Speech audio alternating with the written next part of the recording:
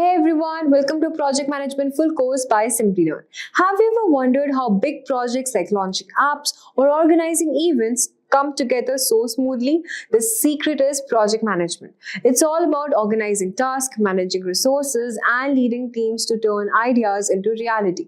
In this course, we will walk you everything you need to know. From the basics to advanced strategies, you learn the key stages of a project, including planning, execution, and closing. We'll also dive into popular methodologies like Agile and Scrum, and we'll teach you how to manage risk, budgets, and communication. But before we begin, if you want to take your project management skills to next level, then Simplilearn's PMP certification training is your gateway to success. As a globally recognized PMI partner, we offer top-notch training designed to help you pass the PMP exam in your very first attempt. Our course includes exclusive masterclasses in Gen AI for project management, helping you stay ahead of the curve with the latest trends and technologies. You'll also earn 35 PDUs, access to a simulation assessment, and get over 500 premium practice questions to sharpen your skills. So hurry up and enroll now and find the course link in the description box below and in the pinned comments. Project management. Now, as defined in PMI's PMBOK, project management is application of knowledge, skills, tools and techniques to project activities to meet project requirements. So every project will have an objective to accomplish. Similarly, the objective of project management is to make the final deliverables in a finite time and budget. This involves having clear understanding about the deliverables of the project, required resources for the project, resource in terms of human resources, technical resources, financial resources, etc. Project manager should have a full picture of those aspects. We can call it as constraints or aspects and manage those throughout the project life cycle, for which a project manager should have a full view about a project and what is that this project has to accomplish. That objective should be clear. So as part of project management, the 6 constraints which project managers should look at are scope, time, quality, cost, risk and resources. So each of these areas has very important role to play in project management. The clarity in scope, the clarity in terms of schedule within which the project has to be delivered, the cost, what it incurs to that particular project. Once it is finalized, one cannot vary, one cannot change without any proper approvals. Similar to that, we have quality management, which has to ensure the scope, the specifications, what are defined, project output will be accordingly achieved. Risk, every project is taken up for a specific reason by organization.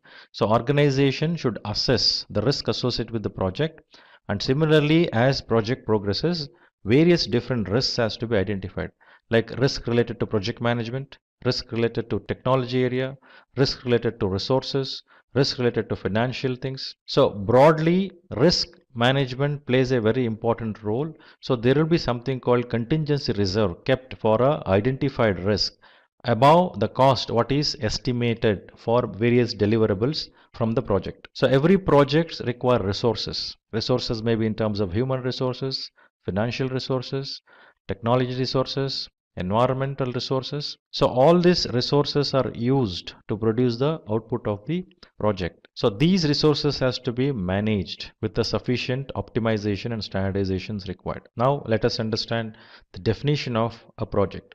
So what is a project? PMI defines a project as a temporary endeavor undertaken to create a unique product, service or result. The temporary nature of a project indicates that a project has a definite beginning and end. So when I say product, unique product, it means every output, it may be similar products you are producing with the same features and functionality, but the output of every project is unique because it is unique in terms of all the 6 constraints what we just discussed now. Now when I say product, it is very easy for us to visualize. It may be a desktop, it may be a laptop, it may be a car, it may be a machine, etc. But how do I visualize a service? Now project's output is a service. Now it's about building a capability. A project, through a project, a capability can be built to ensure services can be provided. That's what the output of project is, service. For example, if I think about a taxi services, for providing a taxi services, I need a mobile app, I need taxi, I need a server, I need a data center. So all these are various different products and services. Here service example can be internet service. So combination of all the services and products builds the capability for an organizations who can provide the taxi services. So building that capability, we say It is an output of a particular project which is called service. Similarly, results can be improvement of something, improvement in customer satisfaction, increase in some specific objectives or specific results needs to be achieved in performance perspective. So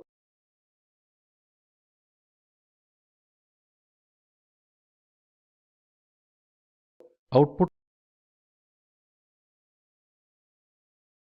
of every product or a service a definite beginning and starts at a certain ends at certain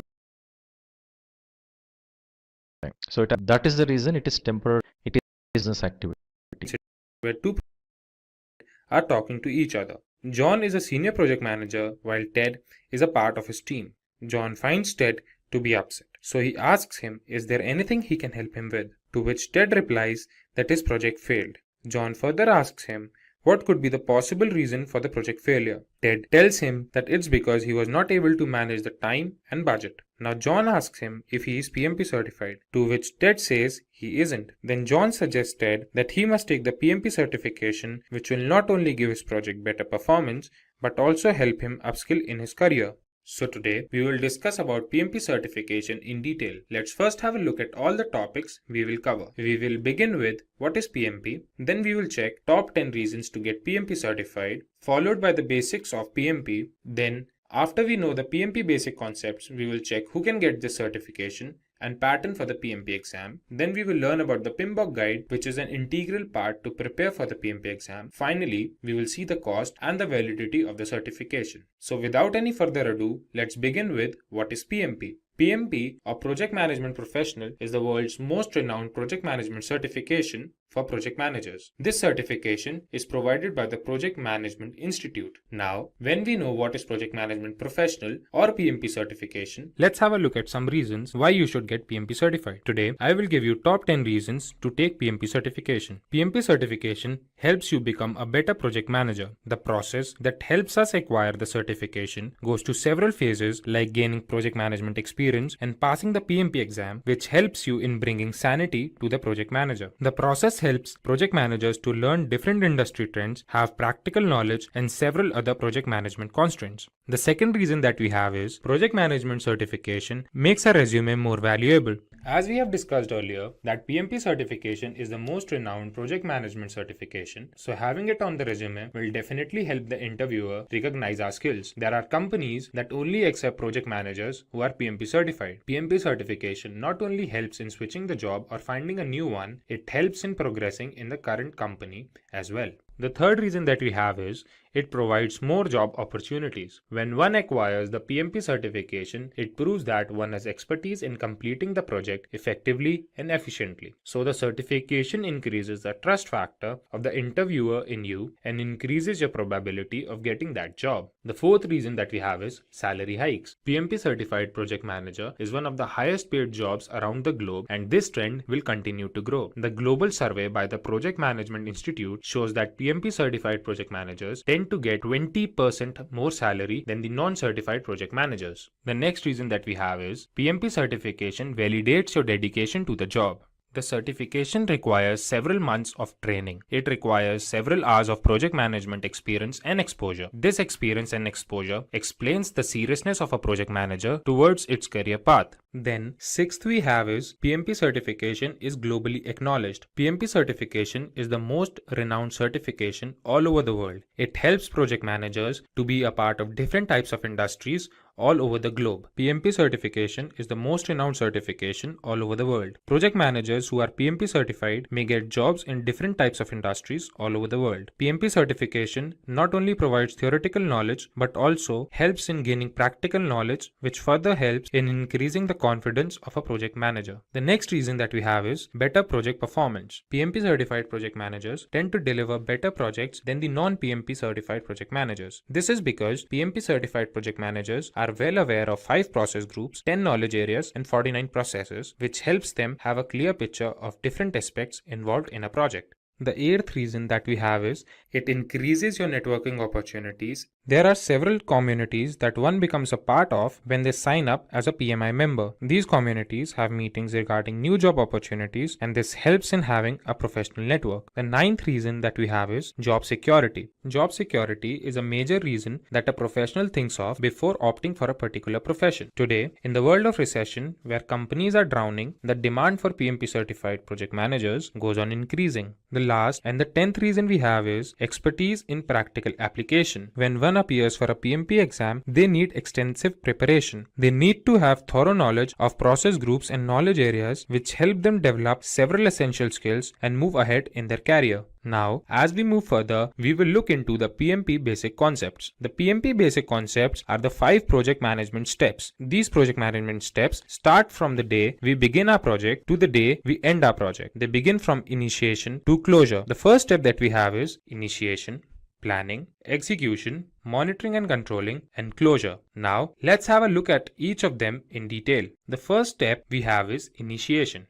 Initiation involves defining the project scope. This is the step where we explain what our project will have, for whom we are making that project. It helps us to identify our stakeholders, who all will be the part of that project, and determine the project feasibility. After the step of initiation, when we have decided the scope of our project, the second step that comes is planning. In the planning phase, we define a flow to all the activities of a project. We define this flow keeping in mind all the constraints of a project like time, resources, and risk. After we have defined the flow of these processes, it is time for us to look at the execution. In the execution phase, we evaluate the plan and the sequence of the tasks we have made. We finally put the plan in action and the project tends to start. After the project building has started and the process of execution has started, it is time for the monitoring and the controlling phase. In monitoring and controlling phase, the progress of the project is tracked and important steps for quality assurance are taken. In monitoring and controlling phase, the work being done is compared with the work as defined in the project plan. In this phase, the progress of the project is tracked and important steps for quality assurance are taken. Finally, we have the closure step. In this step, the deliverables are delivered to the client, the documentation of all that took place during the project lifecycle is done, and project is fully evaluated. Now, when we have seen reasons for getting PMP certified and we know the basic concepts of PMP, it is time for us to know who can get PMP certified. For getting PMP certified, there can be 2 cases. The first case says you must have a secondary degree. A secondary degree means high school diploma or an associate degree or a degree that is globally equivalent to all of these. Then you need to have 7,500 hours of leading and directing projects and 3,500 hours of project management education. There can be 2 cases. First case can be you must have a secondary degree. That means a high school diploma, associate's degree, or the global equivalent degree. Then you must have 7,500 hours of project management experience and 35 hours of education in project management. The second case can be you must have a 4-year degree along with 4,500 hours of project management experience and 35 hours of education in project management. Now, when we know who can get PMP certified, we will see the PMP exam pattern. The exam comprises of 200 questions, out of which 175 questions are used for evaluation. One can answer these questions if they have thorough knowledge of 5 process groups and 10 knowledge areas. The time provided to complete the exam is 4 hours. The questions that are asked are of different types, the most common type being formula-based, situation-based, and knowledge-based. Now, when we have discussed about the exam pattern, discussing about the PMBOK guide becomes very important. So the next topic that we have is PMBOK guide. PMBOK guide or project management body of knowledge is a book that comprises of several processes and different terminologies needed to crack the PMP exam. The whole syllabus of PMP exam is covered in the PMBOK guide by the project management and 10 knowledge areas. Apart from this, there are 49 processes that are divided amongst 5 process groups, 10 knowledge areas. Finally, let's have a look at the cost and validity of the PMP certification. When we talk about the cost of the certification, there can be 2 cases. The first case can be if we are not a member of Project Management Institute, the exam fees is $555. The second case can be if we are a member of Project Management Institute, the exam fees is $405. If we talk about the validity of the certification, the certificate is valid for a period of 3 years. After every 3 years, the certificate needs to be renewed. To renew the certificate, one needs to furnish a proof of 60 PDFs PDUs or professional development units. After so much information, Ted thanks John for his time and promises to take the PMP certification at the shortest notice. Now, let's have a look at the salary trends of a PMP certified project manager and a sample resume. If we consider the salary of a non-PMP certified project manager, it is approximately $91,000, while if we consider the salary of a PMP certified project manager, it is approximately $111,000, which is approximately 20% higher than the non-certified project manager's salary. Now, let's have a look at the resume of a PMP certified project manager. If you are somebody with PMP certification and looking for a project manager or a senior project manager role, your resume should look something like this. The summary in the beginning would include how much experience you have and anything that supports your claim of being a project manager. Like here, James Brown has written, he has more than 10 years of experience with generating and building projects. Then, when you talk about your experience, you should put something that emphasizes on the responsibilities that you had, your area of expertise, put something that shows your skill set for the desired post, and also something that you learned from your former job role. This shows that you have command over your work and also the determination to skill and upskill yourself. Like here, James Brown has 3 years of experience as an assistant manager training new associates and then more than 3 years of experience as a project manager where he not only led projects but also learned new project management tools like Trello and Primavera. After this, add relevant information regarding your education. Your resume must include skills that you have or you have gained in your years of experience. Like here, James Brown has divided his skills into 2 parts, where he has written his technical skills and non-technical skills. He has included a skill of Agile and quality assurance software, as well as he has his knowledge of different project management tools. Then putting your certifications play a major role. This proves that you are up to date and updated with current market trends. James Brown has his certifications in C and Java, and more importantly, he has his project management certification, Project Management Professional. Here's Max, an assistant project manager who looks tensed and is pacing around the room. Then Jack, a project manager who works with him, walks into the room and asks him, why does he seem so tensed? To which Max replies, he's facing difficulty in estimating the budget. Jack responds, it might be because he's not planning the project properly. Jack reassures Max and begins to tell him about project planning. So without any further ado, let's begin with what is project planning. Project planning is the second step or phase of the project life cycle. Project life cycle has 5 different phases from initiation to closure. Today, we will be learning about this phase that comes immediately after initiation, in which the project plan is documented and further requirements are defined. Project planning includes the following things. The first and the foremost thing is describing the objectives or outputs we are expecting the project to yield. Second, we have is the elaboration of the scope to make sure what the project is all about and what all can be expected from the project. The third step we have is forming a schedule. This schedule is important to run or perform different tasks of a project, each task having its own start date and end date. This helps the project to finish in the scheduled time and limit. Lastly, we have making and generating progress reports, in which all that went during the tenure of the project is documented. This helps in evaluating the project and helps in the forthcoming projects. Now, let's have a look at the project planning fundamentals. The first fundamental that we have is the determination of scope, cost, and resources. The determination helps us in having a rough estimate about the time that is required to finish the project. It helps us in determining the number of people required and what should be their skill set. We can divide the project into smaller manageable sections, and this is made possible with the help of work breakdown structure. The second fundamental refers to identifying the problem. There are several techniques by which we can collect information and discover issues. There may be several problems in a project, and in that case, several risks or issues are prioritized, and the risk that requires immediate attention is dealt with first. Then comes identification of stakeholders. When we can identify the stakeholders, we can know who all will be affected and in what way, which helps us having a better understanding of the project. Stakeholders may be anybody. They may be the part of the project team, or project managers, or customers. They help during the project and contribute to its success. Then the last fundamental we will discuss is defining project objectives. A project plan is made keeping in mind the requirements of the project team and expectations of the stakeholders. If the project team can meet the expectations of the stakeholders, then only we can say that the project is successful. Now, when we know about project planning and its fundamentals, it's time to see why project planning is so important. Project planning reduces the cost and time of the project as every step is monitored and optimized in the best possible manner. Project planning increases employee satisfaction as every employee who is a part is engaged in the team for improved project performance. Project planning helps in the implementation of quality assurance as the output of every step is duly tested. Lastly, project planning helps in reducing project risk as planning helps to analyze, prioritize, and deal with that risk. Moving on, let's have a look at the tools for project planning. The first tool that we have is a Gantt chart. Today, Gantt charts are one of the most popular project management tools. They help in tracking the status of the work at a particular time and their dependencies on each other.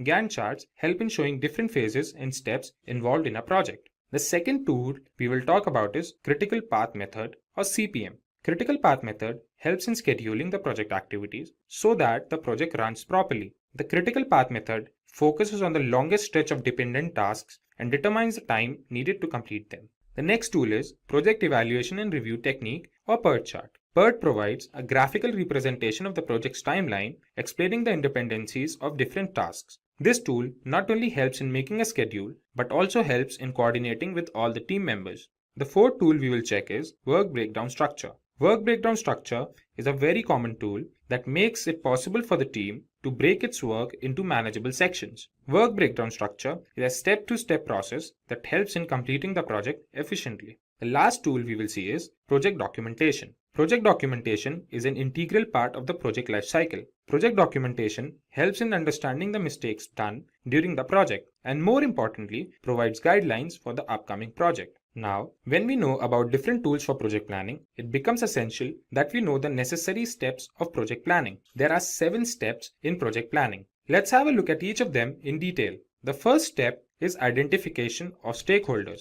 As we have discussed, stakeholders could be anybody. They could be a part of the team or a project manager or a customer. When we identify stakeholders, we can find out the expectations and requirements that are to be looked upon in this project. This gives us a clearer picture of the project and helps in establishing the project scope. So the next step we have is defining the project scope. This helps in determining a list of specific project goals and deliverables that are to be achieved during the course of the project. After we have defined the project scope, it is time to set project objectives and prioritize them. The initial ideas that were there before are now elaborated, and final steps to complete the project are defined. In the next step, the deliverables are determined. After all, project deliverables are the only reason why the project is being created. This step involves finding out what these deliverables will be and the deadlines of their delivery. Then the step that comes into picture is creating a project schedule.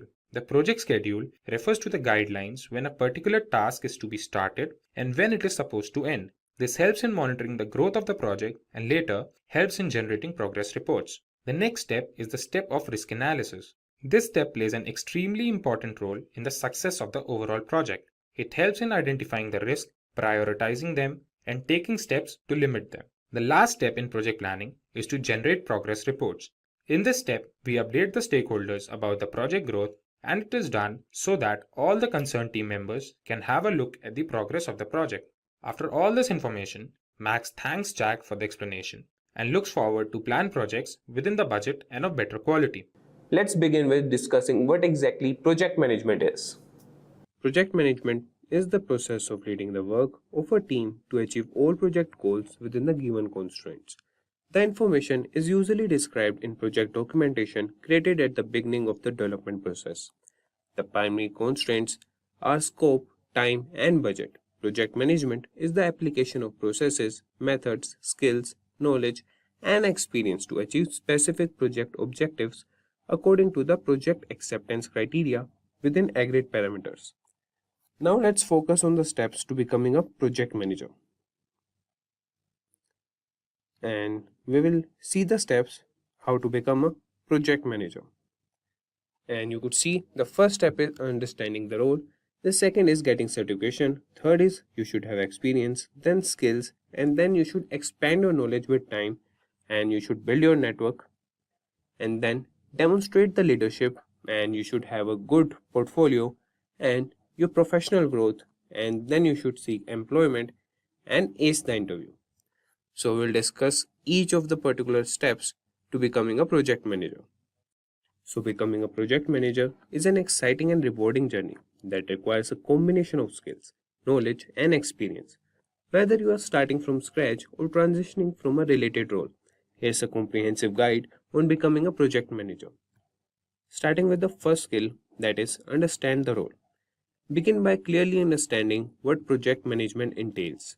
Project managers are responsible for planning, organizing, and overseeing projects from start to finish. They coordinate resources, manage budgets, mitigate risks, and ensure timely delivery of project objectives. Research the key responsibilities, industry standards, and the best practices associated with project management. And the next skill is acquire education and certifications. While not always mandatory, obtaining a degree in a relevant field such as business administration or project management can provide a strong foundation.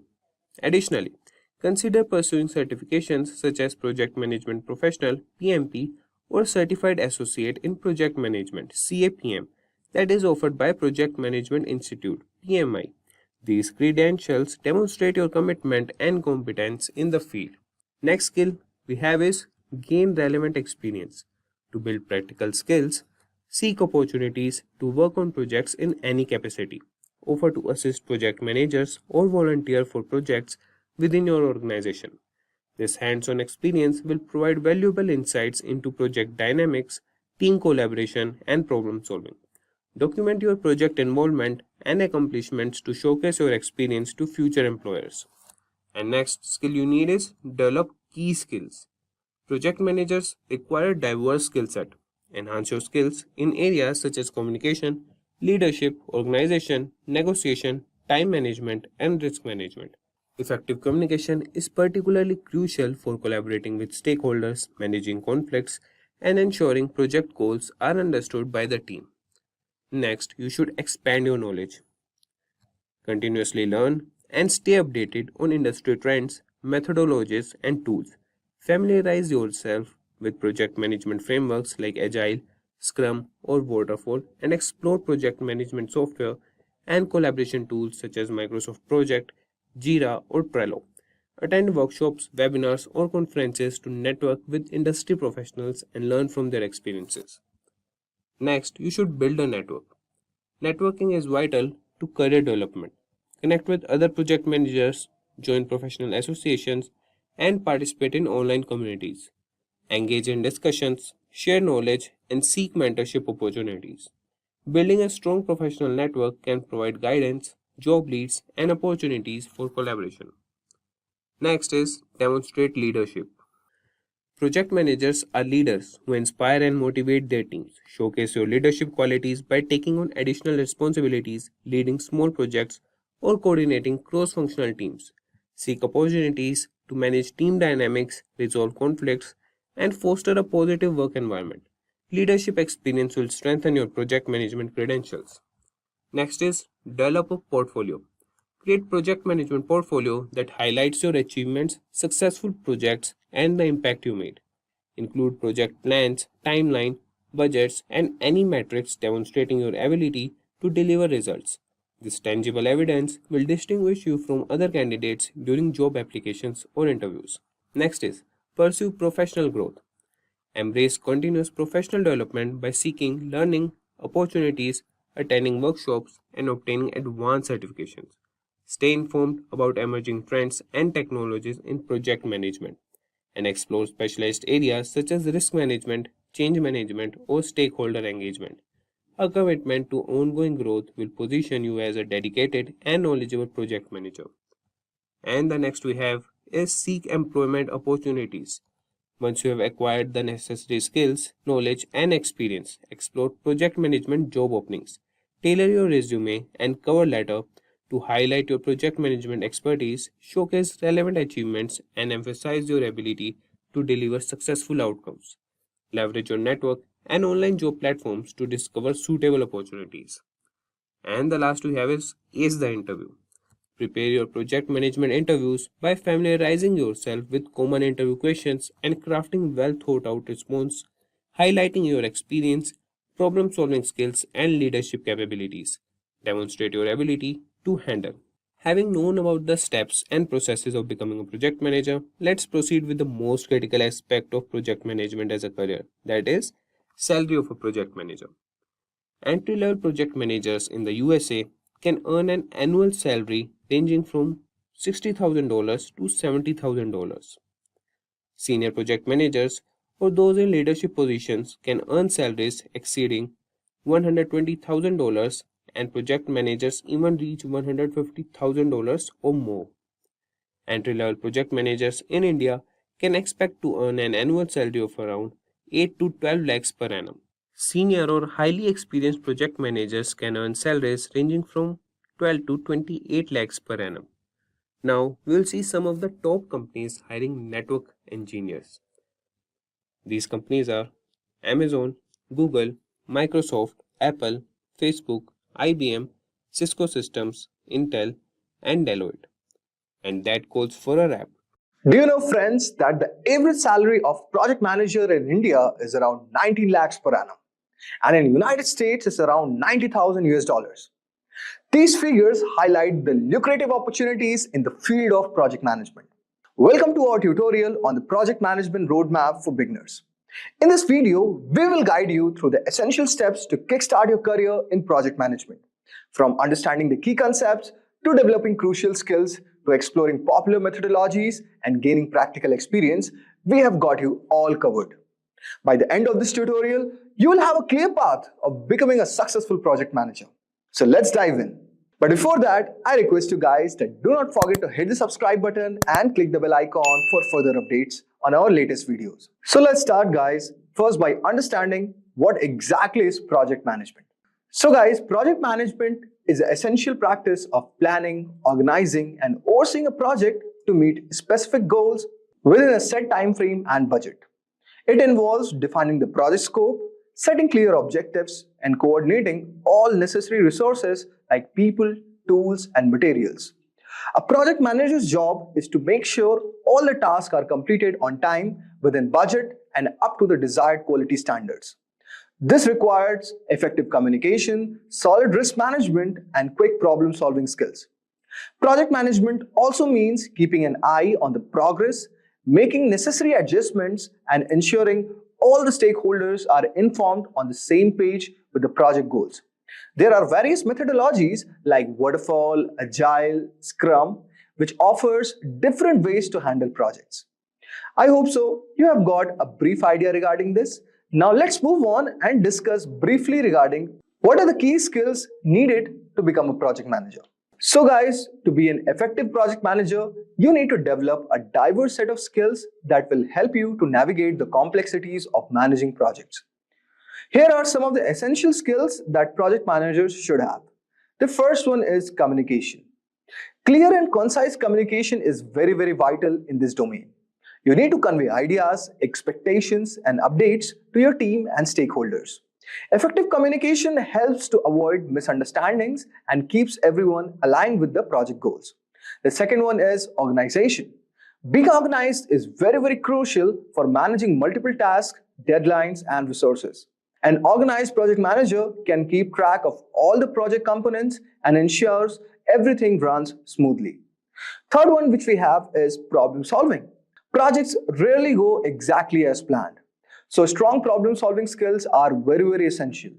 You need to quickly identify issues, analyze possible solutions, and implement the best course of action to keep the project on track. Next one we have is leadership.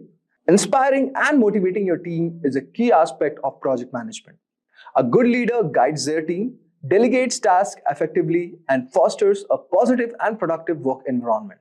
Next one we have all over here, that is time management. So guys, prioritizing tasks and managing your time efficiently ensures that project milestones are met. Good time management helps you to stay on schedule, meet deadlines without compromising the quality. Next one we have is adaptability. Projects can be unpredictable sometimes. So being adaptable and flexible is very important.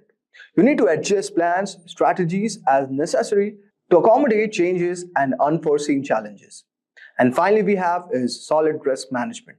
You know, friends, that identifying potential risk and developing strategies to mitigate them is very crucial for project success. Effective risk management helps to minimize the impact of uncertainties on the project. So by honing these skills, you can become a more effective project manager, capable of leading your team to success and delivering projects that meet or exceed expectations. Now we are going to move forward to understand the core project management concepts. So guys, understanding core project management concepts is very essential for successfully managing the project. The first one that we have all over here is scope.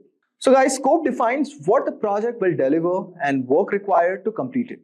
Clearly outlining the scope helps to prevent scope creep, where uncontrolled changes or continuous growth can derail the project. Next one we have all over here is resources. This involves identifying and allocating the necessary resources, including team members, tools, material, and budget. Efficient resource management ensures that the project has everything it needs to proceed without delays. The third one that we have all over here, that is schedule. So guys, the project schedule outlines the timeline for all tasks and milestones. Creating a detailed schedule helps you to keep the project on track and ensures that deadlines are met. The fourth one that we have all over here is budget. So guys, this is very important factor. And managing the project budget involves estimating cost, setting budget, and controlling expenses to ensure the project remains financially viable. Effective budget management helps prevent cost overruns. Finally, we have is risk management and quality. Let's first talk about risk management. So guys, identifying, assessing, and mitigating risk is very crucial. A proactive approach to risk management can help anticipate potential issues and develop contingency plans, reducing the impact of the project. If we talk about quality, then ensuring that the project meets the required standards and specification, it is very required for it to become a success. So quality management also involves setting quality criteria, continuously monitoring, and evaluating the project deliverables. Now let's move on and discuss about project management methodologies. So guys, project management methodologies provide a structured approaches to managing projects and ensuring efficiency and consistency. The first one that we are going to discuss all over here is called waterfall model. It is a linear and sequential approach where each phase of the project must be completed before moving on to the next. It's best suited for projects with well-defined requirements and minimal changes. The next one that we have all over here is called Agile. Actually, Agile is an iterative and flexible approach that focuses on delivering small, incremental improvements. Agile promotes adaptability and continuous feedback, making it ideal for projects with evolving requirements. The third one that we have all over here is called Scrum. Scrum is basically a subset of Agile. Scrum breaks into the project for short, time-bound iteration called sprint, which basically lasts for 2 to 4 weeks. So, in this, there are regular meetings such as daily stand-ups and sprint reviews, which ensures constant progress and feedback. So guys, choosing the right method of the project's nature, requirement, and team dynamics. Ensuring a tailored approach to project management is very. Now let us discuss about some of the tools that you should be aware of if you want to become a project manager. Effective project management relies on the tools to organize, track, and manage tasks efficiently. Some of the popular project management are, the first one that we have is Trello. Trello is a visual tool that uses boards, lists, and cards to organize tasks and projects. It's highly intuitive and flexible, making it ideal for teams that prefer a straightforward, visual approach to managing tasks and tracking progress. Next we have all over here is Asana. Asana offers a comprehensive suite of features for task management, project planning, and team collaboration. With its ability to create projects, assign tasks, set deadlines, and track progress, Asana helps to ensure that everyone stays on the same page. The third one that we have all over here is called Microsoft Project. This tool is a powerful project management software which is used for planning, scheduling, and managing projects. It offers advanced features like Gantt Charts, resource management, portfolio management, making it suitable for complex projects. Next one that we have all over here is called Jira. Originally designed for software development teams, Jira is an excellent tool for managing agile projects. It supports Scrum and Kanban methodologies, which enables teams to plan sprints, track issues, and monitor progress through detailed reporting. Next one that we have all over here is called Slack. While primarily it is a communication tool, but Slack integrates with many project management tools to facilitate seamless collaboration.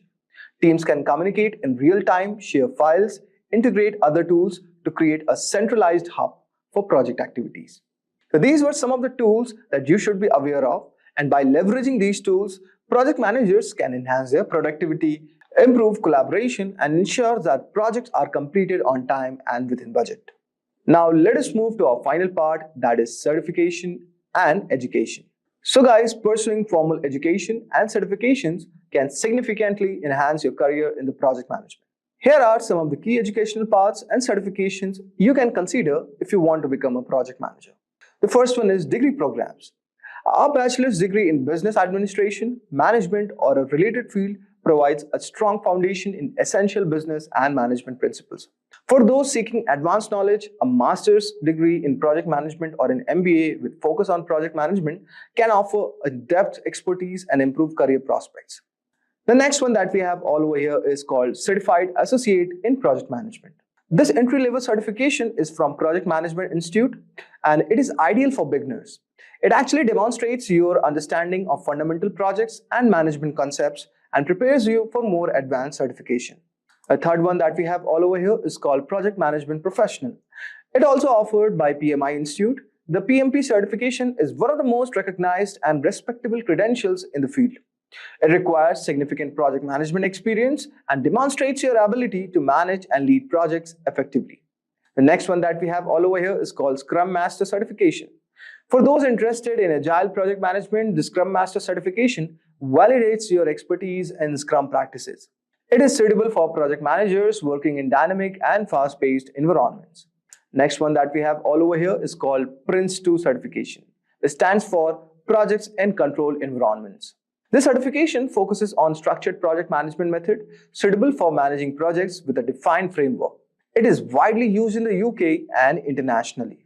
Next one that we have all over here is called Six Sigma certifications. The Six Sigma methodologies focus on improving processes and reducing defects.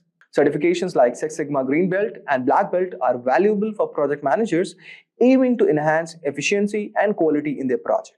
Next one that we have all over here is called Agile Certified Practitioner or PMI ACP certification. This certification is from PMI and it validates your knowledge and skills in Agile processes. It covers various Agile methodologies including Scrum, Kanban, Lean, and many more, making it ideal for those who are working in Agile project environments. Next one that we have all over here is called Certified Scrum Product Owner CSPO certification. This certification is for those who want to focus on the product owner role within a Scrum team. It teaches you how to manage product backlogs, prioritize work, and ensure that the team delivers high-value products.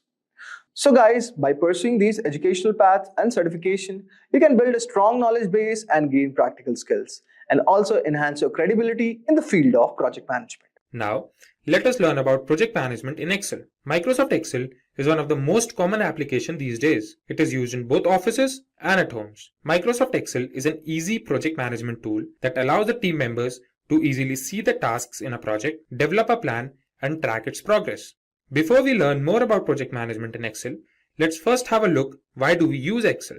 Microsoft Excel is an easy tool to plan a project, so it can be used by people who are beginners in terms of project management. In Excel, one can find several analytical tools like concatenate, len, and counter, so this makes data analysis easy and effective. As the entry of data is easy, same is tracking and controlling of project status. Then, there are several project management templates in Excel that help us to have an effective distribution of project data. We will be checking several project management templates towards the end of this video. Now, let's have a look at the process of making a Gantt chart in Excel.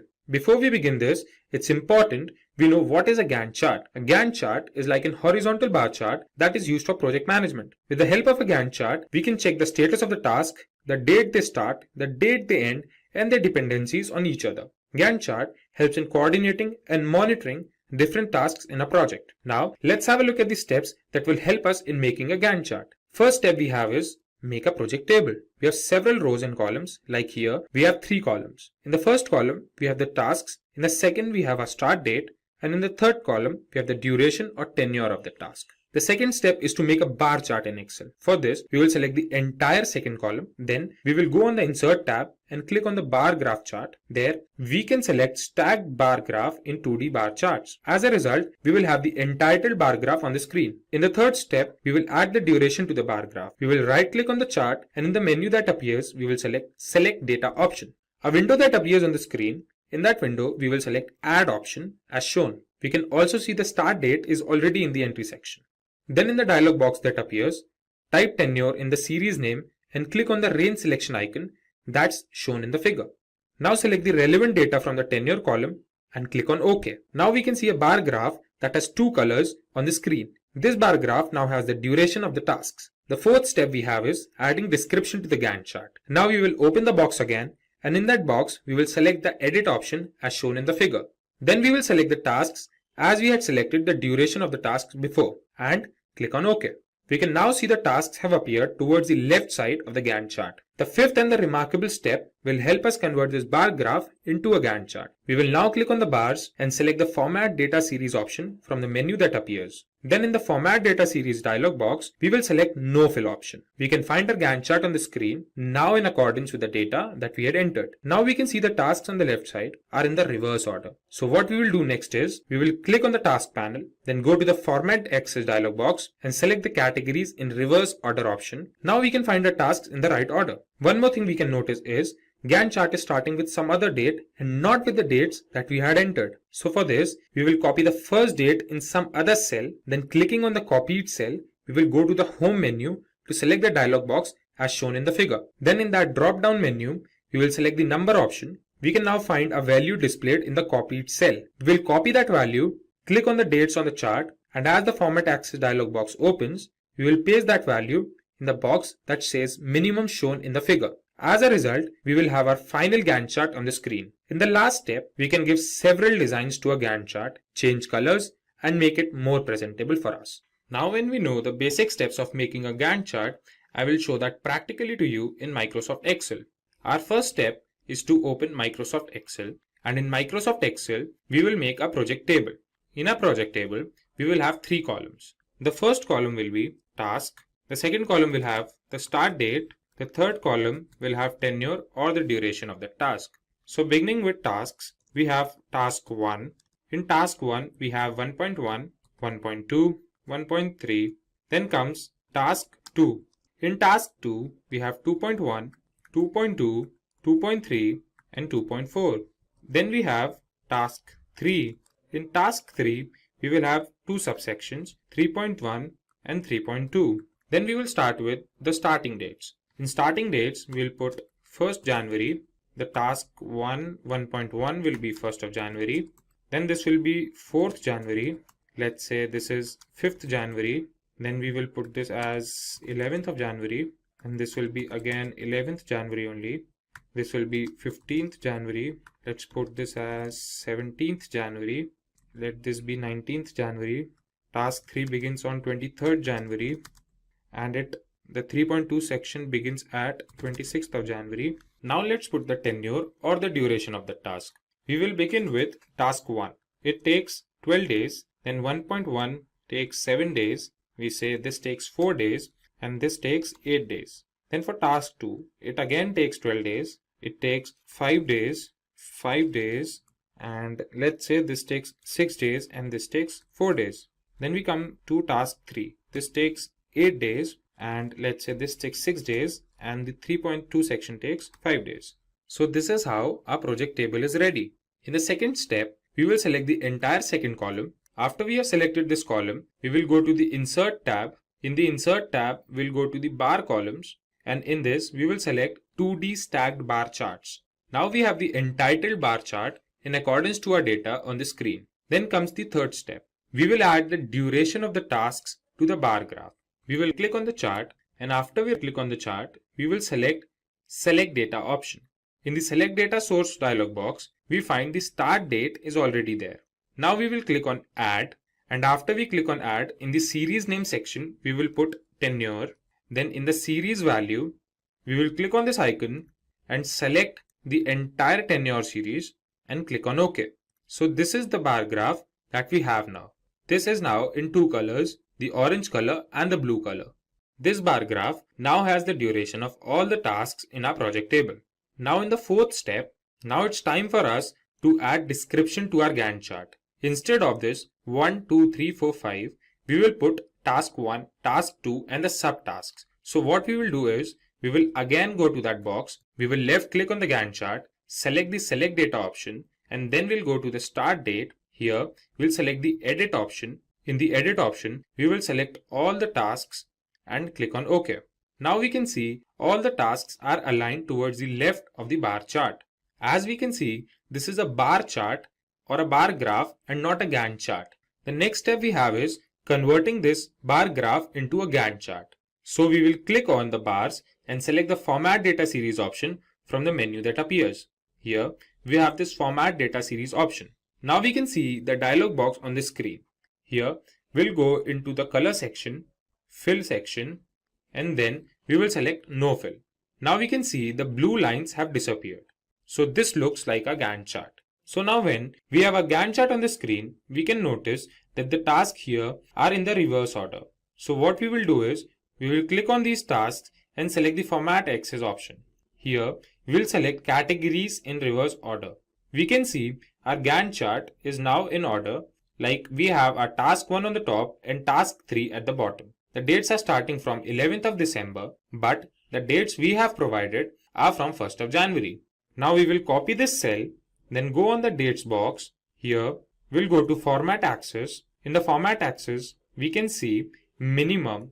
In this minimum, we will paste this value and press enter. As we press enter, we can see our Gantt chart starting from the date that we wanted to start, and that too in the correct order, starting from task 1 to task 3. Now as a result, we have our final Gantt chart on the screen. In the last step, what we can do is make our Gantt chart more representable. We can change the color of these bars, we can give them shapes, and we can do many other things to make it more presentable. We will first select the bars. Like what we will do is, we will select task 1 and let's say we give it the color blue. Then task 2, we will give it color green, and in task 3, we'll give it the color black. So here the subsections will give different colors to the subsections as well. Then we come to task 2.1. This is how we can change the color of these cells, or apart from changing colors, we can select a bar graph and do the gradient fill. So this is how we can make a Gantt chart more presentable.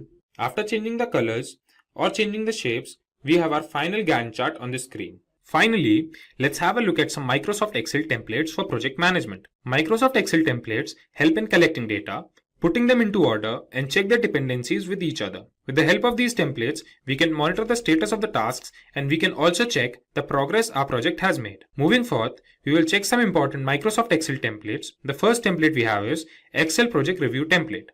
This template helps us have an overview of the project. We can have a clear understanding of all the tasks that are planned and that are completed. This helps project managers to measure the progress of the project and take further steps accordingly. Second template we will check is Excel Budget template. In this template, we can monitor all the expenditures of our project. It helps us in managing the budget of a project and also helps in comparing the budget of a project at different phases. Let's have a look at the budget template in Excel once. We can download this template from officetimeline.com. The Gantt chart towards the right is in accordance with the dates towards the left. If we fluctuate the date, we can see the template working. The start date for task 1 could be changed to 10th June. If we change this date to 10 June, we can see the fluctuation in the Gantt chart. So this is how we can use this template directly. Let's have a look at the third template now. Third template we will see is Excel Sprint Project Tracker template. This template is used majorly in Agile projects, where the project is made in several sprints or sessions. This template includes the start date, the end date, and the duration of each task. We can also see the percentage completed of each task. Let's have a look at the Sprint Project Tracker template as well. We can see the Gantt chart towards the right and the data towards the left. So if we change any data, we can see the Gantt chart changing. For example, we can change the data in Sprint 2 Feature 3. Let's change the start date to July 2nd. We can see the Gantt chart changing.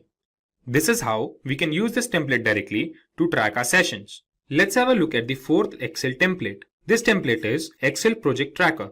In this template, we have the data of all the tasks with the status and owners. We can track the percentage of tasks completed and also compare the planned duration of the task to the actual duration of the task. After the critical part tracker, let's check the Excel Project Schedule template. This template helps in effective management of the project, as it helps in monitoring the time that each task of the project takes. It provides a clear view of all the work associated with the project. Let's have a look at this template in Excel once. We can see the Gantt chart in accordance to the data. If we change the estimated hours at two places, let's say at the design review, we make it 15 hours instead of 5 hours. And at the create staffing plan, we make it 2 hours instead of 20 hours. We can see the Gantt chart fluctuating. This is how we can use this template to manage the schedule in a project. Moving forward, the next template we will see is Excel Project Status Report template. This template helps us having a list of project deliverables and the risks associated with that project. This template helps the project managers about different crucial activities involved in a project. After this, we have Excel Milestone Tracker. The Milestone Tracker helps us in tracking or monitoring different tasks in a project. Project managers use this template to monitor the project performance with respect to the timelines. The last template we will see is Excel Project Planner. Excel Project Planner includes a list of tasks with the respected owners along with the start date and the end date of that task. This helps in monitoring each task and comparing the estimated task date with the actual ones. Let's have a look at this template in Excel. We can see the Gantt chart with respect to the data entered. Let's make changes at several places in the data. We can make this 22 to 24. We will make this 23 go to 2. And we can make this 5th September go to 15th September. And when we make the changes, we can realize the Gantt chart is fluctuating. So this is how we can use this template to plan a project effectively and efficiently. If you are looking to become a skilled project manager, have a look at the postgraduate program in project management by Simplilearn. A project is a temporary endeavor undertaken to create a unique product, service, or result. For example, developing a new product, service, or result, constructing a building, industrial plant, or infrastructure, and implementing, improving, or enhancing existing business processes and procedures. In the next screen, we will focus on the characteristics of a project. A project can be distinguished based on its characteristics. The definition describes two characteristics of a project. First, it is temporary in nature.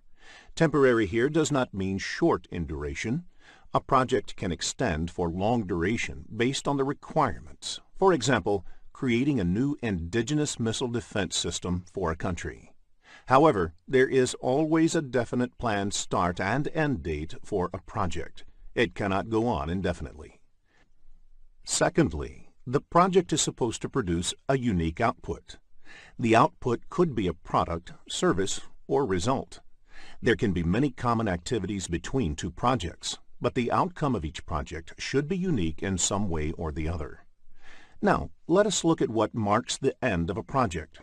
A project ends when either the objectives are met or the project is terminated because the objectives will not or cannot be met. The other reason to terminate the project can be that the need for the output of the project does not exist anymore. Usually, the sponsor of the project takes a call about the closure of the project. It is important to differentiate project work from regular operational work. For example, your office receptionist does the same work every day of picking any incoming call and directing the call to the right person in the office. This is an ongoing repetitive work and can be classified as operation. Operations, unlike projects, are neither temporary nor unique. Creating a new software system to effectively track your customer complaint can be an example of a project. When the software is successfully developed, the project objective is met, which marks the end of the project. When you start using this software to track customer complaints, you are entering into the operations phase. In the next screen, let us now look into project management. As defined in the PMBOK guide, project management is the application of knowledge, skills, and tools and techniques applied to project activities to meet the project requirements. Project management is achieved by proper application and integration of the 47 processes. Project application and integration means these processes should be executed in the right manner as well as in the right order. In the next screen, let us discuss how to manage a project. Program management is defined as the application of knowledge, skills, tools, and techniques to a program to meet the program requirements and to obtain benefits and control not available by managing projects individually. As defined in PMBOK Guide, a program is a group of related projects, which when managed as a group in a coordinated fashion, provides benefits and control that are not available while managing them individually. These benefits could be from decreased risk, economies of scale, improved management of dependencies, delivery of additional capabilities, optimal utilization of shared resources, and so on. Let us now learn the various features of program management. Random projects cannot be grouped together as a program. The projects in a program should be related in some way or the other, and there should be some value added in managing them together. A project may not be a part of any program, but a program will always have projects. A project can also be executed as a standalone project. A program is designed to deliver some strategic benefits value to the organization. These benefits can be tangible or intangible. Examples of tangible benefit could be increased profit margins or operational cost savings. Examples of intangible benefits could be improved team morale or building up certain competencies. While a project manager focuses relentlessly on the fulfillment of the project's requirements, that is, scope, cost, time, quality, a program manager needs to focus on ensuring that the organizational benefits are realized. In the next screen, let us understand what a portfolio is. Portfolio is yet another term used along with project and program. A portfolio may have multiple projects and programs that are managed as a group to achieve strategic objectives. Note that all projects and programs in a portfolio may not be necessarily interdependent or directly related. A portfolio can be created based on the business objectives.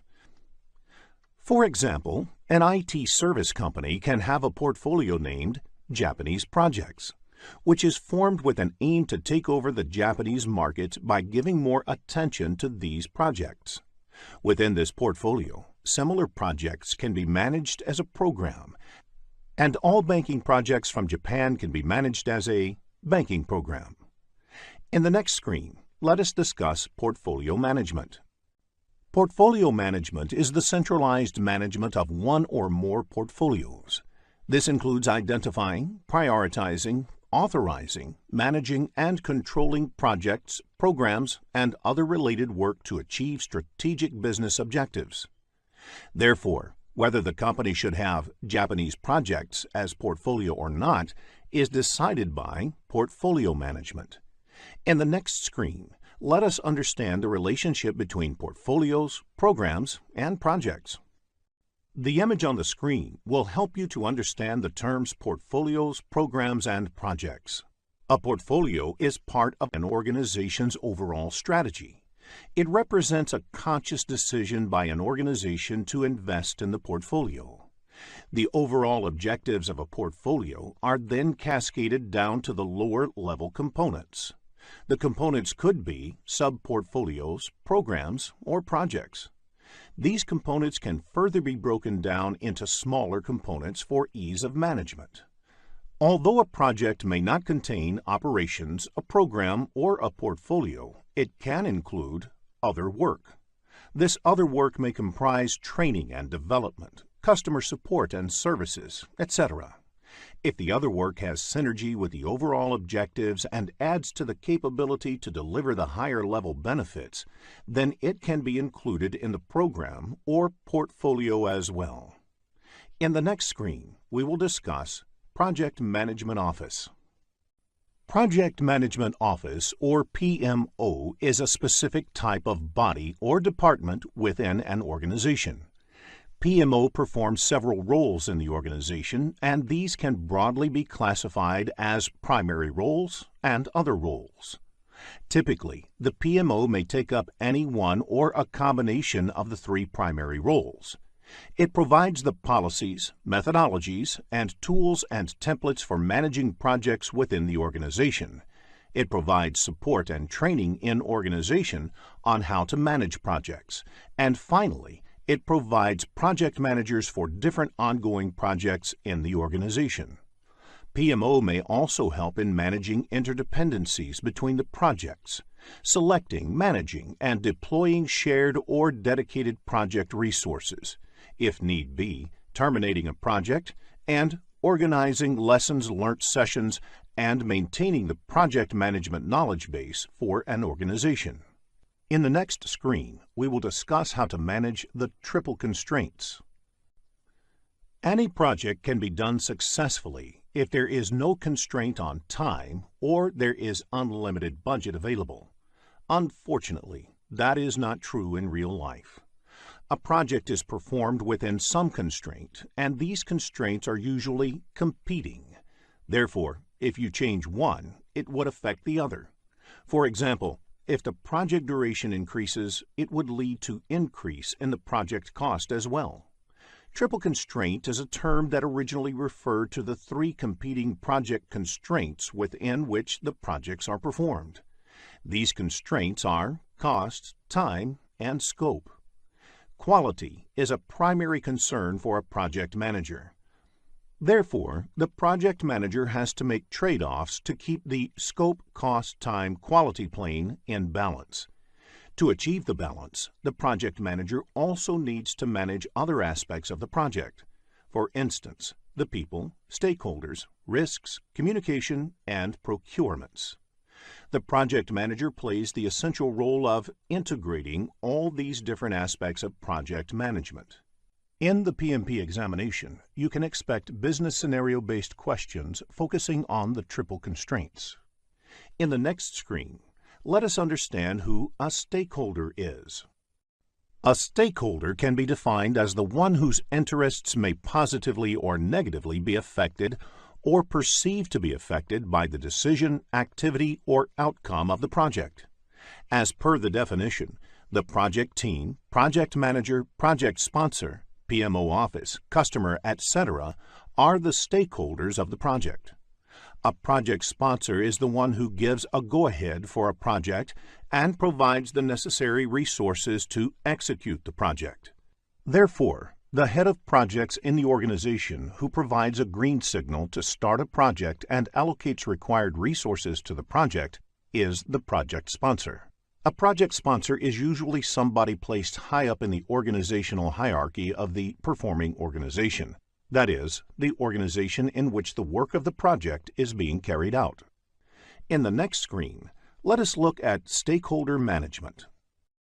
One of the key responsibilities of a project manager is to manage stakeholders. A project manager has to involve the stakeholders from the beginning of the project until the end, so they are aware of every step. A project manager has to take up specific activities for stakeholder management, identifying both internal and external stakeholders. Missing out any stakeholder can be disastrous for a project. A stakeholder who is identified towards the end of the project may come up with his own requirement at that stage, and incorporating them can be risky. Determining stakeholder requirements. After identifying all the stakeholders, the project manager also needs to ensure that their requirements are clearly identified. Sometimes, stakeholders might themselves not know of their requirement, and it is the job of the project manager to get them right by doing a proper stakeholder requirement analysis. Determining stakeholder expectations. Stakeholders might also have some unstated expectations, which need to be clarified to see if it can become a project requirement. It is again the role of the project manager to determine the stakeholder's expectation. Communicating with stakeholders. Once all the stated and unstated stakeholder requirements are known, the project manager, as part of stakeholder analysis, should focus on communicating them regularly to keep stakeholders involved in the project. Once you understand the practices of stakeholder management, it will be easier for you to answer scenario-based questions in the examination. In the next screen, let us look at the various organization structure. Projects are performed in an organization, and the functioning of the organization might affect the project. The different organization structure types explained here are based on the level of authority that a project manager gets into in those organizations. In a functional type of organization, the organization is grouped by the area of specialization within different functional areas. For instance, marketing, accounting, engineering, etc. are departments within the organization. Each employee typically reports to a functional manager. In such types of organization, normally projects are undertaken within the department itself. If a project requires any assistance from another department, the request moves from the head of the requesting department to the head of the concerned department. The team members do their normal departmental work in addition to the project work. The next type of organization is projectized organization. In such organizations, there are no departments. The organization's resources mostly work on projects. Team members report to a project manager. The project manager has complete control over the resources. When the project is completed, either they move on to another project or they look for some job outside the company. They do not have a department for themselves. The third type of organization is a matrix organization, which is a blend of functional and projectized organizational structure. A team member belongs to a department as well as they are part of a project team. In such organization, team members have two bosses. One, their department head, and the second, their project manager. Since there are two bosses here, this type of organization is further classified into three different types. They are weak, strong, and balanced matrix organization. So out of the two bosses that team members have in matrix organization, if the project manager has more authority over the team member, such organizations are called strong matrix. Where the functional manager has more authority, it's a weak matrix organization. If they both share equal authority, then it is a balanced organization. There is another term that you might find in the exam called tight matrix. This generally refers to a co-located team, that is, a team that has been placed in the same location to enhance their performance. In the PMP exam, if there is no mention of the organization type, you can assume it to be a matrix organization. Let us look at each of these organization structures in detail. In the next screen, let us look at functional organization. In a functional organization, the resources of the organization are grouped by functions, sometimes called departments. Examples of functions could be sales, finance, administration, manufacturing, etc. Each function plays a definite role in the organization and is headed by a functional head or supervisor. All the resources in such an organization report directly into their functions. Therefore, a salesperson would report into the sales organizational hierarchy, a purchase executive would report into procurement, and so on. You would notice that in a functional organization, the project manager's role is not explicitly called out. When a functional organization embarks on a project, each of the functions that are involved may volunteer some resources to work on the project. One of these resources may end up playing the project manager's role. The resource assignments may not even be full-time, and sometimes even the project manager is part-time. Since the project manager has no authority over any of the resources, they are dependent on the functional heads. This makes it more challenging for the project manager to coordinate in the team. However, functional organizations provide an opportunity for specialization. For example, if a purchase executive was reporting into the purchase department, that executive would have exposure to all the purchasing that happens within the organization and has a well-defined career path. In functional organizations, project management happens at the functional head level. Next, let us look at the projectized organization in the next screen. The projectized organization has all the resources aligned around projects. The project managers have complete control over the resources working on their projects. The biggest advantage of the projectized organization is that the resources have loyalty to their projects and project execution becomes easier. This kind of structure is suitable for organizations whose work is in the nature of projects. There are few disadvantages in this structure as well. Firstly, the role of the resource is over once the project is completed.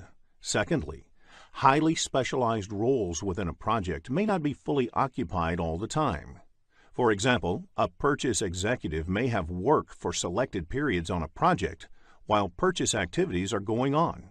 However, for the rest of the period, their capability may not be optimally utilized. There is less scope for functional specialization as the project boundaries limit the kind of work for the resources. Each project manager is in charge of a project and its resources. Next, let us look at the matrix organization. In a matrix organization, the resources report to the functional managers and are managed by the project managers as well.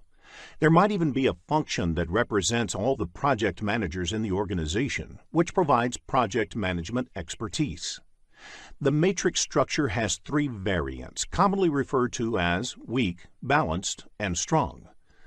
In a weak matrix, the authority of the project manager is the weakest and strongest in a strong matrix structure. The titles given to project managers in functional or weak matrix organizations are project expediter or project coordinator. They would be called project managers in a balanced or strong matrix structure and have slightly more authority over the time of the team members. The advantage of the matrix structure is that resources can be optimally utilized while preserving the capacity of the project managers to get projects executed efficiently. Resources can specialize in their functions and have stability in their careers, also contribute to the projects at the same time potentially. The disadvantage of matrix organization is that the communication overhead increases significantly.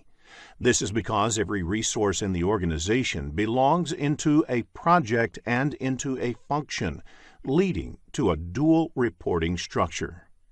In a matrix organization, project management happens at project resource level. In the next screen, let us summarize the advantages and disadvantages of different organizational structures. Each organization structure has its own set of advantages and disadvantages. The advantage of functional organizations is that resources may find clearly defined career paths and achieve specialization and skill development in their respective fields. It will be a flexible workforce since only one manager will be responsible, avoiding confusion. The disadvantage of such organization type is that project work is hampered. Department work is always given higher priority than the project work. In addition, there is no career path in project management, which leads to lower interest in projects. In the case of the projectized organization, one of the clear advantages is better communication within the projects. Since project work is the only work team members are doing, it also leads to loyalty towards the project goals. The disadvantage of such organization type is the inefficient use of resources, because every project team has their own support function. Therefore, this might lead to the duplication of effort. It also leads to the resources being left with no work, since their roles are over once the project is completed. It also hampers skill development, because the project requirements dictate what kind of work team members perform at different stages on a project. Now, let us look at the matrix organization. It also has the advantage of better coordination and maximum utilization of resources.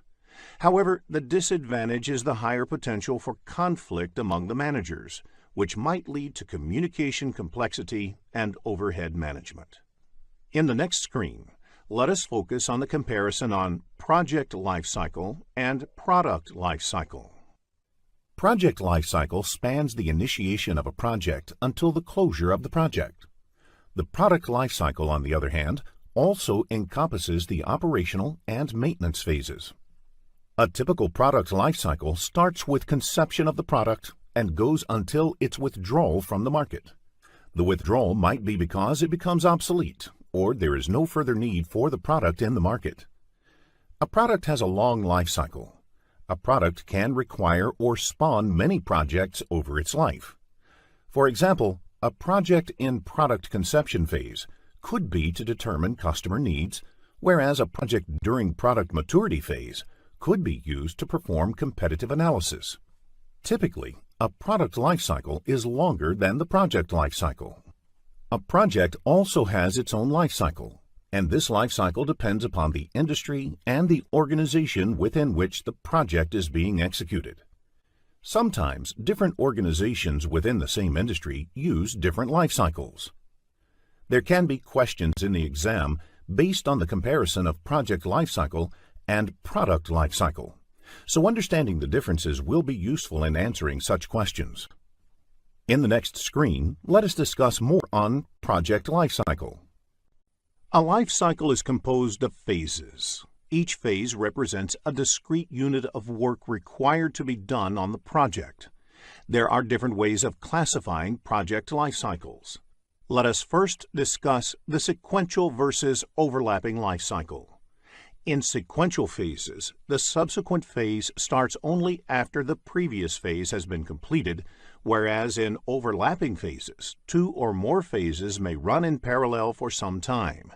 This could help fast-tracking and compressing the amount of time required. The other way of classifying life cycles is how they go about the process of planning. In predictive life cycles, there is a large upfront planning phase, where all the details of scope, cost, time are planned before beginning the subsequent phases. These phases then are executed in either sequential or overlapping modes. They are suitable for large projects where all the requirements are likely to be known in advance and where upfront planning effort is required to get the necessary approvals. Another feature of predictive life cycles is that each phase may potentially be different in the nature of activities and may require people with different skill sets.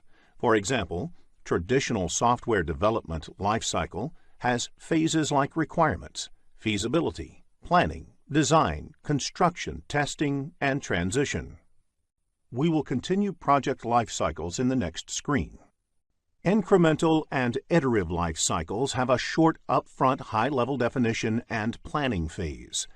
The product is then developed through a series of iterations, where iteration increments or adds to the functionality by a little. All the activities are intentionally repeated in iterations. Adaptive or agile life cycles are variants of incremental and iterative life cycles, where iteration is very short, typically 2 to 4 weeks.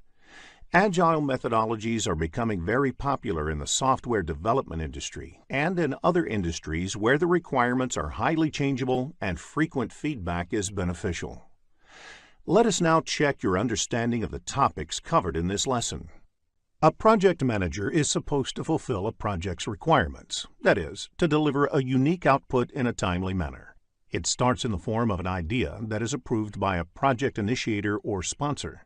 The project manager and the project team then elaborate their understanding of the requirements and produce the final deliverable, which can be a product, a service, or a result. Throughout the project management team needs to ensure that the stakeholders are engaged in the project and their expectations are being managed. The project management team also needs to ensure that there is good communication between the project team and the stakeholders. In addition, the team should make sure that the constraints of scope, cost, time, quality, and others are balanced. In addition to producing deliverables, a project generates data. Such historical data, archives, or records are important for planning future projects. There are 5 major process groups in project management. In the next screen, we will discuss how these process groups are related to each other. The 5 process groups in project management are initiating, planning, executing, monitoring and controlling, and closing processes. The image shows how these process groups interact with each other. The initiating processes occur only once during a project or phase within a project, at the beginning, whereas the closing processes occur only once towards the end. However, planning, executing, and monitoring and controlling processes are repeated several times during a project. The planning processes take information from the initiating processes and help to prepare an initial baseline version of the plan. As the team starts execution, they understand the ground realities better. The deliverables produced and the data of the progress are fed into the monitoring and controlling process group. In the monitoring and controlling process group, the information generated during execution is processed and utilized in 3 different ways. Firstly, it can be used for revising the plan, which is termed as replanning. Secondly, it can be fed back into execution as defects or corrective and preventive actions or approved changes. And thirdly, the information can result in the cancellation of the project or the successful completion of the project upon validation of the deliverables produced. While discussing processes, consider it from the perspective of project manager or as part of the project management team. This implies that you are essentially functioning in the integration management knowledge area. The initiating process includes 2 steps, which include getting the project charter approved and identifying stakeholders. Click each tab to learn more. A project manager is concerned about getting the charter for the project approved. Project charter sets the beginning of the project, where the management has decided in its favor and is ready to commit resources for it. The other process in the initiating process group is identifying stakeholders. The project manager and the project team should know the stakeholders and their requirements, which is the starting point for planning. You may get concept-based questions in the PMP exam, so study the initiating process to answer such questions easily. Planning accounts for most of the processes in the project management framework. As many as 24 out of the 47 project management processes belong to the planning process group. The basic objective of the planning processes is to produce the project management plan collectively. The developed project management plan under integration management assimilates the output of all the planning processes under various knowledge areas. The project management plan is the collection of all subsidiary plans that address different aspects of the project. The project management team integrates all these plans and ensures that they are in harmony with one another. The team also prepares a blueprint of how the project needs to be executed, controlled, and closed. The planning process starts with scope planning, which is to understand exactly what you are trying to achieve. This is translated into a project scope statement, which can be decomposed into a work breakdown structure, or WBS, which forms the basis of other planning processes. Any change to the scope invariably has a bearing on other parameters that can affect the project. Following the same logic, it is easier to understand how the planning processes in other knowledge areas, such as quality, cost, and time, can influence the time that will be taken, the cost that will be incurred, and the way quality will be managed. To satisfy the scope, cost, time, and quality equilibrium, the project team needs to manage communications, risk, stakeholders, procurements, and human resources. This is where the planning processes under these knowledge areas come in. All these planning processes interact with each other. Planning is an interactive activity that gets elaborated, refined, and adjusted as more and more information about the project is discovered. Planning without execution is futile, but execution without planning is fatal. However, in execution processes, the project team spends a lot of time putting the plan into action. When you perform the executing processes, you often blend the execution and controlling processes. Execution is all about performing the plan that is producing the deliverables and providing information on the progress. Processing of this information and the validation of the deliverables is a control function. The executing process is the direct and managed project work, where the project manager essentially puts certain mechanisms in place to ensure that the work is being carried out. The project manager primarily focuses on ensuring that the procurements are conducted.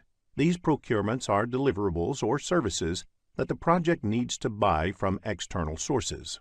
The project manager also needs to ensure smooth flow of communication within the project team and with the external stakeholders. The manager should make sure that stakeholders are engaged in the project and that the processes for managing quality are being followed correctly. It is important for the project manager to make sure that the right team is being used. They have the knowledge and competencies to do the job, and they work together as a team. The project manager should also manage the team to make sure they are positioned for success. Monitoring is observing and getting data about how things are going within the project, whereas controlling is taking actions to bring things back on track. Monitoring and controlling apply to different aspects of project management. The image shows the various areas of project management where monitoring and control applies. However, the knowledge area that has a corresponding control process is human resources, because human resources should be managed, not controlled. An important aspect of controlling is having an elaborate mechanism to handle changes. Closing processes bring a project or a phase within the project to an orderly conclusion. Only two knowledge areas include a closing process. These are integration management and procurement management. Closing a project or a phase falls under integration management and applies to the overall project. Before the project is formally closed, all the procurements or contracts that are entered into for the project must be formally closed as well. Study the closing processes in detail to answer concept-based questions in the PMP exam. If you are looking to become a skilled project manager, have a look at the postgraduate program in project management by Simplilearn. There are 47 processes in project management, grouped into 10 knowledge areas and mapped to 5 process groups. In this lesson, we will look at the first knowledge area, that is, project integration management and its processes. In the next screen, let us understand the concept of project integration management. Project integration management involves unification, consolidation, articulation, and integrative actions that are crucial for successfully completing the project. The project integration management is high-level work that project manager does, and it involves managing interdependencies among the other knowledge areas.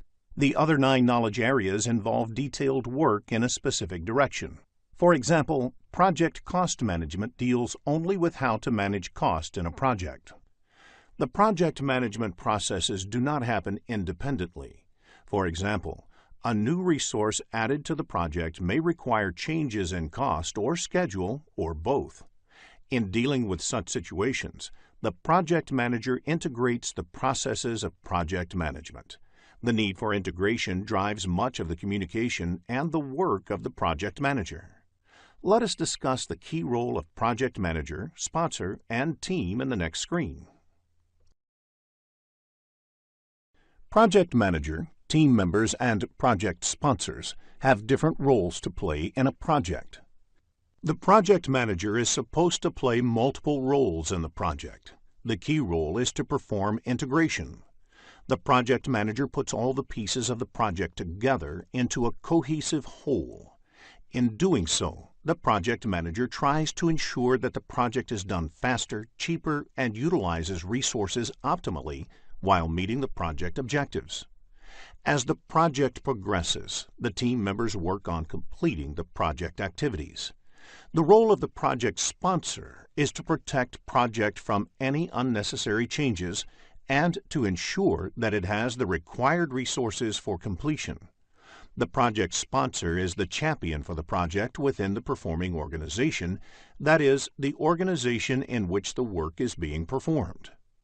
In the next screen, we will cover the project selection methods. An organization can undertake a project under contract with an external organization or take up a project driven by internal business needs.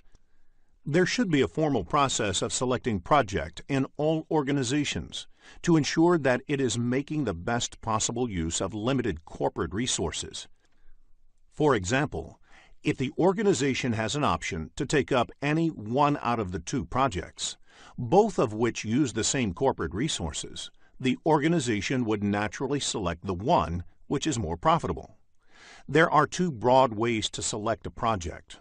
One way is the benefit measurement method, where one project is compared with other competing projects. Another approach is based on mathematical models, wherein you examine the most optimal selection of projects by trying to optimize a goal. For example, maximize operating profits.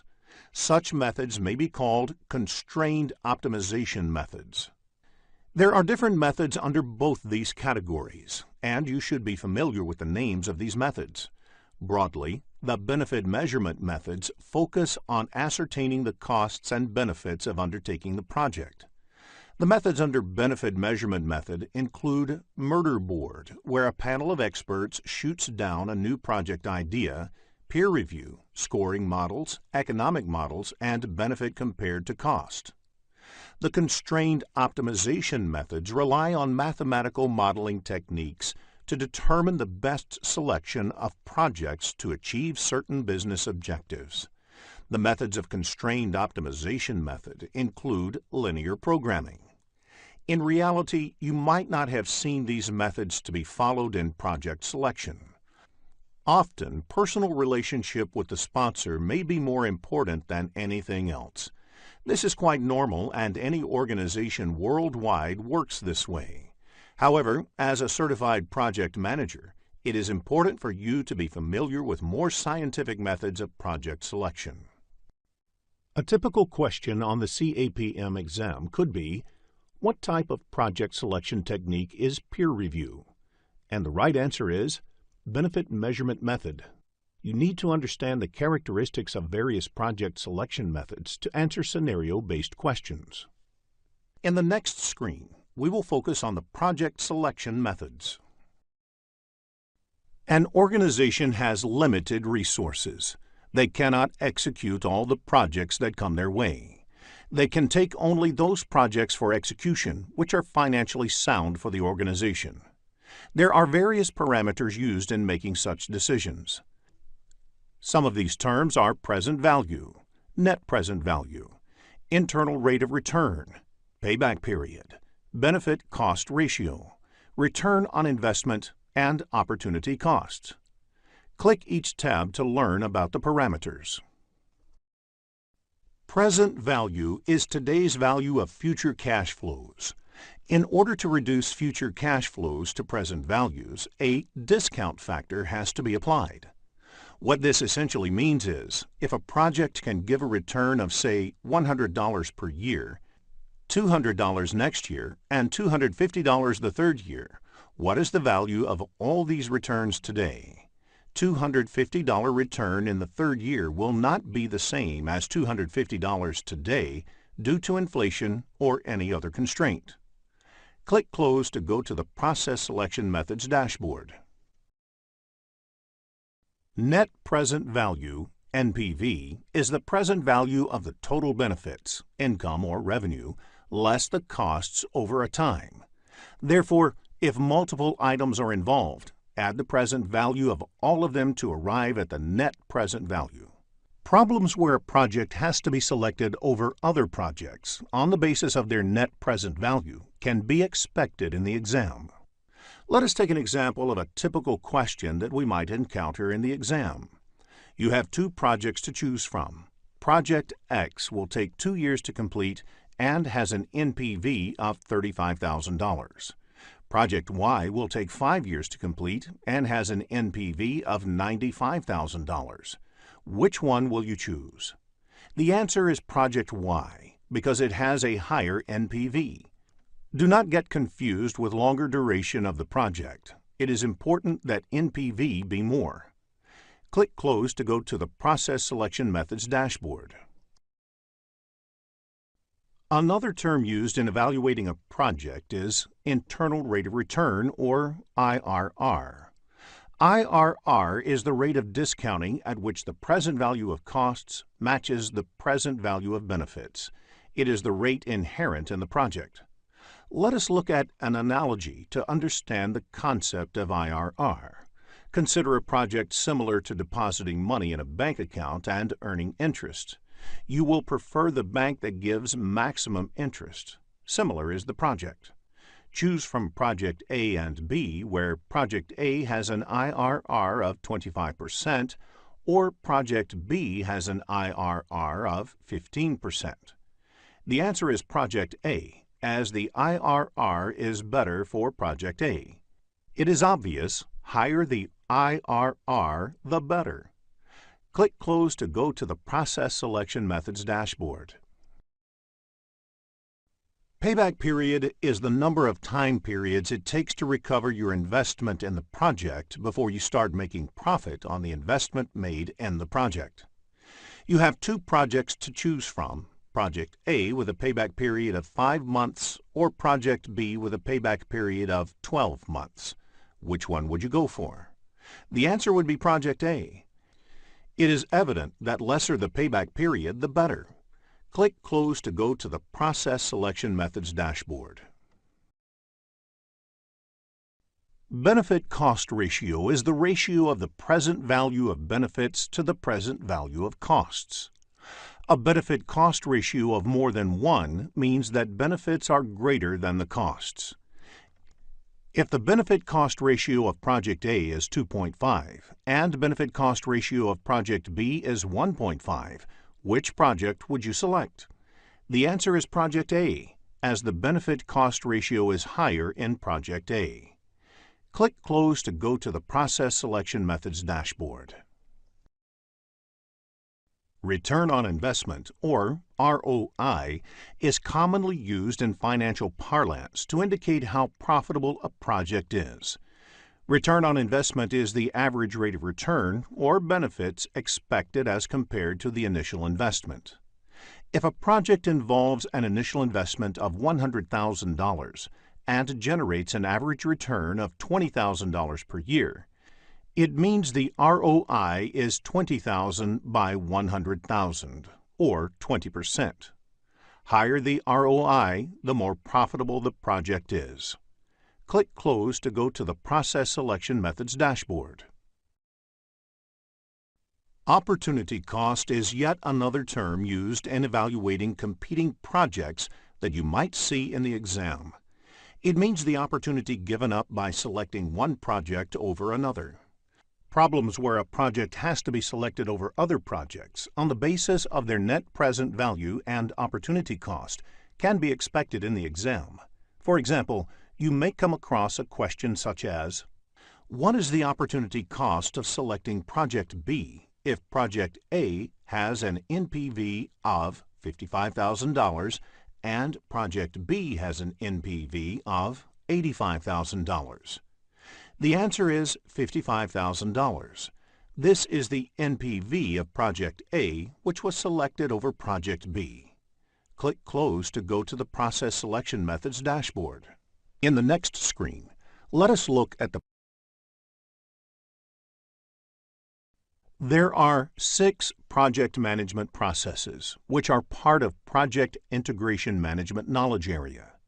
They are the Develop Project Charter, done in the Initiation Process Group, Develop Project Management Plan, undertaken in the Planning Process Group, Direct and Manage Work Carried Out in the Executing Process Group, Monitor and Control Project and Perform Integrated Change Control, undertaken in the Monitoring and Controlling Process Group, and Close Project or Phase done in the Closing Process Group.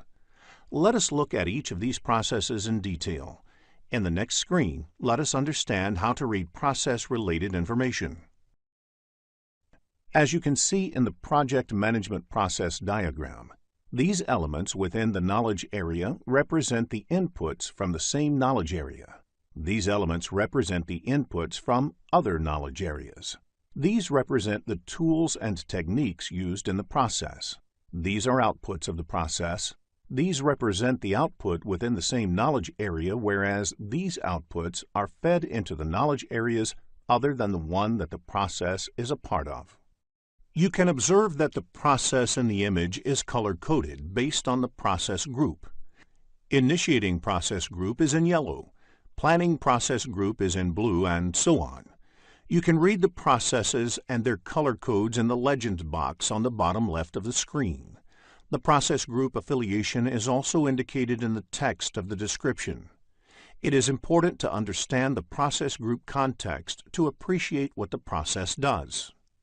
In the next screen, let us look at the Develop Project Charter process. Develop Project Charter is an initiating process. A project charter is essentially a document that authorizes a project. Once a project has received a charter, it means that the project manager can start employing the organization's resources for the project activities. Let us look at the key inputs to be considered in preparing the project charter. The first input is the Project Statement of Work. This is created by project sponsor, or the customer describing their needs, project scope, and how the project fits into their strategic goal. If the project is taken up under a contract, the request for proposal, that is, RFP, can be considered as Project Statement of Work. The next input is the business case. This document establishes whether the investment in a project is worth, from a business point of view, the business need for the project, and the cost-benefit analysis. It provides important information to the project manager about the goals of the project and the boundaries in terms of the desired results, cost, etc. If the project is being undertaken as part of a contract or agreement, the agreement provides an important input for the project manager that establishes what must be done in the project. The next input to be considered for project charter is enterprise environmental factors. Any project to be executed within the organization has to deal with the organization culture and existing systems. You can consider this as an organization baggage that comes with the project. This is the reason a project being executed in two different organizations may be done differently. Another factor to be considered is organizational process assets. This is a broad term and includes all the organizational processes, procedures and policies, corporate knowledge base, and historical project information. Every organization develops a set of processes, procedures, and policies that are based on the best practices learned by the organization over time. The historical information includes past project management plans, risks, lessons learned, etc., of similar projects executed. Now, let us look at the tools and techniques used in this process. The first technique is expert judgment. Expert judgment is an invaluable input to the process of formally authorizing a project, because an expert can provide insights into why a project makes business sense or why it does not. From experience, they may be able to shed light about the validity of the business drivers, feasibility, assumptions, and constraints that need to be considered for the project. Facilitation techniques is another technique used. The chartering process is often a collaborative activity involving many influential stakeholders in an organization. Facilitation techniques help bring all these stakeholders together and engage in fruitful discussions in order to arrive at an informed decision whether to go ahead with a project or not. The only output of this project is the project charter. Let us try to understand what the project charter might contain. The project charter usually contains the high-level project requirement, and it should be created by the project sponsor and handed over to the project manager. The project manager can do the groundwork to prepare the project charter, but it must be signed by the project sponsor or somebody in the performing organization who is higher in authority than the project manager. It is important to point out that a project charter is not a project management plan. The detailed risk, schedule, cost analysis, etc. is part of the project management plan and should be done during the project planning phase, when there is more detail on the availability of the project to do so. The charter should be sufficiently high level to accommodate the minor changes that might arise in the project. In the next screen, let us discuss the second process under Project Integration Management, Develop Project Management Plan. This is the process of documenting the actions necessary to define, prepare, integrate, and coordinate the subsidiary plans. Examples of subsidiary plans are Project Time Management Plan, Project Cost Management Plan, Project Human Resource Management Plan, etc. The Project Management Plan does not just describe when the project would start, what activities should be done, and when the project would get over. It is a detailed document and describes how the project would be executed, monitored, and controlled, and closed. Many people think that project schedule developed using Microsoft Project is the project management plan. However, that is not true. Project Management Plan contains all the subsidiary plans and their baseline value.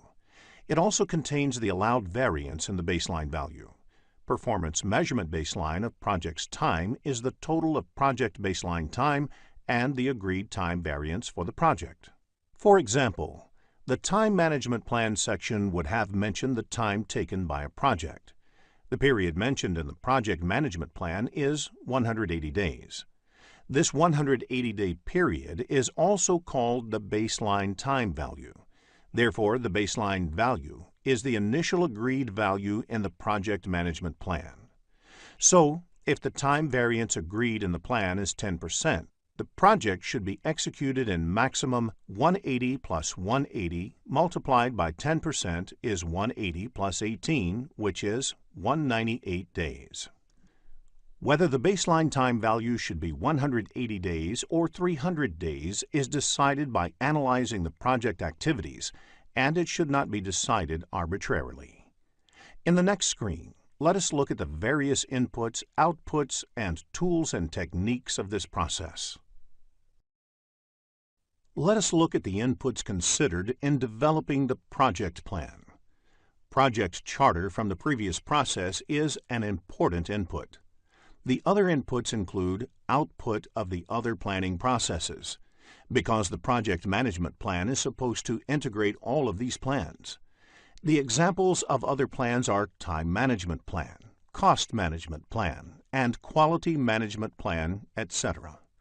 All of these plans are developed over a period as the project progresses. These will be discussed in detail later in this tutorial. In addition to these, enterprise environmental factors and organization process assets are also inputs to developing the project management plan.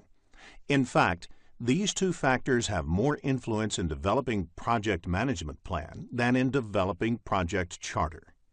It is recommended that you understand these inputs, outputs, and tools and techniques clearly, as most of these will be repeated in other processes as well.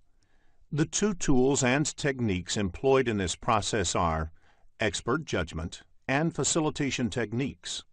The very obvious output of this process is the project management plan. In the next screen, let us look at some of the key terms which are crucial in understanding these processes. Let us look at a few key terms to understand project management processes. The first is the work authorization system. There should be a formal process of authorizing work within the project. So, be it internal team members or project contractor, there should be a formal process of giving go-ahead to start work on the project. The next two related terms are corrective and preventive action. You will come across these terms throughout this PMP tutorial. Corrective action is any action taken to bring expected future project performance in line with the project management plan. For example, if a project milestone is delayed, as a corrective action, you include additional resources to ensure that the final project deadline is not delayed. While corrective action involves implementing actions to deal with actual deviations from the performance baselines, preventive action deals with anticipated or possible deviation from performance baselines. For example, to ensure that projects are not delayed, you do a proper estimation of the work and assign enough resources to the project so that they are not delayed. A very important system that needs to be established early on in a project is the change control system. Since projects are executed in a dynamic environment, it is quite natural to expect changes in the project requirements. The change control system is the formal documented procedures, paperwork, tracking systems for authorizing changes. Therefore, the change control system analyzes each of the incoming change requests and decides whether to accept the change request or reject it. A configurable item is any product, service, or result within the project whose characteristics need to be identified, documented, and placed under change control mechanism. Examples of configurable items are project documents, source code, physical parts such as tools, recommended settings for machinery, etc. When a formal configuration management system is put in place, it is essentially establishing a control system that can preserve the characteristics of these items. Now, let us look at the next process of the project integration management knowledge area, which is direct and manage project work. Direct and manage project work is the process of performing the work defined in the project management plan to achieve the project objective. This process marks the performance and completion of activities in a project. The input to this process is obviously the project management plan, since the project is executed as per the project management plan. The other inputs to this process are any approved change requests that need to be implemented. These could be in the form of corrective or preventive actions upon which the team has decided to work. The other two inputs are enterprise environmental factors and organizational process assets. Let us look at the tools and techniques. Expert judgment is an important tool used in this process as well. Another technique is the Project Management Information System, or PMIS. The PMIS is a combination of documents, dashboards, software tools, etc., where the data and information related to the project gets collected as the work is being done. During execution, it is natural to expect that plenty of meetings will take place among the team members and among other stakeholders as well. There are several outputs from this process. Project deliverables are produced. As the deliverables are being produced, there would also be data related to the project performance that will be generated, such as what was done, how long did it take, how much did it actually cost, etc. Along with these key outputs, there are changes that new change requests may emerge. This could be because, during the execution phase, the team or the stakeholders may realize that what is being produced is not meeting the expectations or needs, and that something else may need to be done. In the process, project documents and project management plan get updated. Let us look at monitor and control project work in the next screen. Monitor and control project work is the process of tracking, reviewing, and regulating the progress to meet the performance objective or objectives defined in the project management plan. Now, the estimated time performance measurement baseline is 180 days and 10%. The monitor and control project work is the process area that tracks whether 180 days and 10% time performance baseline is being met or not. Let us also look at the key inputs for the monitor and control project work process. Project management plan is the key input, as the performance measurement baselines are part of the project management plan. The other key input to monitor and control project work is work performance information. It is the status of the project, that is, the status of the project deliverables, the cost incurred, the time elapsed in the project, etc. Along with the work performance information, forecasts related to the cost and time form important inputs upon which the project manager has to act. Validated changes confirms that the approved changes have been appropriately incorporated. Enterprise environmental factors and organization process assets are also inputs to this process. Expert judgment, analytical techniques, project management information system, and meetings are the various tools and techniques. One of the outputs of this process area is change requests. Change requests could be in the nature of corrective and preventive actions or defect repair. If the performance measurement baselines are not being met, this process ensures that project manager takes appropriate corrective and preventive action to get close to the performance measurement baselines. Along with the recommended corrective and preventive action, monitor and control project work also results in identifying defects, which must be taken care of. During the defect repair process, many reports related to the performance of the work of the project will be produced. Project management plan and project documents are also updated. In the next screen, let us focus on Perform Integrated Change Control process.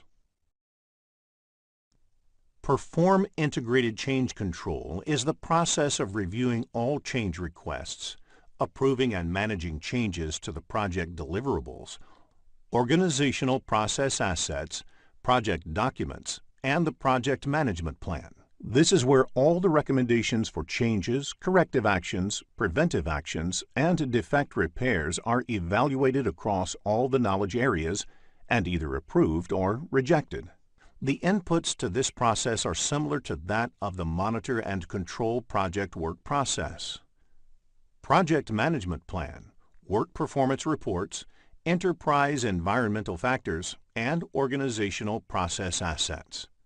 The only additional input is the change request, since the Perform Integrated Change Control process is supposed to take care of managing the incoming changes.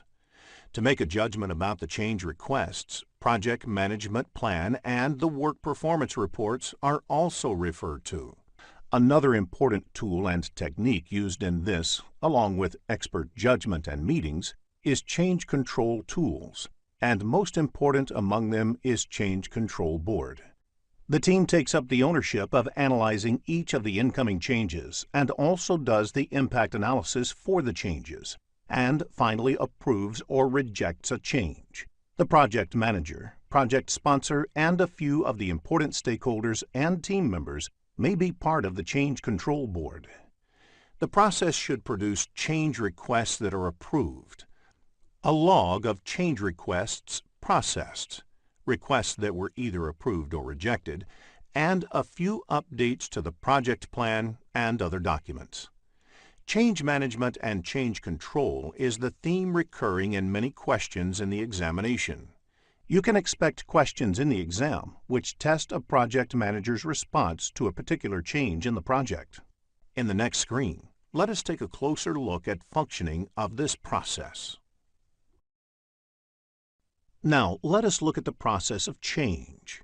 First, the project manager should determine that a change has either already occurred or if the change is necessary. One of the important qualities of a good project manager is that they will push back on unnecessary changes. The next step is to evaluate its impact on the project in totality. The team needs to understand what would be the impact on the time, cost, quality, risk, resource requirements, and so on. Once the impact is known, the project manager along with the team should look for various possible options to accommodate the change. For instance, in order to accommodate an increase in scope, it may be necessary to extend timeline, add resources, increase budget, or a combination of the above. Once the impact analysis and exploration of possible options are completed, the project manager should present it to internal as well as external stakeholders for their approval. It should be presented to internal stakeholders first, because the management of an organization may decide to absorb the change within the project's reserves without opting to bill the customer.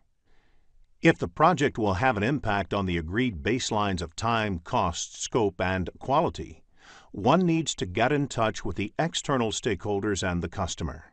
These steps are an important aspect of a project manager's job, and the ability of a project manager to manage change will be tested in the CAPM examination. In the next screen, let us look into a business scenario to understand this concept better.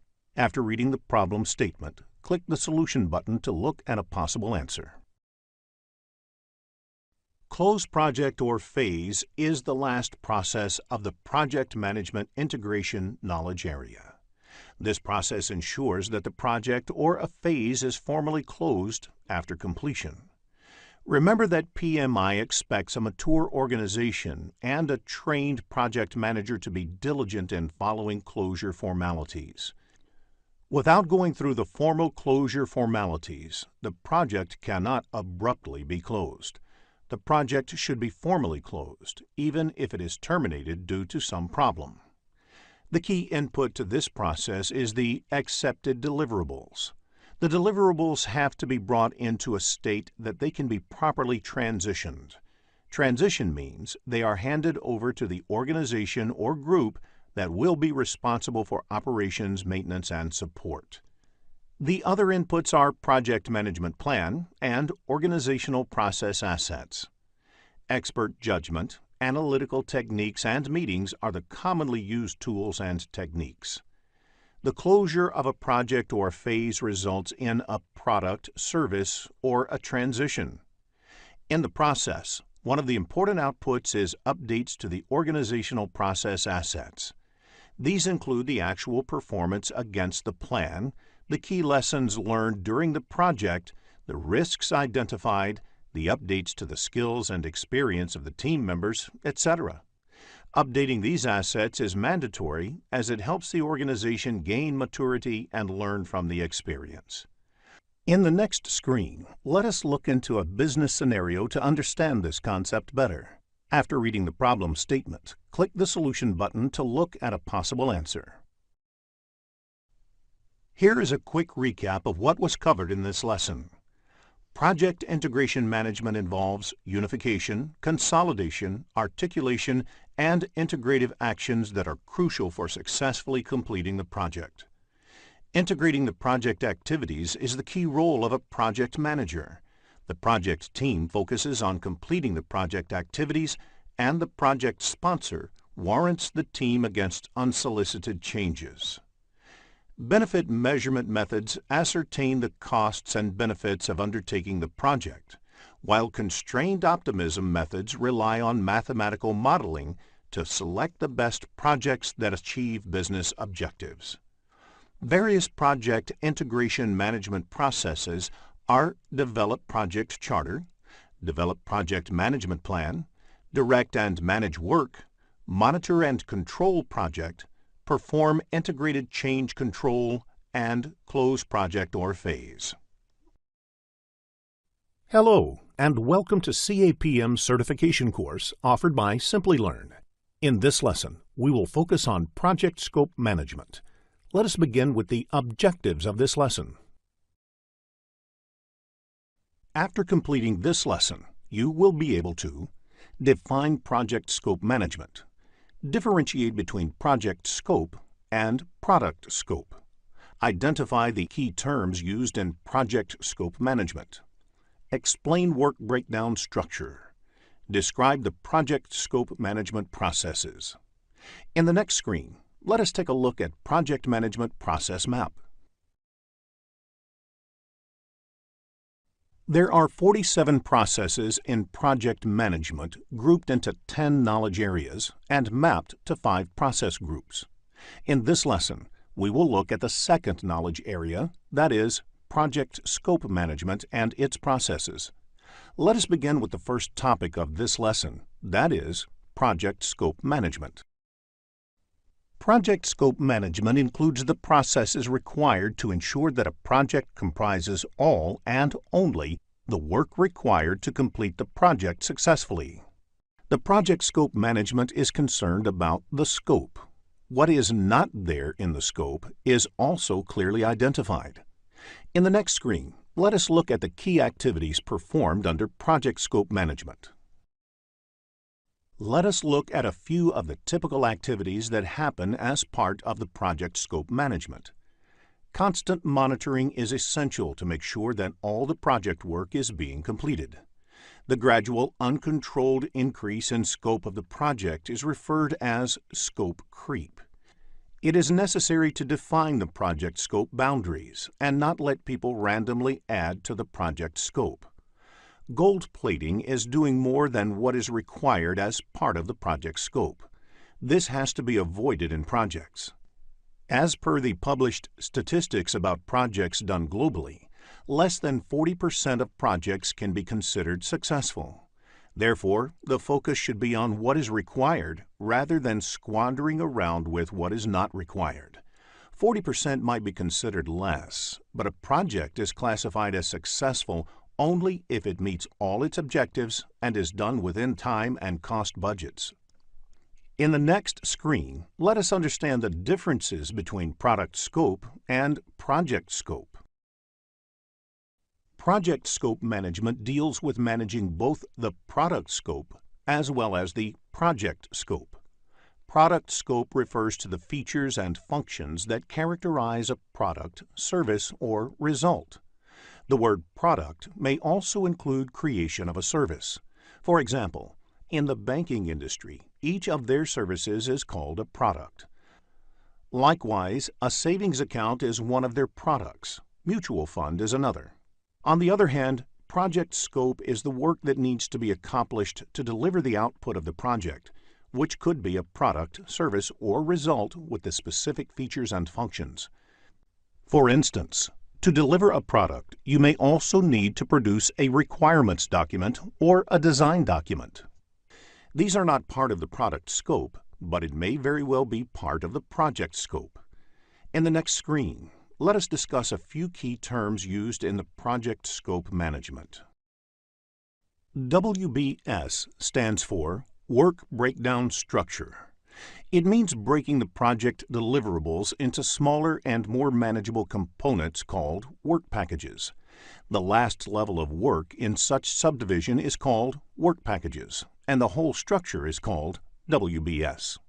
For example, a typical software development project would have various activities, like finalizing requirements, designing the new system, coding, testing, and going live with the new system. Each of these translates into high-level deliverables, which can be further subdivided into smaller activities which are more predictable. WBS Dictionary, like any dictionary, contains the explanation of the terms used in WBS. A typical WBS dictionary has details like the control account, name of the work package, description of the work package, resource assigned, if there are any assumptions or dependencies to complete the work package, the due date to finish the work package, technical dependencies, and so on. WBS Dictionary is useful for the person or group working on the work packages as it further elaborates the decomposed work package.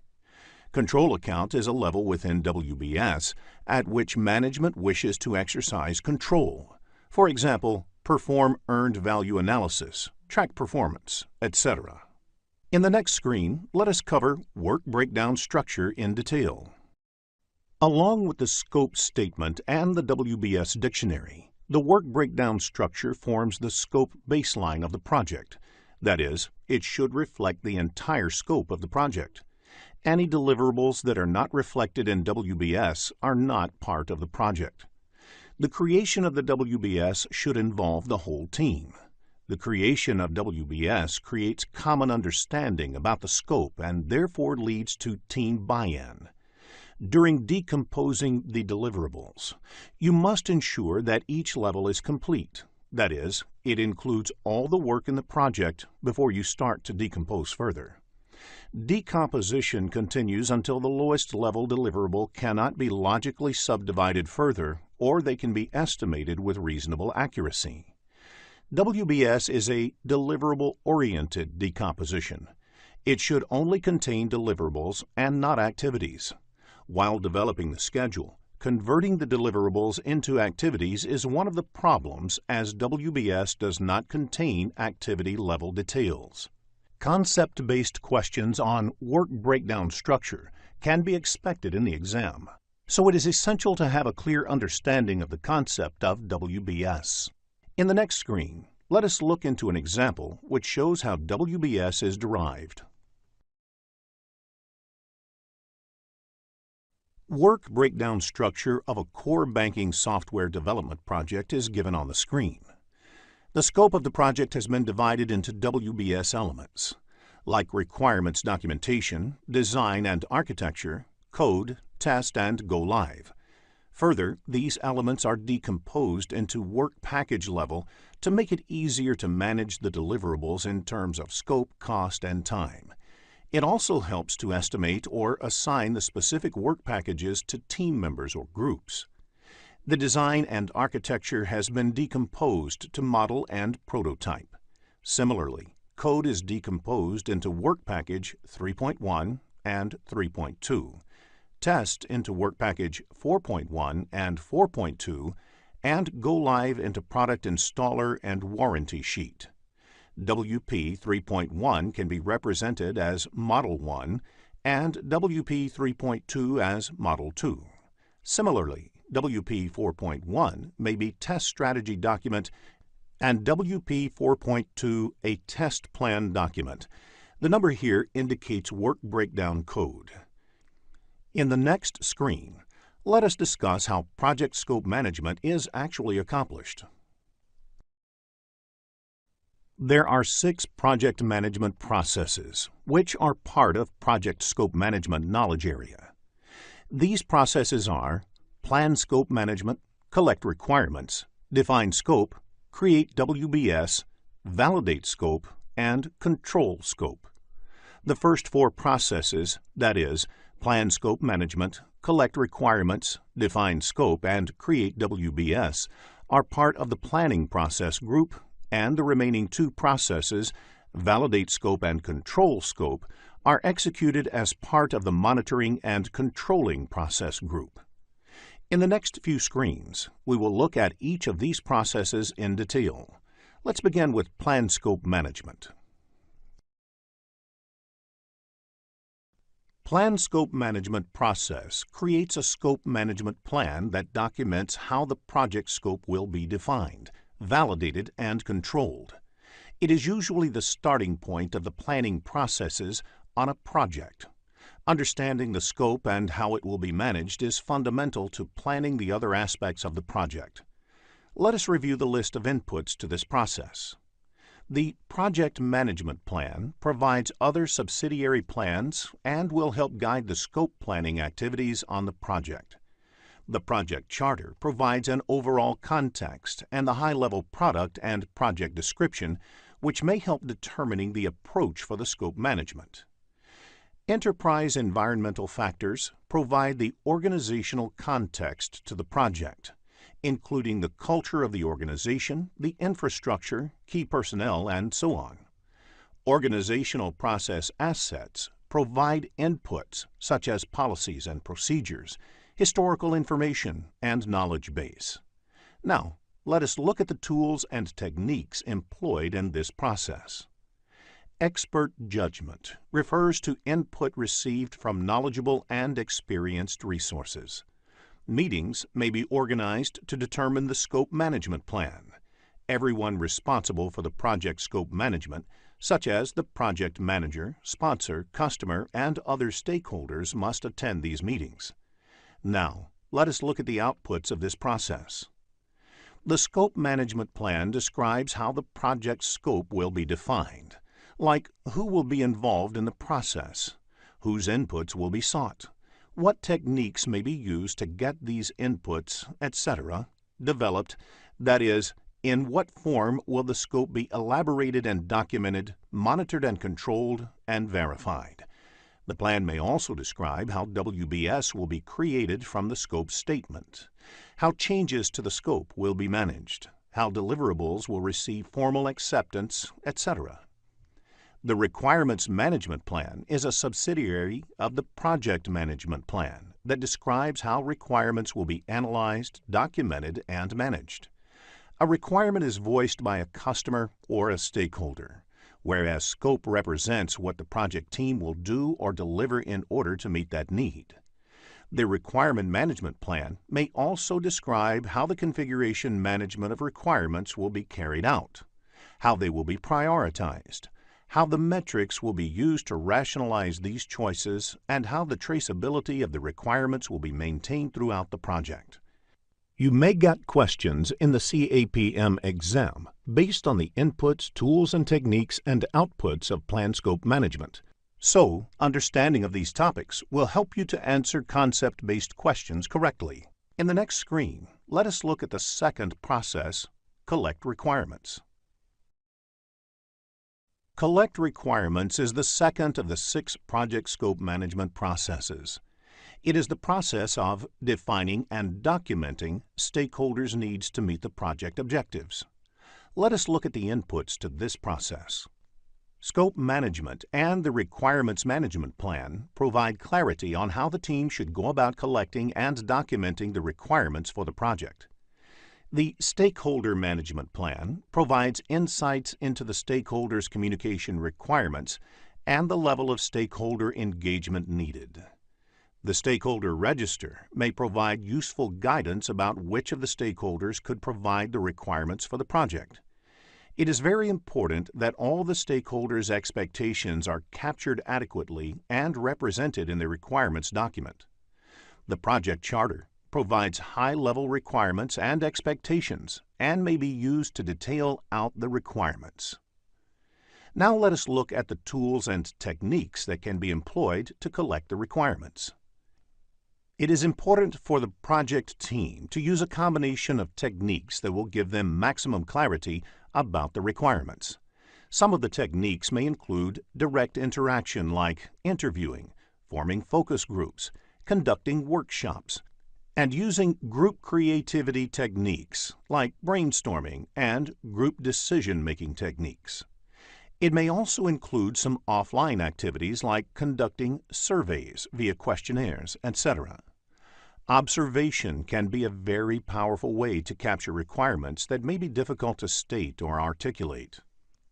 Prototyping is a powerful technique where the team comes up with a model or sample artifact that helps the users visualize and gain more clarity about what is being developed. Benchmarking is useful for understanding and learning from the industry and organizational benchmarks about the bare minimum expectations. Use of context diagrams and analyzing the documentation provided can also help in collecting requirements. Requirements documentation is one of the most important output. The second output of this process is Requirements Traceability Matrix. This table helps trace whether the work has happened on the requirements, whether all requirements are reflected in the final product of the project, etc. In the next screen, let us look into a business scenario to understand this concept better. After reading the problem statement, click the Solution button to look at a possible answer. Plan Scope Management process creates a scope management plan that documents how the project scope will be defined, validated, and controlled. It is usually the starting point of the planning processes on a project. Understanding the scope and how it will be managed is fundamental to planning the other aspects of the project. Let us review the list of inputs to this process. The Project Management Plan provides other subsidiary plans and will help guide the scope planning activities on the project. The Project Charter provides an overall context and the high-level product and project description, which may help determining the approach for the scope management. Enterprise environmental factors provide the organizational context to the project, including the culture of the organization, the infrastructure, key personnel, and so on. Organizational process assets provide inputs such as policies and procedures, historical information, and knowledge base. Now, let us look at the tools and techniques employed in this process. Expert judgment refers to input received from knowledgeable and experienced resources. Meetings may be organized to determine the scope management plan. Everyone responsible for the project scope management, such as the project manager, sponsor, customer, and other stakeholders, must attend these meetings. Now, let us look at the outputs of this process. The scope management plan describes how the project scope will be defined, like who will be involved in the process, whose inputs will be sought, what techniques may be used to get these inputs, etc., developed, that is, in what form will the scope be elaborated and documented, monitored and controlled, and verified. The plan may also describe how WBS will be created from the scope statement, how changes to the scope will be managed, how deliverables will receive formal acceptance, etc. The Requirements Management Plan is a subsidiary of the Project Management Plan that describes how requirements will be analyzed, documented, and managed. A requirement is voiced by a customer or a stakeholder, whereas scope represents what the project team will do or deliver in order to meet that need. The Requirement Management Plan may also describe how the configuration management of requirements will be carried out, how they will be prioritized, how the metrics will be used to rationalize these choices, and how the traceability of the requirements will be maintained throughout the project. You may get questions in the CAPM exam based on the inputs, tools, and techniques and outputs of plan scope management. So, understanding of these topics will help you to answer concept-based questions correctly. In the next screen, let us look at the second process, collect requirements. Given on the screen is an example of the requirements traceability matrix.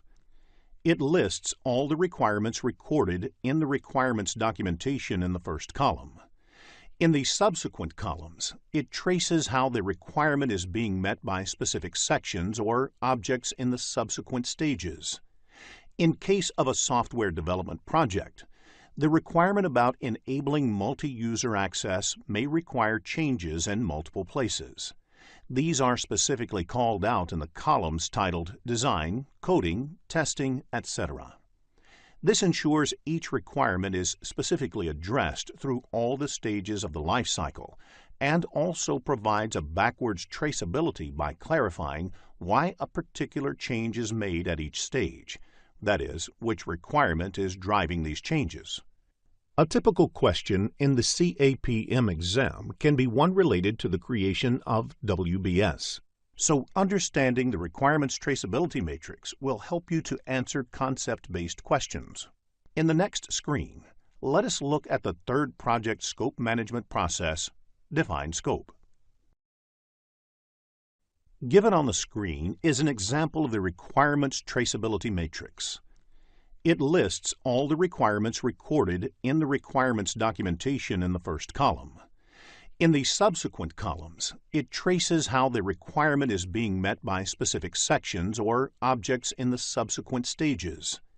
In case of a software development project, the requirement about enabling multi-user access may require changes in multiple places. These are specifically called out in the columns titled Design, Coding, Testing, etc. This ensures each requirement is specifically addressed through all the stages of the life cycle and also provides a backwards traceability by clarifying why a particular change is made at each stage, that is, which requirement is driving these changes. A typical question in the CAPM exam can be one related to the creation of WBS. So understanding the requirements traceability matrix will help you to answer concept-based questions. In the next screen, let us look at the third project scope management process, Define Scope. The next process in the project scope management is Define Scope. Define Scope is the process of developing a detailed description of the project and product, collect requirements lists for all the different requirements or needs expressed by the stakeholders. Define Scope deals with the detailing these requirements and determining what will be in the scope of the project and what will not be. It belongs to the planning process group. Let us look at the inputs to this process. The Scope Management Plan provides the details about the process of capturing and documenting the scope of the project. Project Charter, which describes the business need of the project, and requirements documentation developed as part of the collect requirement process also form inputs to this process. Organizational process assets are also a part of the Define Scope process. Organization templates may be used to write the project scope or refer to the lessons learned from previous similar projects. For projects which have product instead of a service as an output, product analysis is a commonly used technique. This defines what is required in a project's product. Alternatives generation is a technique used to see if the project requirements can be completed in a different way, similar to lateral thinking. Expert judgment is a technique using an expert, may be an external consultant to look at various requirements and come up with the project scope statement. In order to define the scope, you may also conduct specific workshops that are facilitated to generate ideas around the project scope. The output of this process is the project scope statement, which describes in detail the project's deliverables and the work required to create those deliverables. Therefore, the project scope statement has project's product scope description, product acceptance criteria, project deliverables, and project constraints. This process also results in updating the requirements documentation and requirement traceability matrix developed earlier. Let us look at the next process, Create WBS. The final planning process within scope management is Create WBS. Create WBS is the process of subdividing project deliverables and project work into smaller, more manageable components. It belongs to the planning process group. The WBS is created with project scope statement and the requirements document as input. The Scope Management Plan provides the details about the process of capturing and documenting the scope of the project and how the deliverables should be decomposed in the form of a WBS and how it should be maintained. The templates and standards related to the industry and the specific enterprise may be useful in creating WBS. If there is an organization's template for writing down WBS, that is also used. The other two inputs are organizational process assets and enterprise environmental factors. Decomposition is an important technique used in this process. In decomposition, the project deliverables are subdivided into smaller, more manageable components until the work and deliverables are defined at the work package level. The work package level is the lowest level in the WBS and is the point at which the cost and activity duration of the work can be reliably estimated and managed. The level of detail for work packages vary as per the size and complexity of the project. Another technique used is expert judgment. The output of this process is Scope Baseline. The Project Scope Statement, WBS, and WBS Dictionary are collectively referred to as Scope Baseline. Scope Baseline is part of Project Management Plan. This process also results in project document updates. Implementing WBS may result in getting more clarity about the requirements itself. The requirement document or the project scope statement developed earlier should be updated. In the next screen, let us look at the Validate Scope process. Validate Scope is the process of formalizing acceptance of the completed project deliverables. Validating scope includes reviewing deliverables with the customer or sponsor to ensure they are completed satisfactorily and obtain formal acceptance. Validate scope is closely related to quality control as well. However, scope validation is primarily concerned with acceptance of the deliverables, whereas quality control is primarily concerned with correctness of the deliverables and meeting the quality requirements specified for the deliverables. Quality control is generally performed before scope validation, but these two processes can be performed in parallel as well. Let us look at the inputs to this process. The Project Management Plan provides information about how the deliverables will be validated and accepted by the customer and other stakeholders. The requirements documentation acts as the basis on which the validation activity is to be carried out. The requirements traceability matrix documents how each of the requirements has been implemented and how it can be validated. The fourth input is verified deliverables and implies that the verification activity is first carried out by the team under the control quality process, and only then the deliverable enters the validation process. Work performance data gives more inputs on the deliverables that may be useful in validating and getting acceptance. The technique used to validate scope is inspection and group decision-making. Some of the typical activities that are done as part of inspection are measuring, examining, and validating to determine whether the work and deliverables meet requirements and product acceptance criteria. Group decision-making techniques may be employed if a team is working on the process of validating the deliverables. It helps in arriving at a decision by either consensus or majority or any other method. The output of this process is the accepted deliverable.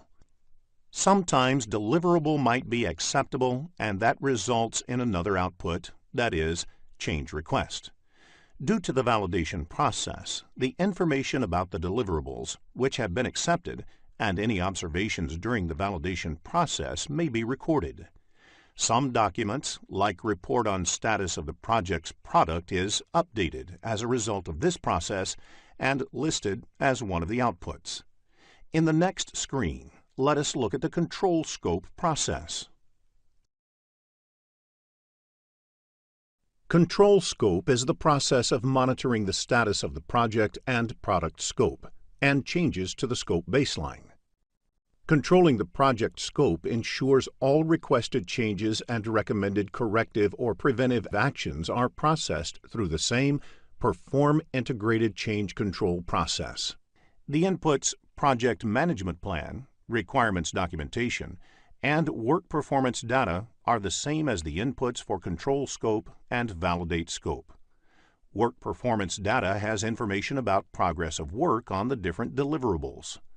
The other input is Requirements Traceability Matrix, which lists the requirements included in the requirements document. Organization process assets also influence control scope in a sense where an organization would have standard templates for monitoring and reporting scope-related updates. Scope control is performed using variance analysis. The variation is measured from the original scope baseline, which decides whether any corrective or preventive action is required. The key output of the control scope is work performance information, which is planned versus actual technical scope performance. If any part of the scope performance does not meet the acceptance criteria, it may result in change requests, which is the other major output of this process. All of these may result in updates to the project plan, as well as other project and organizational process documents. Business scenario-based questions on scope control can be expected in the CAPM exam, so understanding the concept of scope control is essential. In the next screen, let us look into a business scenario to understand this concept better. If you are looking to become a skilled project manager, have a look at the postgraduate program in project management by Simplilearn. There are 47 processes in project management grouped into 10 knowledge areas and mapped to 5 process groups. In this lesson, we will look at the third knowledge area, that is, project time management and its processes. Let us begin with the first topic of this lesson, project time management. The purpose of project time management is to ensure that the projects get completed on time.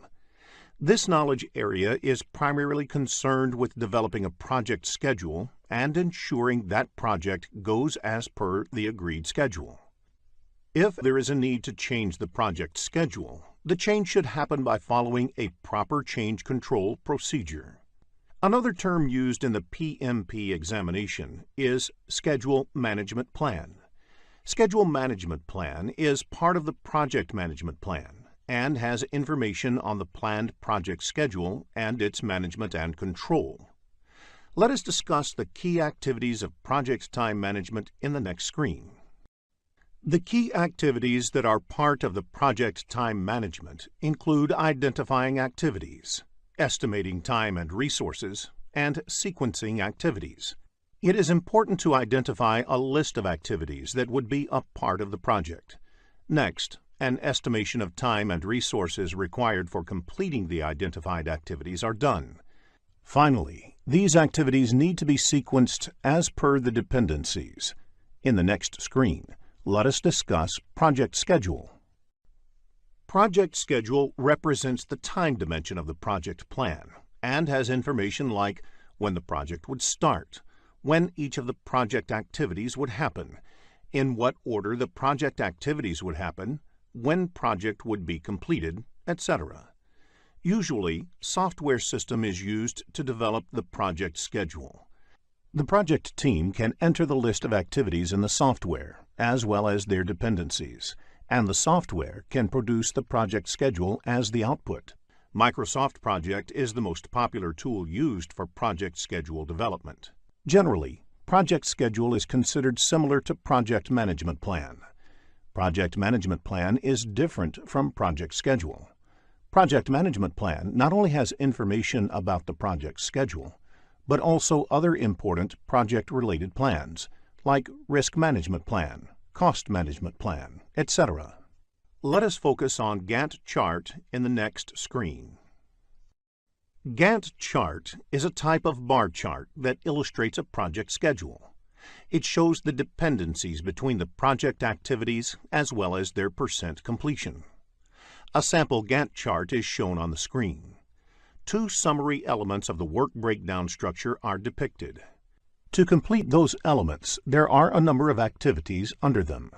Some of these activities have dependencies.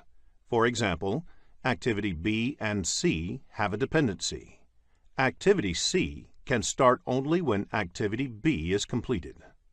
The chart gives you an idea about when specific activities are planned to finish and when the overall WBS element will get delivered. Create tasks and work with the Gantt chart. This will make answering Gantt chart-based questions easy and fun. In the next screen, let us understand the relationships that exist among project activities. Network diagram is extensively used in the project time management knowledge area to plot the activity dependencies. This is a graphical representation of the project activities in the form of a network. There are two ways to draw a network diagram. In Precedence Diagramming Model, PDM, or Activity on Node, AON, boxes represent activities and the arrows indicate the dependency. This type of network can have all four types of relationships between the activities. In Arrow Diagramming Model, ADM, or Activity on Arrow, AOA, the arrows represent activities. The relationships and sequences can be inferred from the direction of the arrows and linkages between the activities. In such types of network, only finish-to-start relationships can be shown. Such diagrams may need to make use of dummy activities to indicate some dependency between the activities. There may be questions in the PMP exam based on the network diagram, so create and work with the diagram. This will make answering network diagram-based questions easy and fun. In the next screen, let us look at a network diagram. A sample network diagram is shown on the screen. Activities A and C can happen in parallel. B and D require both A and C to complete, whereas E requires both B and D to complete. Activity on Arrow network diagram makes use of hammock activities. They are used to show a comprehensive summary activity combining several other activities underneath for control and reporting purposes. In the next screen, let us look at a few important terms in time management. When a successor activity can start before the predecessor activity can complete, it is considered lead. For example, you can start preparing the test environment 2 weeks before the development activity finishes. When the successor activity has to wait for a few days after the predecessor activity has been completed, it is considered lag. For example, one needs to wait for 2 days for the foundation to settle before work on the pillars for the next floor starts. Rolling wave planning is an iterative planning technique in which the work to be accomplished in the near term is planned in detail, while the work in the future is planned at a higher level. It is a form of progressive elaboration. In the context of estimating techniques, analogous estimating is based on the previous project data. Therefore, if the last 5 similar projects took 6 months to complete, the next one will also take 6 months. This technique employs expert judgment. Another estimating technique is parametric estimating. This technique uses a mathematical model to calculate projected time for an activity based on the historical records from previous projects and other information. A few common parameters are identified based on the previous project data, and that parameter is used to predict the time required to complete the next activity or project. For example, you can normally complete 10 kilometers of highway construction lanes a week. Effort is the total amount of work required to complete the activity. Duration is the amount of time it takes in terms of elapsed or calendar days. If you have an activity that requires 10 people to work for 5 days, the total effort is 50 person days, but the duration is only 5 days. In the next screen, let us look at the project time management processes. There are 7 project time management processes. They are plan schedule management, define activities, sequence activities, estimate activity resources, estimate activity durations, develop schedule, and control schedule. The first 6 processes are executed during the planning process group. The ultimate goal of these planning processes is to develop the project schedule. The 7th and the last process is a part of the monitoring and controlling process group.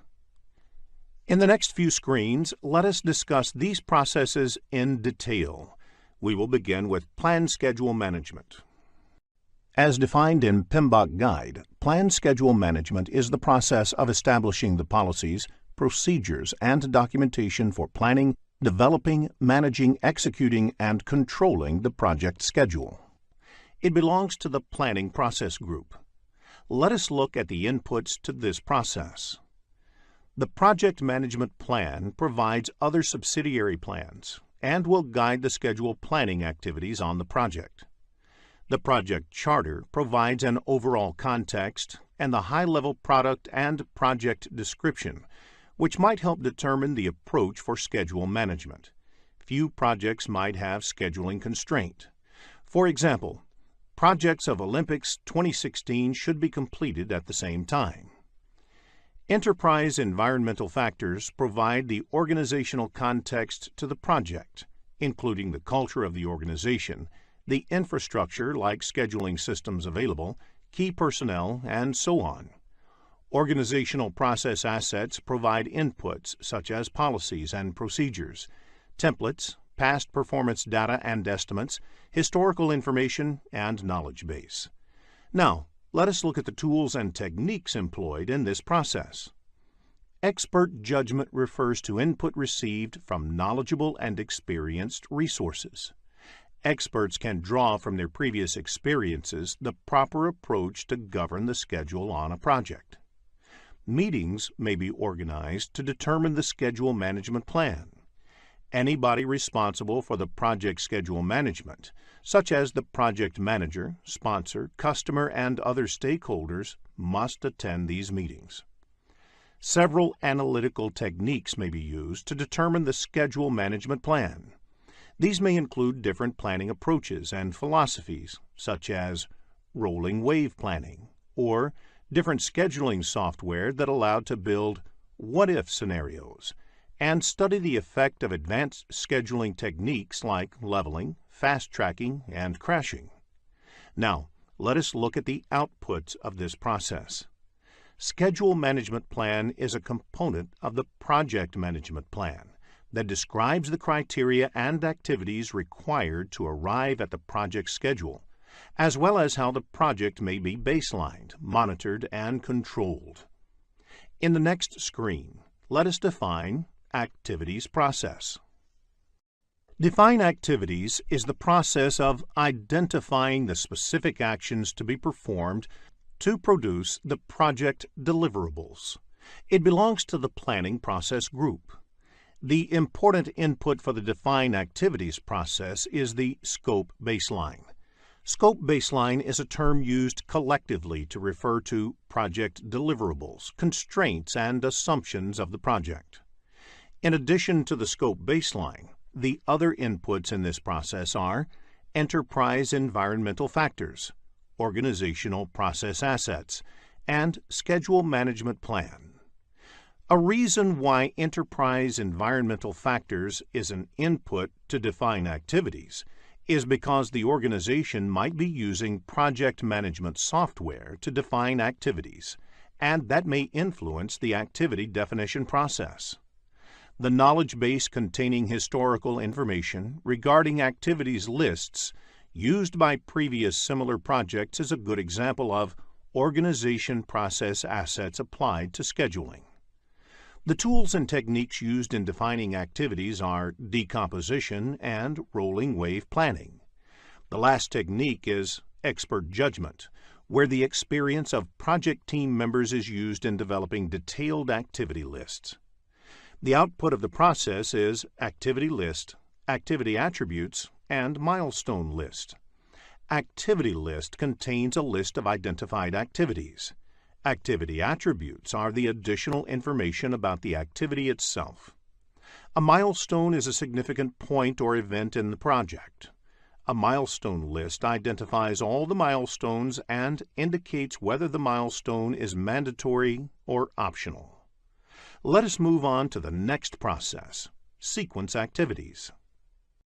Sequence activities is the process of identifying and documenting relationships among the project activities and is also part of the planning process group.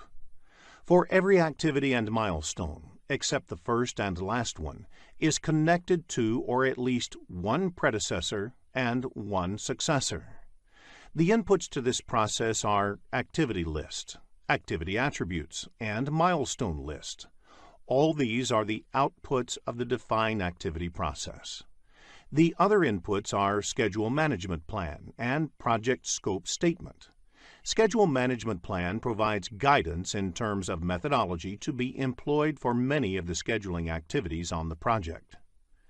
Organization process assets are also an input to sequencing activities because the organization might have some kind of knowledge base for scheduling project activities.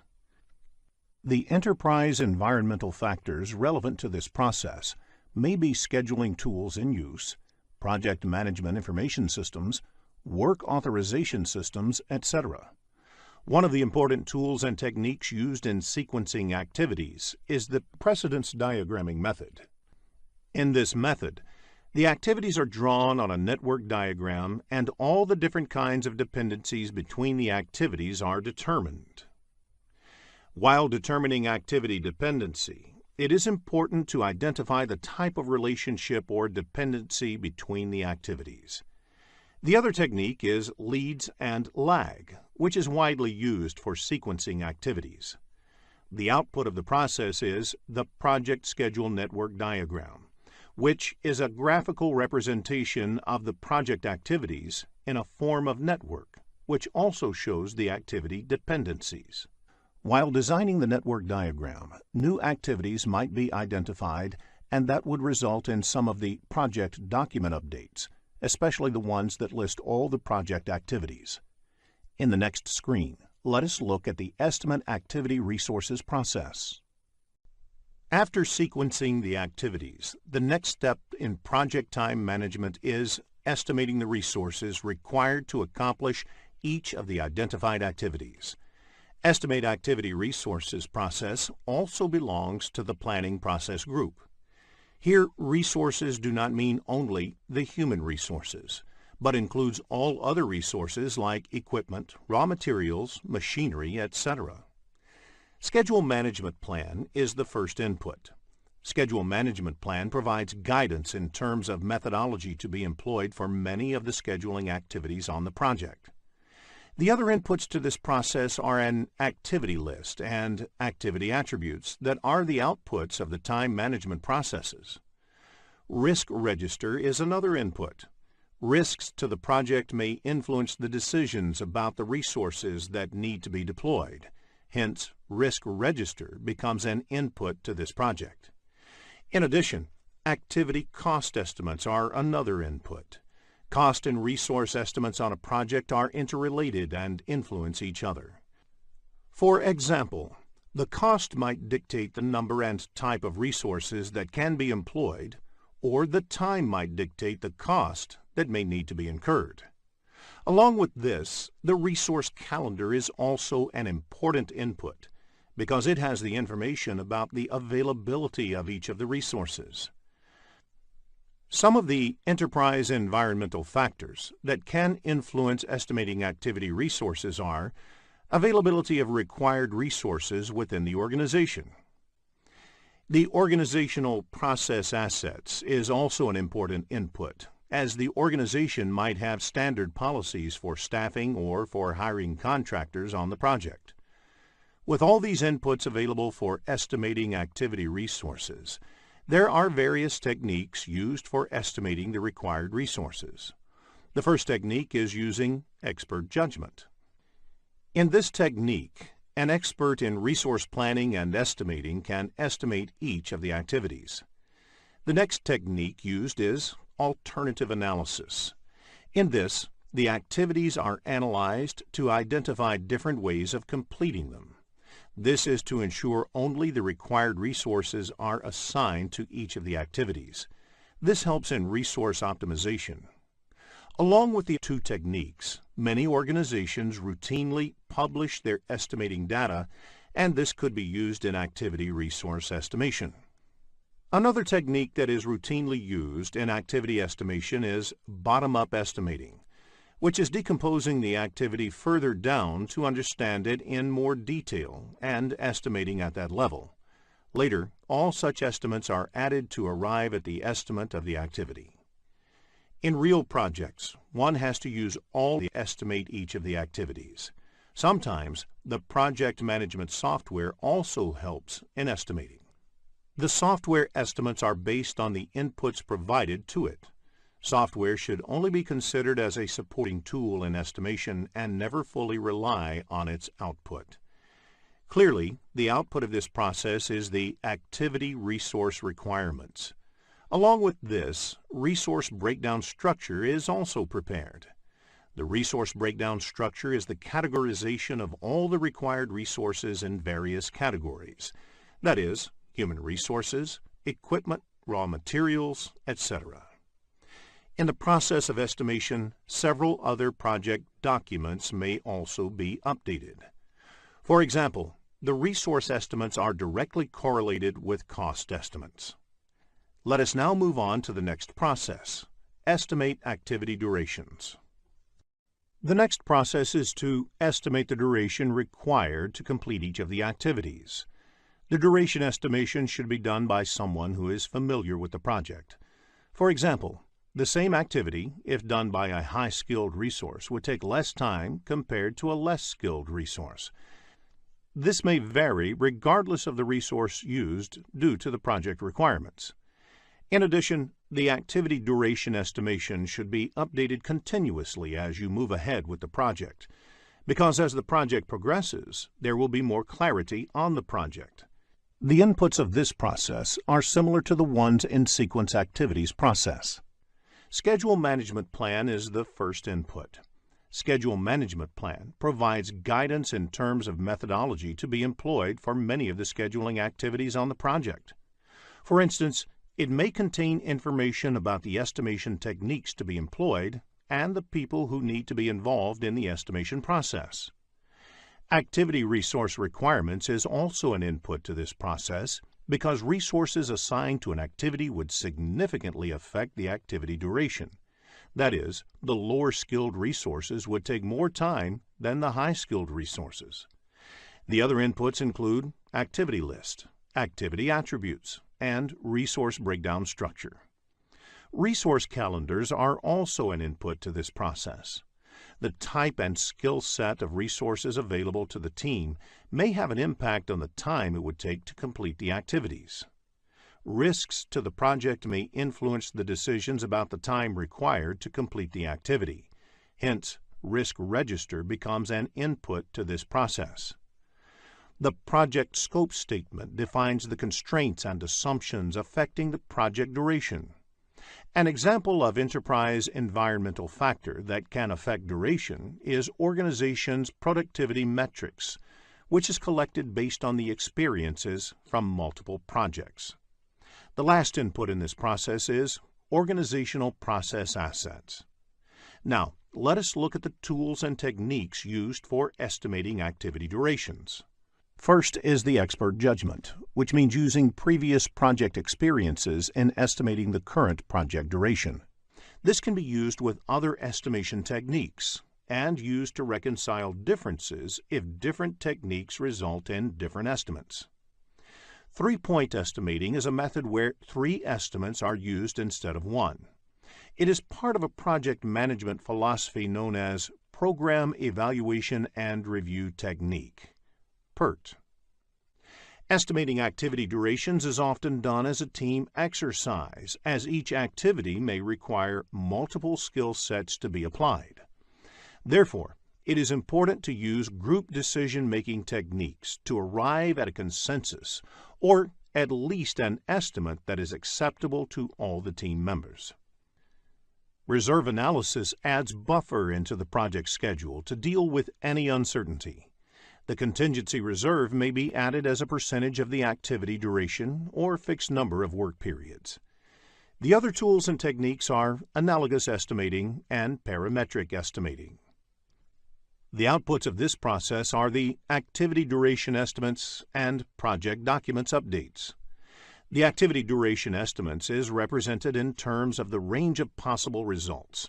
For example, 10 days plus minus 2 days, that is, the activity would take minimum 8 days and maximum 12 days. In the next screen, let us look into a business scenario to understand this concept better. After reading the problem statement, click the Solution button to look at a possible answer. Develop schedule is the process of analyzing activity sequences, durations, resource requirements, and schedule constraints to create the project schedule. It belongs to the planning process group. Generally, scheduling software is used for developing the project schedule. Entering the activities, durations, and resources into a scheduling tool generates a schedule with planned dates for completing project activities. Developing a project schedule is an iterative process. Revising and maintaining a realistic schedule is a task in itself, and it continues throughout the project as the work progresses. The most of the inputs of this process are the outputs of estimate activity durations process. They are risk register, project scope statement, project staff assignments, resources calendars, organizational process assets, enterprise environmental factors, schedule management plan, activity list, activity attributes, project schedule network diagrams, activity resource requirements, resource breakdown structure, and activity duration estimates. Various tools and techniques are used to develop schedule process. Schedule network analysis is a technique that generates project schedule. It employs various analytical techniques such as critical path method, critical chain method, modeling techniques, and resource optimization techniques to create the project schedule. The other tools and techniques include leads and lags, schedule compression, and scheduling tool. Let us now look at the outputs of this process. The project schedule consists of a minimum planned start date and planned finish date for each activity. Although project schedule can be represented in tabular format, it is more often represented graphically using either bar charts or network diagrams, or a combination of the two. The final schedule, which is the output of the developed schedule process, is also called schedule baseline. Once the schedule is baselined, it can be changed only through formal approvals. Meeting the schedule baseline is one of the measures of project success. Schedule data produced may include number of resources, key milestones, etc. Project calendars specify the available working days and the number of shifts in each day. It indicates how many hours and days are available for the work of the project to be completed. Project management plan updates are a result of the developed schedule process. Many of the other subsidiary plans of the project plan may get impacted, which may include cost management plan, scope management plan, risk management plan, etc. This may also result in other project documents being updated. In the next few screens, let us discuss schedule network analysis techniques. It is essential to know if the required resources are available at that time, along with the time estimate of each of the activities. Since schedule is calendar-based, it helps in estimating the same. Schedule network analysis technique generates project schedule. There are various schedule network techniques. Critical path method relies on determining the critical path on a project schedule. Critical chain method is a variant of the critical path method, wherein the critical chain is determined based on the logical, resource, and other kinds of dependencies between the activities. What-if scenario analysis is about trying to vary a certain parameter to observe the impact on the schedule. For instance, you may want to check result if you put in more resources on a particular activity to reduce its duration. Resource optimization techniques try to arrive at the optimal utilization of the resources used on a project. Ideally, you would want the resources to be fully utilized, but you would also want to build in sufficient buffers in case a certain resource is not available due to various reasons. In the next screen, let us look at the program evaluation and review technique. Program evaluation and review technique is based on 3-point estimates for an activity. The pessimistic estimate refers to the worst-case scenario, whereas most likely estimate is what you expect to happen in a realistic scenario. The optimistic estimate, on the other hand, represents the amount of time an activity would take in the best-case scenario. Based on these three estimates, the expected duration of the estimate is calculated as per the formula given on the screen. The formula for calculating standard deviation of an activity and variance of an activity is also given. There is no question asked on variance, but the formula is important because if the standard deviation of the whole project is to be calculated, the process is to calculate the variance of the whole project and then take its square root to calculate the standard deviation of the project. Concept-based questions on PERT can be expected in the PMP exam, so make a note of the formulae while you prepare for the exam. In the next screen, let us understand PERT with an example. Let us now figure out how we can apply the 3-point estimation that PERT uses in order to draw some useful conclusions. Assume that the optimistic, pessimistic, and most likely estimates are 20, 70, and 30 respectively. Using these values, you can determine the expected duration and the standard deviation as indicated. Now, if the causes of variation are random, you can assume that the actual values would be evenly distributed about the mean and will follow the normal distribution, sometimes referred to as the bell curve. Further, you can use the properties of the normal distribution. There is a 68% probability of the actual value falling within first sigma from the mean, 95.4% probability for the second sigma, and 99.7% probability of the actual value falling within third sigma. Extending this logic, the notion of Six Sigma is reaching a level of confidence that only 3.4 times out of a million would the actual value fall outside the stated range. PERT allows you to plan based on the intended level of confidence in the outcome and determine buffers accordingly. Let us discuss the critical path method in the next screen. Critical path is defined as the longest duration path through a network diagram, which determines the shortest time to complete the project. Float can be considered as a buffer time available to complete an activity. Float is calculated once the network diagram is ready. It is also called as slack. There are 3 kinds of float. The first being the total float, which is the amount of time an activity can be delayed without delaying the project end date or an intermediary milestone. The second type of float is free float, which is the amount of time an activity can be delayed without delaying the early start date of its successor or successors' activities. The last type is independent float, which is the amount of time an activity can be delayed if all the predecessors finish at their latest finish dates and you want to start all the immediate successors at their earliest start dates. The slack of the activities on the critical path is 0, because there is no scope to delay activities on the critical path. Critical path actually represents the project duration. Delaying activities on the critical path is as good as delaying the project duration. Concept-based questions on critical path can be expected in the exam, so it is essential to have a clear understanding of the concept. In the next screen, let us learn how to calculate float. Float of an activity can be calculated by 2 methods. However, the first step in critical path method is to identify the critical path of the network. Once the critical path is identified, follow the forward pass to find early start and early finish for each activity.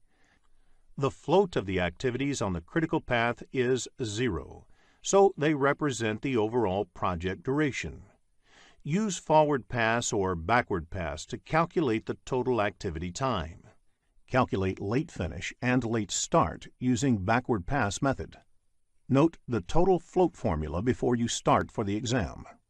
In the next screen, let us look at forward pass and backward pass methods in detail. In forward pass, you can either go through the network starting with time 0 and keep calculating the time required to complete each of the activities until you reach the last activity of the project. The starting time for each of the activity in this approach is called early start, and the end time for each activity is called the early finish. Alternatively, in backward pass, you can travel through the network from the project end date and calculate the time required to complete each activity. The end date in this approach is called the late finish, and the start date of the activity in this approach is called the late start. The float of the activity is either the difference between the late start and early start, or the difference between the late finish and early finish. Both the differences work out to be the same. Before the start of the PMP exam, please make a note of the total float formula. Let us understand the critical path calculation with an example in the next screen. Let us look at an example for critical path. There are 5 activities in this project and 2 paths in the network diagram. Start 1, 2, 4, 5, end is one path, and start 1, 3, 5, end is the second path. Since the duration of the path start 1, 2, 4, 5, end is 18 days, which is more than the duration of the path start 1, 3, 5, end, the critical path of the project is start 1, 2, 4, 5, end. Let us take activity 3 as an example. First, calculate the early start and early finish dates. Activity 3 can start only after activity 1. Since the early finish of activity 1 is 3, it becomes the early start of activity 3. Activity 3 cannot start earlier than 3 because activity 1 can be completed only by then. Therefore, early start of activity 3 is 3, since the duration of the activity is 4 days. The early finish of activity 3 is 3 plus 4 equals 7 days. Now, let us calculate the late start and late finish of activity 3. Late start of activity 5 is 14 days. The activity 3 happens just before activity 5, so the late finish of activity 3 is 14 days. To calculate the late start, you can subtract the duration from late finish. Therefore, the late start of activity 3 is 14 minus 4 equals 10. In the next screen, let us focus on schedule compression. Look at the 4 activities in the table. The normal cost of executing each of the activities, as well as how much each of the activities can be crashed, is also provided. Which activity would you crash to reduce the project time by 1 day? Activity A will be crashed if the duration of the project is reduced by 1 day, as the per unit cost of crashing the activity A is the least. All the activities are assumed to be on the critical path here. While crashing, if you end up saving time on a path, which is not the critical path, you will not end up saving time on the project. In the next screen, let us look into the impact of schedule compression. Different schedule compression techniques have different impact on the project. The impact of fast track leads to risk additions and increase in management time for the project manager. Crash leads to cost addition and increase in management time for the project manager. Reduced scope, on the other hand, saves cost and resources but increases customer dissatisfaction. Likewise, cut quality saves cost and resources but increases risk. Resource reallocation does not add cost or increase risk. In the next screen, let us look into the other techniques used in scheduling. There are several techniques that are used in scheduling projects. What-if scenario analysis. In this technique, questions like, what if a particular scenario changed on the project? Would that produce a shorter schedule? Are put forth to understand the impact of specific changes on the schedule. The goal is to produce a realistic schedule. Monte Carlo analysis. In this method, a computer simulates the outcomes of a project, making use of randomly generated values that map the probability distribution of the input variables. Together, these two techniques are called modeling techniques. Resource techniques. These are also used to produce a resource-limited schedule. Resource optimization results in more stable number of resources used in the project. Critical chain method. This technique develops the project schedule that takes into account both the activity and resource dependencies. In the next screen, let us look at the last process in project time management, control schedule. Control schedule is concerned with determining the status of the project schedule, determining that the project schedule has changed, and managing the actual changes as they occur. The project schedule is an important input to this process. It is the actual schedule that needs to be controlled. Scheduled data contains information related to the schedule that may need to be monitored in order to take actions to bring the project back on schedule. Project calendar describes the working hours and days for the project. Work performance data has information like which activities have started, their progress, and which activities have finished. The other inputs of this process are project management plan and organizational process assets. The key tools and techniques of this process are the performance reviews. Performance review is measuring, comparing, and analyzing schedule performance such as actual start and finish dates, percent complete, and remaining duration for work in progress. The other tools and techniques include resource optimization techniques, modeling techniques, schedule compression, leads and lags, scheduling tool, and project management software. In development schedule process, these techniques are used for the first time to develop the project schedule, whereas in control schedule process, these techniques are used to update the project schedule. The key output of the control schedule process is the work performance information. This is represented in the form of schedule variance, SV, and schedule performance index, SPI.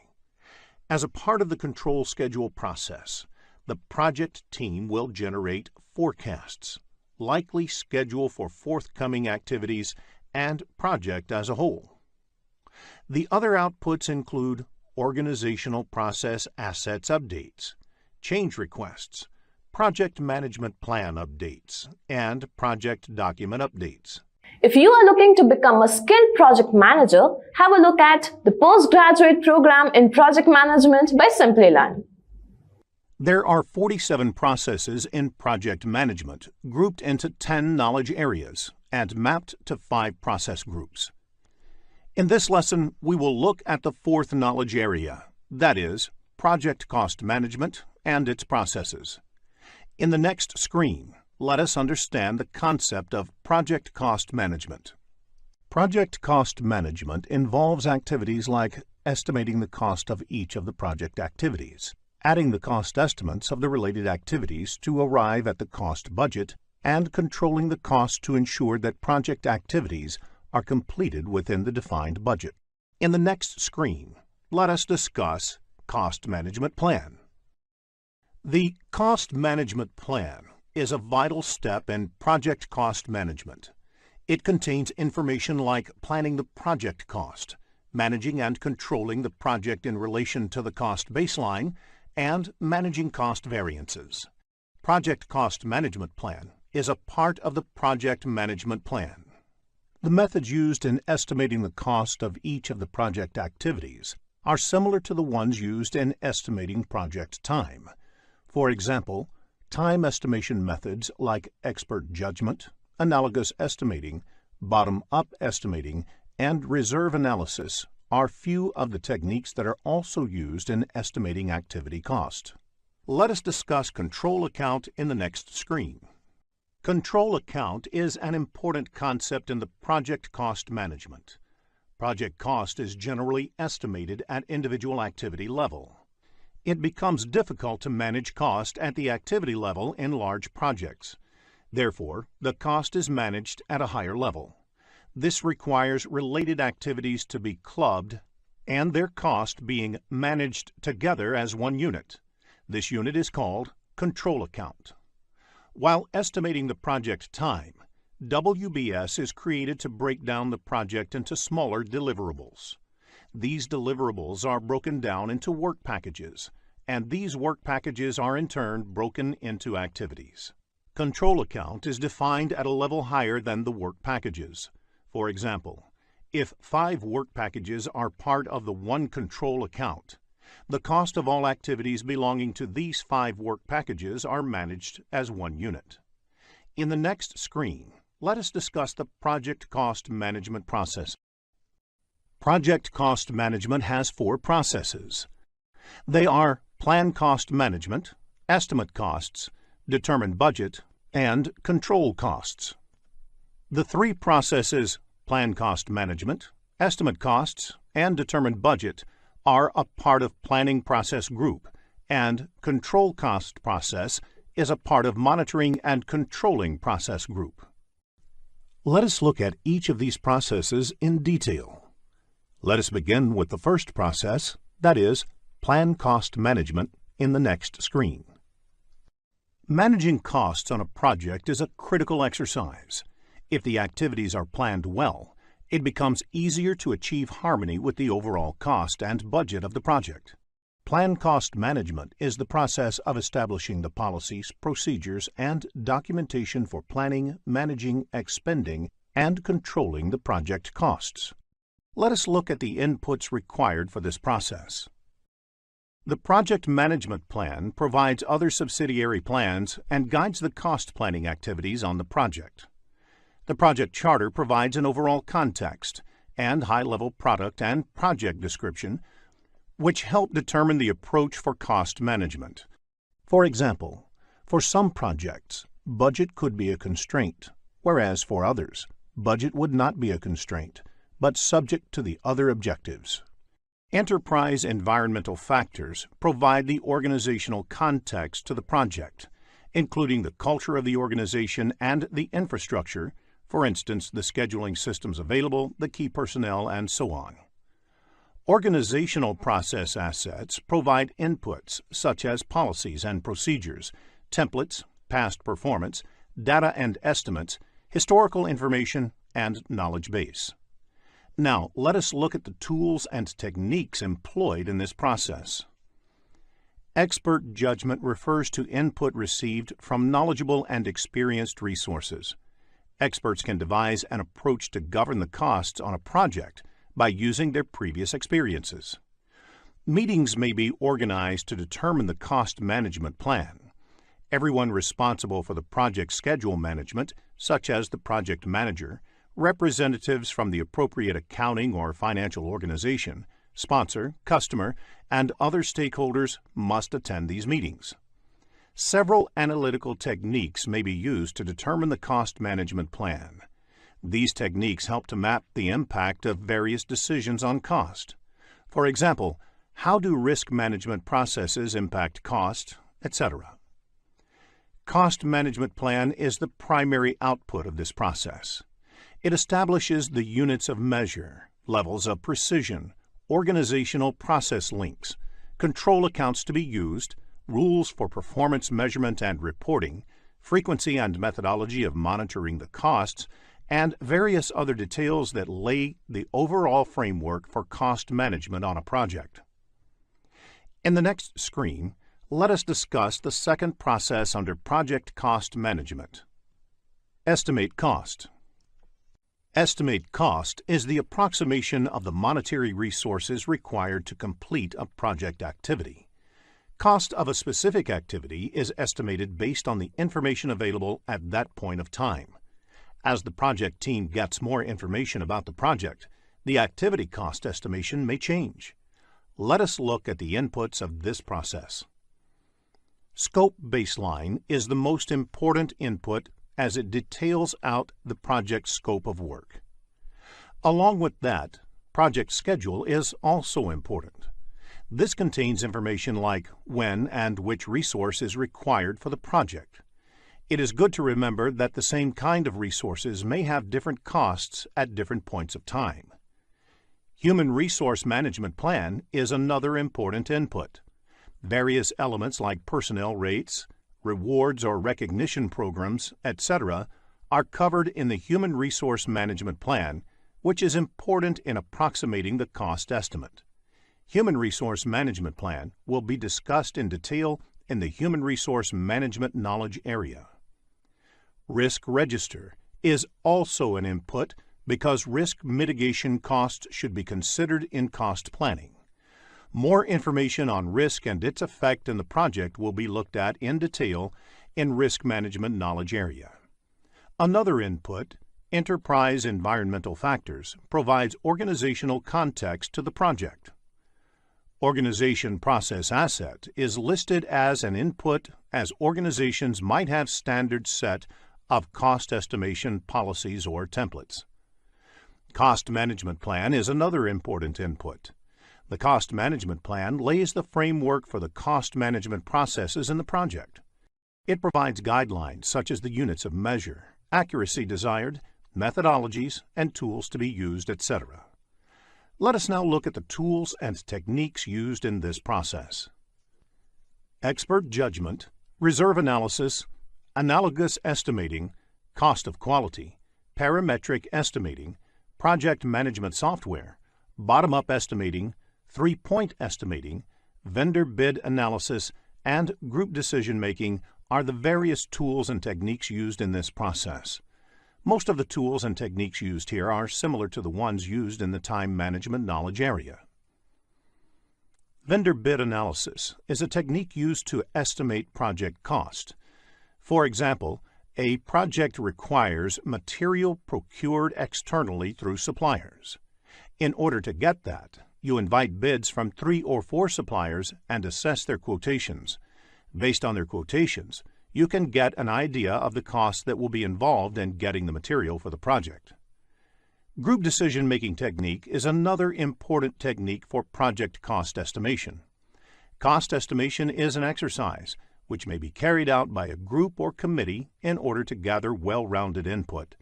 Therefore, group decision-making techniques may be used to arrive at a decision that team can work with. The outputs of this process are quite straightforward.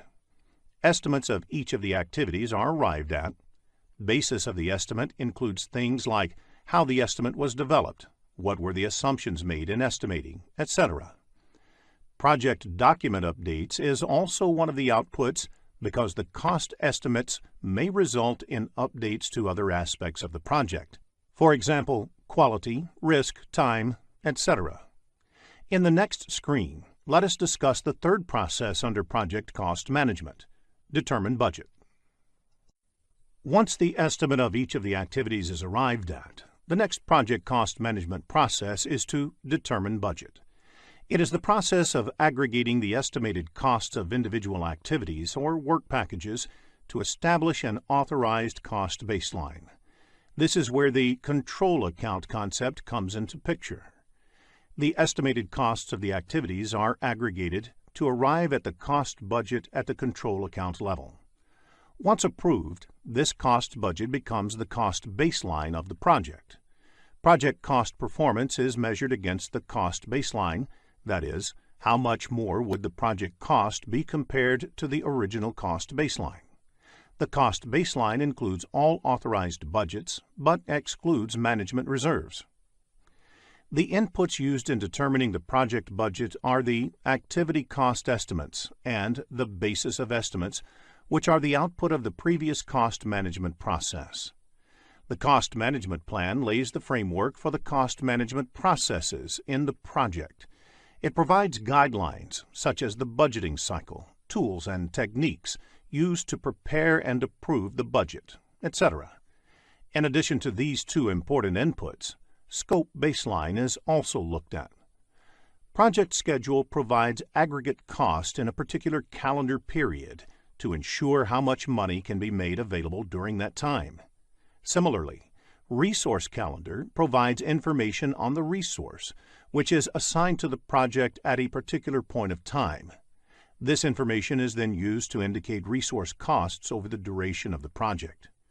Risk register gives an understanding of the overall level of risk on the project and, therefore, the level of contingency reserves that need to be built into the budget. Agreements entered into with the suppliers are also required to finalize the budget. Again, organizational process asset is an input because organization may have few policies for reporting the cost budget, or there might be some cost budgeting tools being used.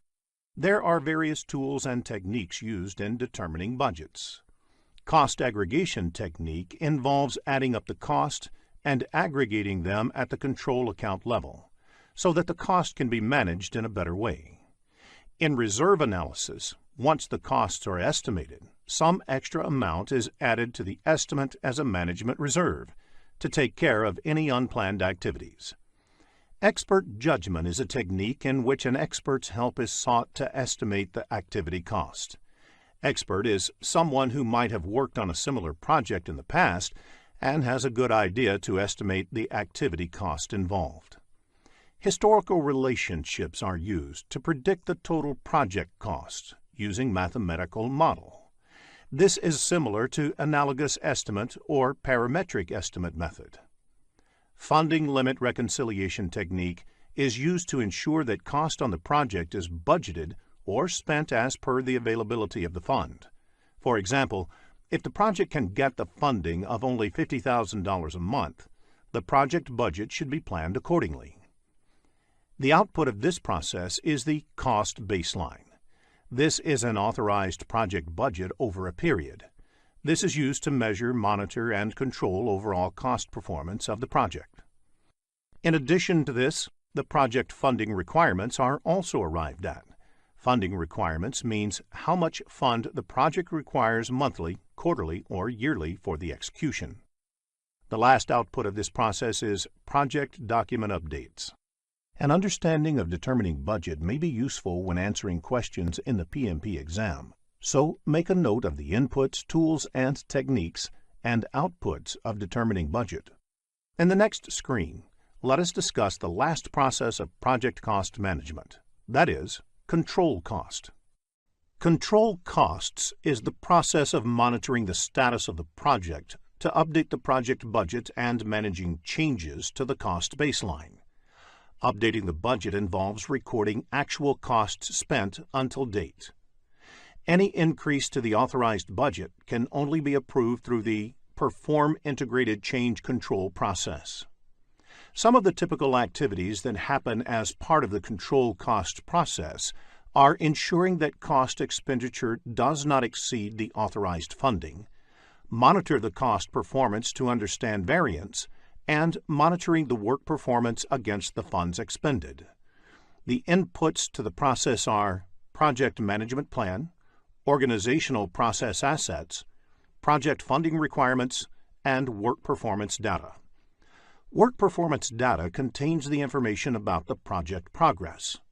The important tools and techniques used in controlling costs are earned value analysis management, forecasting, to complete performance index. Other important aspects of controlling costs are the review the performance, analyze the reserves to make sure the project has enough budgetary reserves to meet the expenses, and project management software, which helps in tracking and managing costs. Now, let us look at the output of this process. The key outputs of this process are work performance information in terms of cost variance, CV, schedule variance, SV, and earned value, EV, and forecasts about the cost performance. This process may also result in change requests arising out of cost control measures, as well as updates to project documents, the project management plan, and organizational process assets. Business scenario-based questions on project cost control can be expected in the exam. So if you have questions on these concepts, get them cleared, as that will help you score higher. In the next screen, let us learn about earned value management and its related terms. Earned value technique is an excellent way to track the project progress against the project plan. It is a method of measuring the project performance objectively and comparing it against the project baseline. Results from an earned value analysis indicate deviation of the project from cost and schedule baselines. Baseline is the initial approved value along with approved changes. Therefore, schedule baseline is the first approved project schedule along with approved changes. There are various terms used in earned value technique. Planned value is the authorized budget assigned to the scheduled work. Earned value is the work performed in terms of budget authorized for that work. Actual cost is the cost incurred in work performed. Budget at completion is the budgeted amount for the total work. Estimate at completion is the expected total cost for the project. Estimate to complete is the expected cost to finish all the remaining project work. Variance at completion is the projected budget surplus or deficit at the end of the project. All the parameters displayed on the screen are measured in terms of cost.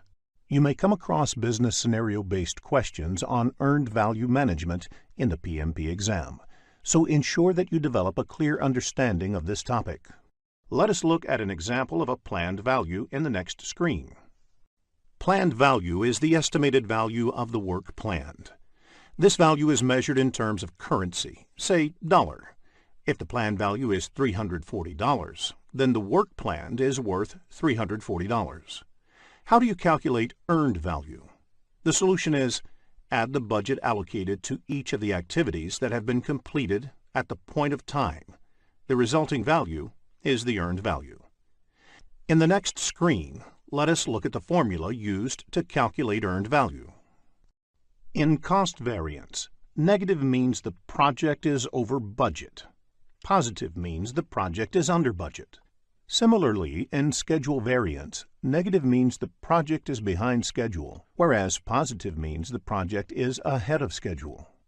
The value of the next two parameters, Cost Performance Index, CPI, and Schedule Performance Index, SPI, values vary between 0 and 1. For example, a CPI of 0.8 implies that 80 cents of work is obtained for every dollar spent in the project. Similarly, if SPI is 0.9, it implies that project is progressing at only 90% of the speed originally planned. The next parameter is Estimate at Completion, or EAC.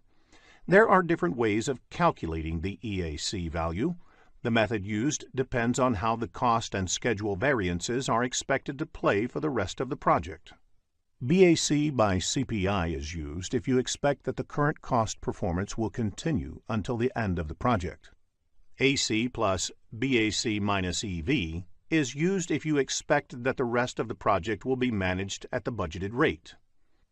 AC plus BAC minus EV by the product of CPI and SPI is used if you want to factor in the impact of the cost as well as schedule variances. AC plus ETC is used if you want to re-evaluate the project based on a forecast value for the estimated cost of the remainder of the project.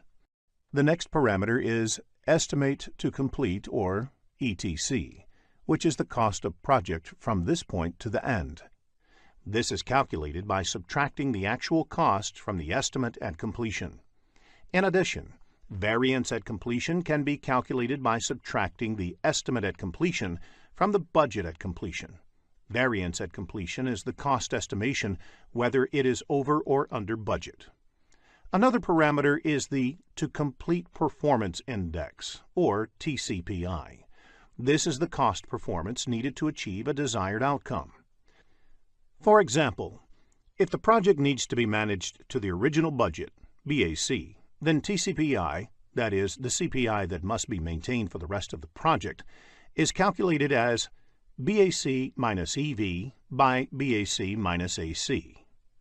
Similarly, if it has to be managed within a revised target, say EAC, then TCPI is calculated as BAC minus EV by EAC minus AC.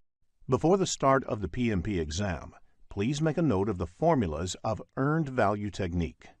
In the next screen, let us look into a business scenario to understand this concept better. After reading the problem statement, click the Solution button to look at a possible answer. Let us take the example of a software development project.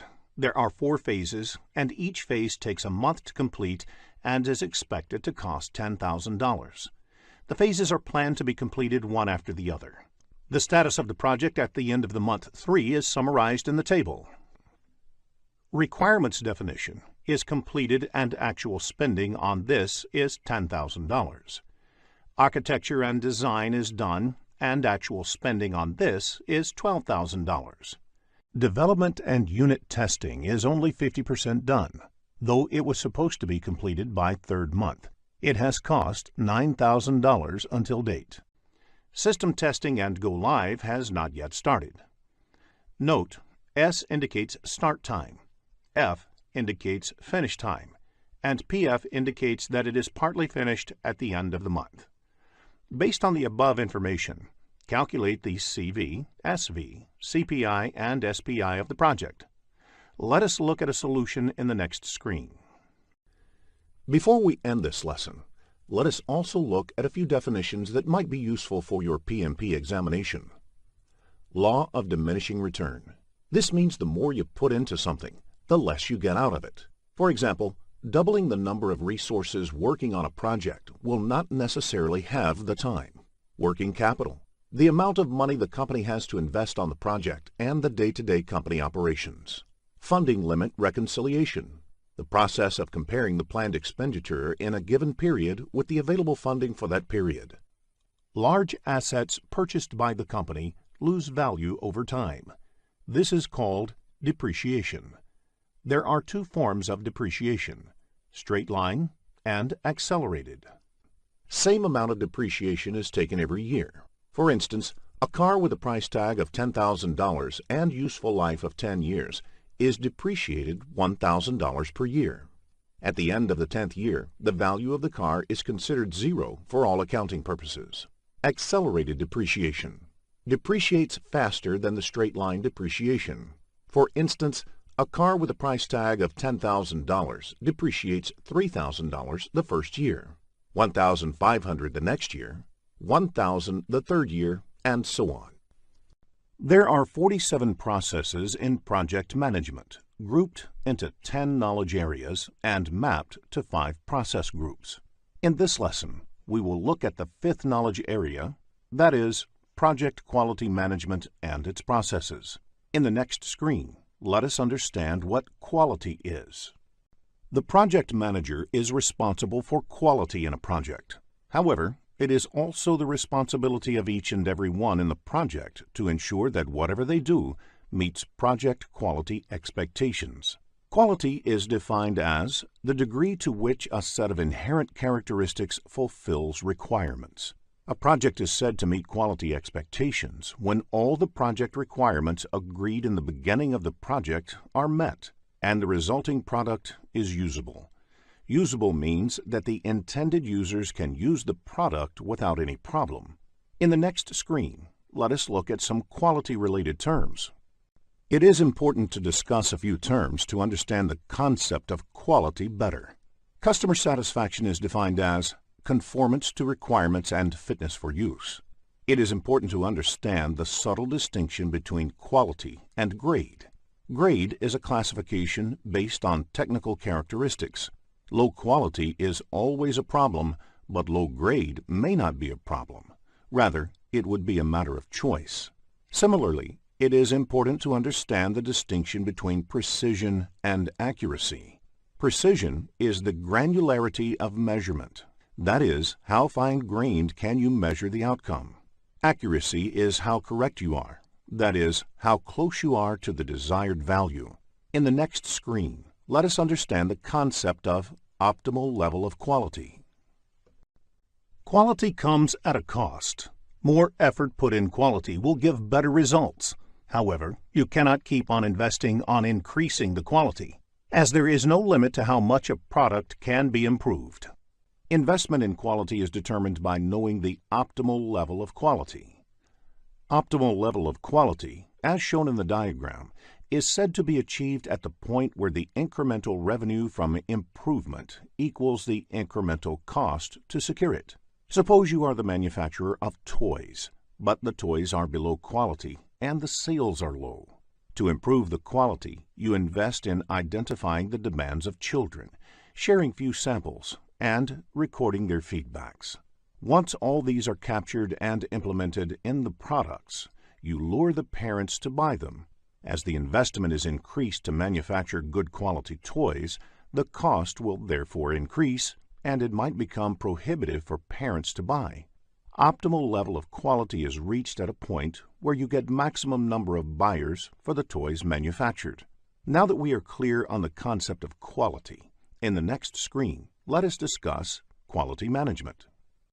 Quality management involves performing activities like creating standard policies and procedures, and ensuring that those standard procedures are being followed properly in the project. It aims to ensure that project meets all the initial agreed requirements without any deviation, and that the specified approach to quality is implemented on the project. 3 broad activities are done as part of quality management. They are quality planning, quality assurance, and quality control. Quality planning is the first step when quality-related activities of the project are planned. Quality assurance is the next stage of implementing those quality plans, and quality control is the last stage when periodic checks are done to see if project quality is improving. In the next screen, let us look into the differences between the 3 aspects of quality management. It is important to understand the different kinds of activities that come under quality planning, quality assurance, and quality control. Once the quality planning is done, the quality management plan is ready. This quality management plan has standards, templates, policies, and procedures to be followed in the project. It contains information on the level of quality being aimed and the plan to achieve that level. It is the aim of quality assurance activities to ensure that the activities planned under quality planning phase gets executed for the project.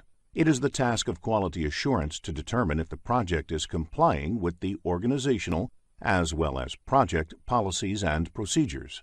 This is ensured by conducting regular process audits to identify deviation from what is planned in the quality management plan. These audits are generally done by quality department of the organizations. Quality assurance focuses on the process, not on specific products. The role of quality control is to measure specific project data or results against standards to inspect and verify the project's product, defect repair, and measure whether quality indicators are improving. Quality control is about the product and data. For example, it was planned as part of quality management that project would get completed plus or minus 10% within the cost budget. 3 months back, when the measurement was done, project was over budget by 20%. When the measurement was done a day before, it was only 15% over budget. Therefore, the project has showed an improvement of 5% in the last 3 months, and it is quite likely that over the next 3 months, project may get within the planned limit of 10%. Instead of showing improvement, if the data shows cost increase, then corrective and preventative actions are required to get the project within the 10% limit. This is quality control. In the next screen, let us discuss a few quality management concepts. Let us look at some terms that are commonly used in quality management parlance. Total Quality Management, or TQM, is a quality management philosophy that involves holistic thinking about meeting the objectives of an organization. It places the responsibility of quality squarely on the management. Kaizen is a Japanese term that stands for change for better. Kaizen philosophy is one that should always be looking for small and continuous improvements in the process. Deeming cycle, or PDCA cycle, that is, plan, do, check, act, is a process control and improvement approach propagated by the famous quality guru Edward Deming. It means you plan for something, execute it, check the output, and based on the lessons you act to bring the deviations under control. Kanban is a pull-based management system that originated in Japan, based on just-in-time (JIT) inventory management. The idea behind Kanban is to minimize the work in progress and achieve a smooth flow in the process from start to finish. Because building up inventory only to paper over the imperfections in the system tends to hide the problems. In the next screen, let us focus on cost of quality. Cost of quality is the cost that needs to be incurred to make a quality product. The sum of all the costs incurred is ensuring that project conforms to requirement is cost of quality. Cost of quality can be broken down into two major categories. First is the cost of conformance, or the money spent during the project to avoid failures. This can further be subdivided into prevention costs, which is the cost to prevent errors, like training the team, creating documents, on equipment, and in time to do it right. The other subdivision is appraisal costs, or the cost for assessing quality, like testing, destructive testing loss, and inspections. The second category is the cost of nonconformance. It is the money spent during and after the project because of failures. This is subdivided into internal failure costs. It is the cost of failures that occur before the product is released to customers, for example, rework and scrap. The second subdivision is external failure costs. It is cost incurred on failures that occur after it has been released by the team, for example, liabilities, warranty work, and lost business. Concept-based questions on cost of quality can be expected in the exam, so please make a note of the categories of cost of quality. Let us look at the project quality management processes in the next screen. There are 3 project quality management processes, of which the first process, Plan Quality Management, is done as part of the planning process group. The next process, Perform Quality Assurance, is done as part of the executing process group, and the last process, Control Quality, is done as part of the monitoring and controlling process group. In the next 3 screens, let us look into each of these processes in detail. The aim of the Plan Quality Management process is to identify the relevant requirements or standards to execute the project effectively to achieve the desired quality level. Quality planning results in the creation of the Quality Management Plan. Aim of the Plan Quality process is to identify the standards. A standard is an agreed-upon process to work or achieve a result. A standard can be set from within the organization or government. Once all the standards for the project are identified, the aim of the quality planning activities involves determining what work needs to be done to meet those standards. Before adhering to the standards, you should question their relevance with the project. Implementing all possible standards applicable to the project in random will have cost and time implications. Let us look at the inputs to this process. The project management plan provides the scope, schedule, and cost baseline, all of which have an implication on the quality management plan. Quality plan has a direct correlation with these. It might also have an impact on and be impacted by other subsidiary management plans, such as risk management. The stakeholders of the project may have specific requirements and views about the quality parameters of the project, and these have to be considered. The risk register gives an indication about the kind of risks that are inherent in the project, and also those which must be considered while planning the activities to ensure quality.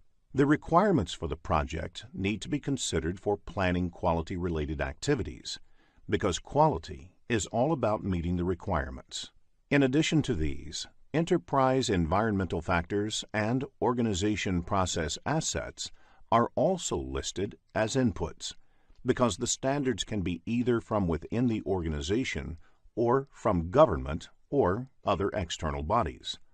Standards from within the organizations are usually the best practices learned over a period while executing numerous projects.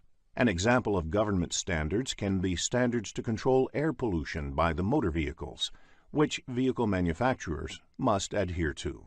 To accomplish quality planning, first, analyze the benefits versus the costs of meeting quality requirements. Next, identify the cost of quality and confirm if that kind of investment in quality is justified. In addition to these two, benchmarking helps in analyzing the quality of activities of similar projects executed in the past. This helps in identifying the particular quality of output of the previous project, which in turn acts as a basis for the current project's quality planning. Design of experiments can also be used for quality planning. This is a statistical way to determine what variables will improve quality the most. For example, in case of manufacturing doors, it can be determined that increasing the quality of the wood can have maximum impact on improving the quality of the door. In addition, the 7 basic quality tools, also known as the 7 QC tools, are used to determine the plan to achieve the desired level of quality. Statistical sampling as a tool becomes relevant whenever the quality plan cannot be applied to all the artifacts produced. For example, if destructive testing is a requirement, then it can be carried out only on a sample, not on the entire population. Statistical sampling helps in arriving at a representative sample that can give useful information. Other additional tools, such as brainstorming, force field analysis, etc., may be used to determine the quality management plan for the project.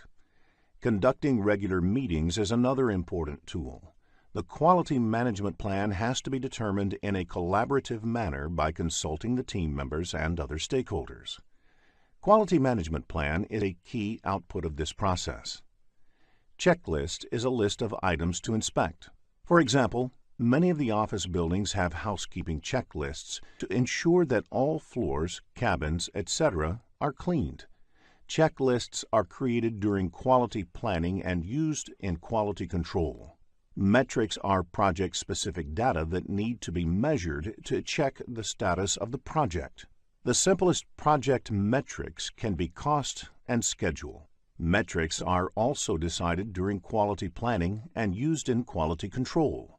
One of the roles of the project manager is to not only manage the project, but also improve processes in the project to decrease the instances of defects, which in turn saves time and money. Such activities are listed in the Process Improvement Plan, which eventually becomes part of Project Management Plan. As a result of the planning activities, other project documents may also get updated. For example, the Quality Management Plan may result in updates to the cost or resource requirements. There may be questions in the PMP exam based on the Plan Quality Management process, so please ensure you have a fair understanding of the concept before you take the exam. In the next screen, let us discuss the second quality management process. Once the quality planning is over, the next process in project quality management is quality assurance, which involves determining whether the standards are being met and the processes are being followed. Therefore, the input for this process is the work that has been completed during the quality planning stage. They are project documents, quality management plan, process improvement plan, quality metrics, and quality control measurements. Let us look at the tools and techniques used in this process. Quality audit is the process to check whether the project is complying with the organization policies, standards, and procedures, and determine whether these policies, standards, and procedures used are efficient and effective. So a good audit not only looks at this compliance, but also for the new lessons learned from the current project that can help make the future projects better. Process analysis involves using the lessons learned from doing the initial few work to make the remaining work more efficient.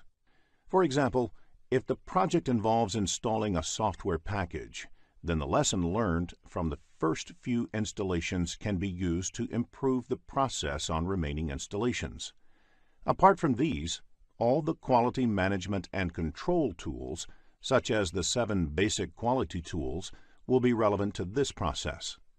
The key output of this process is project documents updates to ensure that if there is any deviation from agreed standards, it is corrected. Also, if there are any lessons learned that can help improve the future projects, the organization process assets get updated. This quality assurance may result in improvement suggestions, change requests may be generated, and the project management plan may need to be updated. Understanding characteristics of quality assurance tools and techniques may be useful while answering the exam, so prepare this topic well before you take the exam. In the next screen, let us discuss the last process of quality management. The key focus of the quality control activities is on the correctness of the work. Quality control helps answer questions like, is everything okay with the project? Does the project plan require changes to successfully execute the project? Will the project succeed, etc.? Let us look at the inputs to this process. The quality metrics measurements are done continuously to see whether the project quality is improving. The project deliverables are inspected against the planned checklists. Quality control acts upon the deliverables and work performance data produced in execution. It also refers to the project management plan for understanding deviations from the plan. It also considers the approved change requests, information from other project documents, and organizational process assets. There are 7 popular tools and techniques used in doing the quality control activities. They are collectively known as 7 basic tools of quality. Other relevant tools are statistical sampling, inspection or testing, and review of the approved changes. Quality control activities result in quality control measurements, the verified deliverables, validated changes, information about the work being performed, recommended changes, and updates to the organizational process assets, project management plan, and other project documents. In the next screen, let us look into a business scenario to understand this concept better. After reading the problem statement, click the Solution button to look at a possible answer. Six Sigma is a highly disciplined process that focuses on developing and delivering near-perfect products and services consistently. If a large volume of data is plotted over a period of time, you would most probably have a bell-shaped graph. Such graphs are also called normal distribution graph. It's called as normal distribution because any large volume of data is plotted with the intent to track variations would most probably be in a bell-shaped curve. The line corresponding to the top of the bell curve is the median of the data sample. Standard deviation concept is used to measure how far any data is from the mean. Standard deviation is also called sigma. One standard deviation from the mean covers 68% of the data. 6 sigma means 6 standard deviations from the mean.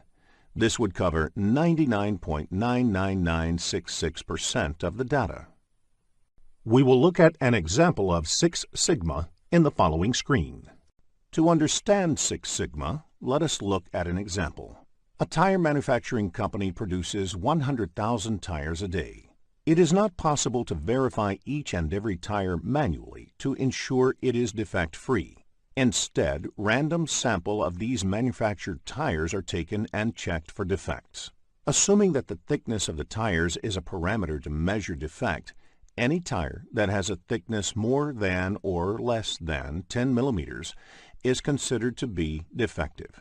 Now, if you measure the actual thickness of all 100,000 tires manufactured daily and plot them on a graph, you get normal distribution graph. One standard deviation from the mean covers 68% of the data, meaning if the thickness of the 100,000 tires are plotted, 68,000 of them lie within one standard deviation above or below the mean.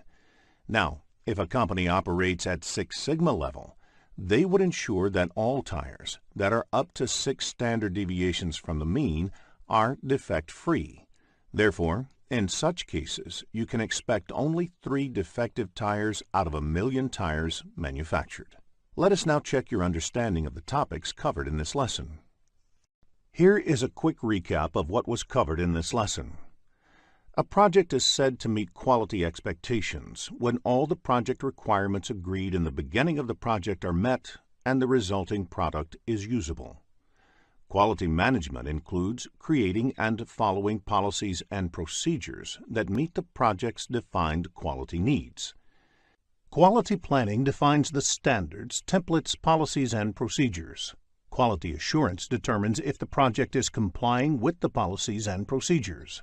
Quality control measures specific project results against standards.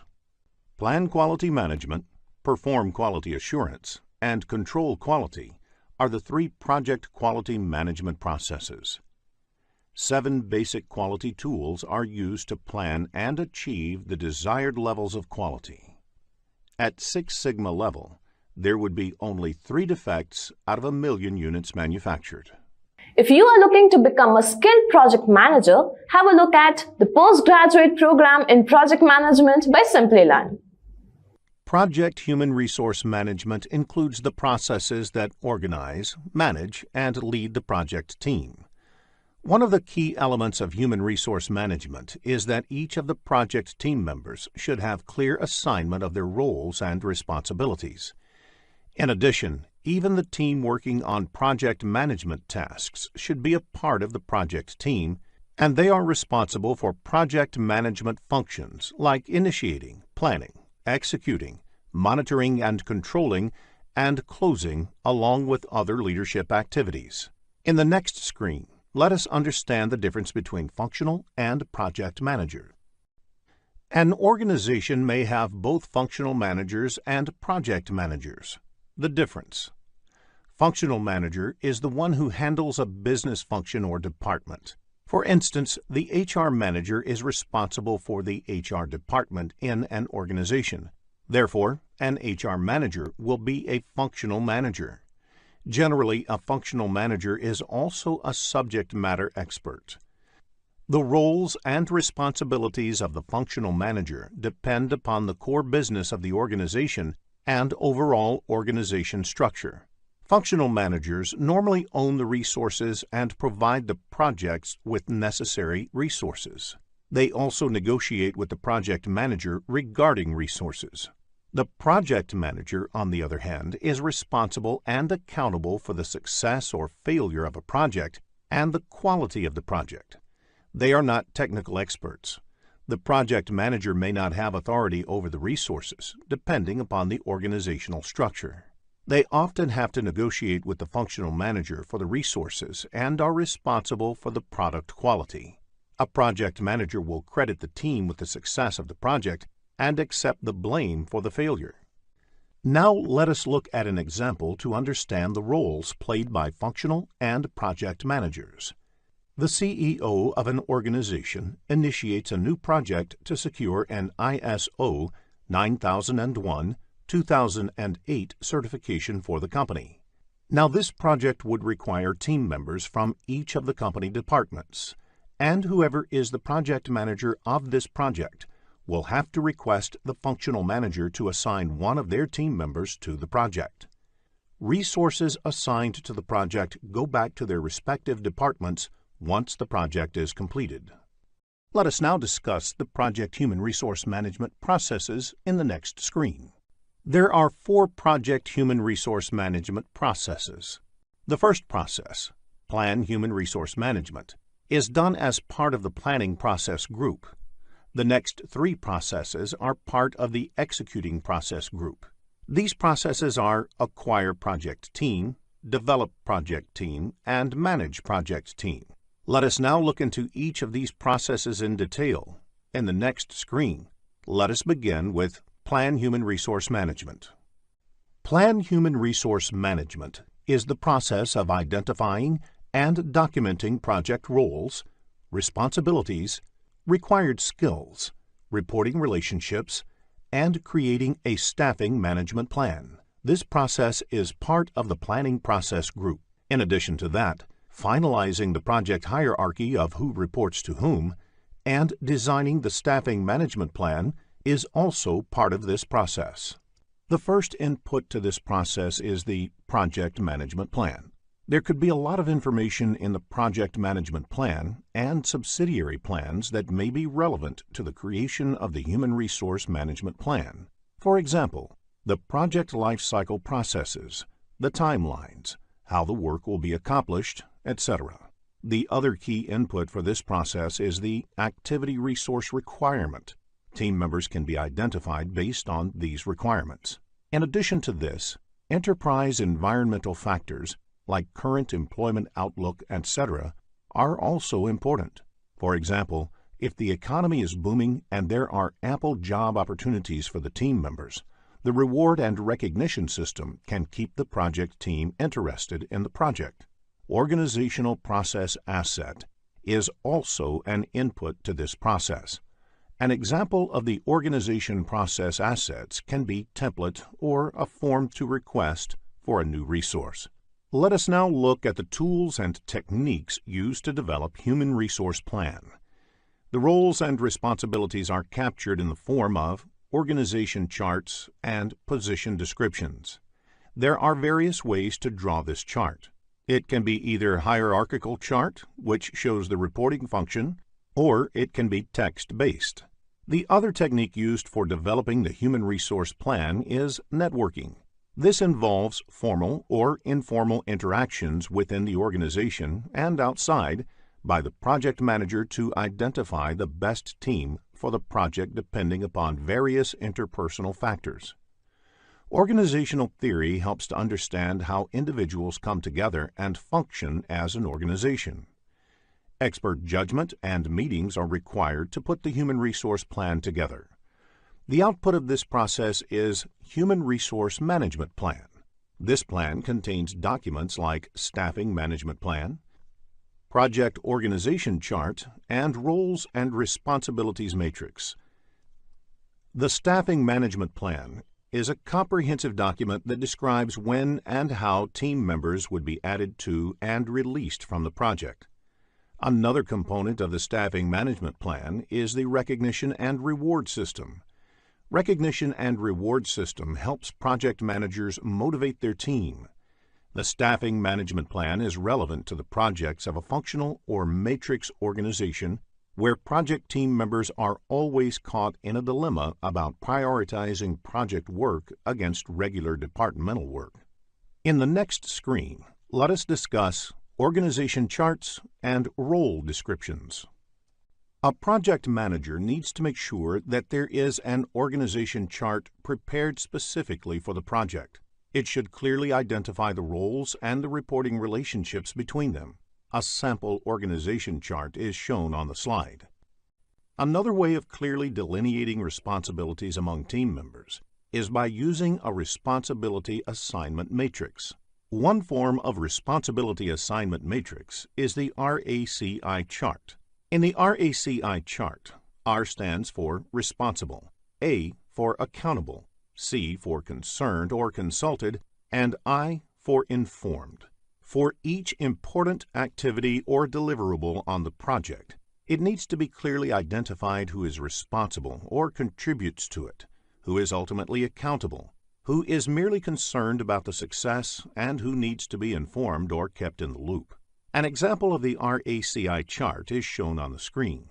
In this case, project manager John is accountable for the project plan, and the other team members, Chris, Sally, and Ting, are responsible for completing the plan. Similarly, you can note the roles of each resource in the other activities.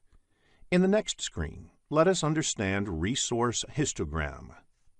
Resource histogram is a method of depicting how many resources are required for the life of a project. If you observe the chart shown on the screen, it indicates that the number of staff hours required on the project increases to a peak in 2014 and then slowly tapers off. Especially for long-running projects, the level of staffing needed may vary considerably over a period. This has implications for other parts of the plan as well. For example, the cost will vary as the number of resources change.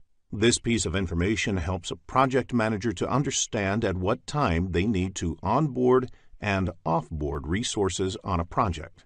In the next screen, let us look into the second human resource management process, that is, acquire project team. Acquire project team is the process of confirming human resource availability and obtaining the team necessary to complete project activities. This process belongs to the executing process group. Acquiring resources may not be required in the planning phase. Therefore, it is done in execution phase. Though you may plan to acquire few in the planning phase, major acquisition is done in execution phase. This may be true where large projects are run spanning over many years with several detailed activities. The key input is the Human Resource Management Plan. Enterprise environmental factors help understand which team members will be available to work on the project, how much they will cost, etc. Organizational process assets will help understand the hiring procedure of the company, the policies that govern the use of team members on the project, etc. The key technique for acquiring the project team is negotiation. As a project manager, you have to negotiate with the company's senior management, resource manager, or with prospective candidates to secure the most suitable resources on the project. Sometimes the resources may be pre-assigned to a project. This typically happens when they are the key resources, without which the project cannot take off. Sometimes the project team is acquired by getting required resources through external vendors. Most of the bigger organizations have approved a list of vendors who provide resources on a contractual basis. Nowadays, the concept of virtual team is also quite popular to get a project team. So even though the project is being conceived in one country, a big part of the team can be in another country. For example, if the project is conceived in the USA, majority of the team can be in Germany and both the teams can coordinate over the phone, email, chat, etc. Multi-criteria decision analysis is also an important tool to achieve the objectives. While acquiring the human resources for the project, it is important to consider a number of factors, such as availability, cost, skill set, experience, attitude, relocation needs, etc. These criteria have to be considered in totality and balanced out against the project's requirements. The output of this process is project staff assignments, resource calendars, and updates on project management plan. Let us now discuss the next process, develop project team. Once the project team is acquired, the next step is developing the project team.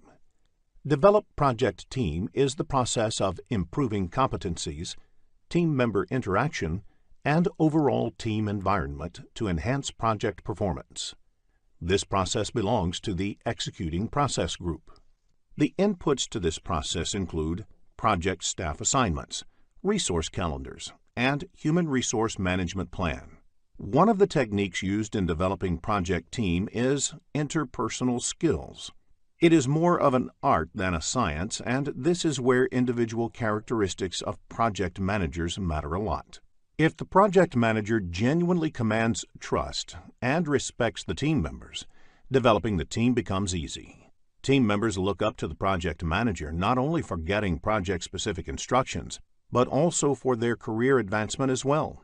Social activities like celebrating a team member's birthday, going for parties outside the office, etc., helps in team building. Training is also an important tool for developing the project team, as it helps in increasing the knowledge of competencies of the team members. Sometimes, co-locating the team members at a single place also helps in developing team bonding. This is especially important if team members work from different geographical locations. Knowing a person face-to-face does help in reducing conflict. Project managers can also encourage the team members by providing recognition and rewards. Personnel assessment tools give the project manager insights into the strengths and opportunities for improvement in the team members.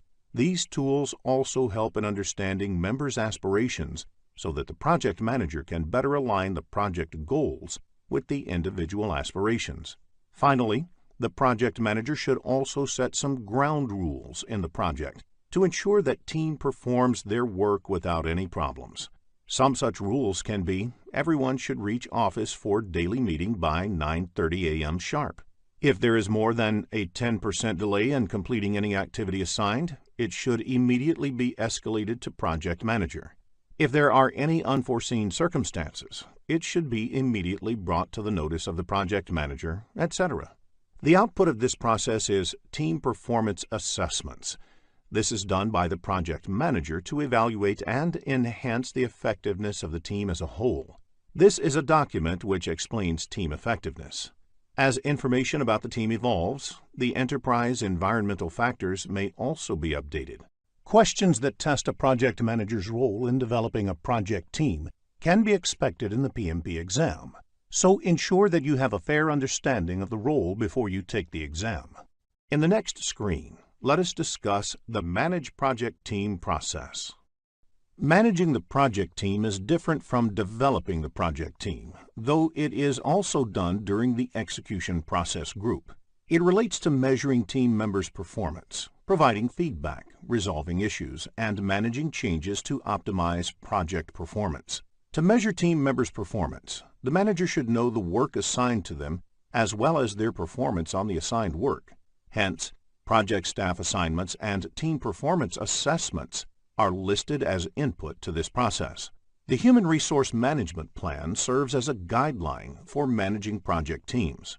Some organizations have template and procedures to do such assessment, and that being the reason why Organization Process Asset is also one of the inputs to this process. The work performance reports, as well as issue logs, will be inputs because the team management activities have to be performed in this context. Observation and conversation is a technique where the project manager monitors and discusses the tasks done by the team. This does not imply formal project status reports, but having an informal interaction with the team before documenting the project status report. Knowing about the issue early helps in resolving them early. Formal performance appraisals are helpful in evaluating the team members' performance on the project. The project manager creates these with the help of the team supervisors. It is an established practice in most organizations to evaluate team members for their work. This may have a bearing on their future assignments, salary, promotions, etc. Since the power of appraising lies within the project manager, the project manager can use this as an effective tool for managing the team. Since multiple resources work on a single project, it is quite natural to expect conflicts. It is the responsibility of project manager to resolve conflicts. Conflict management has been discussed in detail later in the lesson. You can expect questions on conflict management in the exam. The other tool is interpersonal skills. The output of managing a project team includes corrective action recommendations, like which team members to be changed, implementing some reward system to motivate the team, etc. Updating the project management plans, documents, organization process asset, and enterprise environmental factors are the other outputs of this process. There can be questions in the PMP exam that test a project manager's skill in managing a project team. So ensure that you are aware of the inputs, tools and techniques, and outputs of managing a project team. Let us discuss team dynamics in the next screen. Any team naturally goes through several stages as it gets together. These stages are forming, storming, norming, performing, and adjourning. In forming stage, a team formally comes together for the first time. In storming stage, disagreements start to surface. This is followed by norming, when the teams start working together and trusting each other. In performing stage, they are able to deliver results as a team. Finally, the team is adjourned when the work of the project is completed or the project is terminated. In the next screen, let us discuss conflict management. Many organizations look for people with diverse background to get different perspectives about work. If people with diverse backgrounds and culture work on a project, it is quite natural to expect conflict. Conflict often results in opportunities for improvement. The root causes of conflict can be scarce resources, scheduling priorities, and personal work styles. While the popular belief is that personality or ego can be the key reason for conflict, it is the least possible reason for conflict. As a project manager, if you find yourself in between a conflict with a team member, sit across the table and resolve it. If not, they should get their immediate managers involved and try to resolve it. To avoid conflicts, a project manager should let everyone involved have complete clarity about the project. Assign the roles and responsibilities to each of the team members clearly. Ensure that there are no overlapping responsibilities, which could be a possible cause for conflict. Sometimes boredom at work can also lead to conflict.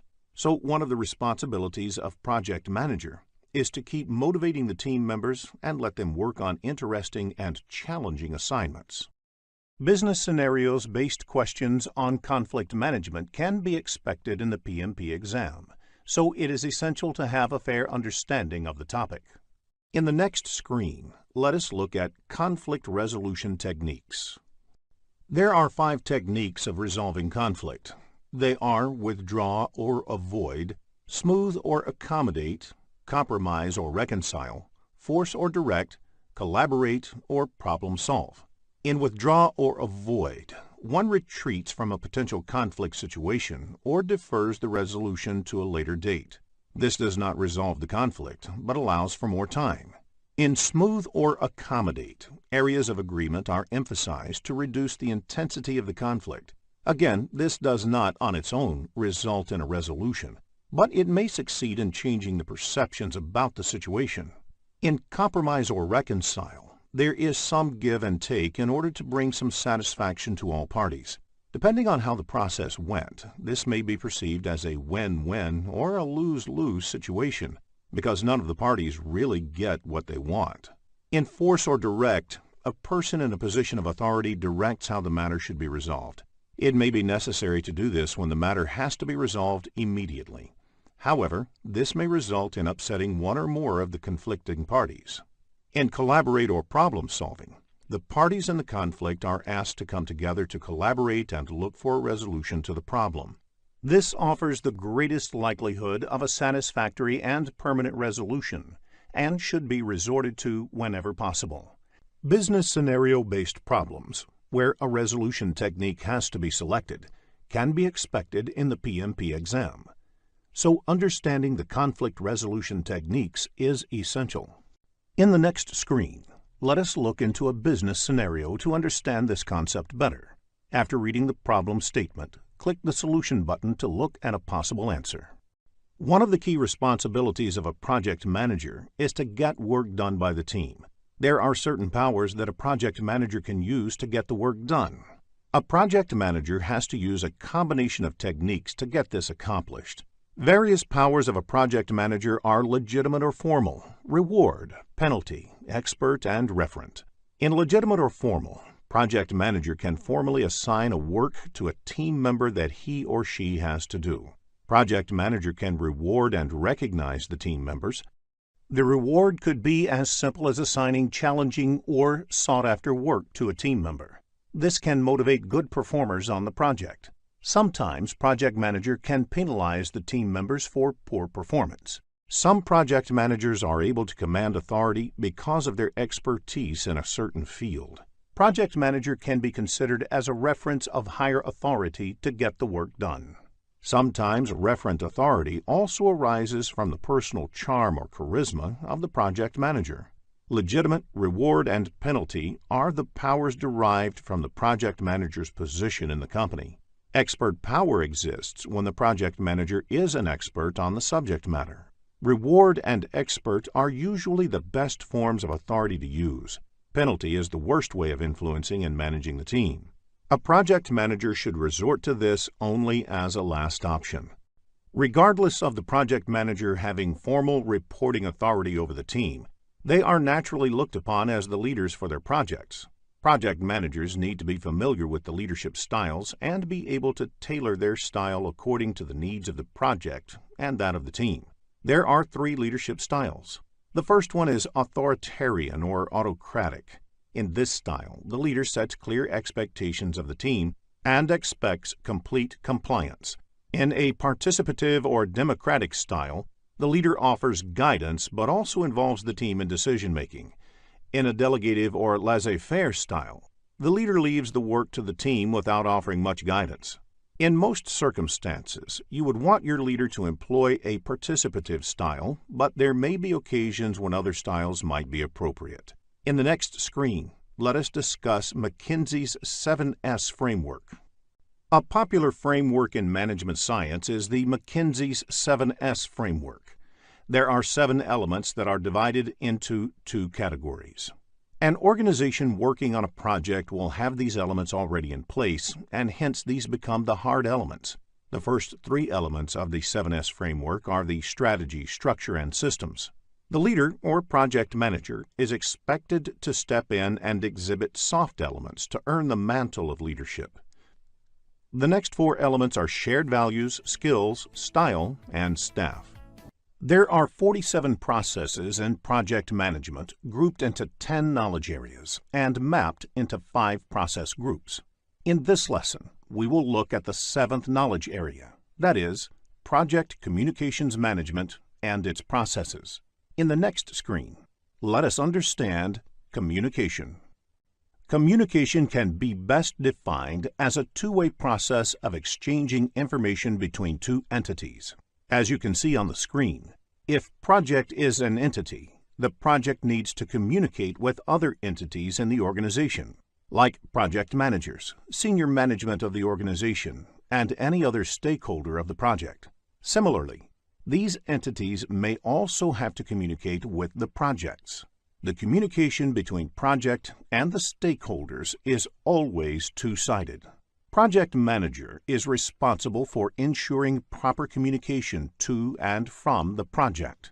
In fact, a project manager spends almost 90% of his or her time on communication. You can now understand how important it is for a project manager to plan this activity well. In the next screen, let us discuss communication methods.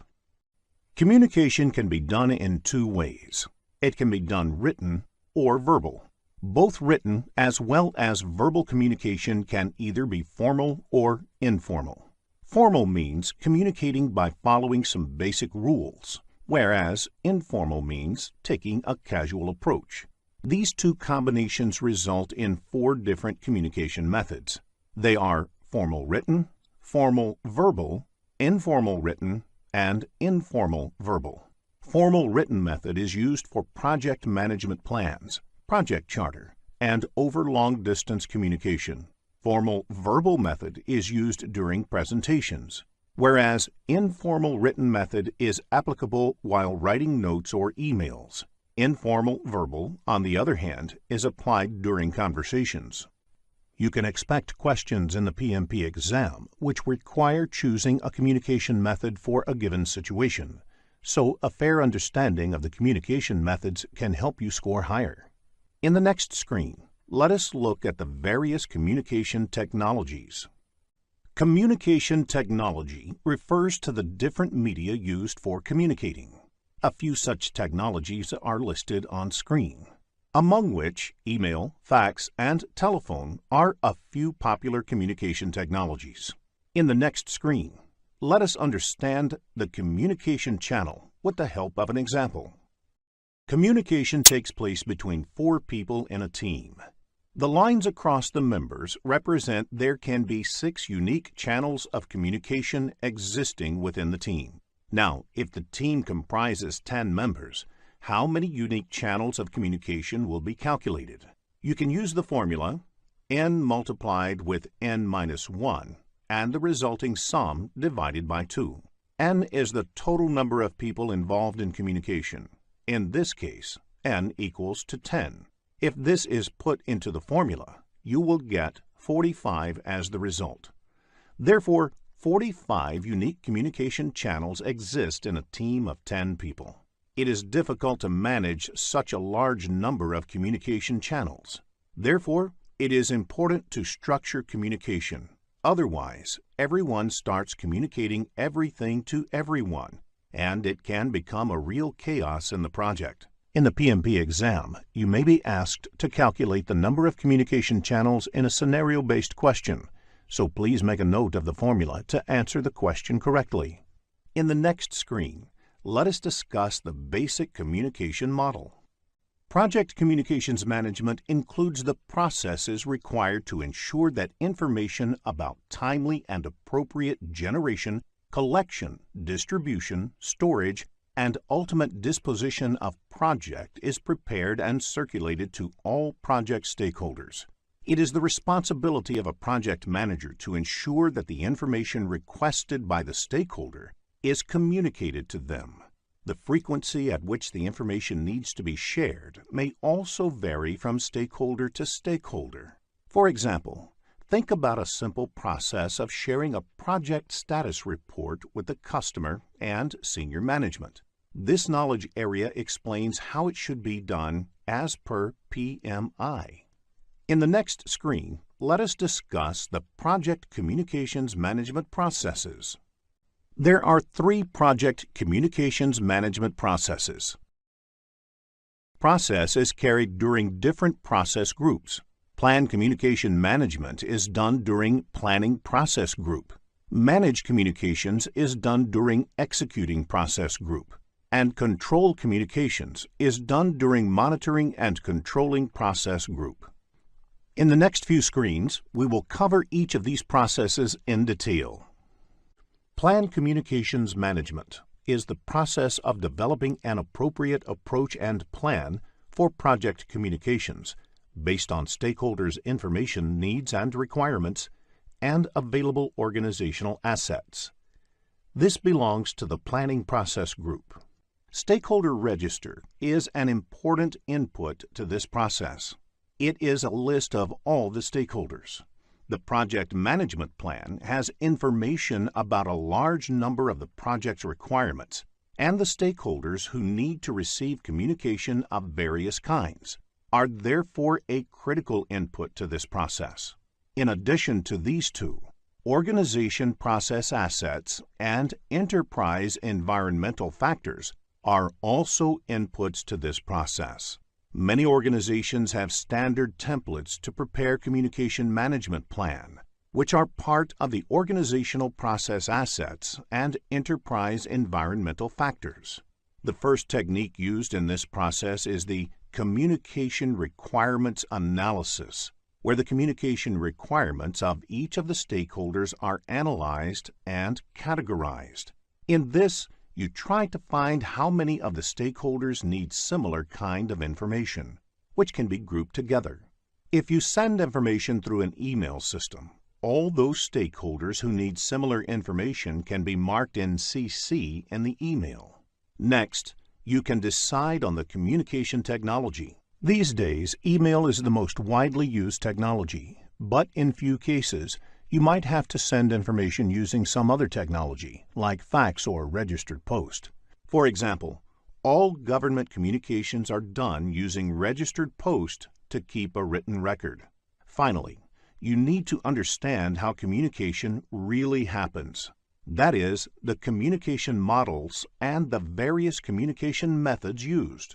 You may need to conduct meetings before agreeing on and finalizing the Communications Management Plan. The Communications Management Plan is the primary output of this process, which lays down the procedures around communications in the organization. Communication Management Plan has information like which stakeholder needs what kind of information, at what frequency, and how. As a result of this process, some other project documents may also get updated. There may be questions in the PMP exam based on the Plan Communications Management process, so a fair understanding of the process will help you answer such questions correctly. In the next screen, let us look into a business scenario to understand this concept better. After reading the problem statement, click the Solution button to look at a possible answer. Manage communications is the process of creating, collecting, distributing, storing, retrieving, and the ultimate disposition of project information in accordance to the Communications Management Plan. It belongs to the Executing Process Group. Managed communications is done throughout the project lifecycle. Everything cannot be planned during communication planning, so Managed Communications takes care of responding to unexpected requests for information as well. Communications Management Plan is an important input. Work performance reports have information regarding project performance and status information. Organizational process assets are the standard templates created for the status report by organizations. In some organizations, there are guidelines for communication distribution. Enterprise environmental factors are the other inputs to this process. Various tools and techniques are used in this process.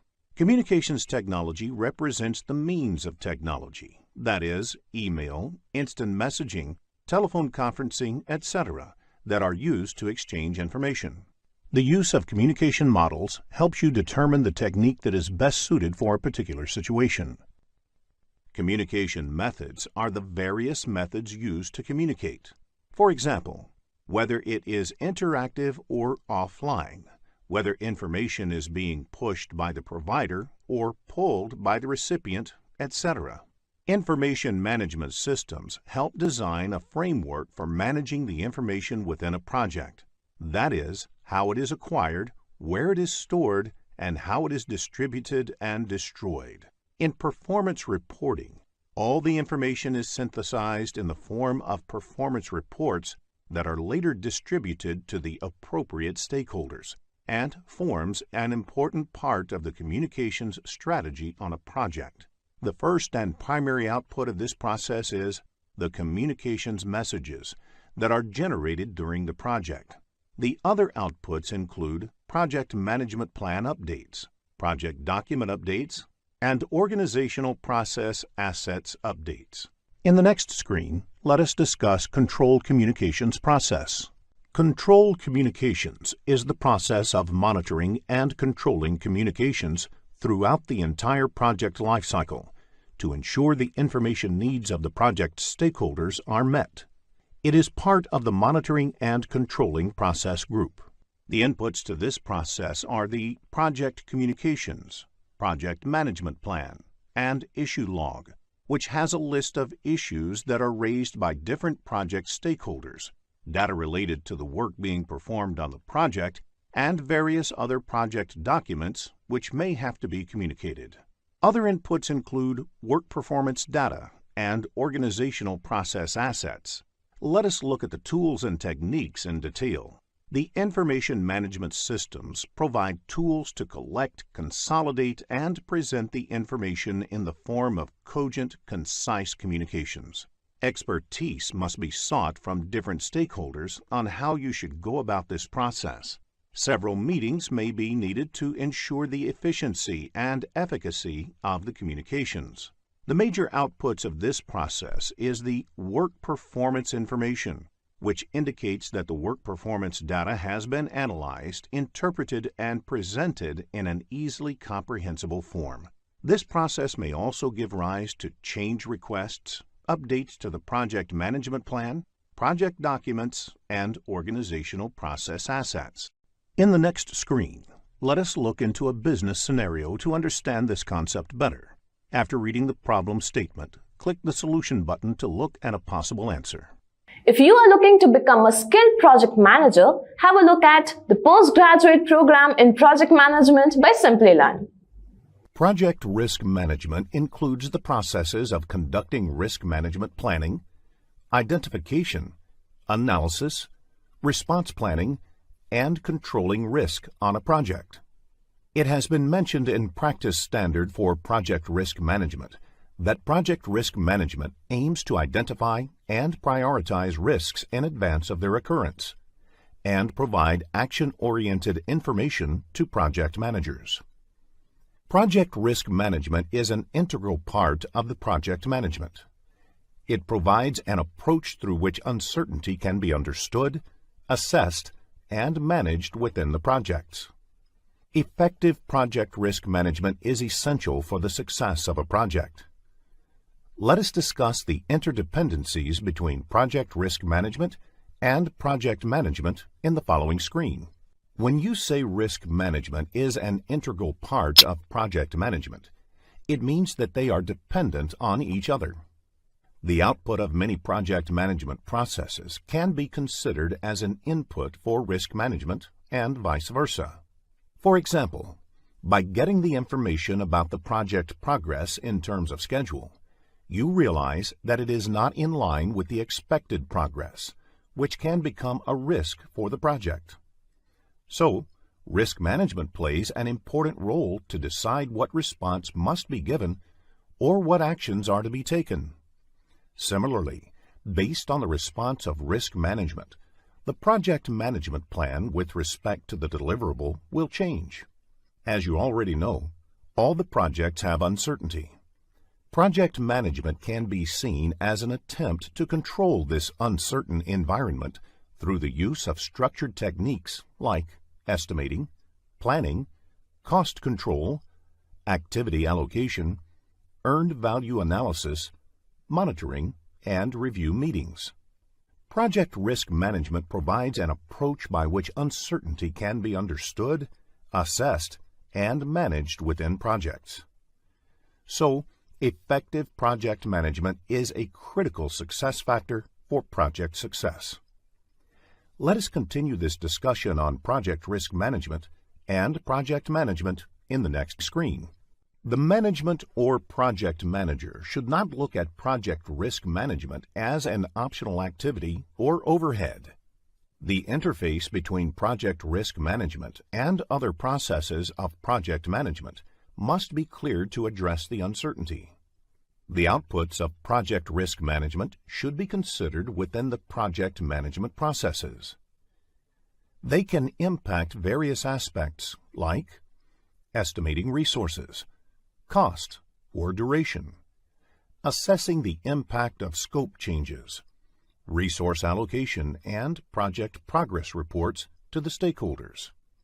The effectiveness of project management process is increased by using the information and results from project risk management.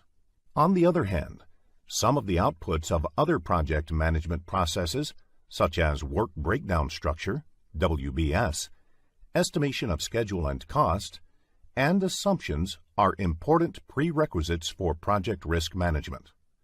Let us first discuss how we can make risk management process effective in the next screen. You make risk management more successful, effective, or consistent by using processes, methodologies, or a set of activities. However, before using these processes, you should keep some points in mind. Risk management process should be scalable to meet different elements like available resources, methodology and processes used, tools and techniques used, supporting infrastructure, review and update frequency, and reporting requirements. It is important to have a clear understanding of the risk threshold that defines the views of key stakeholders on acceptable levels of risk. It is equally important to identify the framework to manage the risk, starting from the initiation stage to its successful implementation. Project risk management activities, resources, and attention should be appropriated to the project. Since different projects warrant different levels of risk management application. Some of the actions required for tailoring are defining objectives against which risks will be identified, defining how the elements like resources, methodologies, tools, infrastructure, and communication are scalable for the project, and defining risk thresholds, tolerances, and the assessment of framework. The outputs should be documented, communicated, reviewed to ensure common understanding of the scope and objectives for the project risk management processes. In this screen, we will look into the high-level activities carried out in the 6 project risk management processes. The first process is Plan Risk Management. In this process, you define the scope and objectives of the project risk management processes. The key output of this process is the Project Risk Management Plan. The second process is Identify Risks. In this process, you identify maximum possible known risks. You will be focusing on the tools and techniques used in the process of identifying risks. The key output is the risk register. The third process is perform qualitative risk analysis. This process is about prioritizing risks and ranking them as high, medium, and low for further action. The focus will be on tools used to prioritize risks. The fourth process is perform quantitative risk analysis. In this process, you evaluate the combined effect of risks on the overall project outcome. The risks are quantified numerically. The fifth process is plan risk responses. This process helps us determine appropriate response strategies and actions for each individual risk and for overall project risk, and integrates them into overall project management plan. The sixth and last process is control risks. This process focuses on implementing risk response plans, tracking identified risks, monitoring residual risks, identifying new risks, and evaluating risk process effectiveness throughout the project. In the next screen, we will look into the flow of all these 6 processes and how it works logically. There are 47 processes in project management grouped into 10 knowledge areas and mapped to 5 process groups. In this lesson, we will look at the 10th knowledge area, that is, project stakeholder management and its processes. In the next screen, let us understand who stakeholders are. A stakeholder is anybody who has a stake in the project. A stakeholder may be an individual, a group, or an organization who may affect or be affected by or perceived to be affected by a decision, activity, or outcome of a project. Further, the nature of the impact can be positive or negative, thus giving rise to the notion of positive or negative stakeholders. Irrespective of whether a stakeholder is positive or negative, it is important to engage with the stakeholders and get them involved in the project. This can make a critical difference to the success or failure of the project. A single disgruntled stakeholder can bring the entire project to its knees, whereas an actively engaged and influential stakeholder can have the opposite effect. Let us understand who the common stakeholders of a project are. There are several categorizations of stakeholders. The project managers themselves are important stakeholders. The project team members represent stakeholders in the project. The senior management of the organization, which is working on the project, has a stake in the project. The sponsor, that is, the person or entity that provides the money and resources for the project and essentially champions the project, is an important stakeholder. The customer, which may be different from the sponsor, is a stakeholder as well. For instance, in many of the projects in the social sector, the sponsor may be the government or a development agency, whereas the customers would be the people who actually benefit from it. The end users, which may be different from the customers or the sponsors, are stakeholders too. The vendors or suppliers who provide goods or services to the project are important stakeholders. People whose lives may be impacted by the output of the project are also stakeholders. For example, if a highway project requires possession of privately owned land, people whose land is being taken away are the stakeholders. If the construction of a dam or water reservoir benefits the downstream farming communities, they are the stakeholders here. Competitors who provide alternative goods or services are stakeholders too. Sometimes environmentalists or other social groups may become stakeholders. The government or political leadership may become stakeholders for projects in the public domain. It is sufficient to state that there could potentially be hundreds of stakeholders for a large project. It is in the interest of the project manager and the project team to clearly identify all such stakeholders up front and then actively manage them throughout the project. In the next screen, let us discuss the classification models for stakeholder analysis. Not all the stakeholders have the same amount of influence or power over the project. Therefore, the way to manage each stakeholder needs to be calibrated based on a proper classification of the stakeholders. This is the role of the classification model. You can come up with a grid that maps the power of the stakeholders, the interest they have, the influence they may have, or the impact that they can have on the project through the power interest, power influence, or influence impact grids. It can be represented by mapping stakeholders to a power or interest grid.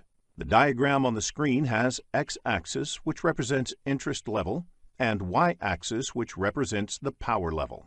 Based on the various combinations of power levels and interest levels, the grid can be divided into 4 quadrants. The stakeholders on the top right quadrant, with high power and high interest, need to be managed closely. That is, you have to monitor their involvement and engagement very closely. The stakeholders on the bottom right quadrant, with high interest but low power, need to be kept in the loop. That is, you should share information with them and keep them regularly informed. The stakeholders on the top left quadrant, with high power but low interest, can be managed by keeping them happy, for example, by making sure that their interests and opinions are taken into consideration. The stakeholders on the left bottom quadrant, with low power and low interest, may be managed less actively by simply monitoring how things are going with them. The salience model describes classes of stakeholders based on their power, ability to impose their will, urgency, need for immediate attention, and legitimacy, appropriateness of their involvement level. This is a useful framework to guide the stakeholder management strategy on a project. Practice creating power grids for business scenarios. This will help in understanding the level of engagement a project manager needs to maintain with various stakeholders. In the next screen, let us discuss the Stakeholder Engagement Assessment Matrix. The Stakeholder Engagement Assessment Matrix allows visualizing the current and desired states of a stakeholder's involvement in the project. The 5 levels of involvement are as unaware, resistant, neutral, supportive, and leading. Unaware is where the stakeholder is not aware of the project or its impact.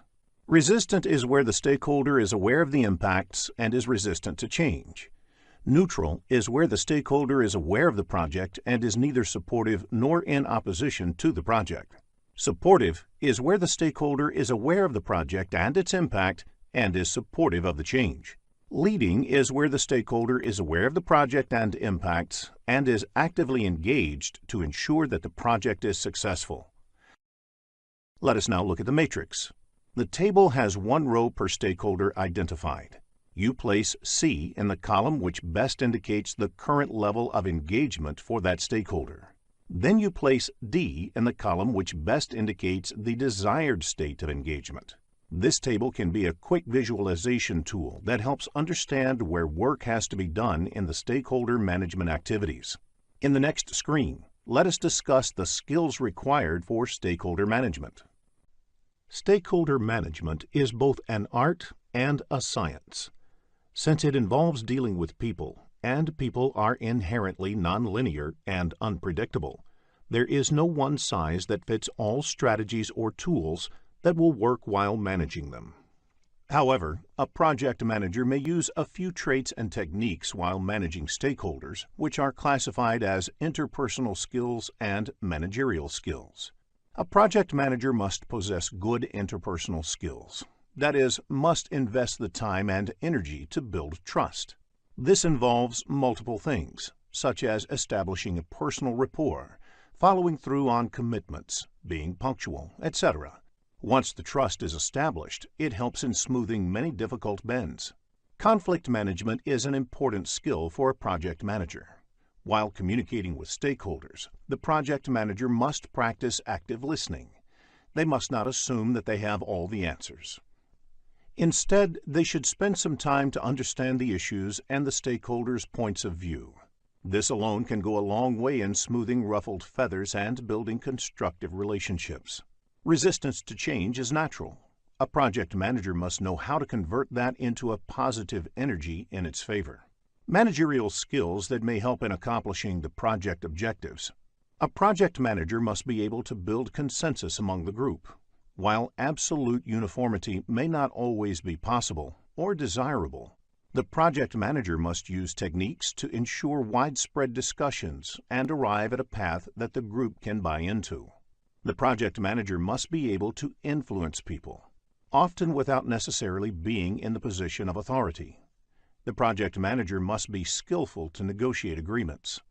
The project manager must be able to understand and modify organizational behavior in order to move the project in a certain direction.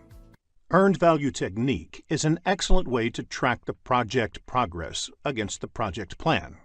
It is a method of measuring the project performance objectively and comparing it against the project baseline. Results from an earned value analysis indicate deviation of the project from cost and schedule baselines. Baseline is the initial approved value along with approved changes. Therefore, schedule baseline is the first approved project schedule along with approved changes. There are various terms used in earned value technique.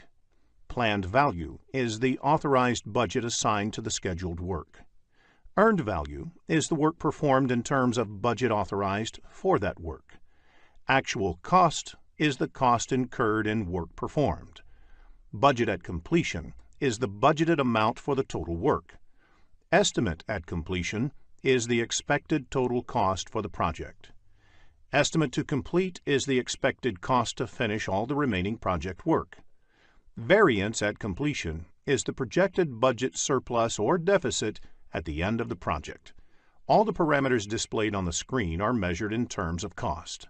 You may come across business scenario-based questions on earned value management in the PMP exam, so ensure that you develop a clear understanding of this topic. Let us look at an example of a planned value in the next screen. Planned value is the estimated value of the work planned. This value is measured in terms of currency, say dollar. If the planned value is $340, then the work planned is worth $340. How do you calculate earned value? The solution is add the budget allocated to each of the activities that have been completed at the point of time. The resulting value is the earned value. In the next screen, let us look at the formula used to calculate earned value. In cost variance, negative means the project is over budget. Positive means the project is under budget. Similarly, in schedule variance, negative means the project is behind schedule, whereas positive means the project is ahead of schedule. The value of the next two parameters, Cost Performance Index, CPI, and Schedule Performance Index, SPI, values vary between 0 and 1. For example, a CPI of 0.8 implies that 80 cents of work is obtained for every dollar spent in the project. Similarly, if SPI is 0.9, it implies that project is progressing at only 90% of the speed originally planned. The next parameter is Estimate at Completion, or EAC. There are different ways of calculating the EAC value. The method used depends on how the cost and schedule variances are expected to play for the rest of the project. BAC by CPI is used if you expect that the current cost performance will continue until the end of the project. AC plus BAC minus EV is used if you expect that the rest of the project will be managed at the budgeted rate. AC plus BAC minus EV by the product of CPI and SPI is used if you want to factor in the impact of the cost as well as schedule variances. AC plus ETC is used if you want to re-evaluate the project based on a forecast value for the estimated cost of the remainder of the project. The next parameter is Estimate to Complete, or ETC, which is the cost of project from this point to the end.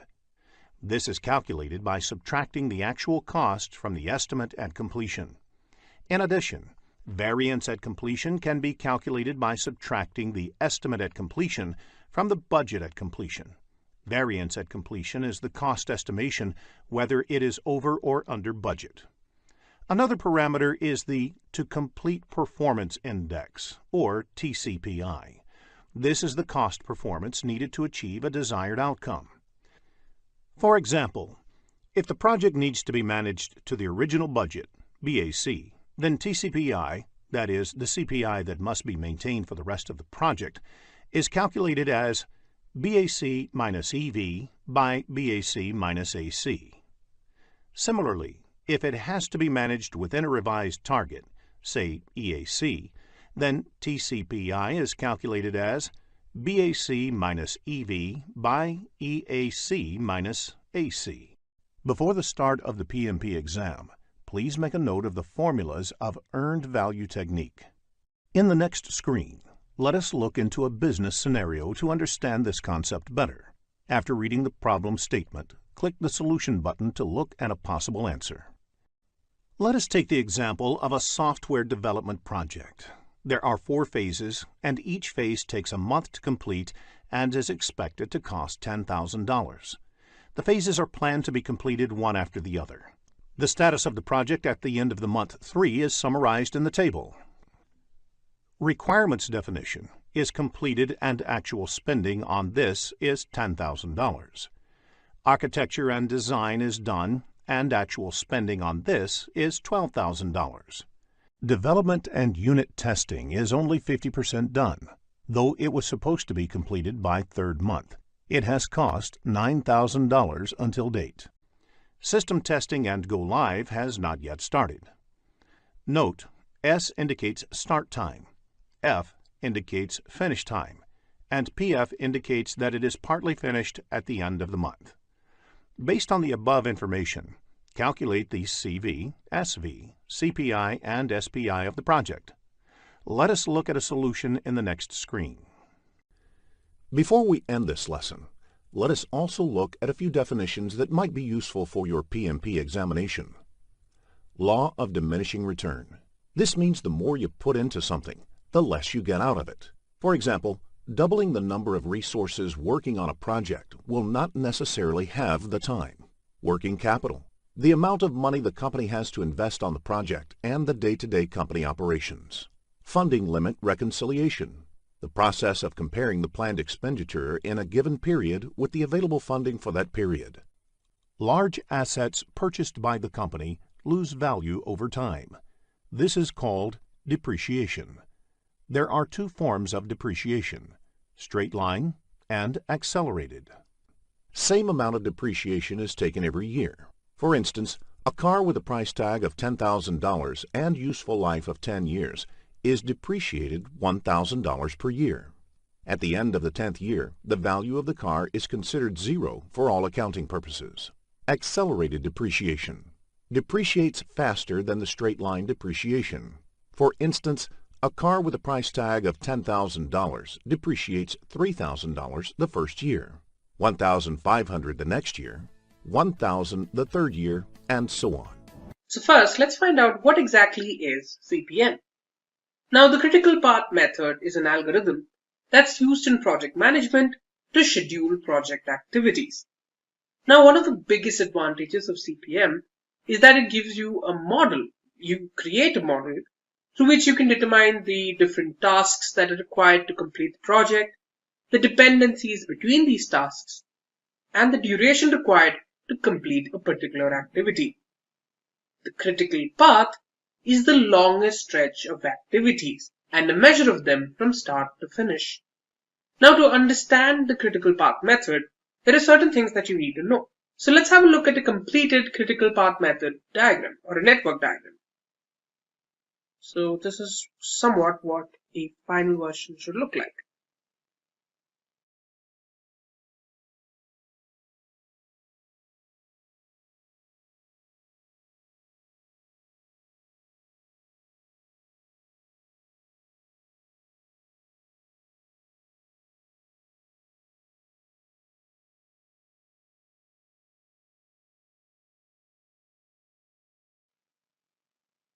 So here you can see these circles with numbers in them.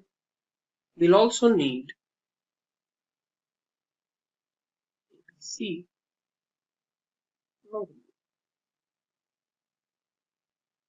So let's talk about what this is.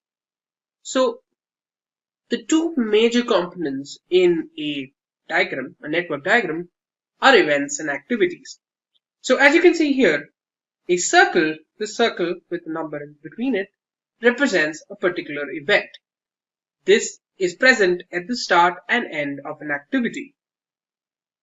So here, A, B, C, D, E, F represent activities. And each activity, like I mentioned, has a start and an end node. So for activity A, this node number 1, is called the tail node. And event 2 or node 2 is known as the head node. Likewise, each of these activities have a different tail and head node. There are also other things that you need to know before you can start drawing your own network diagram. The network that you create should have a unique starting node. Here you can see there's only one starting node, one unique starting node, which is node number 1. There's no multiple nodes starting off the network. Then the network should have a unique completion node, which is node number 6 here. There's only a single node which completes the entire network. No activity should be represented by more than one arc in the network, which means that this arrow that you see, this represents an arc. There's only one activity responding to an arc. This means that no two activities can have the same starting node as well as ending node. And finally, there's this thing known as a dummy activity, which is represented by dotted lines between two nodes. Say, for example, 4 and 3. So this dummy activity represents a relationship between node 4 and node 3. But at the same time, there's no duration or there's no activity. And if there is, that activity will have 0 value, unlike every other activity that you see in the network. So this is the basics of the critical path method. Let's understand this better with an example. Our objective here is to determine the critical path of this data represented here. Now here you can see, let's have a look at each of these different columns. We have activity, immediate predecessor, and duration. Now the duration, let's assume, is in months. So let's write that down. Alright. So now let's have a look at activity and immediate predecessor, because that's what's currently important. So here we have activity A, who does not have any immediate predecessor. Similarly, activities B and C don't have immediate predecessors as well. So first, let's draw activity A.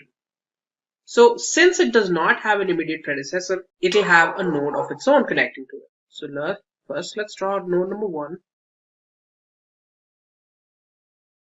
This is node number 2. Let's connect them both. Here we write down the activity connecting them and the duration, which is 3. Likewise, let's have a look at activity B. It also does not have an immediate predecessor. Let's see which other activities have B as its immediate predecessor. We have activity D as well as activity G. So let's draw that too. It's node 3, B, 4 months duration. Next up, we have activity C. C also does not have an immediate predecessor, but it also acts as an immediate predecessor for activities H and I. Let's draw a node for activity C.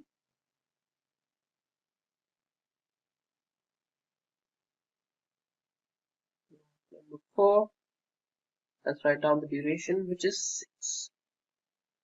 Now, let's have a look at activity D. Now, D is preceded by activity B. However, a combination of C and D act as immediate predecessors for H and I, which means that C and D will have a common point of origin, which is right here. So let's connect node 3 and node 4. This represents the activity D, which is 3 months. Now let's have a look at activity E, which is preceded by activity A. So now let's have a look at activity E.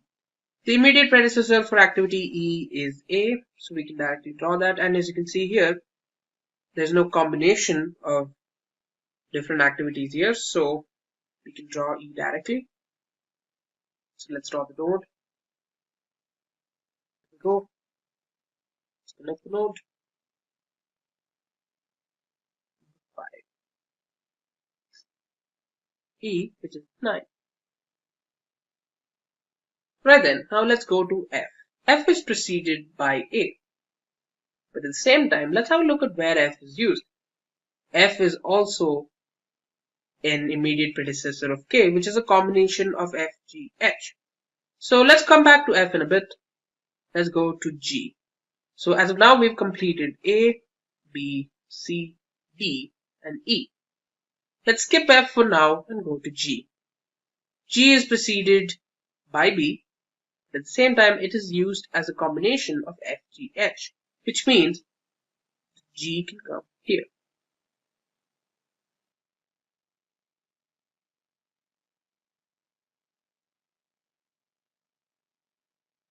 Which is 4. So G is complete. Now there's only F left. Now H. H is a combination of both C, D, which means its origin point comes from here. So whose origin point is the node 4? Both H and I originate from the node 4.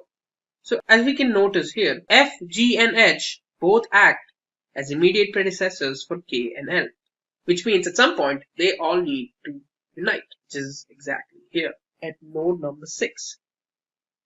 So let's combine H and G.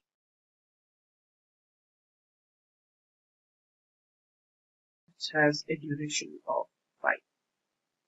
So let's now go back to F. Now F we can combine to node number 6 since we know that F, G, and H come together at some point. So let's combine F to this node.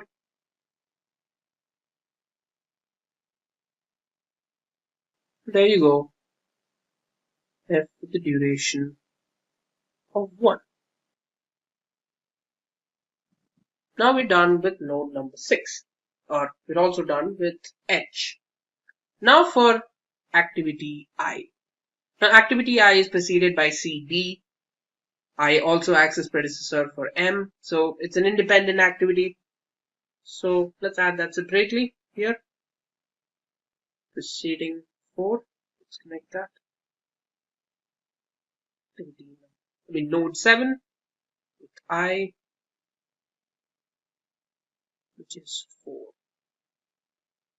Right. I is complete. Let's go to J. J is preceded by E right here and is only used as combination for N in the end. So at some point J and K need to combine. As you can see here, L, M, and N don't act as immediate predecessors, which means they represent final nodes, or they connect to the final node, as you found out earlier, which is one of the rules when you're creating a network for yourself. So let's draw K. K and L are both preceded by F, G, and H. But we also know that for N, J and K connect with each other, which means we can draw J here.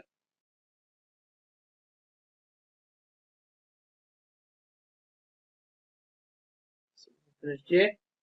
And since J and K together connect towards N, we can also assume that K goes from here, from node 6 to 8. That's right, K, which has a duration of 6. Now for L. Now L is preceded by FGH, but it is not an immediate predecessor for any other item, which means that it connects to the final node right here. That would be node 9. L, which duration is 3. So now we have M and N left. M is preceded by I, so let's draw that. And N is preceded by J and K. So this is N is 9, and M is 6. So now the network is complete. And now let's find out how to create the critical path. So to understand the critical path, or to determine the critical path, we need two paths, the earliest start times and the latest completion times, which are both represented by ES and LC. Now the earliest start time refers to the earliest starting times of each node. Likewise for latest completion time. So each node has its own earliest start time and latest completion time. They are represented in a box. So we'll create boxes for each of these nodes.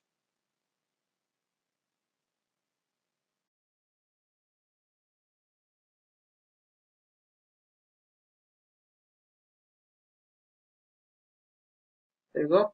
And each of these boxes need to be divided.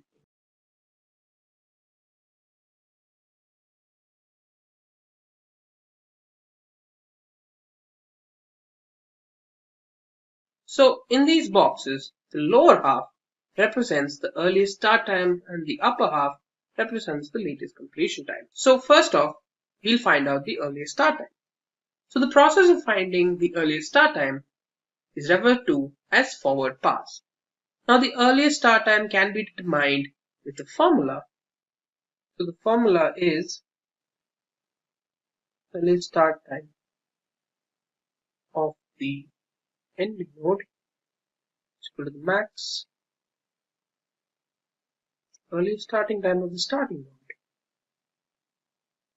plus the distance between them. So let's see what we mean here.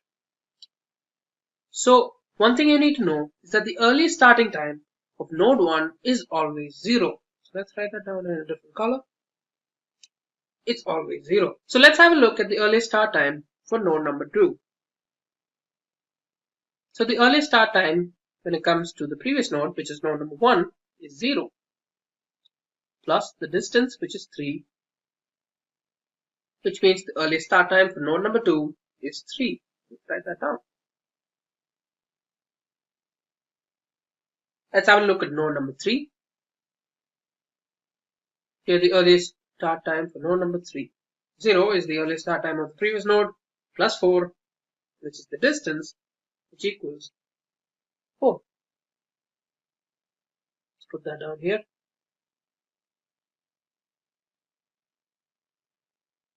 So that's 4. So now let's have a look at node number 4. So here, however, there's a difference. Since there are two nodes coming towards it, which is from 1 to 4 and from 3 to 4, we'll need to determine the maximum from both of these coming nodes. So for the earliest starting time for node number 4, it's either 0 plus 6, which is C here, 6, or 4 plus 3, which is B plus D, 7. So here, considering that we are taking the maximum of both, we'll have to choose 7, which we'll write down here. I hope you guys understood how we did that, which is basically we took the maximum of both the values that are coming towards the node number 4. Likewise, we'll have a look at some of the other ones that are coming soon. So let's have a look. So here we have a similar issue for node number 6. So for node number 6, we have 3 points coming towards the node. There's F, G, and H. So which of the following is the least? Let's find out. So here 3 plus 1 is 4. So for ES5, earliest start time, node number 6 would be, it's either 3 plus 1, 4, or 4 plus 4, 8, or 7 plus 5, 12.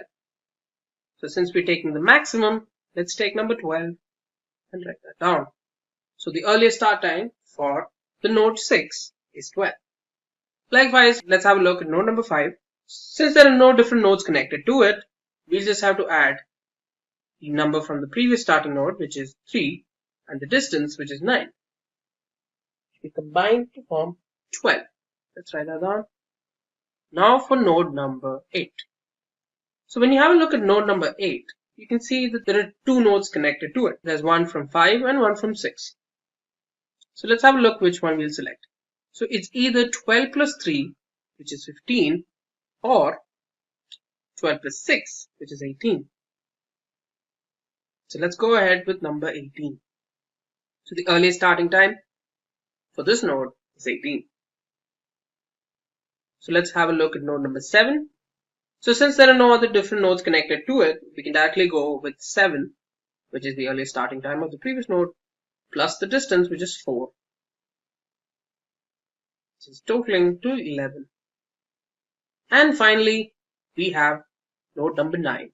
So 9 has 3 different points connecting to it, which is 18 plus 9, 12 plus 3, and 11 plus 6, which you can see here, 18 plus 9, 12 plus 3, and 11 plus 6. As you can see, the winner is the maximum, which is from node 8, which is 27. And like that, we've completed the forward pass, which we've determined the earliest starting time of each of these nodes. Now, let's have a look at the latest completion time. For this, we'll start from node number 9 and work our way back to node number 1. So for latest completion time of the last node is always equal to the earliest starting time, which means that here, latest completion time of this node is 27. Now the formula for latest completion time is latest completion time of the previous node is equal to the minimum latest completion time of the head node minus the distance between them. So let's see what we're talking about. Let's go to node number 8. So basically, when there are multiple connections shooting out of a particular node, we need to decide a number of different options. In this case, node 8 is directly connected to node 9. Basically, we can calculate the latest completion time for node 8 by using the formula directly, which is 27 minus 9, which will get 18. So let's put that here. So latest completion time for node 8 is 18. Let's have a look at number 7. Here again, we have a direct connection between node 7 and node 9. So therefore, we can find the latest completion time for node 7 by directly applying it with the formula, which is 27 minus 6, which is 21. So let's write that down. Let's go to node number 6. Here, there are 2 points extending out of node 6, which means we'll need to choose from 2. Here we have 27 minus 3, which is 24, or 18 minus 6, which is 12. Now we need to choose the minimum of the both, so let's go with 12. Let's write that down. So the latest completion time for node 6 is 12. Now let's go to node number 5. So for node number 5, the latest completion time will be, since we're directly connected to node number 8, 18 minus 3, which is 15. Let's write that down. Let's go to node number 4, which has 2 points connecting out of it, H and I, to node 6 and 7. So let's choose among the two. So for node number 4, it'll be either 12 minus 5, which is 7, or 21 minus 4, which is 17. So which one should we choose? The minimum, which means the connection towards node 6 is the correct answer, which is 7. 12 minus 5, 7. Now for node number 3. So node number 3 has 2 points shooting out of it. So we need to choose from either the connection to node 6 or node 4. So for node 6, it's 12 minus 4, which is 8. Or it's from node number 4, which is 7 minus 3, which is 4. Hence, we'll take the connection from node number 4.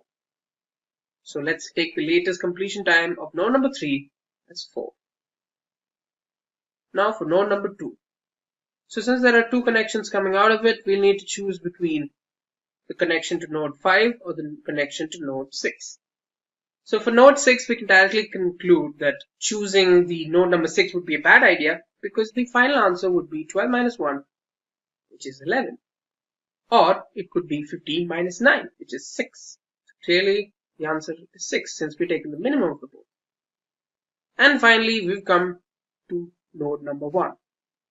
So here, the final answer, it's either A, B, or C, which is node 2, 3, or 4.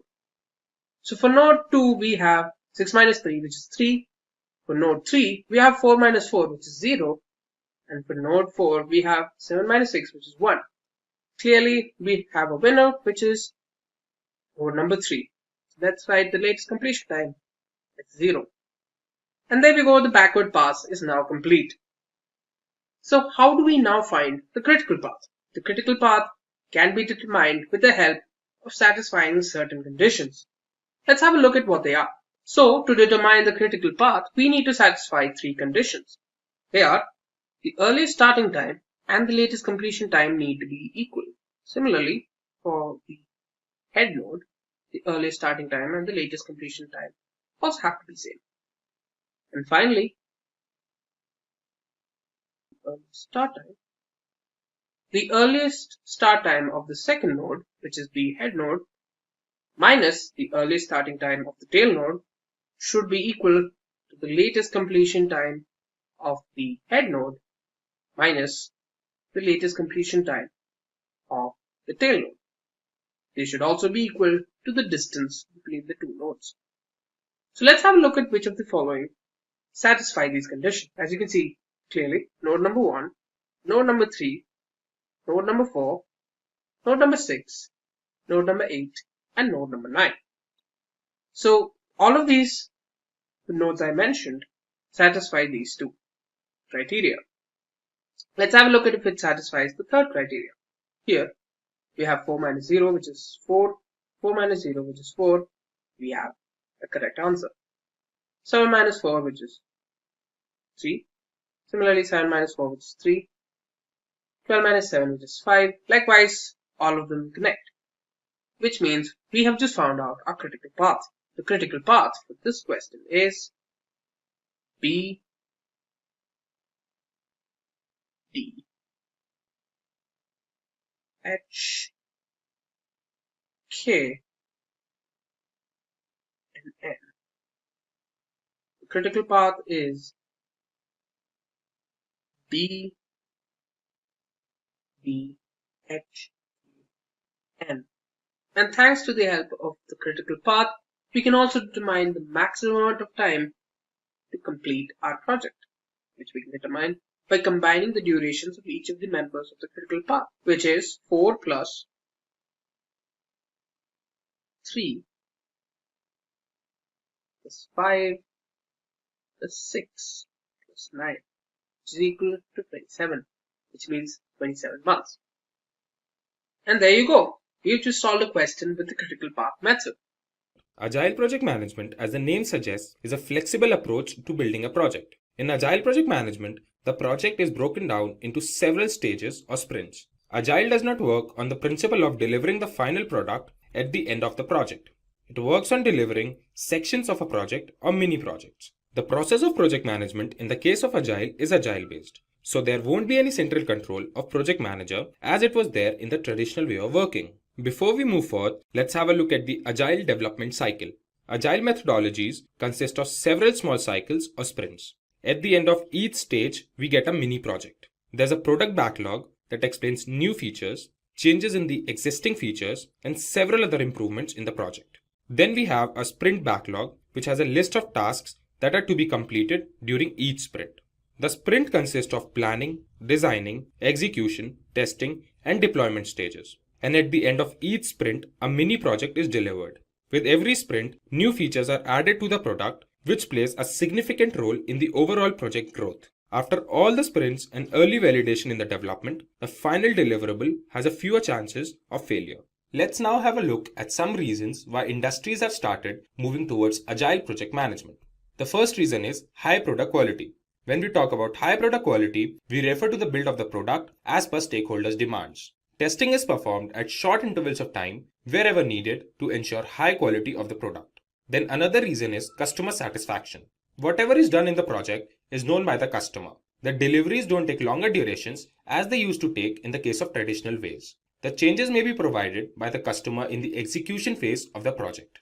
Third reason is reduced risk. Since the project is divided into sprints, so if the risk affects one sprint, it doesn't mean whole of the project will be at risk. The process of risk analysis continues to take place with all the other processes. Another significant reason for Agile project management is better and faster return on investment. The project is now developed in several sprints and each sprint has its own version. Therefore, the project becomes market ready after a few sprints only. Since the projects can now be released with ease and in shorter duration, this helps the organization to stay ahead in competition with respect to other organizations which have still not moved to Agile methodology. Now we shall check the principles of Agile project management.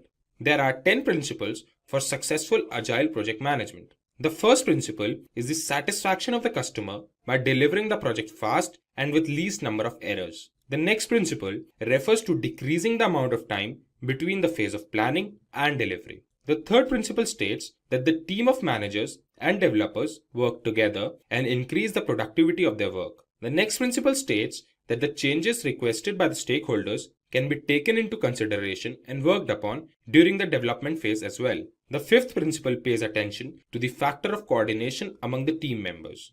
Then the sixth principle refers to the process of monitoring and tracking the progress of the project at the end of each sprint and making amendments wherever needed. Moving on, the next principle states that there must be a feeling of trust and support towards the team to complete the project's objectives. The next principle emphasizes on face-to-face conversations with the development team. The face-to-face conversation helps in both solving problems and easy knowledge sharing. Then the ninth principle emphasizes on finding solutions and maximizing the amount of work done with simplicity. This ensures timely completion of tasks by all the team members. The last principle states that Scrum tools like Monday.com or Zoho Sprints must be used to simplify the complicated codes, which further helps in saving time. We shall now see the steps in Agile project management. The goal of Agile methodology is to produce shorter development life cycles and more frequent product releases than traditional waterfall project management. So we will now check 6 steps in Agile project methodology. The first step in the process is project planning. Project planning includes feasibility study, development of scope, breaking the project into executable tasks or sprints, and then estimating the amount of time needed to complete those sprints. The second step is the step of roadmap creation. A roadmap is a plan of action that shows how a project shall evolve over time. A list of all the features that the final product should have is created, and the steps to achieve those features are taken. The next important step is release planning. Since we are doing the project keeping in mind the Agile project methodology, the project will complete in sprints. That means there will be the release of features at the end of each cycle. And unlike the traditional waterfall model, the development cycles will be smaller. The fourth step in Agile project management is sprint planning. The sprints are made keeping in mind what all is to be accomplished in that particular step. At the beginning of each sprint, the goal of that sprint is decided and steps to achieve that goal are taken. The next step in the process emphasizes on daily meetings. There are short meetings every day to discuss if the team was able to finish the task for each sprint and check if there are any amendments that are required. Each team member talks about what they achieved in the last sprint and what are they going to work on in the next sprint. The last step is the step of sprint review and retrospective. There are 2 meetings after each sprint. First meeting is for the sprint review. This meeting is with the stakeholders to show them the finished product. This helps both sides to build a relationship and discuss if there are any issues in the end product. The second meeting is for having a sprint retrospective. This meeting involves the stakeholders to discuss what went well and what went wrong during the sprint. Sprint retrospective takes place after the sprint review and before the next sprint planning. Now when we know the steps needed for Agile project methodology, we must understand some Agile project management frameworks. There are several frameworks available today. Here, we will be discussing some of the most popular frameworks. The first framework we will discuss is the Kanban framework. Kanban framework is a well-known framework for implementing Agile software development. In the case of Kanban framework, work items are represented on the Kanban board, which helps all the team members to see the state of every piece of work at any time. Kanban board not only helps in visualizing the work, but also optimizing the workflow among the team. The next framework we will discuss today is the Scrum framework. Scrum framework is a popular framework for managing complex knowledge work like in the field of research and advanced technologies. Scrum is a simple framework that helps teams work together and learn through their experiences gained while working on a problem. The third framework we will see today is the hybrid framework. The hybrid framework is a combination of agile methodology and non-agile methodology. In the case of a hybrid framework, planning is done using the traditional way of project management, while the execution and delivery is done using the agile methodology. Since the hybrid is a combination of the two, it handles the requirement changes and delivers the product in different stages. The fourth and the last framework we will see is the lean framework. The lean framework works on the principle of providing maximum customer value and creating zero waste. It focuses on optimizing the flow of products all through the value stream. This helps in eliminating waste all through the process and create processes that requires less human efforts. This also simplifies the process of information management and makes it more accurate. Finally, let's have a look at some companies that have opted for agile project management. Today, around 22% of the organizations worldwide have all their teams working on the principle of agile project methodology. Let's have a look at some of the most prominent companies in the world that use agile project management. In the list, we have IBM, Cisco, AT&T, Microsoft, Philips, and Samsung. So what is project management tools? Why should we use project management tools while doing project management? So project management tools help to keep a streamlining flow in project management processes. The tools help the team or an individual to carry out the steps of project management in an effective and efficient manner. So project management tools, features and functionalities. So basically a project management tool should have minimum fulfilling these features and functionality. They should be simple to use, customizable, they should have API for integration, it should help in collaboration, it should help in risk analysis and real-time reporting. When we say simple to use, the project management tools need to be suitable for every project we do. One needs to find a tool that will have a pleasant interface and increase work productivity. The project management tool must be easy to configure according to the organization needs. Every project management approach, every project management templates, every artifact needs tailoring and adaptation before adopting as part of the practice. There are business patterns that change every day, so having customizable tool is an added advantage. API or application programming interface enables the sharing of data and application between devices. The tools with API integration allow seamless connectivity amongst the team.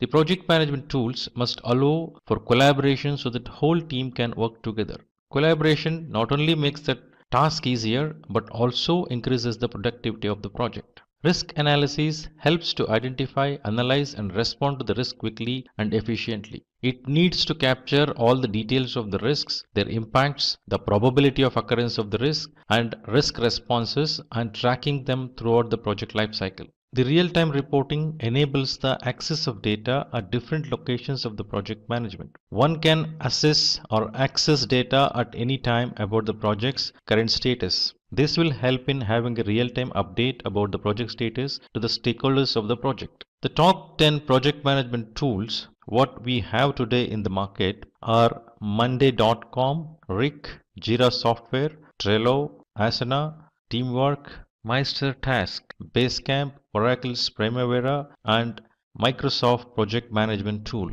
So let us look at these one by one. So Monday.com was released during the year 2012 and it is known for providing features to enable flexible planning and monitoring capabilities. The website where you can find Monday.com access the tool is www.monday.com. So this tool is used by more than 90,000 teams across the globe.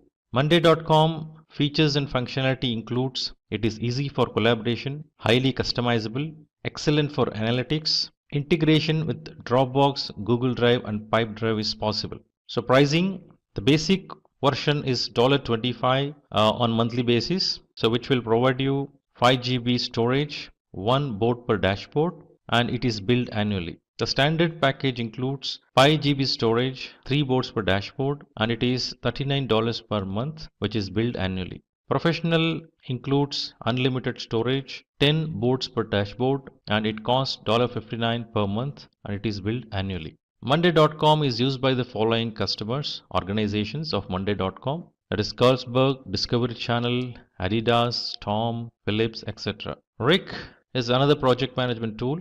which was released in 2006. So this application provides its user with robust features and allows them to collaborate with each other. The website to access the tool is www.rec.com, and this is used by over 18,000 organizations across the globe. The features of RIC includes it has collaborative editing, flexible workflow, real-time reporting, and efficient work management. The pricing includes 0 to 5 users. It has basic integrations and which is free, whereas professional includes $9.8 per user per month, which has a slabs of 5, 10, and 15 users, and RIC proof free trial. Business version has 5 to 200 users and RIC proof free trial, whereas $24.80 per user per month. The companies which uses the RIC tools are Airbnb, L'Oreal, TeamViewer, Tiffany & Co, etc. Now let us look at Jira software. Jira software was released during year 2002. It is a software development tool used by Agile teams, famous for its bug tracking system. The website to access this tool is www.atlassian.com/software/Jira, used by over 65,000 customers. The features of Jira software includes Agile reporting, rich toolkit for developers, bug tracking, mobile applications. So the pricing of Jira software is as follows. So for forever 2 GB storage and community support, which cost $0, whereas standard is around $7 per user per month, which includes 250 GB storage and 9 to 5 standard support. Premium is $14 per user per month, unlimited storage, and has 24/7 premium support. Jira software is used by the organizations that is Hitachi, Visa, Dropbox, Nestle, Domino's, Coca-Cola, Samsung, etc. Now let us look at the tool Trello. So this application was released in 2011. It is known for providing flexibility in organizing and prioritizing the tasks with the help of its boards, lists, and cards. Website to access the tool is www.trello.com, used by over 50 million people. The features of Trello includes smooth editing, easy file uploads from Dropbox or Google Drive, high security standards, and easy data searching techniques. So the pricing includes it is free for 10 MB per attachment and 10 team boards. Business class includes 250 MB attachment, unlimited team boards, and it costs $9.99 per user per month annually. Enterprise version provides 250 MB per attachment, unlimited team boards, and costs around $20.83 per 100 users per month. The companies who use Trello are Google, Adobe, PayPal, UNICEF, the New York Times, etc. Now let us look at Asana. The Asana tool was released during 2008. It is an high-quality task management software that makes the tracking of tasks easy across the project management. The website to access this tool is www.asana.com, used by over 140,000 companies. The features includes incredible task management, Gantt charts, privacy controls, easy progress tracking. The pricing includes the basic model Asana provides 0 to 15 people, beginners in the project management. So premium includes custom fields, priority support, where the pricing is $10.99 per user per month annually. The business version includes advanced integration, priority support, and it costs $24.99 per 100 users per month. The companies which uses Asana are Deloitte, Vodafone, Red Bull, Uber, Salesforce, NASA, etc. Let us look at Teamwork tool. Teamwork was released during year 2007. It is a cloud-based project management solution that helps in managing group activities and establishing flexible communication. The website to access this tool is www.teamwork.com, used by over 370,000 organizations. The features of Teamwork includes high-quality CRM, help desk software, risk register, and easy time tracking. The pricing includes 0 to 5 users and 100 MB file space is provided free of cost, whereas Pro version includes 5 to 50 users, 100 GB file spaces, which cost $9 per user per month. Premium version costs around $15 per user per month, which includes 5 to 100 users and 250 GB file space. The organizations who use Teamwork are Forbes, eBay, Microsoft Studios, HP, PayPal, Disney, Honda. Now let us look at the tool Meister Task. So this tool was released during year 2015 and it is known for providing automated and streamlined workflows to make the overall processes more productive. The website to access this is www.mastertask.com, used by over 2 million users. The features of this tool includes it is simple to use, seamless workflow, Gantt charts, flexible project boards. The pricing it is $0 per month up to 3 projects and unlimited project members. The Pro version includes unlimited projects, unlimited integrations, which costs around $8.25 per user per month, whereas Business costs $20.75 per user per month, which has security restrictions, priority email, and phone support. The organization who use the tool are Virgin, Optics Consulting, and Datan Sukkot's Expert.d, etc. Basecamp.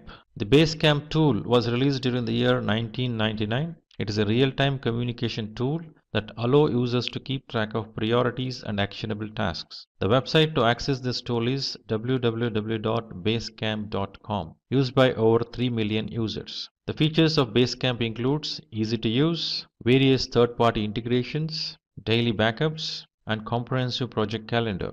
The personal version is free and 0 to 20 users and 1 GB store space is provided. In business version it is $99 per month for unlimited users having 500 GB storage space. The companies who use Basecamp is ThoughtPod, Harvest, WLB, Groupon, etc. Oracle Primavera. So this tool was released during the year 1983, which is acquired by Oracle Corporation in the year 2008. Primavera helps project manager to handle a vast number of tasks with the help of its unlimited resources and target plans. Website to access this tool is www.primavera.com, which is used by over 7,143 companies. So features of Primavera includes creation of WBS, the work breakdown structure, issues and risk recording, supports large number of activities, and easy collaboration with project users. The Enterprise Project Portfolio Management version costs around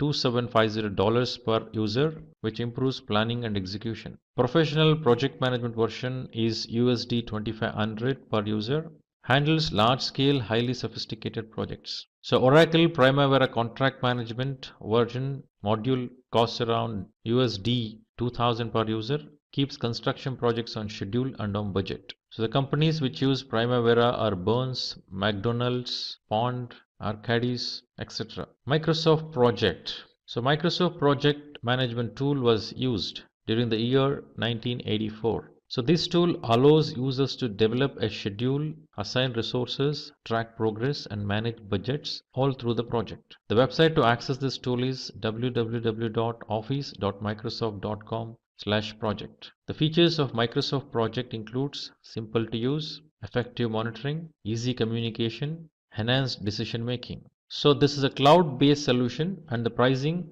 is Project Plan 1 costs around $10 per user per month on an annual commitment. Managing projects via web browser is the feature. Project Plan 3, which costs around $30 per user per month with annual commitment, which is fully updated project desktop application. Project Plan 5, which costs around $55 per user per month with annual commitment. Evaluating project ideas from anywhere in the organization is possible through this. Project Standard 2019 version costs around $620 per PC per user for those who don't need collaboration tools and advanced features. Project Professional version 2019 costs around $1,030 per PC per user, syncing with Project Online and Project Server. The organization which uses Microsoft projects are Comptel, Airbus, Intel, Volvo, Xerox, etc. So Trello is a simple and easy to use collaboration tool that can enable you to organize projects and everything related to it into boards. With Trello, you can find all kinds of information, like what's being worked on, who's working on what, and what progress the project is making. If you're interested in becoming a certified project manager, then you are at the right place. This tutorial will teach you everything you need to know about the project management professional certification. We'll cover all the important stuff like how to start a project, how to make sure it goes smoothly, and how to finish it strong. By the end of this video, you will have all the skills and knowledge to lead projects like a pro and stand out in your career. Now, before we move on, let us discuss our agenda for today's session. But before that, I request you guys that do not forget to hit the subscribe button and click the bell icon for future updates. So we are going to start our session with an introduction to what is a PMP certification. Moving ahead, we are going to discuss about advantages of PMP certification. Then we are going to discuss the job roles. Moving ahead, we will also discuss about skills you will develop. Then we are going to deep dive into the exam details. And finally, we are going to conclude our session with a discussion on cost of the certification. So let's start with what is PMP certification. PMP stands for Project Management Professional. The PMP certification is a globally recognized credential offered by the Project Management Institute PMI.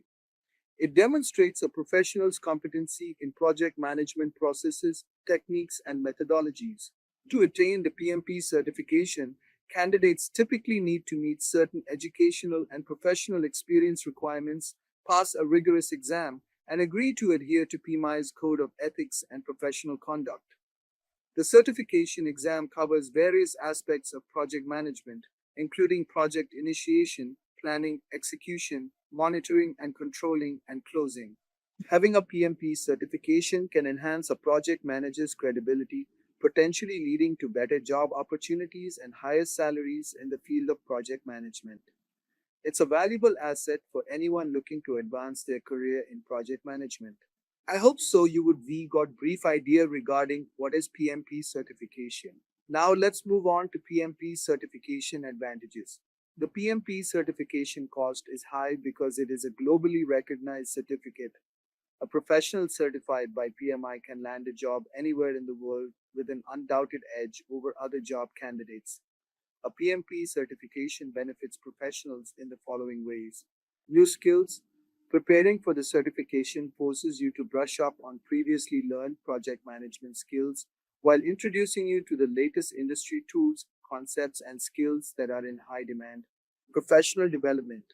As a PMP certified professional, you will get various opportunities to network with other PMI members who are industry experts and broaden your career prospects. Higher salary. According to PMI statistics, certified professionals are the first preference for any role and earn 20% more than their non-certified counterparts. Job commitment. Preparing for the PMP exam, passing it, and achieving the certificate demonstrates your dedication and commitment toward the job. I hope so you would got brief idea regarding certification advantages. Now let's move on to job roles. Having a PMP certification opens up various job opportunities across industries and sectors. Here are some common job roles for individuals with a PMP certification. 1. Project manager. The most obvious role. PMP certified professionals often work as project managers, leading teams to successfully execute projects from initiation to completion. 2. Program manager. Program managers oversee multiple related projects and ensure they align with organizational goals and objectives. PMP certification equips professionals with the skills needed for this role. 3. Portfolio manager. Portfolio managers are responsible for managing a collection of projects or programs to achieve strategic business objectives. PMP certification provides the necessary knowledge to effectively manage portfolios. 4. Project coordinator. Project coordinators assist project managers in planning, executing, and monitoring project activities. PMP certification demonstrates competency in project management principles and practices. 5. Project consultant. PMP certified professionals may work as consultants, offering expertise in project management methodologies, processes, and best practices to organizations seeking to improve their project management capabilities. Now let us discuss about the skills we are going to develop after completing PMP certification. Completing the PMP certification equips individuals with a comprehensive set of skills that are essential for successful project management across various industries. Here are some of the key skills one would develop. 1. Project planning. PMP certification provides a thorough understanding of project planning processes, including scope management, scheduling, resource allocation, and risk management. This skill ensures that projects are effectively planned to meet objectives within constraints. 2. Leadership.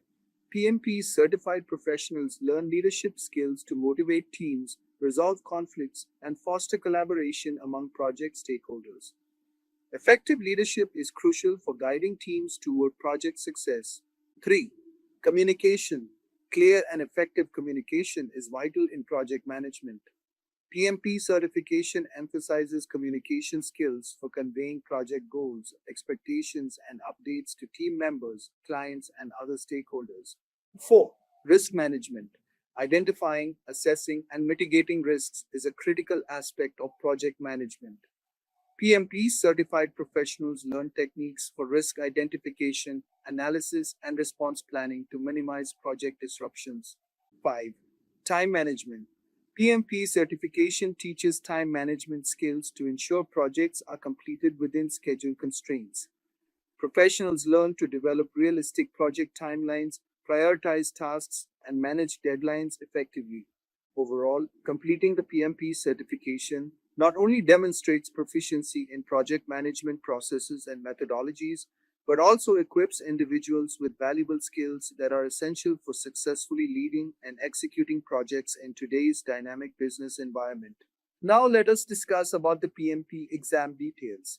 The PMP exam is a rigorous assessment designed to evaluate a candidate's knowledge and understanding of project management principles, processes, and best practices as outlined in the Project Management Body of Knowledge PMBOK Guide published by the Project Management Institute PMI. Here are the key details about the PMP exam. 1. Exam format. The PMP exam is a computer-based test consisting of 180 multiple-choice questions. Out of these, 175 questions are scored, while the remaining 5 are pretest questions used for future exam development and do not affect the candidate's score. 2. Exam content. The exam content is based on the PMBOK Guide and other reference materials designated by PMI. It covers 5 domains of project management: initiating, planning, executing, monitoring and controlling, closing. 3. Exam duration. The PMP exam has a duration of 230 minutes, 3 hours and 50 minutes. This includes the time for completing the exam and a 10-minute break if desired. 5. Exam eligibility. To be eligible to take the PMP exam, candidates must meet certain educational and professional experience requirements set by PMI.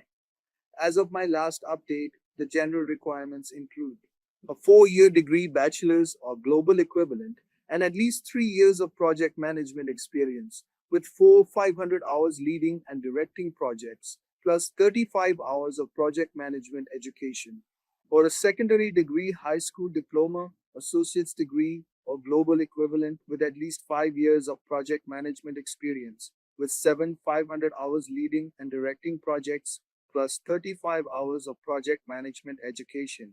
It's essential for candidates to thoroughly review the exam handbook and familiarize themselves with PMI's policies and procedures before scheduling and taking the PMP exam. Now let us discuss about the PMP certification cost. PMP certification cost. Wondering what the cost of quality PMP is? PMP cost incurred to earn 35 PDAs varies from country to country from $300 to $5,000. Re-examination fee structure. For PMI members, $275. For non-PMI members, $375. A person choosing to become a PMI member at the time of application will have to shell out a PMP price of $555, which will cover both the examination and the membership fees. Interestingly, even if a person doesn't wish to become a PMI member, HESH will anyway have to pay the same PMP exam fee. Hence, we recommend you to apply for the PMI membership option so that paying your PMP course fee is more practical. After going through the PMP certification cost, let us next learn what exactly is its renewal fee. So first, let us discuss about what are exactly Agile principles.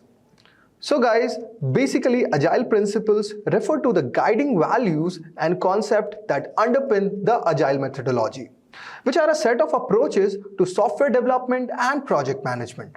The Agile Manifesto, which was created in 2001 by a group of software developers, outlined these principles. The manifesto emphasizes flexibility, collaboration, customer satisfaction over a rigid process and documentation. Now let's move on and discuss one by one what are those set of 12 Agile principles that are applied in our today's software industry. So guys, here's our first Agile principle. That is, our highest priority is to satisfy customer through early and continuous delivery of valuable softwares. In contrast to the conventional product development methods characterized by prolonged cycles, Agile principles advocate for minimizing the duration between conceptualization and product launch. The emphasis is swiftly placing a functional product in the hands of customers and also in the form of minimum viable product. Successful execution of this approach enables product managers to promptly gather feedback from the users, which is then integrated back into the product development process to guide the subsequent phases. Now, how this is performed? First of all, the product teams utilizes the minimum viable product and engages in rapid experimentation to test hypotheses and also to validate ideas. It embraces a frequent releases to sustain an ongoing feedback loop between customers and the product. And also it recognizes that product shipment and completion are distinct concepts. Okay, so instead of presenting a finished product, continuous iterations are made to enhance the product based on feedback from both customers and the market. Now let's move on to our second Agile principle. That is, we welcome the changes in the requirement even late in the development. Agile processes harness change for the customer's competitive advantage. In the practical terms, what I mean to say that Agile principles and values emphasize the earlier methods in the product development that were resistant to change and often sticking to detailed and inflexible plans. Whereas Agile principles endorse the observation of evolving markets, customer requirements, and also competitive challenges, advocating a shift in directions when necessary. So in practical terms, if I say product teams align themselves with overarching strategic goals and also possibly themes nested within these goals. The product department remains vigilant, actively monitoring the market, customer feedback, and the other factors that influences the product development. When actionable insights emerge, plans are adjusted to better meet the customer and the business's need. So this was all about the second Agile principles, which says that regular reviews, adjustment, and sharing of product strategy is very crucial for our product to become successful in the market. Now let's move on and discuss about our third Agile principle. That is, deliver working software frequently from a couple of weeks to a couple of months with a preference to the shorter time scale. So what does this mean? This means that the Agile methodology, characterized by short-term development cycles, focuses on smaller portions of the product.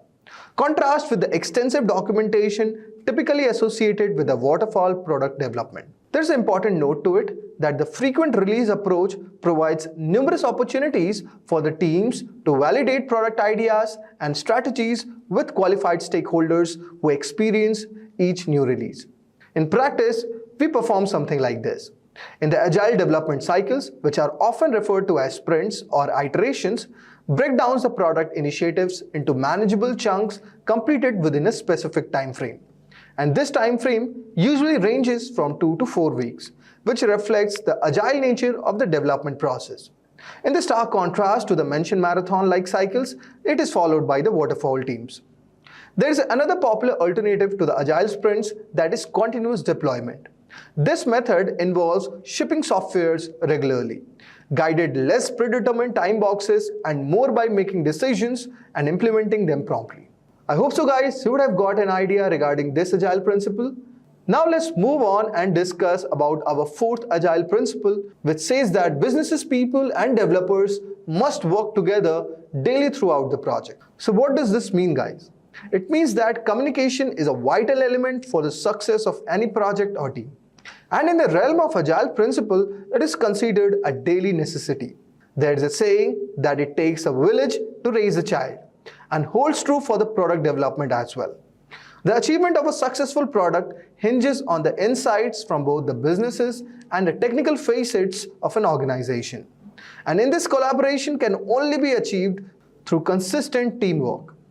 Regular communication between businesses professionals and developers serves to enhance alignment across the organization, fostering trust and transparency. So in practical terms, guys, cross-functional agile product development teams often incorporate representatives from the product side. And this ensures that the product perspective is integrated into the development team, bridging the gap between technical and the business aspect of the product. I hope so, guys, you would have got an idea regarding this principle. Now let's move on and discuss about our fifth principle. And it states something like this. Building a project revolves around motivated individuals. So give them environment and support they need and trust them to get the job done. A fundamental aspect of the Agile philosophy involves empowering individuals and team by instilling trust and autonomy. Building an Agile team often requires careful consideration of the right people and the right skill sets with clearly defined responsibilities before the start of the project.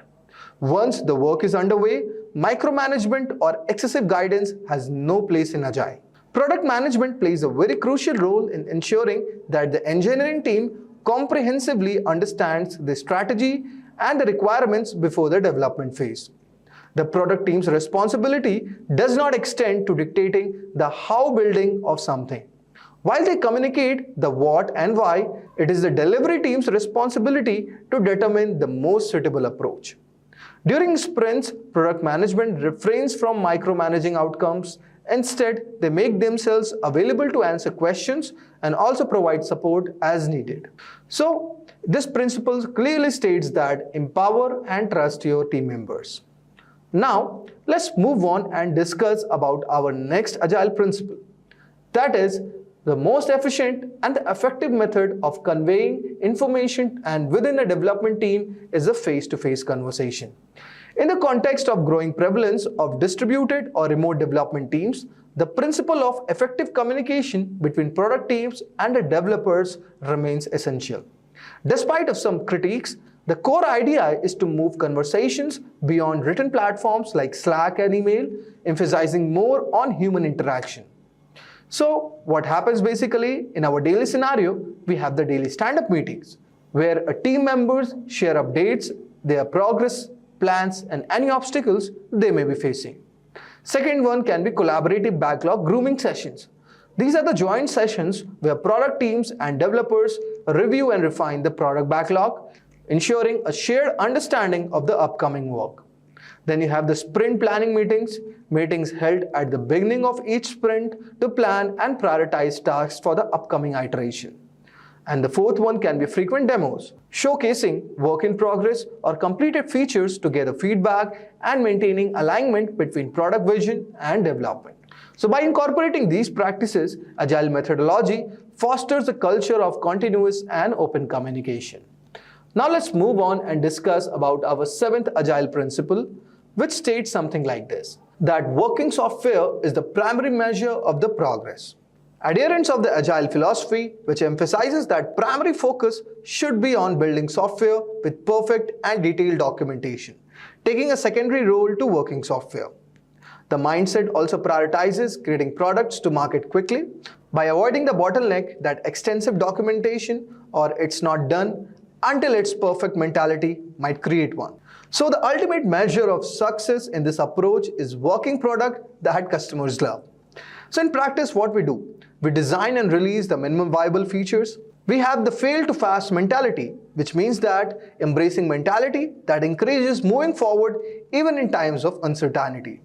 Then we ship software often. We prioritize the release of useful product in the present over waiting for a perfect one in the future. Regular software shipments allows for continuous improvement based on real-world usage and customer feedback.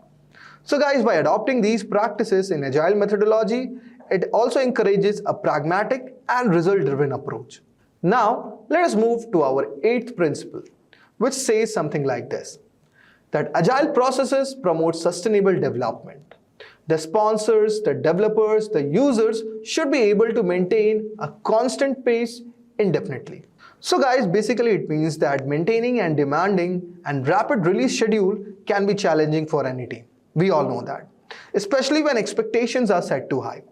And in Agile principles, which emphasizes the importance of being mindful of these challenges, also advocates for setting realistic and clear expectations. The goal is to preserve high morale, improve work-life balance, and also prevent the burnout and turnover within the cross-functional teams. Now let us move to our ninth Agile principle, which states something like this, that continuous attention to technical excellence and good design enhances the agility. While the Agile philosophy advocates for shorter cycles and frequent releases, it also underscores the importance of maintaining clean and organized code base, so that in future we avoid issues. Product managers may sometimes overlook these aspects as they may not be directly involved in navigating to the product code base, but it remains very crucial for the overall success of the project. In practice, we have the awareness of the technical debt, which means that the teams must be conscious of the technical debt and consider any implications it may have on the new features or initiatives added to the backlog. Then there will be a regular refactoring allocation. Product managers need to allocate the development resources regularly for the refactoring efforts. By integrating these practices, Agile methodology aims to strike a balance between rapid development and the code baseline cleanliness. Now, let us move to our 10th Agile principle, which states something like this. It states that simplicity, the art of maximizing the amount of work not done, is essential. So guys, it means that the 80-20 rule, the idea that 80% of the results come from 20% of the efforts, align with the Agile principles. It emphasizes the importance of focusing on impactful activities. In product management context, if I talk about, this translates to a laser-sharp focus on organizational objectives and making strategic and purposeful prioritization decisions. Agile principles discourages aimless development and stress the significance of being strategic and purposeful in building products. In practice, guys, we have the focused product designs where product managers need to make highly focused decisions, aligning product strategy closely with the organizational goals. Next, we have the rapid testing and experimentations, which says that Agile's short sprints offer numerous opportunities for rapid testing and experimentation. And this approach helps reduce uncertainty about actual impact of the initiatives. So guys, you would have got an idea regarding the 10th principle. So guys, let us discuss about our 11th Agile principle. And it states something like this, that in traditional software development methodologies, team structures can often be hierarchical, resembling a pyramid where management makes key decisions for the contributors. Agile principles advocate for self-organizing teams which adopt a more flat management kind of style. In this approach, the decisions are made collaboratively by the team rather than dictated by a single manager or a management team. And this concept aligns well with the Agile's value of prioritizing teams and interactions over the processes and tools. In practice, what we have, guys, that we have the self-organizing teams where the autonomous groups within the organization take control and responsibility for their respective projects. We have varied implementation across organizations where different organizations may implement the principle of self-organizing teams in various ways. For example, Spotify employs product squads as a method of practicing this principle, allowing teams to organize and manage their work independently. So by embracing self-organizing teams, Agile methodologies aim to foster a collaborative environment where team members have a sense of ownership, responsibility, and authority to make decisions collaboratively, collectively, and also promoting agility.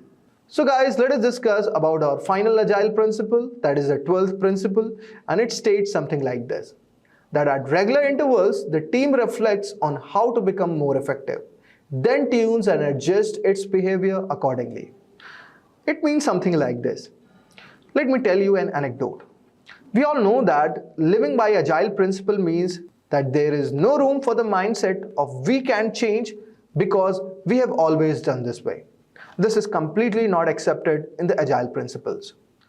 On the other hand, Agile is rooted in continuous improvement, no rigid adherence to predefined processes. Just teams are always learning new things about customers and markets. And they should also be learning from the processes they use to gain those insights. In practice, what we apply? Experimentation beyond the product. Agile teams are encouraged to experiment not only with the product but also with their processes.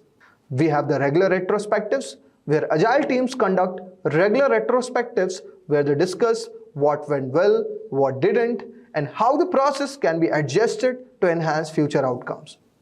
These retrospectives serve as opportunities for continuous improvement and ensuring that teams learn and adapt over the time. So guys, by extending these principles of experimentation and continuous improvement beyond the product to include processes and teams, Agile methodologies emphasizes adaptability and commitment to finding more effective ways of working. Regular retrospectives provide a structured platform for teams to reflect on their practices and also fostering a culture of learning and improvement. In the realm of software development, methodologies play a vital role in shaping the approach teams take to create high-quality products. Two such methodologies are Agile and Spiral. They have gained prominence for their distinct philosophies and practices. As we delve deeper into their origins, principles, development life cycles, and real-world applications, a comprehensive understanding of their advantages and disadvantages will emerge. Today we are going to study about difference between Spiral and Agile methodology. So before we dive deep into it, I request you guys that do not forget to hit the subscribe button and click the bell icon. So let us discuss our agenda for today's session. We are going to cover the introduction. Moving ahead, we will discuss about life cycle of Agile and Spiral. Then we will learn about advantages of Agile and Spiral. And finally, we are going to conclude our session with their comparison. So guys, let's start an introduction to Agile model and Spiral model. If I talk about Agile model guys, Agile model conceived as a response to the limitation of traditional technologies. It is grounded in the Agile Manifesto. It was crafted in 2001. This manifesto articulates 4 key values and 12 principles that emphasize flexibility, collaboration, and responsiveness to change. Similarly guys, if I talk about the Spiral model, so guys, the Spiral model was proposed by Barry Boehm in 1986. It represents a risk-driven approach that incorporates elements from both waterfall and prototyping model. It addresses the challenges posed by large, complex projects with focus on systematic risk analysis and management. Now, as you know guys, Spiral and Agile methodologies stand out to be the prominent software development approaches.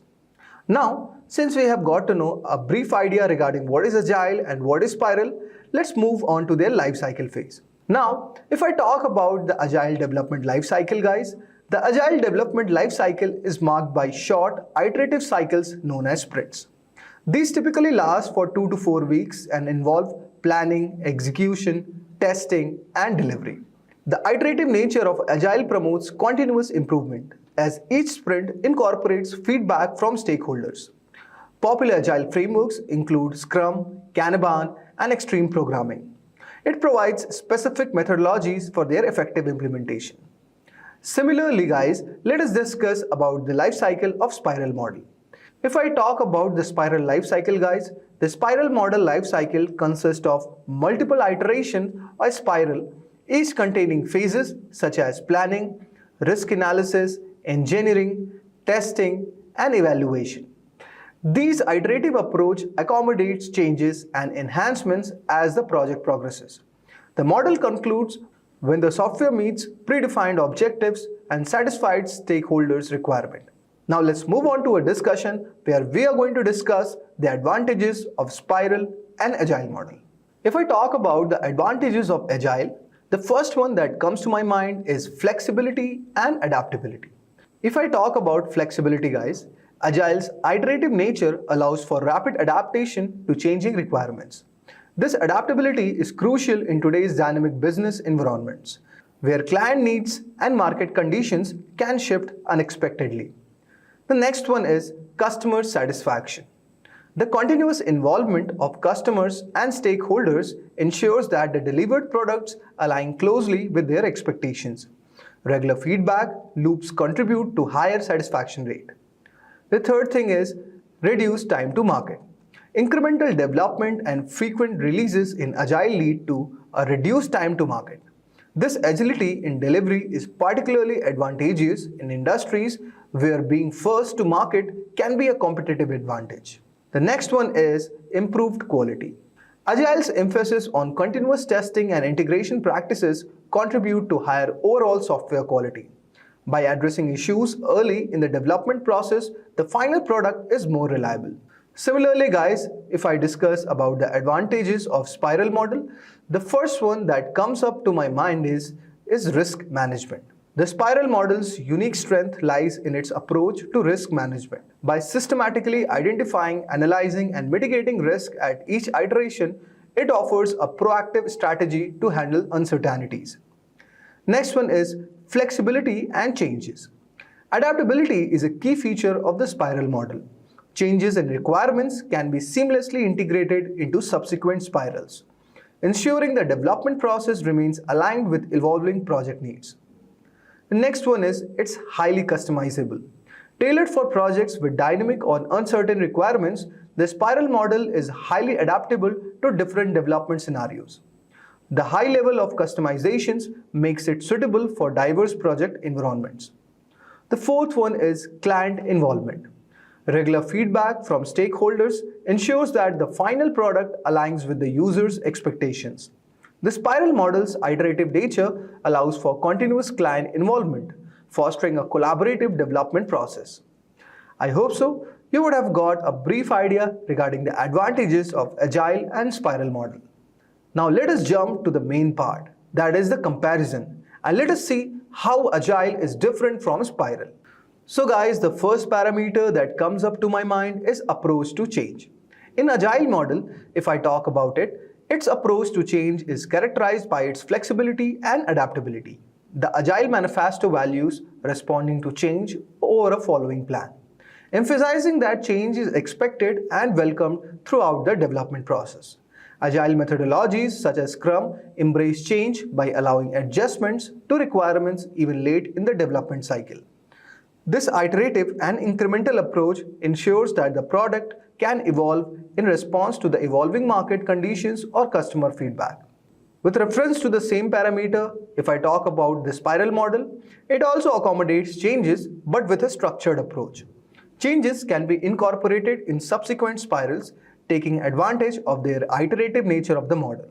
The risk analysis phase in each spiral allows for proactive identification of potential changes, and adjustments can be made based on the insights gained during the iterative cycles. While the spiral model acknowledges the need for change, it does so in the context of risk-driven and systematic process.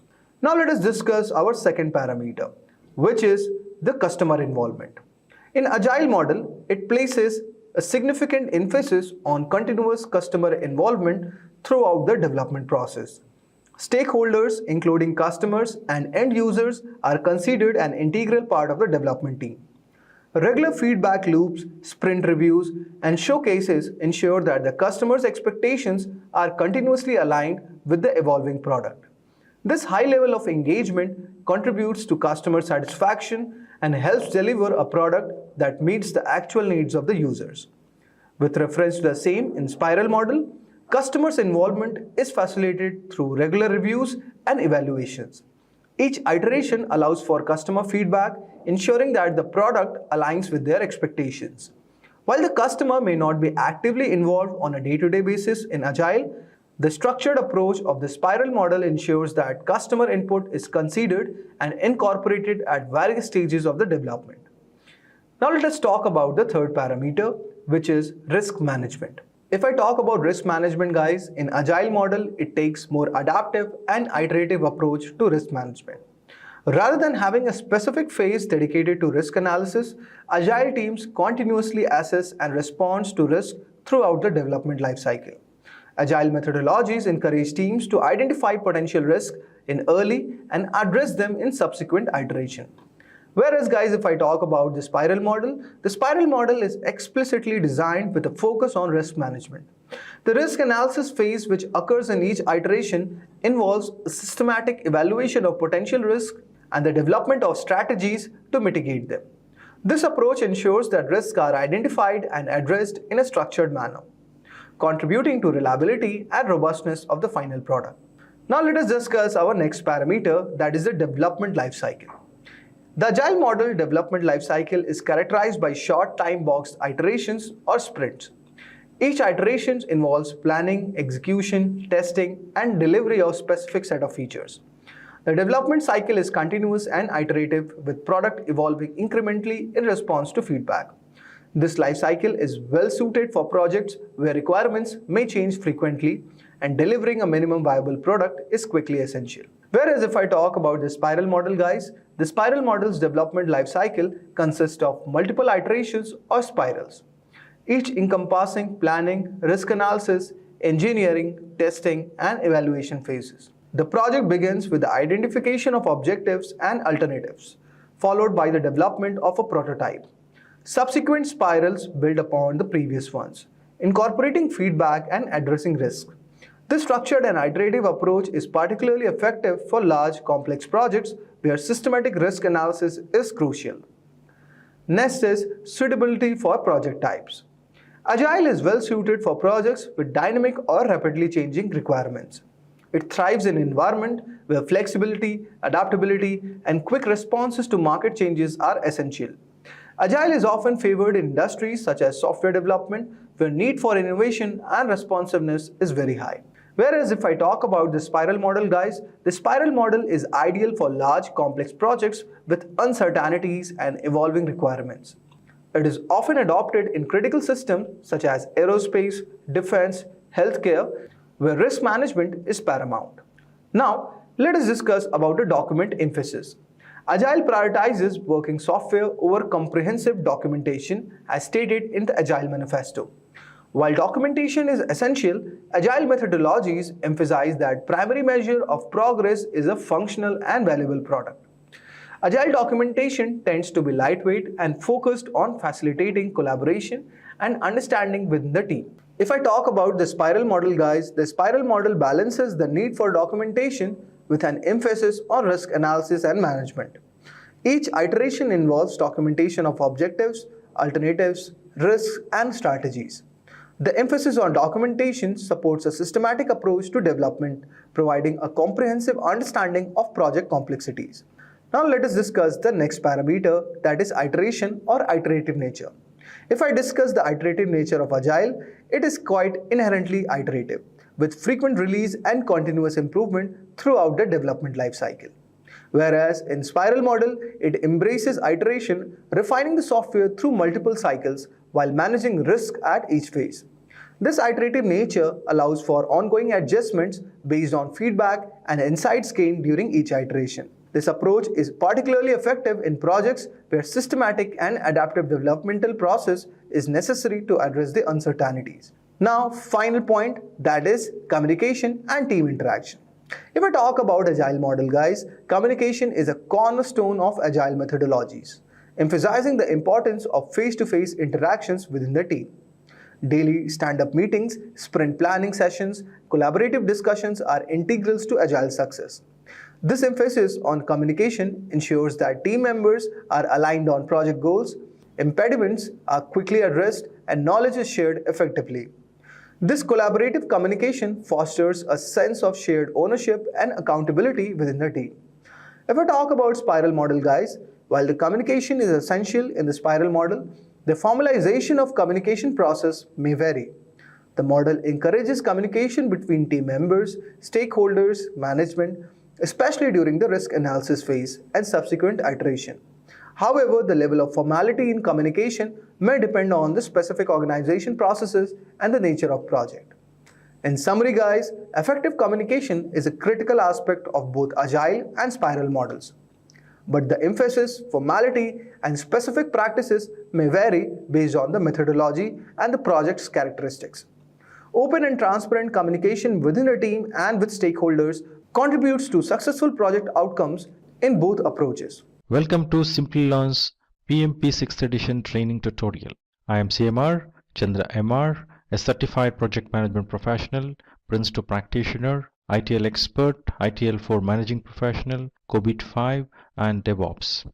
Today we are going to look at understanding what is the PMP certification, what is PMBOK, eligibility criteria to appear in PMP examination, the project management framework, the project management process groups, knowledge areas, and processes. So now imagining the world where you have a project being done, and you are the project manager, and how best a project can be conducted. So to make a project successful, it is required to follow a best practice. So if you have a certification, just imagine having a certification that lets the world know that you know what you are doing in project management. So PMP certification gives you all. So what is PMP certification? So the PMP, the Project Management Professional Certification, is a certification of PMI, the Project Management Institute, which is at USA. So is an internationally recognized credential for project managers. See, the certification indicates that the certified professional has a sufficient experience, education, skills and competency.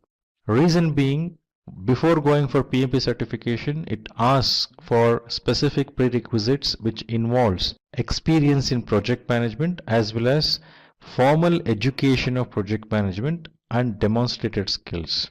So that being a prerequisite for project management professional certifications, it is very essential that one need to understand what it takes to become eligible for PMP examination. So that we will go through in the subsequent slides. So the moment one has the PMP certification, that itself indicates the prerequisites to take up a PMP certification is accomplished already before going for certification, and then the individual will go for a certification and become certified professional. So that way it concludes, it also indicates that person who holds the PMP certification has sufficient experience, education, skills and competency. Moreover, there are more than 100,000 PMP certification holders across the globe. So PMP certified individuals earn 25% more than non-certified individuals. So now PMP certification also has the advantages which are given here, like helps the project manager to practice the project management better, create the results better, demonstrate the project management capability better. So this also helps project manager to show the commitment towards the project management profession, and having PMP certification provides the recognition across the globe, which helps in getting better salary compared with people, the professionals who are not certified, and also helps in increasing the network, project management network, who actually practices project management, the fellow practice project managers who are practicing the project management. So there are certain vocabularies, jargons which are used specifically while doing the project management. PMP helps to understand those. So now let us look at what does the official guide which is used in PMP that can help to become a project management professionals. So that is PMBOK, which is referred as Project Management Body of Knowledge, or PMBOK, which is the collection of processes, best practices, terminologies and guidelines accepted as standards within the industry. So the latest edition of this is 6th edition, which was released in 2017. The first edition of PMBOK guide was published in 1996, and the 6th edition, as I mentioned, was released in 2017, and the exam format was revised from 26th March 2018. So PMBOK guide will become the basic reference to appear in the PMP examination. So one needs to go through the training based on PMBOK guidelines, so that will help them to pass the examination easily. So eligibility criteria for appearing for PMP certification examinations. So you can have two types of eligibilities which PMI defines. So option 1 includes someone who has secondary degree should have 7500 hours of leading and directing project. That is an experience, what it is asking as a prerequisite before the professional go for examination, plus 35 hours of project management education formally from a registered education provider like Simplilearn. Option 2, someone who has 4-year degree, project management experience, leading and directing project. This experience will be 4500 hours, whereas as we saw in option 1, in option 2, 35 hours of project management education is required, and that is from registered education provider like Simplilearn, as I mentioned earlier. So this training, which is conducted by registered education provider, will have their trainings aligned with PMBOK, the latest edition. So Simplilearn enables people to learn what are the topics in PMP framework, plus make the professionals ready to appear the examination and become successful. The project management framework, which is defined in PMBOK, includes 5 process groups, 10 knowledge areas, and 49 processes. So when we say 5 process groups, this indicates the way the project flows, how each of these process groups are connected while project happens in the project life cycle. Whereas 10 knowledge areas are the one which needs to be looked up to, demonstrated up to, considered while doing the project management. And the 49 processes distributed across 5 process groups and 10 knowledge areas has the activities, the objectives, the inputs, outputs, tools and techniques clearly defined so that those can be applied while doing the project management. So those are aligned the way it is shown in the table. So 5 process group, that is initiating, planning, executing, monitoring and control and closing. These are the process groups. Whereas 10 knowledge areas includes project integration management, project scope management, project schedule management, project cost management, project quality management, project resource management, project communication management, project risk management, project procurement management, and project stakeholder management. So each of these knowledge areas and process groups are aligned in such a way where the processes aligned with a specific process group and knowledge area can be demonstrated accordingly. If you look at a process which goes from initiating to planning, planning to executing, and then monitoring and control, while you do monitoring and control, if there is anything found as a deviation, it may come back to planning or executing for necessary corrections. Once the necessary corrections happens, again it moves to monitoring and control to check whether it is completely done as expected or not. If it is confirmed everything is done as per the requirements defined, then it moves to closing. This is how the project flows in the project life cycle. Whereas all the 10 knowledge areas happens in parallel. So now if you look at initiating process group, you can see 2 processes, that is develop project charter and identify stakeholders. So develop project charter and identify stakeholders basically defines project charter required for the project as well as initial identified stakeholders who are required to move forward in the project. Similarly, if you look at planning process group, you have 24 processes which are distributed across all the 10 knowledge areas. So these processes creates a plan for the project which involves scope baseline, schedule baseline, cost baseline, quality management approach, then resource management approach. Means the plan, I mean to say. When I say approach, I am speaking about the plan. Similarly, communication management plan, risk management plan, procurement management plan, stakeholder management plan, and all of these will get consolidated into project management plan in the integration management knowledge area. Once this plan is done and approved, then it moves for execution. All that project manager do during execution is directing and managing project work and managing the project knowledge. At the same time, project manager would take responsibility of managing quality, acquiring resources, developing team, managing team, then communications which are planned as per the communication management plan. Communication should happen during execution. So similarly, implementation of risk responses defined while doing the planning and conducting the procurements as planned and then managing stakeholder engagement. So actual execution of those work packages, execution of those deliverables happens from the team. Now as those deliverables happens, the delivered products are checked, monitored and controlled. You can see validate scope, control scope. Likewise for each knowledge areas, there is a control process which checks is that happened in execution as it was planned in planning process group. So then that is consolidated here for monitoring and controlling the project work in entirety, integrated. Similarly, performing integrated change control. Any deviations found in any of these checks which is being done in the control.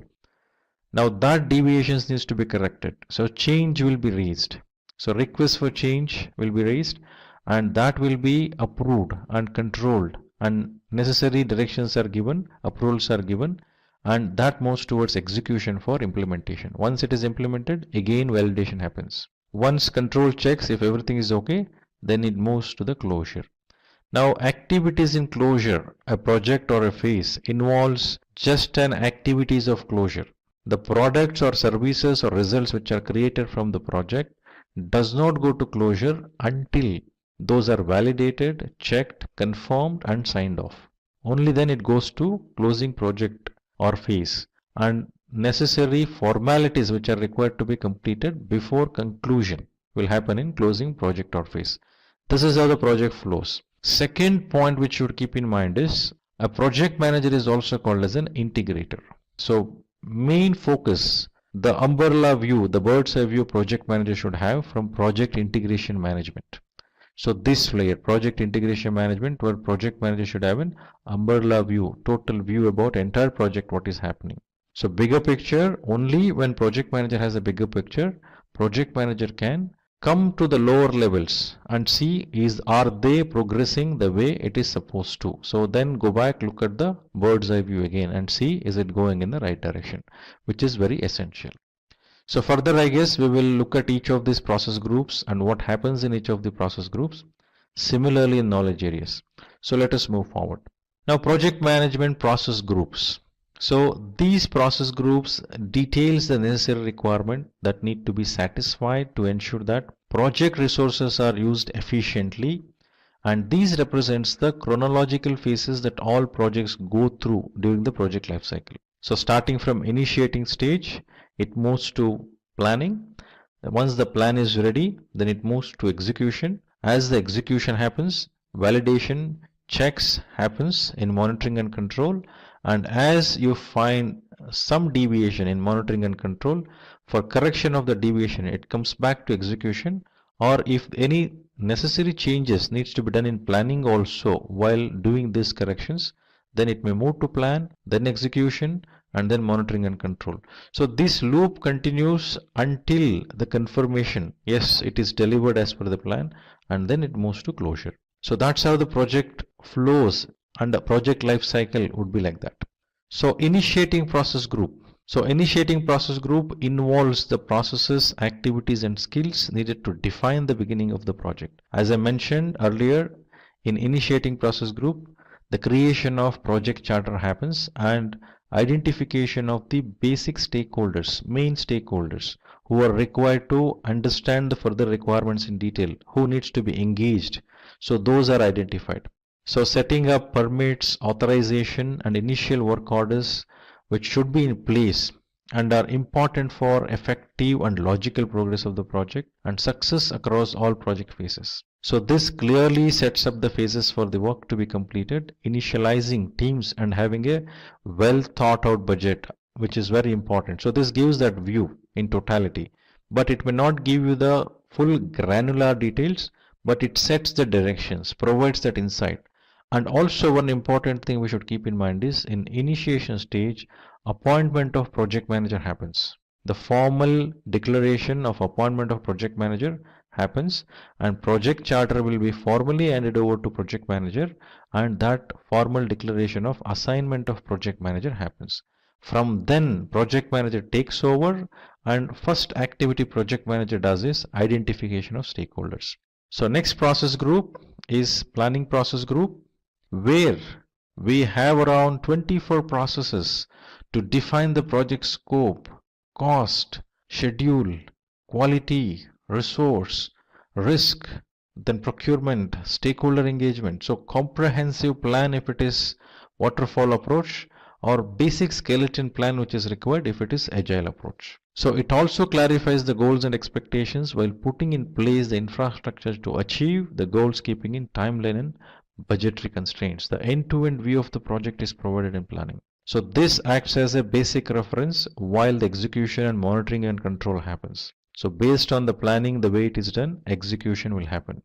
Now next process group is executing process group, where The role of project manager is to direct and manage project work and manage the project knowledge, main activities, being an integrator of a project. Secondly, acquiring resources. It may be human resource or technology resource or any other resource required for the project. Then if it is human resource, there needs to be necessary training, development of the team, and then managing them. So a lot of team dynamics are involved. That needs to be handled. So this involves managing teams while handling time expectations and achieving benchmark goals. Team members delivers those results. Team members does all the activities and then creates that results. So team concerns needs to be addressed, because as you see the people together, the team members together, it is quite obvious conflict may occur. So conflict resolution should happen. The engagement with the team member should happen. So demonstration of work which is done by the project team, that needs to be monitored and controlled. Parallelly, which happens during the execution, monitoring and control is also happening. So project manager should look at both. So concerns needs to be addressed. Execution, is that happening as per the plan, has to be checked as part of monitoring and control while execution is happening. So bird's eye view in entirety, which says how the execution should happen, that needs to be directed and monitored. Whereas coming on ground, seeing is that happening the way it is required, that is also very essential. So next is monitoring and control process group. Now, as part of these process group, as I mentioned, while execution happens, it is very essential to check, validate, and control. So this process group involves processing change orders. Any deviations being found, change requests are raised.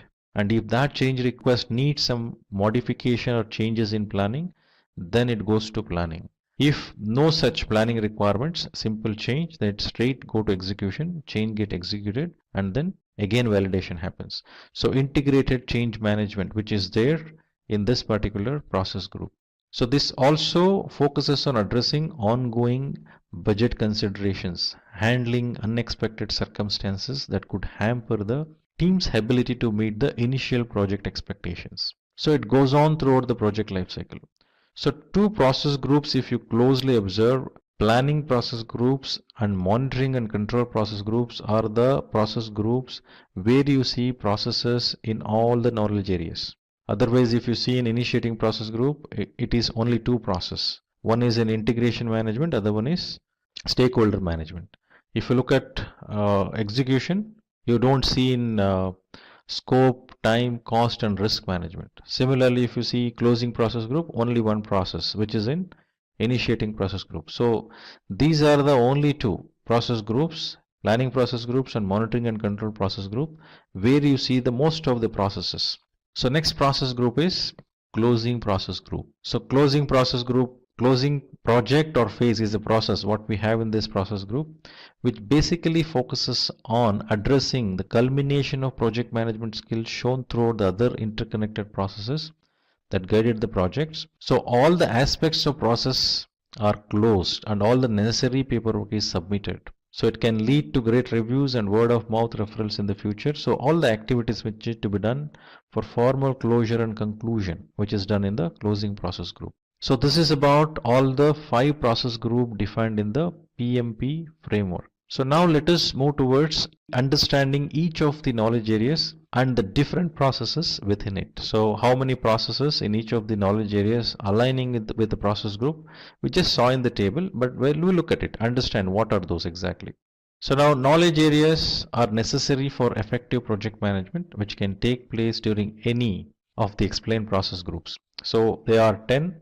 So those are project integration management, project scope management, project schedule management, project cost management, project quality management, project resource management, project communication management, then project risk management, project procurement management, project stakeholder management. So many people ask me, when I train the people, they ask me, how do we remember all of this? So remembering process group will be easy because it's the flow which you can remember, then remembering the process group will be easier.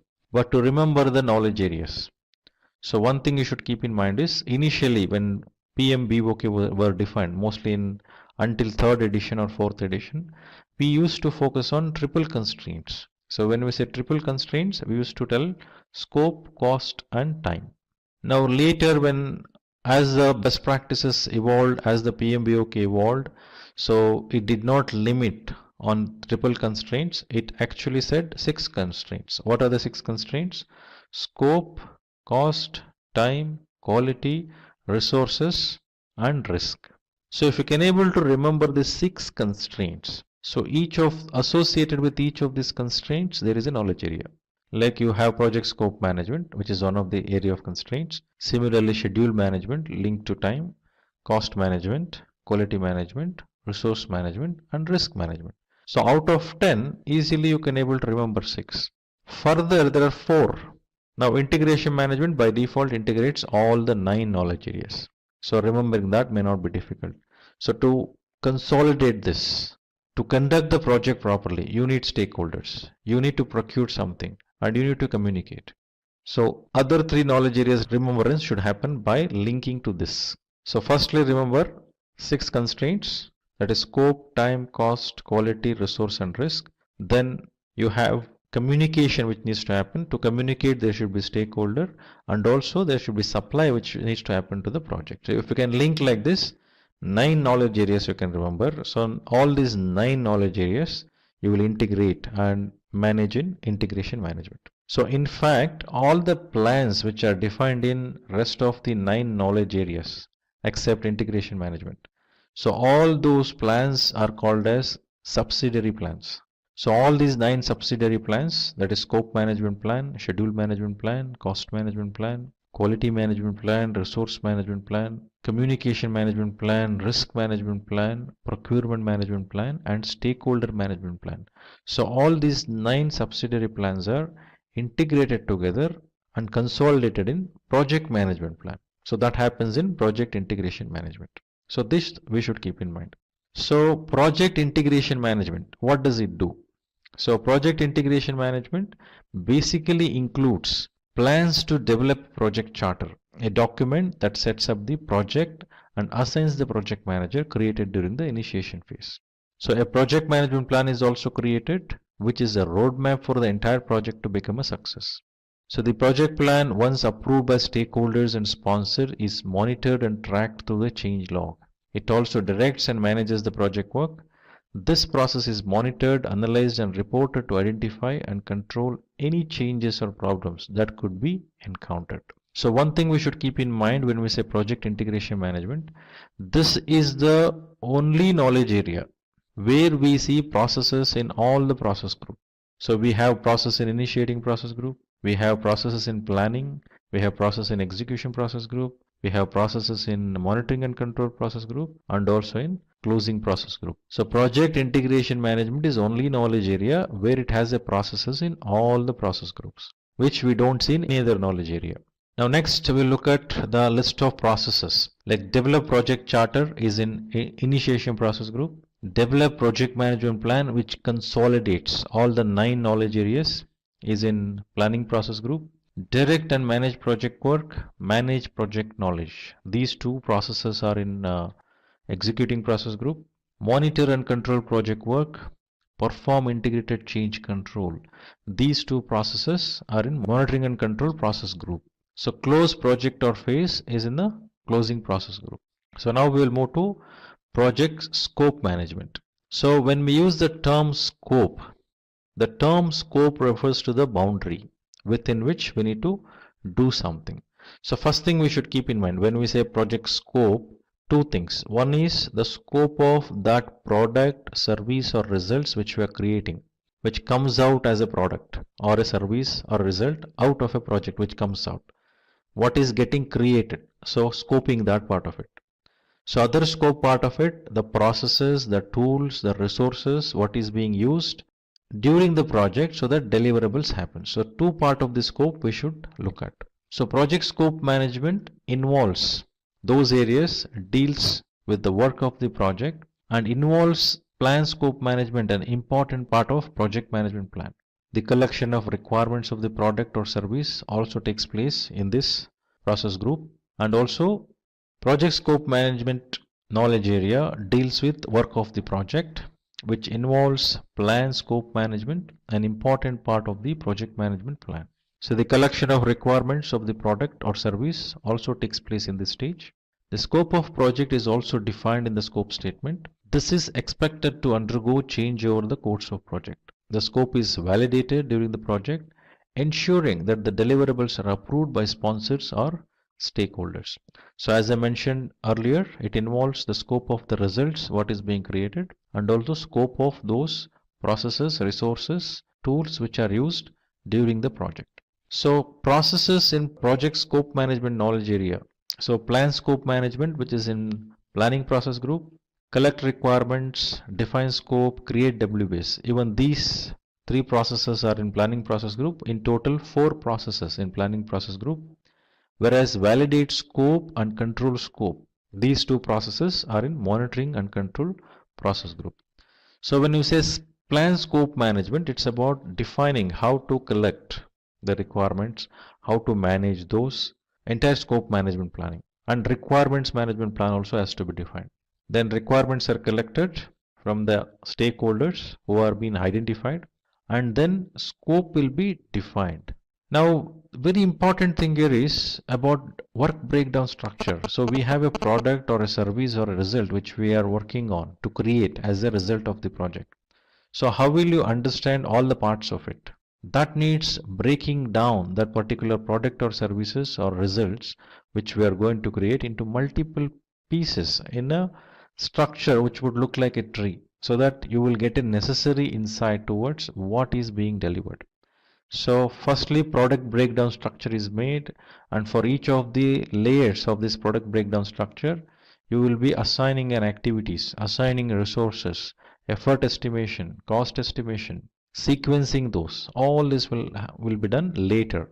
Basic thing needed is work breakdown structure for that. So to create WBS, the technique called decomposition is used, and this approach is top-down approach. Next, validate scope and control scope. As WBS provides the structure of various things which needs to be delivered, referring to that, as the execution happens, validation should happen, whether it is delivered accordingly or not. And is that scope management is being done according to the plan. Control scope will be checking that. So next is the project schedule management. When we say schedule, it's quite obvious for us to understand what needs to be done. So what needs to be done is already told in scope, and when are we going to do that? For that you need to have a specific schedule, the timeline. So the project will have various different activities, tasks, which is assigned to the particular WBS element. So these activities will have a specific start date, end date, and this will have a specific output which is coming out as part of those actions which happens. So the project is divided into tasks, each with their own start dates and deadlines and budgets. So these are revised as the project moves forward, depending on how the project is progressing.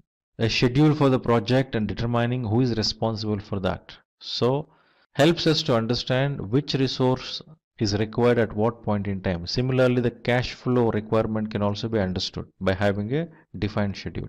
So the tasks are placed in a sensible order, and the dependencies between each of them are noted. Once sequenced, the resources required for the tasks are estimated and assigned. The time required for each of these tasks are also determined. Now when we say this, we are required to understand and visualize while doing a project, the WBS structure is defined and in what sequence each of these elements are delivered and what timeline, start time, end time, and how each of these are connected to other WBS element, in what sequence, what activities required, what resource required, what effort required, what competency skill required. So all these are put in. So since we schedule and sequence it, we know when is that required. So this requires working with other knowledge area very closely. When I say WBS element, it's quite obvious, it comes from scope management. When I say allocation of resources, obviously it has to work with resource management to create a resource calendars. If I say cost management, to understand the flow, money flow, cash flow. So budget should be there for the project. So cash flow, when what amount is required. To understand that, cost is linked to schedule. So all these knowledge areas should work very closely with coordinating with each other, interfacing with each other. So project schedule management also uses a very important technique called network analysis technique, where we speak about critical path, then forward pass, backward pass, then identification of floats. So when I say critical path refers to the longest path in the established network diagram of a project, and that will be the minimum time required for project to complete. So this critical path needs to be closely monitored as the execution of the project happens, because any delay in this critical path will delay the project itself. So that's about some summary about schedule management. Now let us look at the processes which are involved in schedule management. So plan schedule management, define activities, sequence activities, estimate activity durations, develop schedule. So all these 5 processes are in planning process group. So schedule management, how it has to be done, needs to be clearly planned as part of plan schedule management. Then when to define activities, it is quite obvious. We need to know what needs to be delivered. So WBS element helps us. When the scope baseline is provided as an input here, so taking that, activities are defined. Then the sequencing happens. Then when we say estimate activity durations, so we speak about two terms like effort and duration.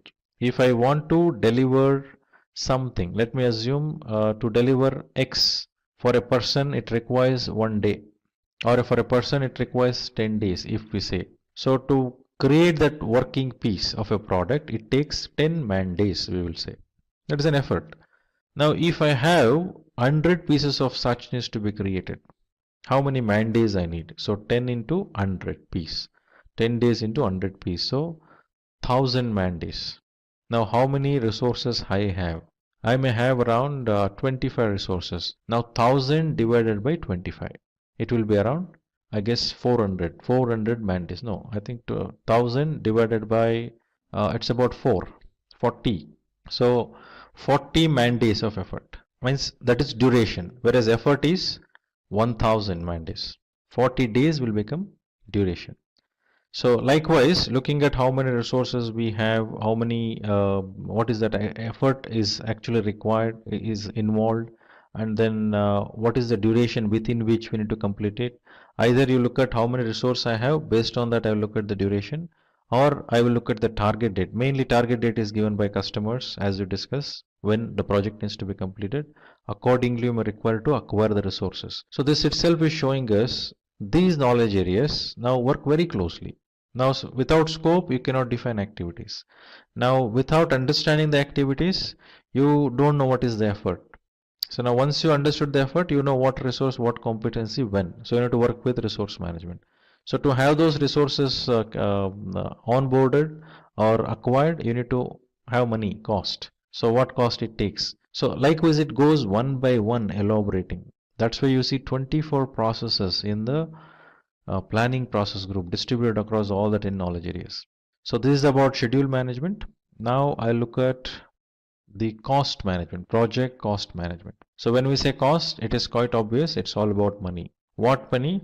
The expenditure, the outgoing money. So project incurs cost. If any individuals, I keep getting these questions in a lot of trainings.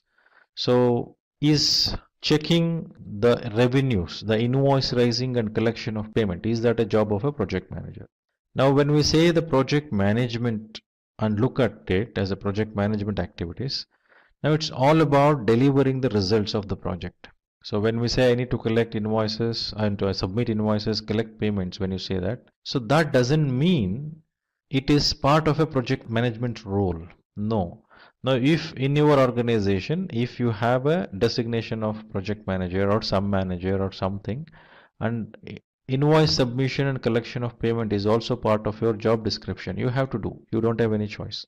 So designation is totally different when compared with the meaning of the role called project manager. So any other things which are associated with your designation in the organization, it may be project manager also, designation possible.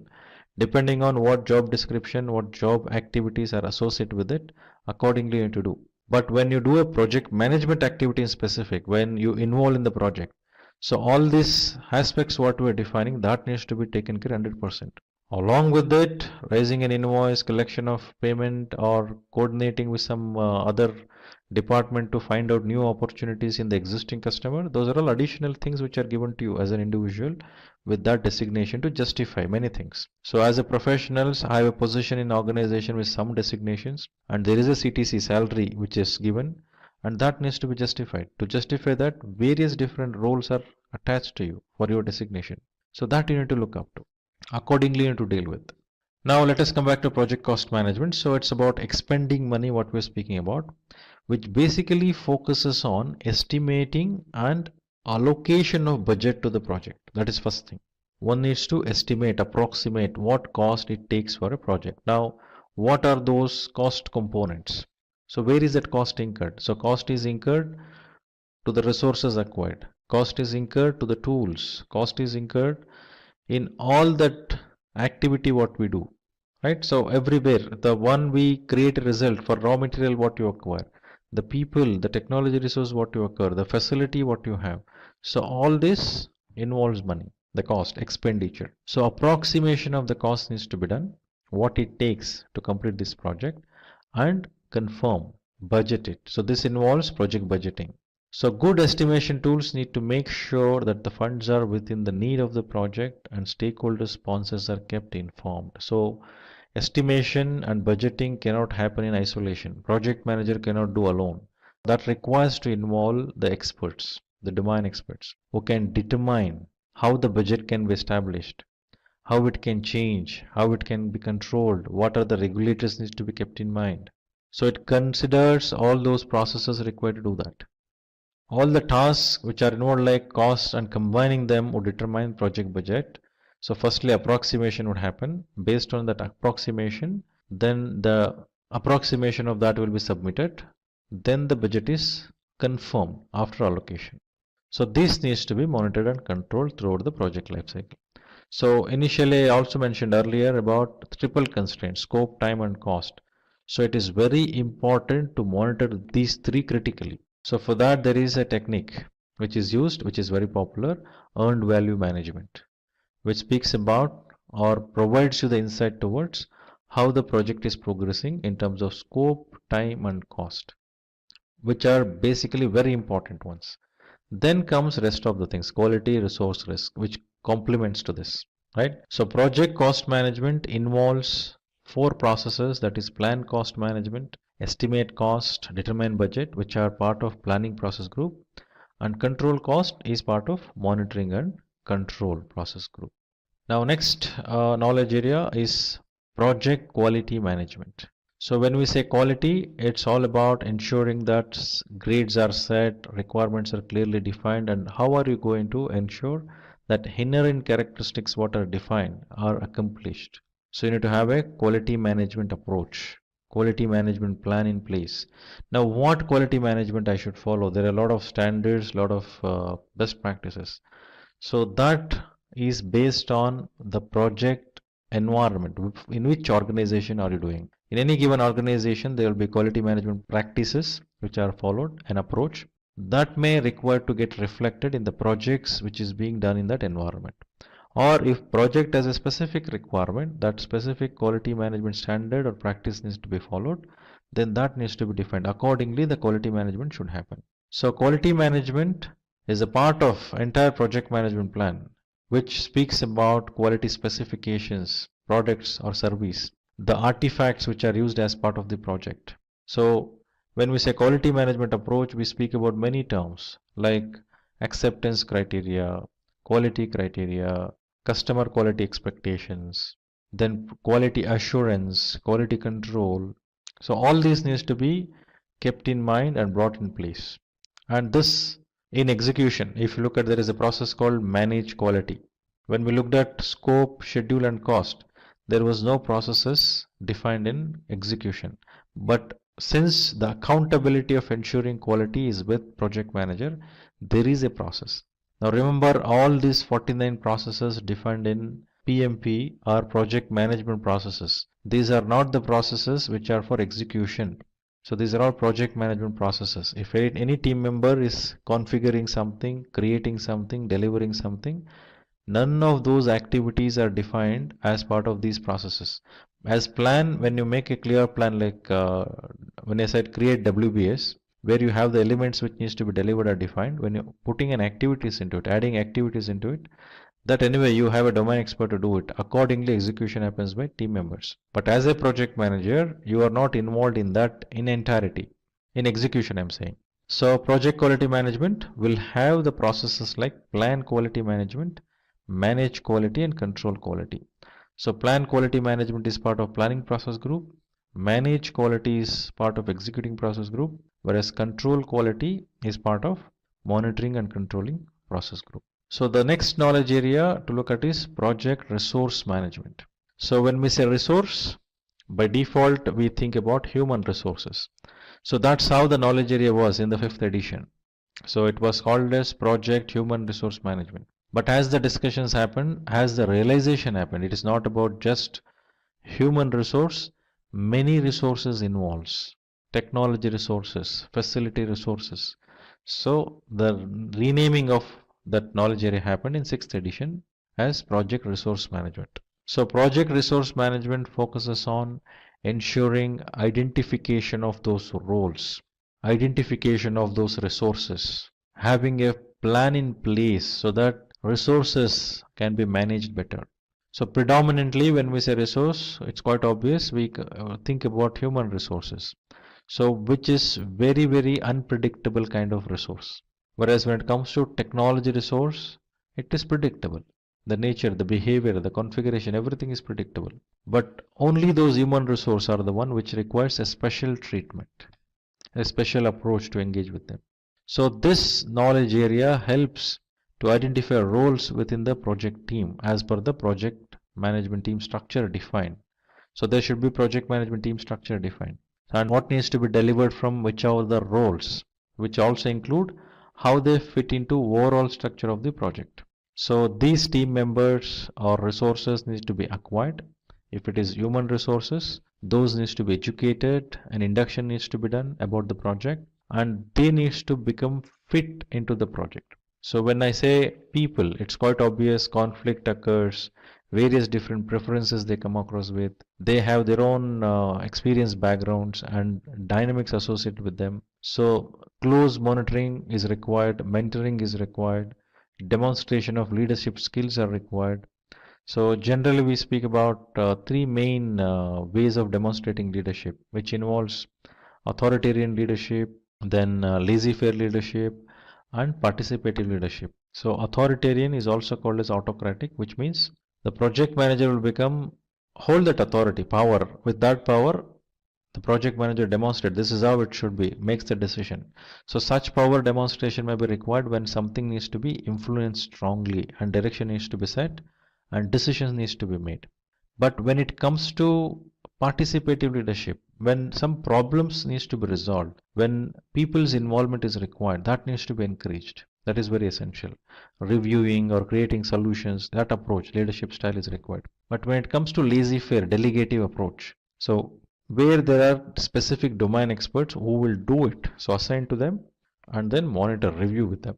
That is delegative approach. So these three leadership styles has to be demonstrated effectively while doing project resource management. So team will have their own dynamics, so that needs to be understood and accordingly dealt with.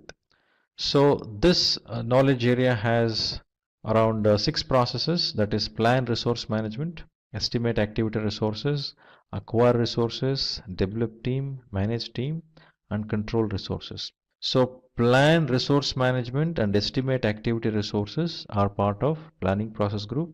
Acquire resources, develop team, and manage team are part of executing process group, whereas control resource is part of monitoring and control process group. So next knowledge area we are going to look at is project communication management. So when we say project communication, firstly we need to understand what is this communication is all about. So communication is used to convey something to someone. So there should be two parties, the communicator and the one who receives it, means sender and receiver. So very important here is when sender sends certain message, at the receiver's end, how it is received. Is the meaning what is actually perceived? by a receiver is same as what is meant by the communicator, means sender. So this will become a big gap. If what I told versus what someone understood, if there is a gap, then the communication is not effective. So it is very essential to understand this dynamics. Communication should be very effective, and based on that communication, there is always a resultant action. So always communication will have two parties minimum, one is sender and receiver. And in the receiver's perspective, one needs to understand who would be the receiver generally. When I say project manager communicates with sponsor, project manager communicates with team members, project manager communicates with customers, project manager communicates with other functions within organization, suppliers who are external to the organization. Now, each of these communications will have a specific objective and intention. So, project manager should understand that. And what sorts of vocabularies, jargons which needs to be used while communicating, the words, the communication methods which needs to be used, the communication channel, the language, the syntax. Understanding all of these will become very important while doing the communication in the project. So project communication management is the area that informs the team and stakeholders about the project. So the communication management system is determined along with how it is done and how often it is done, how frequently the communication has to be made. So managing communications should also involve reviewing how effective the communication is and how the regularly the modifications are being done to ensure the communication is actually fulfilling the requirements of communication needs. That needs to be discussed regularly and looked at. Is that helping? So it is very essential as the stakeholders are identified that communication requirement should also identified. And what communication? Why is that communication? How often, how frequently the communication has to be made? What channel, what template which has to be used, and what language. So all these needs to be understood, signed off. So when you go and inform or sends a message to the sponsor, it will have specific objective of that communication. Similarly, when you send it to team member, specific objective. Here in this two aspect, the frequency will change, the language will change, the stakeholders to whom the communication is made changes, and impact it has to create in that communication will also change. So that needs to be understood. The project manager should be very sensitive about it. So communication management plays very important role, whereas 90% of the time project manager will be spending his effort and time in communicating. If that is not effective, it is difficult to become successful in project management. Now let us look at the processes in project communication management. So there are three processes, that is plan communication management, manage communications, and monitor communications. So plan communication management is part of planning process group, manage communication is part of executing process group, monitor communication is part of monitoring and control process groups. The next knowledge area is project risk management. So when we use the term risk, it's all about an uncertainty, what we're speaking about. So every assignment we take up, every initiative we do, everything involves risk. Similarly, project also involves risk. So risk, which is termed as an uncertainty of certain occurrence, are both positive as well as negative. The positive risk we call it as opportunities, whereas negative risk we call it as threats. So each of this risk has to be treated certain way. So before you treat or decide on certain treatment of the risks identified, risks needs to be analyzed. So qualitative analysis, quantitative analysis has to be done, and risk responses has to be planned. So the project risk management is the knowledge area which will identify how the risks are itemized, categorized, and prioritized in the risk register. Similarly, risks are prioritized and qualitatively and quantitatively analyzed. So based on their impact on the project, the necessary response plan will be defined. So risk has to be controlled by reviewing the risk register regularly and removing the risks that no longer impact the project. Now the risk once identified, mainly risks are identified, some set of risks are already identified, captured in project charter, whereas in detail risks are identified during the planning associated with many different aspects of the project. The risk related to scope, schedule, time, cost, quality, resources, maybe procurement, stakeholders. So risks are categorized accordingly and identified. Now, this is not the list which is made. It is not an exhaustive list which is made in one go. So this acts as a basic list. As the project progresses, all these identified risks needs to be evaluated on continual basis, and also new risks needs to be identified regularly. So that what are the kinds of risks which comes up are understood, and then response plans are accordingly taken. So this helps in managing the risks effectively and efficiently. The processes involved in risk management knowledge area are plan risk management, identify risk, perform qualitative risk analysis, perform quantitative risk analysis, and plan risk response, which are part of planning process group. Whereas implement risk response will be part of executing process group, and monitor risks. This will be part of monitoring and control process group. So when we say identify risk, this is when you identify the risk here and captured in the risk register. And as I mentioned earlier, this is not a list which is exhaustive. So at the moment, whatever the risks are being identified, so these risks are analyzed now as part of this planning, qualitatively as well as quantitatively. But the analysis of the risk, assessing those risks, should continue throughout the project life cycle, because the impact level of the risk would vary as it progresses throughout the project life cycle. Now, as we have a risk response plans defined, and for some it is already implemented, some you cannot implement, you need to make yourself ready to tackle the scenario of issues when it occurs, when risk occurs. You need to handle those. So have that capability built, or having some contingency plans. Any of such actions are taken, and project should be ready. Means when risk occurs, the impact occurred, and I'm just okay with it, that will not work. So project will get impacted. It may escalate the cost. It may delay the project closure. Many things it will happen. So proper analysis and then actions in time. Right risk response plans can be implemented. So for positive risk, for opportunities, generally acceptance or exploit or taking advantage of that would be the kind of response we will see. For the negative risk, the threats, the kind of responses what we would see is like avoid or have a contingency plan or mitigate the risk in terms of having some measures implemented. Transfer risk is another thought which is done. So if someone says avoid risk, that behavior is called as risk averse behavior, someone who don't even take risks. So if I take up this, I have the risk of so much, so I will not even take up that, such behaviors. So those are the kinds of risk responses may come across, which needs to be implemented as part of executing process group. Then whatever the plan, whatever the implementation which has happened, that needs to be monitored as part of monitoring and control. So next knowledge area for us is project procurement management. So when we say procurement, so every project involves procuring something. So a main decision which happens here is make or buy decision. So should I make it myself? Should I create myself within the organization, or should I do something or purchase something? So make or buy decision. So when I decide I'm going to buy certain things from outside, because we cannot make everything as part of our organization, because the direction of the business is totally different.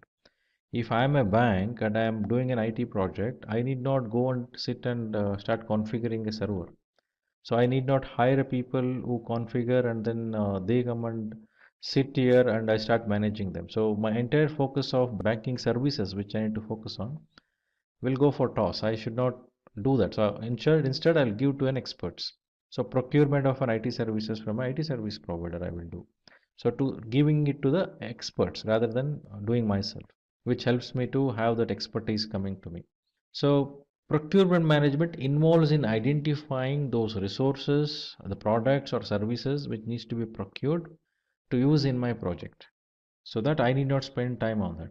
So this involves identification of the suppliers, having those subcontractors, right? So they will have an engagement through a contract, and monitoring and managing them and establishing a relationship with them and engaging with them in appropriate way that is required. It is very essential to be done in every project.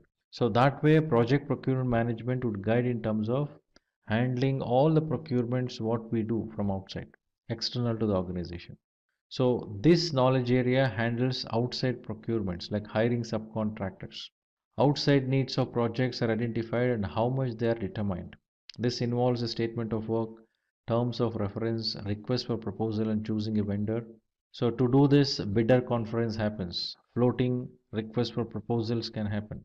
Request for quotation can happen. So many such actions are taken, and the processes involved here are three mainly. So plan procurement management, which is part of planning process group, conduct procurement, which is part of executing process group, and control procurement, which is part of monitoring and control process group. So the next knowledge area is project stakeholder management. So when we say stakeholder, who is the stakeholder? Stakeholders are internal, stakeholders are external, stakeholders are the one who influence, stakeholders impact, they will get impacted, they are influenced. So likewise, for every project, every initiative organization takes, there are stakeholders. For me, for my project, I need to identify all the stakeholders. So now identification of stakeholder, engaging with stakeholder, managing these stakeholders will become very essential. So as part of this knowledge area, after identification of stakeholders, the need of stakeholders needs to be understood. So not every stakeholders are identified will have very close to the project. They are not in very close proximity to the project. The distance of the stakeholder from the project may be far. Still, they may have an impacted because of this. We need to understand that if I am building a flyover, construction of a flyover is happening, obviously people living in that region will get impacted. But they have no direct involvement in the project. However, their cooperation is required. So likewise, as we identify the stakeholders, we need to understand what kind of impact or influence that stakeholder will have on them or on the project from them. This needs to be analyzed. So stakeholders needs to be identified, their concerns need to be identified and must be managed. Some stakeholders would come up with certain powers, authorities. So we need to understand that as well. So each of the stakeholders needs to be listed out, their concerns prioritized based on their impact on the project.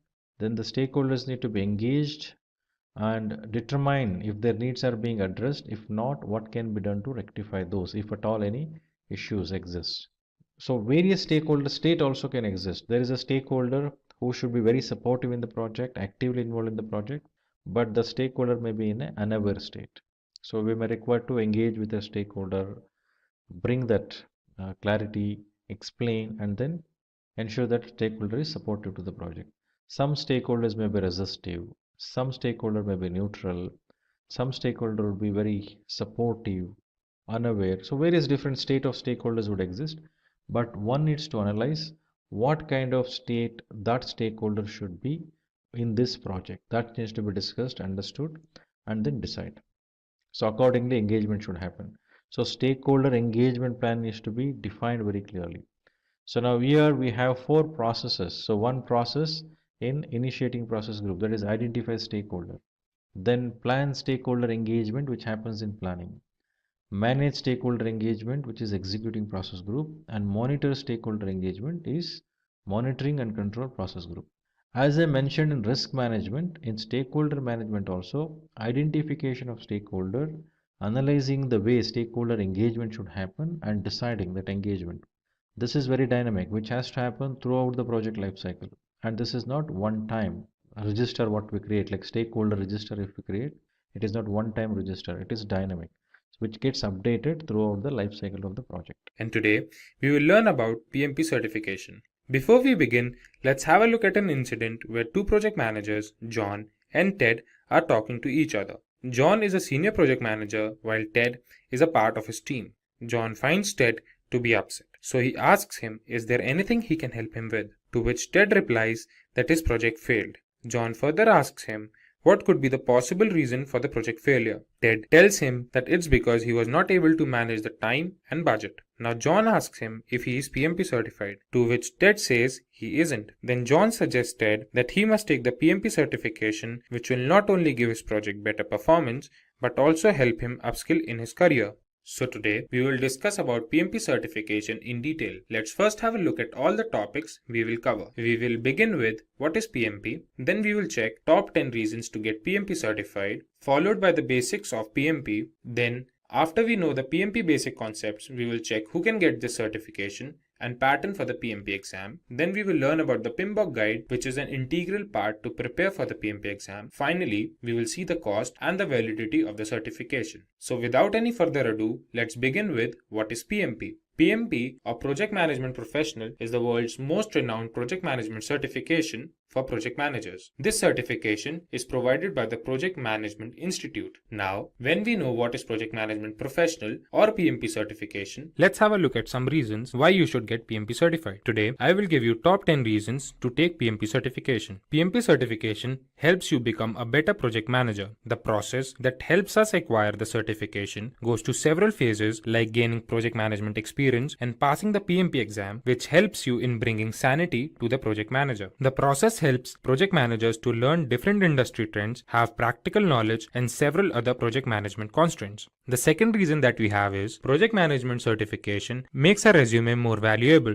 As we have discussed earlier, that PMP certification is the most renowned project management certification, so having it on the resume will definitely help the interviewer recognize our skills. There are companies that only accept project managers who are PMP certified. PMP certification not only helps in switching the job or finding a new one, it helps in progressing in the current company as well. The third reason that we have is it provides more job opportunities. When one acquires the PMP certification, it proves that one has expertise in completing the project effectively and efficiently. So the certification increases the trust factor of the interviewer in you and increases your probability of getting that job. The fourth reason that we have is salary hikes. PMP certified project manager is one of the highest paid jobs around the globe, and this trend will continue to grow. The global survey by the Project Management Institute shows that PMP certified project managers tend to get 20% more salary than the non-certified project managers. The next reason that we have is PMP certification validates your dedication to the job.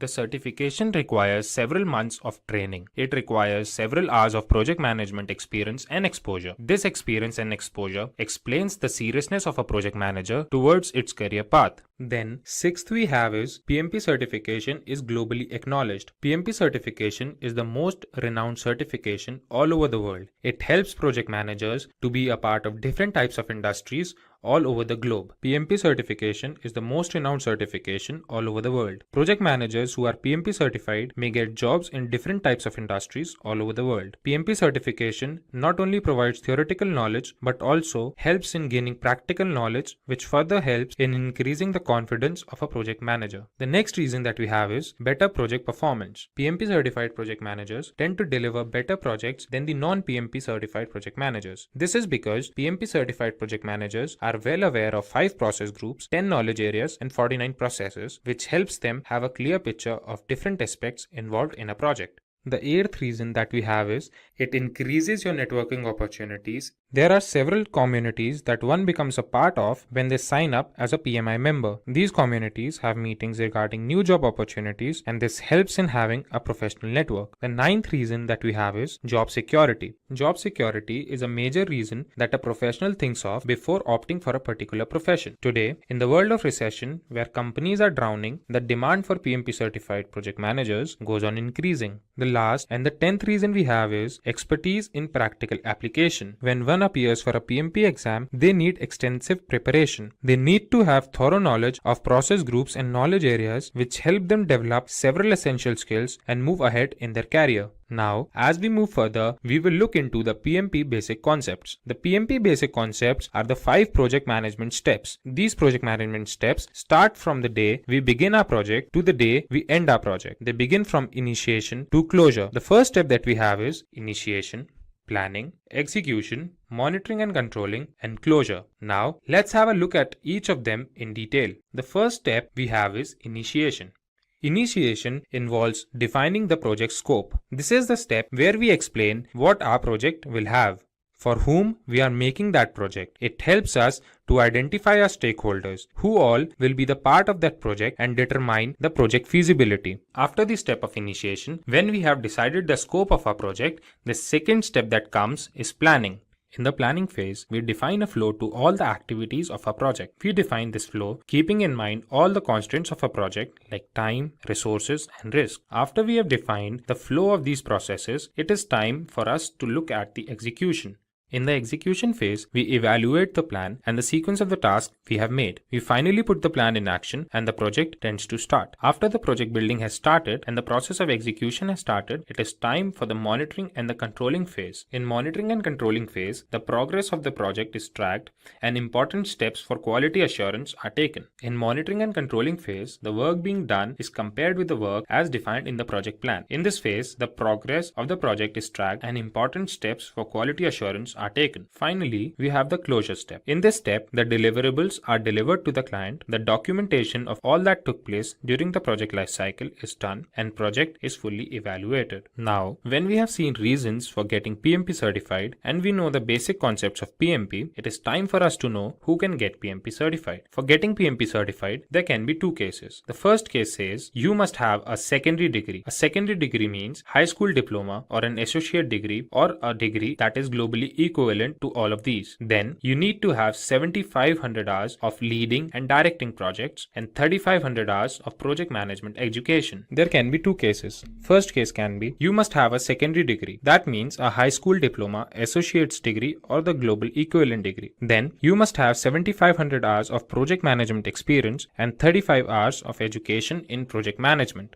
The second case can be you must have a 4-year degree along with 4,500 hours of project management experience and 35 hours of education in project management. Now, when we know who can get PMP certified, we will see the PMP exam pattern. The exam comprises of 200 questions, out of which 175 questions are used for evaluation. One can answer these questions if they have thorough knowledge of 5 process groups and 10 knowledge areas. The time provided to complete the exam is 4 hours. The questions that are asked are of different types, the most common type being formula-based, situation-based, and knowledge-based. Now, when we have discussed about the exam pattern, discussing about the PMBOK guide becomes very important. So the next topic that we have is PMBOK guide. PMBOK guide or project management body of knowledge is a book that comprises of several processes and different terminologies needed to crack the PMP exam. The whole syllabus of PMP exam is covered in the PMBOK guide by the project management and 10 knowledge areas. Apart from this, there are 49 processes that are divided amongst 5 process groups, 10 knowledge areas. Finally, let's have a look at the cost and validity of the PMP certification. When we talk about the cost of the certification, there can be two cases. The first case can be if we are not a member of Project Management Institute, the exam fees is $555. The second case can be if we are a member of Project Management Institute, the exam fees is $405. If we talk about the validity of the certification, the certificate is valid for a period of 3 years. After every 3 years, the certificate needs to be renewed. To renew the certificate, one needs to furnish a proof of 60 PDUs or professional development units. After so much information, Ted thanks John for his time and promises to take the PMP certification at the shortest notice. Now, let's have a look at the salary trends of a PMP certified project manager and a sample resume. If we consider the salary of a non-PMP certified project manager, it is approximately $91,000, while if we consider the salary of a PMP certified project manager, it is approximately $111,000, which is approximately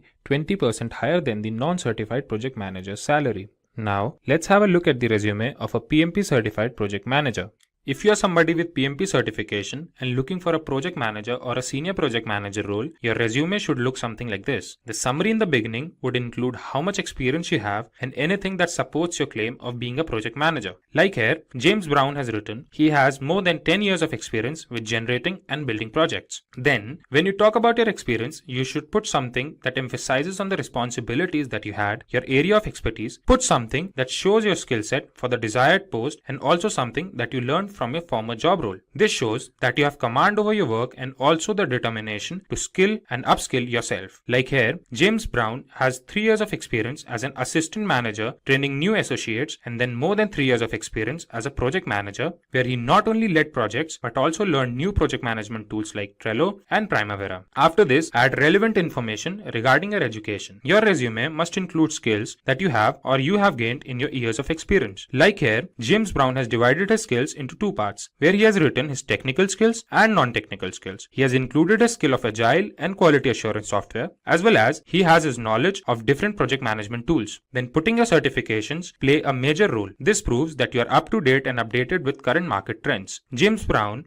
has his certifications in C and Java, and more importantly, he has his project management certification, Project Management Professional. In this session, we will discuss about project manager roles and responsibilities. Let's first have a look at all the topics we will be covering today. First, we will see who is a project manager. Then, we will check the roles and responsibilities of a project manager. Moving forth, we will analyze the salary of a project manager and the steps that will help us become a project manager. Finally, we will see a project manager's resume. So without any further ado, let's get started with who is a project manager. Project manager, in simple words, is a professional who manages the project. Project manager plays an integral role from the first phase of the project lifecycle to the last phase of project lifecycle. This individual is a part of all the activities that produce the final deliverables and strive towards the success of the project. Now, let's consider some must-have skills of a project manager. First we have is strong communication skills. The communication skills help the project manager to communicate the organization's mission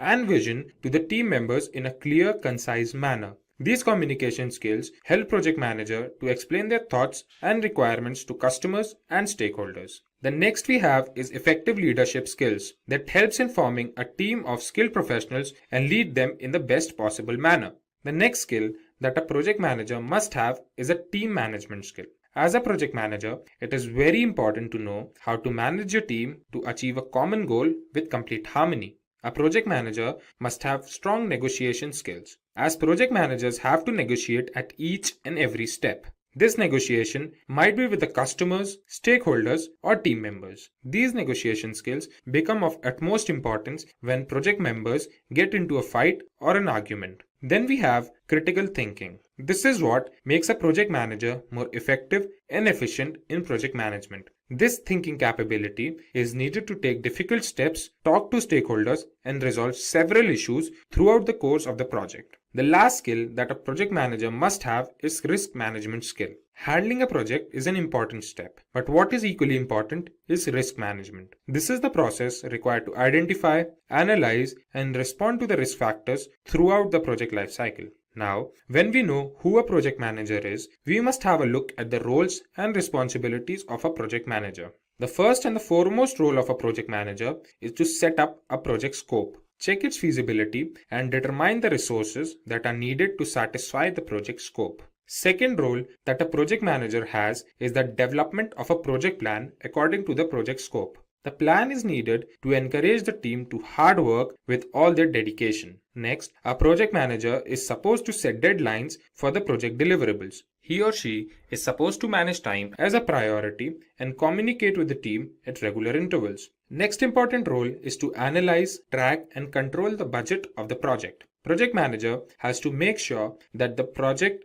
does not run out of budget and is optimized as possible. Moving forth, effective communication is one of the most important skills of a project manager. He/she is supposed to maintain communication with all the stakeholders throughout the project. Then we have is the identification and evaluation of risk in a project. Project manager must take steps to minimize the effect of risk in a project. The next role of a project manager is to track and control the performance of the team. This helps in yielding the best outputs with the least number of resources. Last role a project manager must have is to provide reports and documentation of all the steps involved in project management. This helps in future projects and makes sure that the mistakes that happened in the project will not happen again in ongoing projects. Now, it's time for us to check the salary of a project manager. The data shows that an average salary of a project manager in India is approximately 14 lakh rupees per annum, while the average salary of a project manager in United States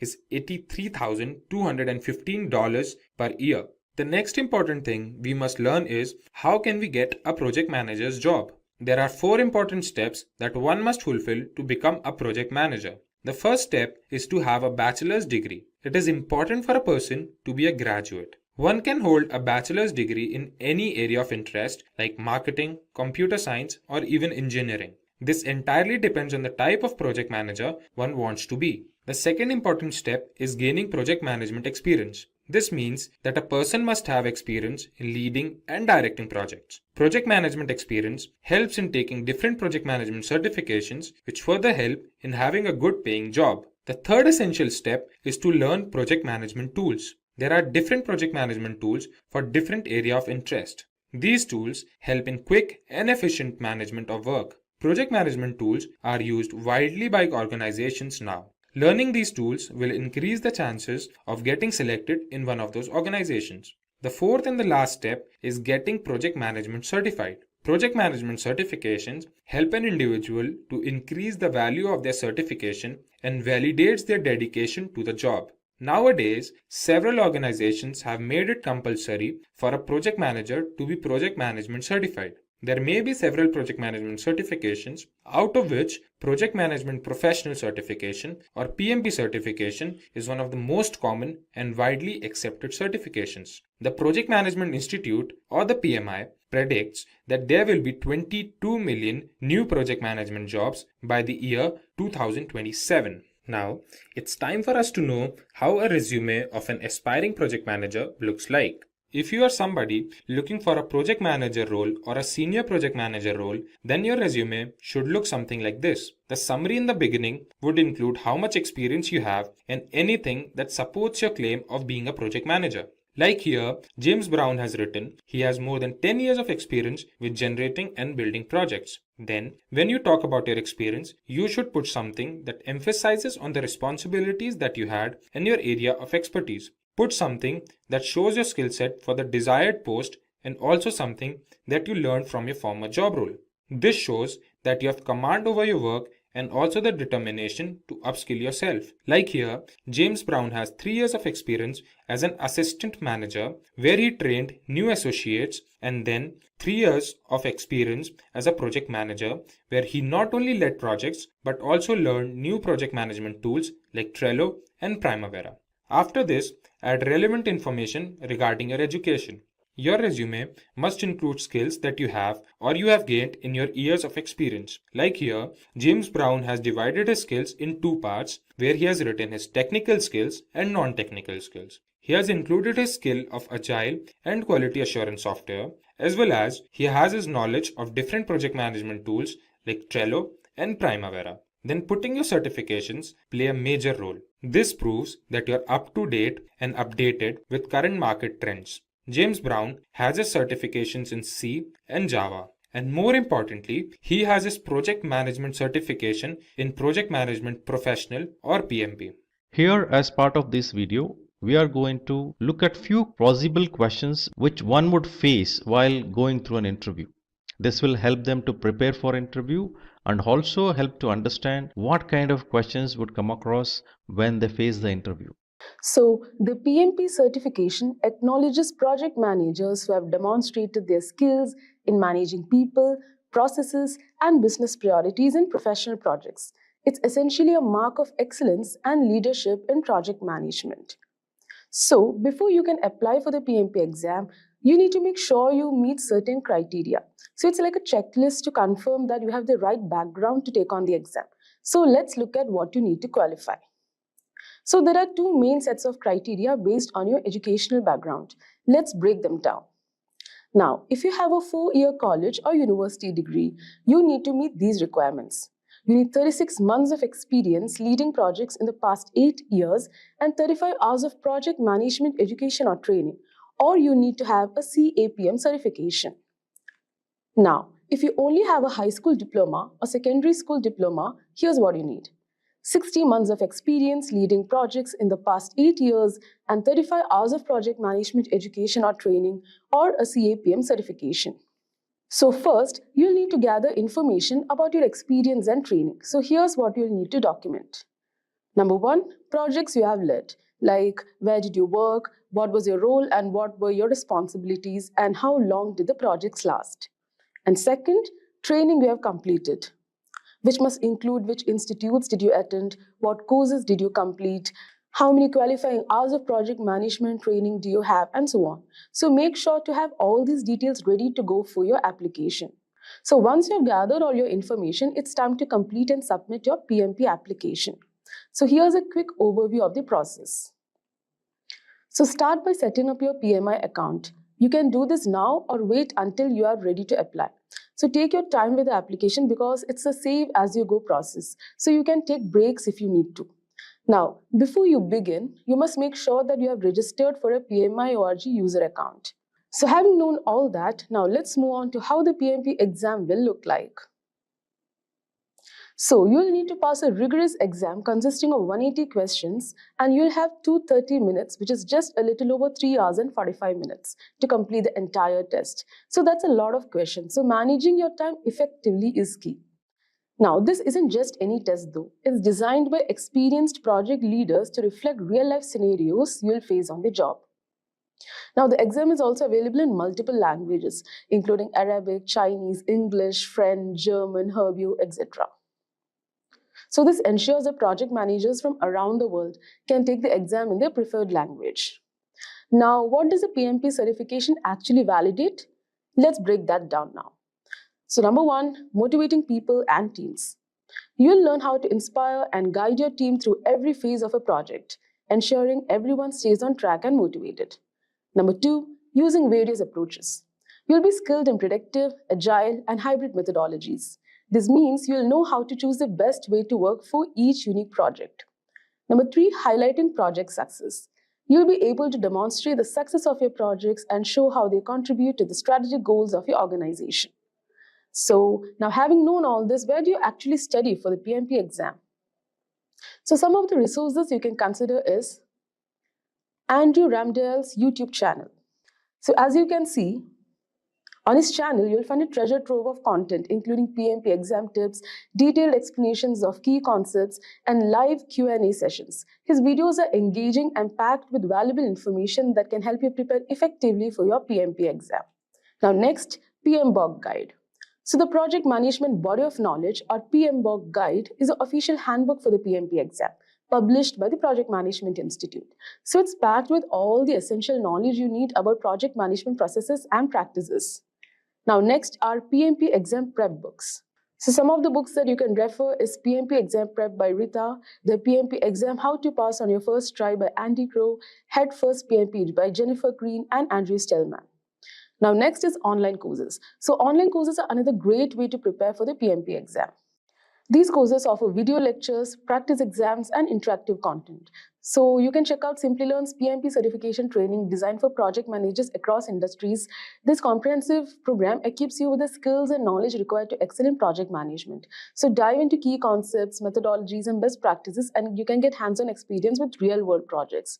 And our expert instructors will guide you through the PMBOK guide, preparing you to ace the PMP exam and achieve certification. So join thousands of professionals who have transformed their careers with Simplilearn. You can enroll today and take the first step towards becoming a certified project management professional. Now the next is practice exams. Now practice exams are crucial for getting a feel for the actual exam. They help you identify your strengths and weaknesses and get used to the exam format. So you can try out PMI's official practice exam.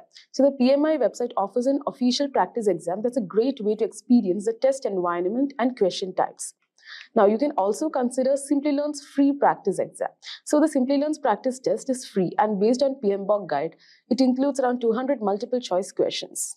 So that was a complete overview of the PMP exam. Now let's see some of the tips that you can keep in mind while preparing and writing the exam. So understand the exam content outline. So first, make sure you're familiar with the PMP exam content outline. This document breaks down the exam into domains, tasks, and enablers. So understanding this outline helps you focus on what's really important for the exam. Focus on the 5 domains like people, process, business environment. Make sure you know the tasks and enablers for each domain. Now, practice, practice, and practice. One of the most important tips is to practice as much as you can. Taking practice exams helps you get familiar with the question format and identify weak areas. Use flashcards for key terms. So flashcards are a fantastic tool for memorizing key terms and concepts. Then focus on the most common concepts.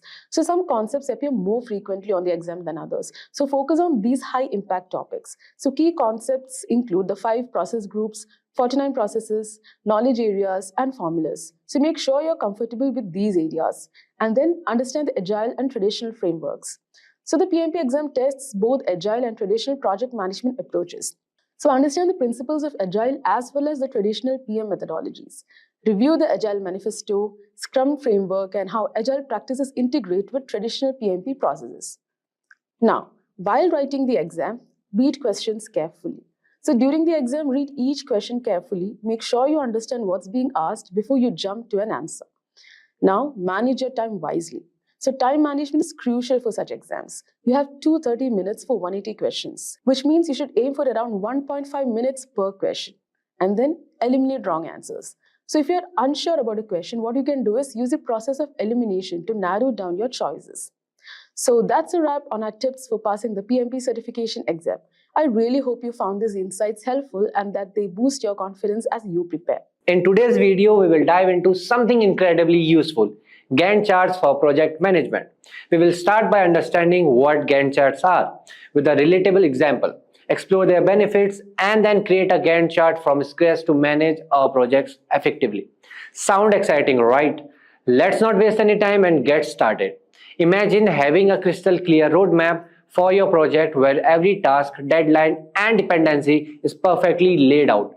Sounds relaxing, right? This is exactly what a Gantt chart offers. A Gantt chart is a project management tool that visually represents a project schedule using horizontal bars to show tasks, their duration, dependencies, and progress over on a timeline. It helps team track milestone, deadlines, and overall progress while managing resources and ensuring tasks are completed in the correct sequence. For example, you are leading a project to launch a mobile app for an e-commerce brand before the holiday season. You need to manage tasks like designing the app, developing features, testing, and deploying it, all on a tight timeline. A Gantt chart helps by showing each task their deadlines and how they connect, like finishing design before development begins. It keeps your team on track, avoid delays, and ensure the app is ready for the busiest shopping season. So as now we have a basic understanding of Gantt charts, let's see how to make it from scratch in Excel. So welcome to this demo part of this video. So this is text I have added. So this is a random text. It's not any data and all. So I have just put it random tasks, okay, planning stage, execution stage, just the name of project leaders and the start date, end date, and what are the days. So if you will check here, so this is nothing but D9 minus 69 means end date minus start date. Okay, for task 1 how many days is needed, you can say, or in progress. Okay, this is the planning stage and progress is 90%. This is also random. Okay, nothing else. Okay, so while just putting date and all the things, just see this, it should be date. Okay, long date, it means January it will write, or 01 it will write. Okay, and for the progress one it should be percentage. Okay, otherwise it will show you the error. So days are random. Yeah, now it's visible, I guess. Okay, so here you can see so this is all the part of text formatting. Okay, the colors and the styles, and these are the execution stage and the review stage. So project name, I just put it here, project management XYZ company. Okay, and the project started, I put it 1st January because here I have wrote 1st January 2025, and the current date is, you can just type equals to today, these brackets, and the current date will come. So today is 10th of January, and the week in progress, week 2. So how I've write it, week 2. First I have round up B3 minus B2 means current date minus project start date. Then I had converted into the week format. Okay, it will give me days when I will just subtract it. Okay, from B3 minus B2 divided by 7 means it will give me the week. So how I have added this WK means week. So just select this cell and press Ctrl 1, then you will see this. So I have write it here WK and this hashtag. Okay, then hashtag will take this 2. So here if I will write, let's say PP, so it will show me PP2. See here PP2 it will convert. Okay, so I want week here, so I will write WK, or you can write like your choice. Okay, if you are taking days or whatever. So I have took week in progress, so That's why I've chose WK. So moving forward, let's set the timeline like first week, second week. So here I will write 1. Okay. Then here I will write equals to this plus 1. It will show me 2. Then again same process. I will select this, control 1. It will show me like this, and I will go to custom, and I will go to here, this thing. It will show me week 1, week 2. Then I will go till week 59. Here what you can do, equals to you can put, and you can select this. Okay, just enter it. So 1st Jan will come. Okay, so here you will do equals to this, you will select H6, then plus 7. It's the same method, but what will happen, I will show you. But what will happen, okay, so if you will change this to, let's suppose 21, okay, so automatically every date will change. So now let's do the chart filling process. Let's go ahead and work here. Essentially highlight the areas that are in between these two dates. Okay, these two dates. Okay, so this should be dynamic, and that's where something like conditional formatting can come handy. So we will first select the whole area like this. Okay, till June we can select, and rows, correct. And just go to conditional formatting, and here you can select the new rule. Here use a formula to determine which cells to format, and here you will write the formula. So just select this area, and here I will write equals to, and okay, then bracket, then I will select this, okay, starting, then it should be greater equals to this start date, got it, comma, then again I will start this, select this, and I will write it's less than equals to the end date.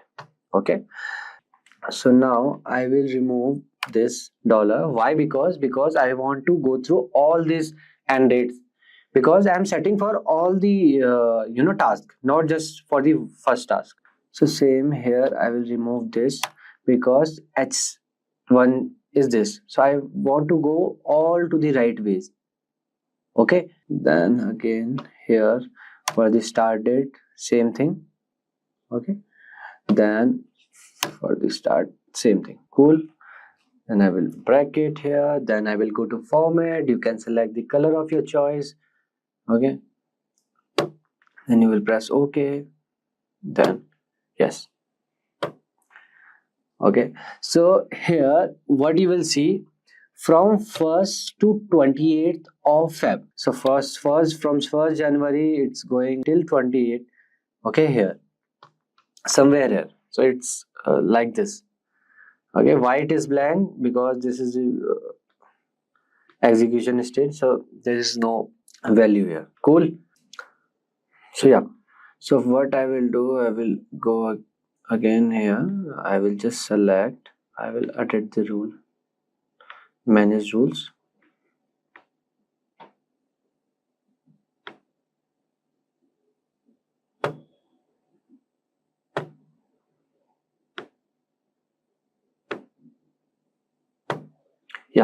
So now color is changed.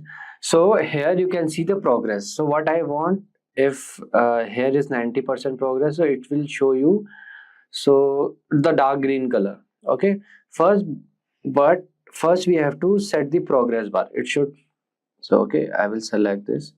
I will go to conditional formatting, data bars. Let's select this color. So now what I want, according to this progress, so let's suppose it is just 30%, not 300.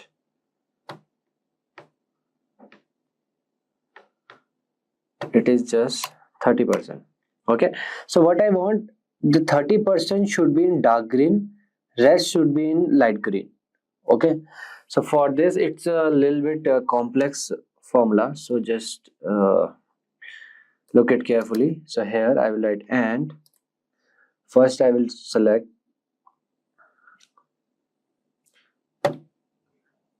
H6. Okay, then I want it to go like this, so I will add here, okay, dollar. Okay, so it should be greater than and equals to the starting date. Okay, again I will add dollar here, okay, comma, then again I will select this H6, then here I will write again dollar sign equals to same formula like that. I will select the starting date, okay, then here I will add dollar, then I will add here plus, I will start with one bracket, then I will write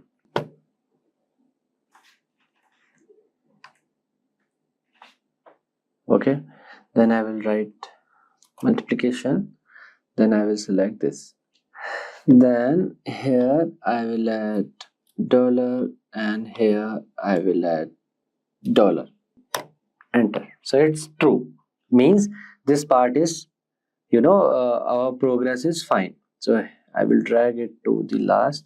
So now you will see true and false. Okay, see true, true, true, because 30% only done. False, false, false. What if I will change it to 70%? It will change automatically. True, true, true, true, false, false, false, false. So first what I will do, I will give the color here, whatever the color is, to differentiate, because I can't see properly. Yeah, it's fine. So here I will select this and I will, because I don't need this true and false, I need the color value. Okay, so for that, same, we'll go to conditional formatting, then same new rule, then okay, before that, okay, first I will show you something. Okay, what if I will select here 0? Okay, so everything it's showing false, but here it is showing true, but I don't want, I want it show false here. Okay, so here go to formula bar, just type -1. Okay, my bad, just type -1. Okay, press enter, it will show you false. Now in 0%, because 0 is 0, it's not started yet, right? And 40%, now it will show you like this. Okay, now select this all, because I don't want any true values, I want the color. Okay, go to conditional formatting, then go to new rule. Okay, then use a formula. Okay, here just copy paste that, right, format, and I need the dark color. Okay, yeah. So now what you can do, you can do this. Okay, now see, if you will just, I deleted those true false values. So now if I will write here 25%, it will come automatically like this. Okay, so this part is done, this part is not done. Okay, you can create a legend here and you can write dark green equals to done. Okay, just for the reference, light green pending. Okay, this is how you can create. Okay, you can give the same color like this later on, right? So yeah, so this part is done. So here, if you will change to here, just go here, just type 100%, it will show you 100%. Okay, for that part. So now it's not looking good, so what we can do, we can select all this. Okay, we can select all this and we can go to insert. Basically I want to give some borders and all. Yeah, all borders. So now it's looking much better, right? Here I will remove the borders for this too. Cool, now it's looking good. So now what I want is that if I'm in week 2, so it should show you are in week 2 with some boxes or some, there should be something. So again, I will select this, all my chart, okay. Then same process, go to conditional formatting, go to new role, then select use a formula to determine. Here I will write manually, okay, $7 this week 1 equals to this, okay, $B, $4, right? And I will go to format, then I will go to border, fill option, border option is there, so I will take some border, okay. I want full one box, so yeah.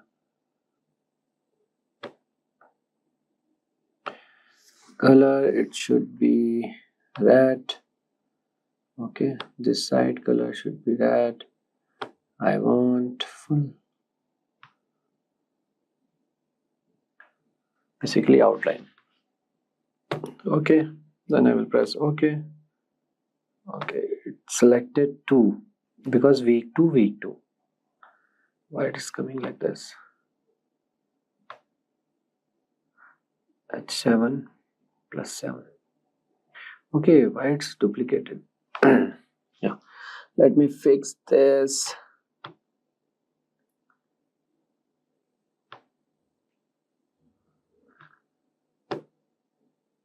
Yeah. Okay, now it's fine. Maybe by mistake. So see, we are in week 2. So it's showing week 2, selecting week 2. Okay, so now if I will write here, basically I want to change the date. Okay, here we can write the date. Here we will write, let's suppose 25/01/2025. Okay, it will automatically week 4 will come here and it will show, select the week 4. Okay, so this is how you can do 50%. It will come to 50%. Okay, so this is how you can create Gantt chart for any project, okay, for X, Y, Z company, or for your test, or for your reference, for your progress. Okay, and if you want this sheet, I can put it in description box. Just let us know in the comment section below. Picture this. There's a team working hard on a cool new tech product. They are excited, but when they launch it, something's off. People aren't connecting with it like they hoped. That's where user personas come in. By really understanding who their users are, the team turned things around. Suddenly, the product wasn't just liked, it was loved. Here's the kicker. Studies show that using these user personas can make designing stuff way easier, like over 130% easier. But get this, most companies aren't using them. It's like having a secret weapon and not even knowing it. Our story, inspired by real events, shows just how important it is to understand the people using your tech. Crafting these user personas isn't just about being creative, it's about making sure your product speaks directly to the folks who will use it. It's a journey that can turn a dud into a hit. So as we dive into the world of user persona creation, remember, it's all about putting a human touch on technology, one persona at a time. Have you ever been curious about how tech giants like Spotify, Amazon, or Netflix seem to intuitively know your preferences, offering up songs, products, or TV shows that perfectly match your taste? The secret behind this almost psychic ability isn't a result of mystical foresight. It's the strategic use of user personas. If you want to know what user persona is, so user persona are semi-fictional characters that businesses create based on real data and insights from their actual or potential customers. These personas are crafted to represent key segments of a product's audience, including detailed profiles that encompass not just basic demographic information, but also behaviors, goals, needs, and pain points. For instance, consider Fitness Fiona. Now we'll see a persona for a health and wellness app. That is, Fiona, age 30, is an outdoor activity enthusiast who seeks motivation and tools to track her fitness progress. So the creation of such persona is driven by a desire for empathy and a deep understanding of users' needs, allowing designers to create products, services, and experience that truly resonate. So you could see the example of a persona here, and this is for the fitness Fiona. That's a quick overview. We'll have it. So first we have the age and occupation. So the age is 30 and the occupation is digital marketing specialist. And then we have the lifestyle and interest. So the lifestyle is she leads an active lifestyle with a keen interest in outdoor activities like running and hiking, and value health, community, and personal growth. And then the goals. She seeks to maintain a healthy, balanced lifestyle despite a busy schedule and aims to stay fit and participate in community fitness events. And the challenges she was facing was struggles to find time for regular workouts and to stay motivated, and overwhelmed by the vast amounts of fitness information available. And if we talk about her app usage, so she prefers using fitness tracking apps and engaging with health and wellness content online. Looks for apps that provide personalized workout plans, nutritional guidance, and community support. And the tech savviness, that is high, integrates technology seamlessly into her fitness journey. Fiona represents the target user for a health and wellness app, guiding the development towards features that addresses her specific needs and challenges. So this was about a user persona of a lady, that is Fitness Fiona. Now moving to the role of user persona in the company or any role you want. So user persona play a pivotal role in guiding the development and marketing of products and services. Their impact is far-reaching, influencing decisions across various stages of project development and execution. So let's see the points. The number one is enhances user-centered design. So user personas keep the focus on the user's need, preferences, and behaviors, ensuring that product design and functionality are tailored to meet the actual requirements of the target audience. The next is improved product development efficiency. By understanding the specific needs and challenges of the personas, teams can prioritize features and functionalities that offer the most value, thereby streamlining the development processes. Then we have facilitate better marketing strategies. Knowing the personas help in crafting targeted marketing campaigns that speak directly to the interest, needs, and pain points of potential users, improving engagement and conversation rates. Then we have aids in content creation and personalization. Content can be designed to resonate with the personas, whether it's blog post, social media content, or email marketing, ensuring higher relevance and engagement. Then the point is enhance user experience. With insights into the personas, preferences, and behaviors, UX designers can create more intuitive interfaces and interactions that enhance satisfaction and usability. And then the point is guide product customization and innovation. Understanding the evolving needs of your personas can lead to innovations or customizations that keep your product or service competitive and aligned with user expectations. And then we have supports decision making. When faced with decisions about feature inclusion, design changes, or market positioning, user personas provide a preference point that reflects the user's base collective needs and desires. So these are the role of user personas, and the creation and utilization of user personas are foundational elements in crafting products and experiences that truly meet and exceed user expectations, driving satisfaction, loyalty, and ultimately business success. Now we'll see the process of creating user personas. So creating user persona is a structured process that combines research, analysis, and creative synthesis. The goal is to generate actionable insights that guide product development, design, and marketing strategies. So we'll have an overview of the steps involved in creating effective user personas. So the number one step is conduct research. Start by gathering data about your potential or existing users. This can include qualitative methods like interviews, focus groups, and ethnographic observation, as well as quantitative methods such as surveys and analysis of user behavior data from analytics platforms. So let's understand this with an example. So let's consider a scenario. The development team for the EcoStay app starts by collecting data. They conduct online surveys targeting travelers interested in sustainable living. They also analyze forum discussion on ecotourism websites and interview frequent travelers to understand their preferences and concerns. So the next step or the process would be analyze the data. Look for patterns and commonalities in the data collected. This might involve segmenting users based on demographics, behaviors, preferences, or goals. The aim is to identify meaningful groups of users who share specific characteristics or needs. And the findings we have from here is, from the research, the team notices, like we are again back to the example. So from the research that was done, that was the conducting the research. So the team notices patterns. Many respondents prioritize sustainability but also express concerns about cost and the authenticity of eco-friendly claims. They identify three main segments: budget eco travelers, luxury eco tourists, and eco conscious families. So these were the findings, analyzing the data. And then we have create draft personas, the next step. So based on your analysis, start drafting your personas. Each persona should represent a significant segment of your audience. Include demographic details, behaviors, needs, goals, challenges, and any other relevant information that defines the persona. So you could start drafting the persona. That could be for the budget eco traveler and any name, Beth. Then you can have her age, occupation, goals, what challenges she is facing, and then the next step, that would be refine and validate personas.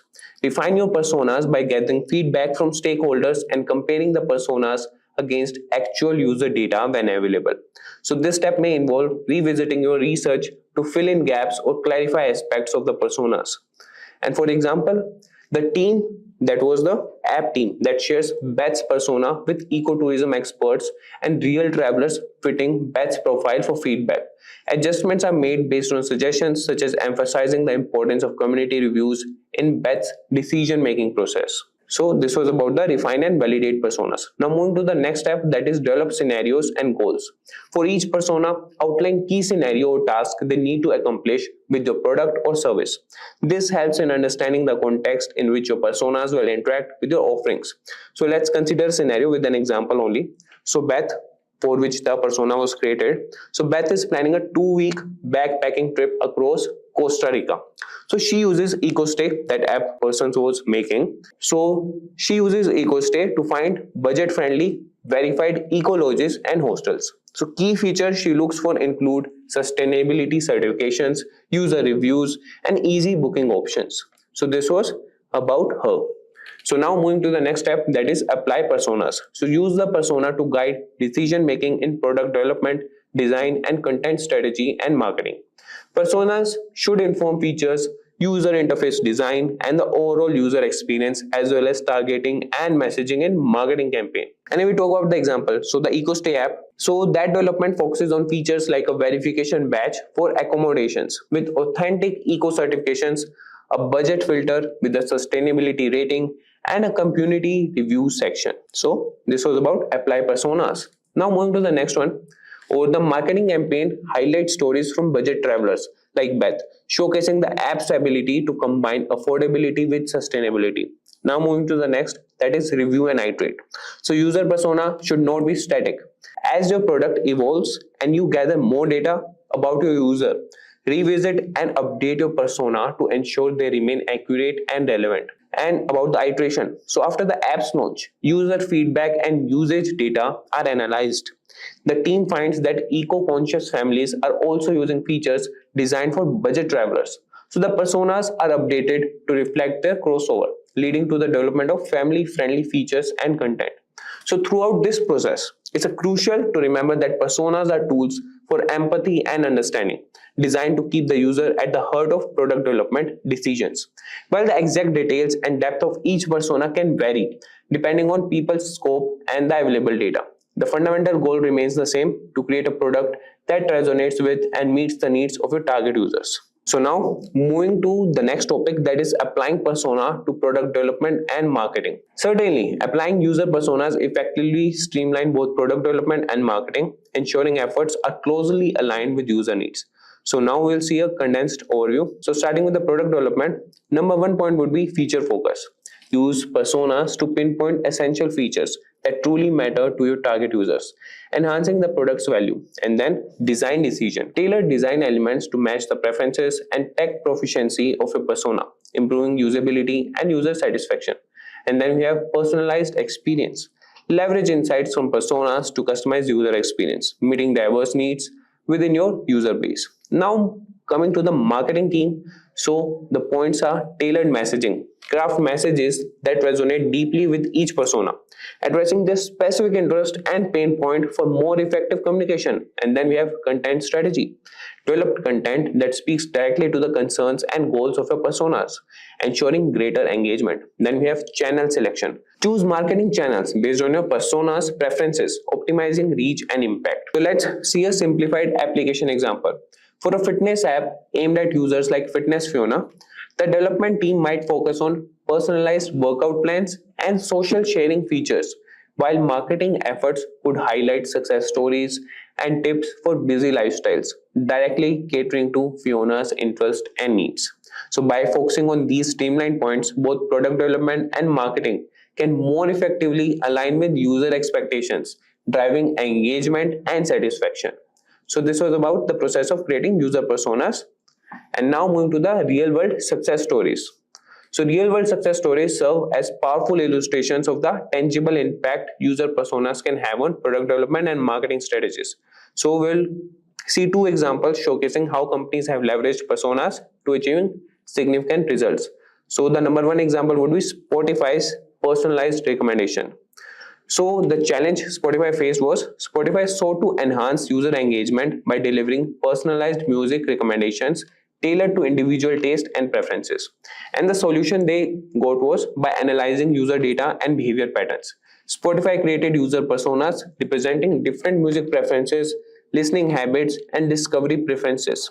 These personas informed the development of algorithms that power personalized playlists such as Discover Weekly and Daily Mix, providing users with a customized music experience. And the outcome it generated was Spotify's use of personas and personalized recommendations led to a significant increase in user engagement and satisfaction.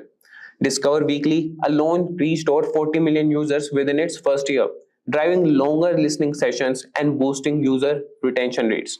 Now moving to the next example, that is Airbnb's host and guest personas. So the challenge was Airbnb aimed to enhance the experience for both host and guest by understanding their distinct needs and pain points. And the solution they output or the outcome was detailed personas for both host and guest, encompassing demographic information, motivations, and behaviors. So these personas guided product development decisions, informing the design of features such as host profiles, guest reviews, and search filters tailored to specific preferences. And the outcome that got was by aligning product features with the needs of their user persona. Airbnb achieved significant growth and improved user satisfaction. Hosts felt more empowered to showcase their properties effectively, while guests enjoyed a more personalized and seamless booking experience, resulting in increased bookings and positive reviews. So these real-world success stories highlight the transformative impact that user personas can have on product development and marketing strategies. So by understanding their users on a deeper level and tailoring their offerings accordingly, companies can drive engagement, retention, and ultimately business success. Now, talking about the common pitfalls and tips. So, navigating the creation and application of user persona comes with its share of challenges. So, here we will see some common pitfalls to avoid and tips to ensure effective use of persona. So, the common pitfalls are overgeneralization, creating personas that are too broad or stereotypical that can lead to inaccurate representations of your user base, resulting in ineffective strategies. And then comes the point, lack of data validation. Relying solely on assumptions or anecdotal evidence without validating personas with real user data can lead to misleading insights and misguided decisions. And then comes the static personas. Treating personas as static representations of users can result in outdated or irrelevant profiles. User needs and behaviors evolve over time. Personas should be regularly reviewed and updated. Ignoring negative personas. Focusing only on positive personas can lead to neglecting important segments of your user base with different needs or pain points. So these were the common pitfalls. Now the tips for success. So the number one is conduct thorough research. Invest time and resources into collecting both qualitative and quantitative data to ensure your personas are based on accurate and comprehensive insights. Then comes the point, validate persona with real users. Use surveys, interviews, and user testing to validate personas and ensure they accurately represent your target audience. Then comes the iterate and update regularly. Continuously revisit and refine your personas based on new data and insights to keep them relevant and aligned with evolving user needs. Then comes the point, focus on key personas. Prioritize personas that represent the most significant segments of your user base, focusing your efforts on addressing their needs and preferences. And then comes involve cross-functional teams. Collaborate with stakeholders from different departments, including marketing, design, and product management, to ensure alignment and buy-in for persona-driven strategies. And then comes user personas as decision-making tools. Integrate personas into your decision-making processes for product development, marketing, and content strategy to ensure user-centric outcomes. So by avoiding common pitfalls and following these tips, you can harness the power of user personas to drive informed decision making, improve user experiences, and ultimately achieve greater success with your products and services. And in summary, user personas are invaluable tool for understanding and empathizing with your target audience. By creating detailed profiles based on real data, you can inform product development, design, and marketing strategies effectively. Avoid common pitfalls like overgeneralization and static personas by continuously validating and updating them. With user personas, you can prioritize features, make informed decisions, and tailor experiences that resonate with users, ultimately driving engagement and business success. So guys, before we move on, let us discuss our agenda for today's session. So we are going to begin our session with understanding the project management. Moving ahead, we are going to discuss about project management activities in software development. Then we're going to have a deep discussion on 5 variables in project control. Moving ahead, we are also going to discuss about phases or tasks involved in software engineering projects. And at the end, we are going to conclude our session with discussion on benefits of using phases in project. So guys, let us start with understanding the project management. So guys, project management is a discipline of defining and achieving targets while optimizing the use of resources like time, money, people, materials, energy, space, etc. over the course of project, which means a set of activities of finite duration. That's the actual definition of project management. And with that, I hope so you have got a brief idea regarding what exactly is project management. Now, we are going to move forward and try to understand what are the project management activities involved in software engineering. So guys, project management activities encompasses wide range of tasks aimed at ensuring that software projects are completed successfully. These activities are generally grouped into the following phases. The first one is initiation. In this phase, it includes project charter development, where you have to create a formal document that outlines the project objectives, stakeholders, and initial scope. Then it includes the stakeholders identification, where you have to recognize all the parties affected by the project and understand their needs and expectations. After that, we have the next phase, which is the planning. It includes scope, where you have to clearly define what is and what is not included in the project. Under its umbrella, next comes the scheduling part, where you have to create a detailed project timeline, including milestones and deliverables. Moving ahead, we have the resource planning in this domain, where you have to determine what resources, means the people, tools, materials are needed, and it also includes the budgeting, where you have to estimate the cost of project and planning for the budget. Next comes the risk management. So under the planning, we have the risk management planning, where you have to identify potential risk and developing mitigation strategies, and finally have under its umbrella the communication planning, where you have to establish how information will be communicated among the stakeholders. The third phase that we are going to study about is known as execution. So guys, it includes team formation, developments, which mean assembling the project team and fostering team development. Then comes task assignment, where you have to assign tasks to team members based on their skills and project requirements. Next come under it is a quality assurance, where you have to implement the processes to ensure that software meets the required standards. Next comes under it is stakeholder engagement, where you have to keep stakeholders informed and involved throughout the project. Moving ahead, we have the fourth phase, that is monitoring and controlling. So guys, progress tracking, where you have to regularly monitor project's progress against the plan. Under it, we have the performance reporting, where you have to provide updates on the project status, including any issues or risk. Under it, we have the next, that is change management, where you have to manage the changes in the project scope, schedule, and resources. Then we have the quality control under this, and it includes conducting regular checks and testing to ensure deliverables meet the required quality standards. And finally, we have the monitoring part, where it means keeping an eye on the identified risks and looking out for new risks. And finally, we move to our last phase, that is the closure. So guys, closure includes the final deliverables, where you have to complete and deliver the final product to the client. Moving ahead, we have the project documentation under its part, where you have to compile all the project documents for future reference. Then you have to do the post-project review, where you have to conduct a review to identify lessons learned and areas of improvement. Then we have the stakeholder satisfaction, where you have to ensure all the stakeholders are satisfied with the project outcomes. And finally, you have release under this umbrella, where you have to release project team members to their next assignments.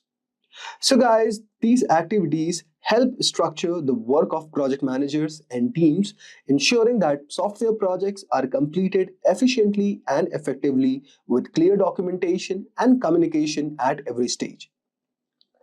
Now let us move on and discuss about 5 variables of project control in software engineering.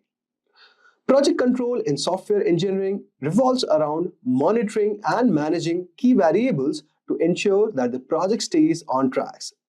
These variables include the 5 variables of project control in software engineering. Effective project control in software engineering involves monitoring and managing key variables to ensure project stays on track and meets its objective. So let us delve into these 5 crucial variables. The first one that we have is scope. So guys, scope encompasses all the work required to deliver a product, service, or result with the specified features and functions. It's essentially the project boundaries and deliverables. It includes 2 parameters, that is controls and tools. If we talk about control, it means that to maintain control over the scope. It's vital to ensure that the project remains within the agreed upon boundaries.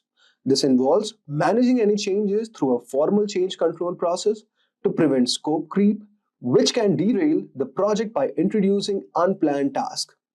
Next, we have on this umbrella the tools used. So, the common tools for scope control includes the work breakdown structure, which breaks the project into manageable sections, and requirements documentation to outline what needs to be done and change requests from to manage and approve any alterations to the project scope. Next, we have all over here is time. Time refers to the project schedule, which includes the start and the end dates, key milestones, and deadlines. It's about when things need to happen.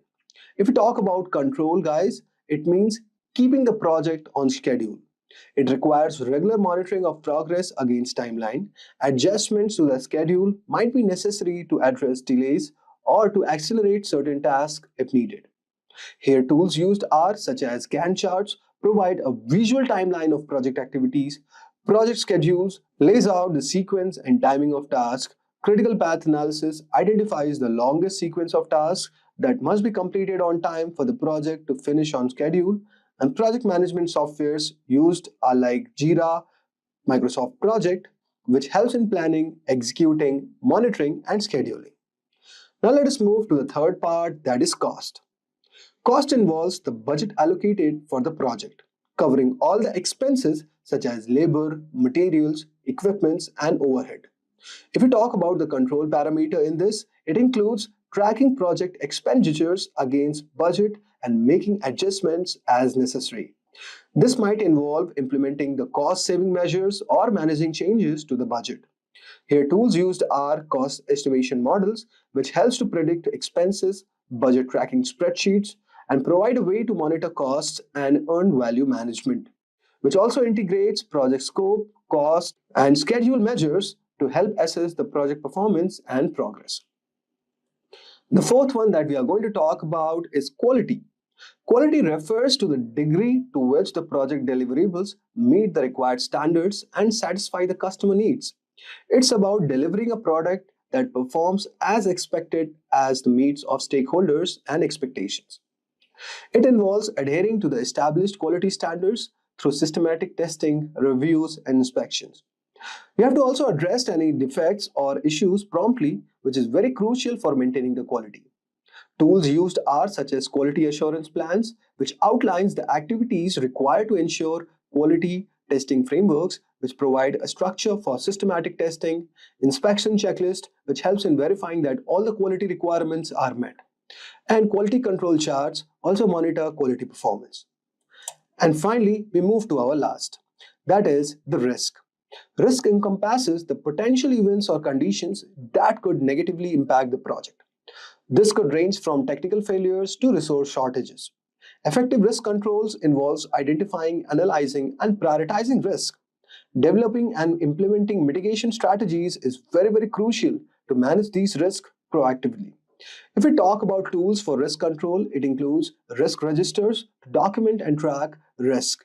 Risk assessment matrices helps to evaluate the severity and likelihood of risk. We also do the SWOT analysis to identify strengths, weaknesses, and opportunities, and also threats and contingency plans to outline steps to take if risk materializes. So guys, by keeping a firm grip on these 5 variables like scope, time, cost, quality, and risk, project managers can navigate the complexities of software engineering projects and drive them to successful completion. Now, since we have got a brief idea regarding what are the variables in project control, let us move to our next task, where we are going to discuss the phases or tasks which are involved in software engineering projects. In software engineering, managing project often involves breaking down into manageable phases or tasks. This structured approach ensures clarity, organization, and control throughout the project lifecycle. Each phase is characterized by specific criteria and deliverables, which play a crucial role in project success. The first one that we are going to discuss is about entry criteria. Entry criteria are the conditions that must be met before a phase or task can begin. In software engineering, entry criteria ensures that all necessary preparation and prerequisites are completed before the starting phase. This can include the required resources, approvals, and documentations in place. Next one that we have all over here is exit criteria. Exit criteria ensures that a phase has met its objectives and produced the expected deliverables before moving on to the next phase. In software development, exit criteria for the coding phase might include the completed code, pass unit tests, and code reviews. This helps to prevent incomplete or substandard work from being passed along to the subsequent phases. Next we have all over here is deliverables. Deliverables are the tangible or intangible outputs produced at the end of a phase. Deliverables serves as a milestone and indicates a progress within project. In software engineering, common deliverables include requirement specification, design documents, source codes, test plans, and user manuals. Clear deliverables help in measuring progress and quality, ensuring that each phase contributes to the overall project goals. Next one we have all over here is called reports. Reports are the documents that provide information on the status, progress, and outcomes of phase or task. Regular reporting keeps stakeholders informed and allows for tracking and assessing project performance. In software engineering, reports might include status updates, risk assessment, issue logs, and performance matrices. Effective reporting helps in identifying and addressing issues early, ensuring transparency and accountability throughout the project. Now, let us discuss what are the benefits of these phases. So guys, in context of software engineering, breaking a project into phases or tasks with defined criteria and deliverables offers several benefits. The first one that we get is structured approach. It provides a clear and structured approach to project management, ensuring that each phase has clear objectives and outputs. Next, we have the risk management. Here, the entry and exit criteria helps in identifying and mitigating risk early by ensuring that prerequisites are met and quality standards are maintained. And finally, we have all over here is quality assurance, where a clear exit criteria ensures that each phase produces high quality outputs, contributing to the overall quality of the final product. So guys, by breaking a software engineering project into these well-defined phases with clear entry and exit criteria, resource allocation, deliverables, and reporting mechanisms, the project managers can effectively guide their teams to deliver high-quality software on time and within budget. Hey there, fellow entrepreneurs. So picture this. You have got this killer product idea, right? And naturally, you want it to be like totally flawless before you launch it out into the world. But here's the thing, no matter how much you sweat over it, there's always going to be some hiccup or snag along the way. It's just the way the cookie crumbles, you know. But fear not, my friend, because there's a game changer known as MVP. But what exactly is MVP and why does it matter? Well, let's start with numbers. Did you know that 42% of startups fail because there's no market need for their product? Shocking, right? That's where MVP swoops in as a game changer. By focusing on the core features and functionalities, MVP allows companies to bring a product to the market quickly and test its viability with real users. And get this, companies that prioritize MVP development are 3 times more likely to experience success with their product launches. In fact, 78% of businesses say that MVP helped them learn what customer really wanted, leading to more successful iterations down the road. So whether you're brainstorming your next big idea or fine-tuning an existing project, stick around as we unravel the mysteries of MVP. Also, if you are interested in advancing your career, consider SP Jain's Professional Product Management course, led by industry experts. This comprehensive program equips you with essential skills and insights to excel as a product manager. Dive deep into the latest industry trends and advancements through live sessions, from strategic planning to product development and marketing. Gain a thorough understanding of the field. Receive practical guidance and certification to stand out in the competitive market. Take the next step towards success and enroll now to unlock endless opportunities in the dynamic world of product management. So without further ado, let's start. So what is MVP? A minimal viable product or MVP is a strategy used in product development where a new product is launched with basic features enough to attract consumers' attention. It's the simplest version of the product a company aims to bring to the market, whether it's a car, website, TV or laptop. By offering the basic version, companies can gather feedback from the potential user to improve the final product before its full release. An MVP typically includes 3 key elements. Firstly, it offers enough features for consumers to consider purchasing it, making it easier for the company to market. Secondly, it includes a feedback mechanism allowing users to provide input on the product. Lastly, it provides future benefits to early adopters, encouraging them to try out the product ahead of others. Some of the fine examples of MVP is Amazon. Believe it or not, Amazon began by selling used college textbooks. Their first version of the product was a basic website for delivering books to students. As time passed, they grew their business to become the huge online store we see today.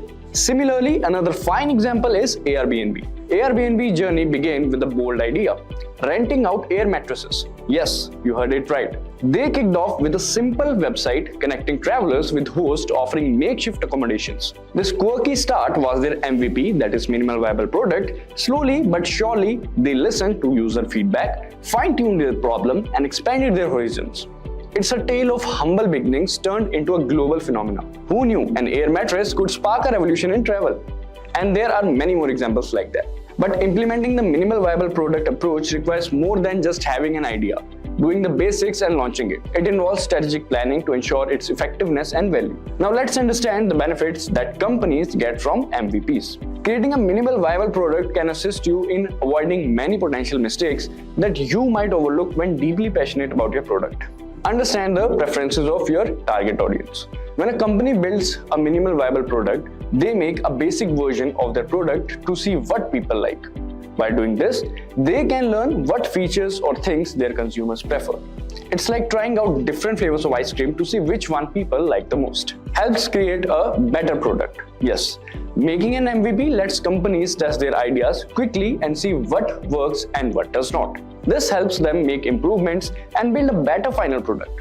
It's similar to making a rough sketch of a drawing before making the final detailed version. Next is it helps to analyze the demand. With an MVP, companies can see how many people are interested in their product. If lots of people like it, they know there's a big demand.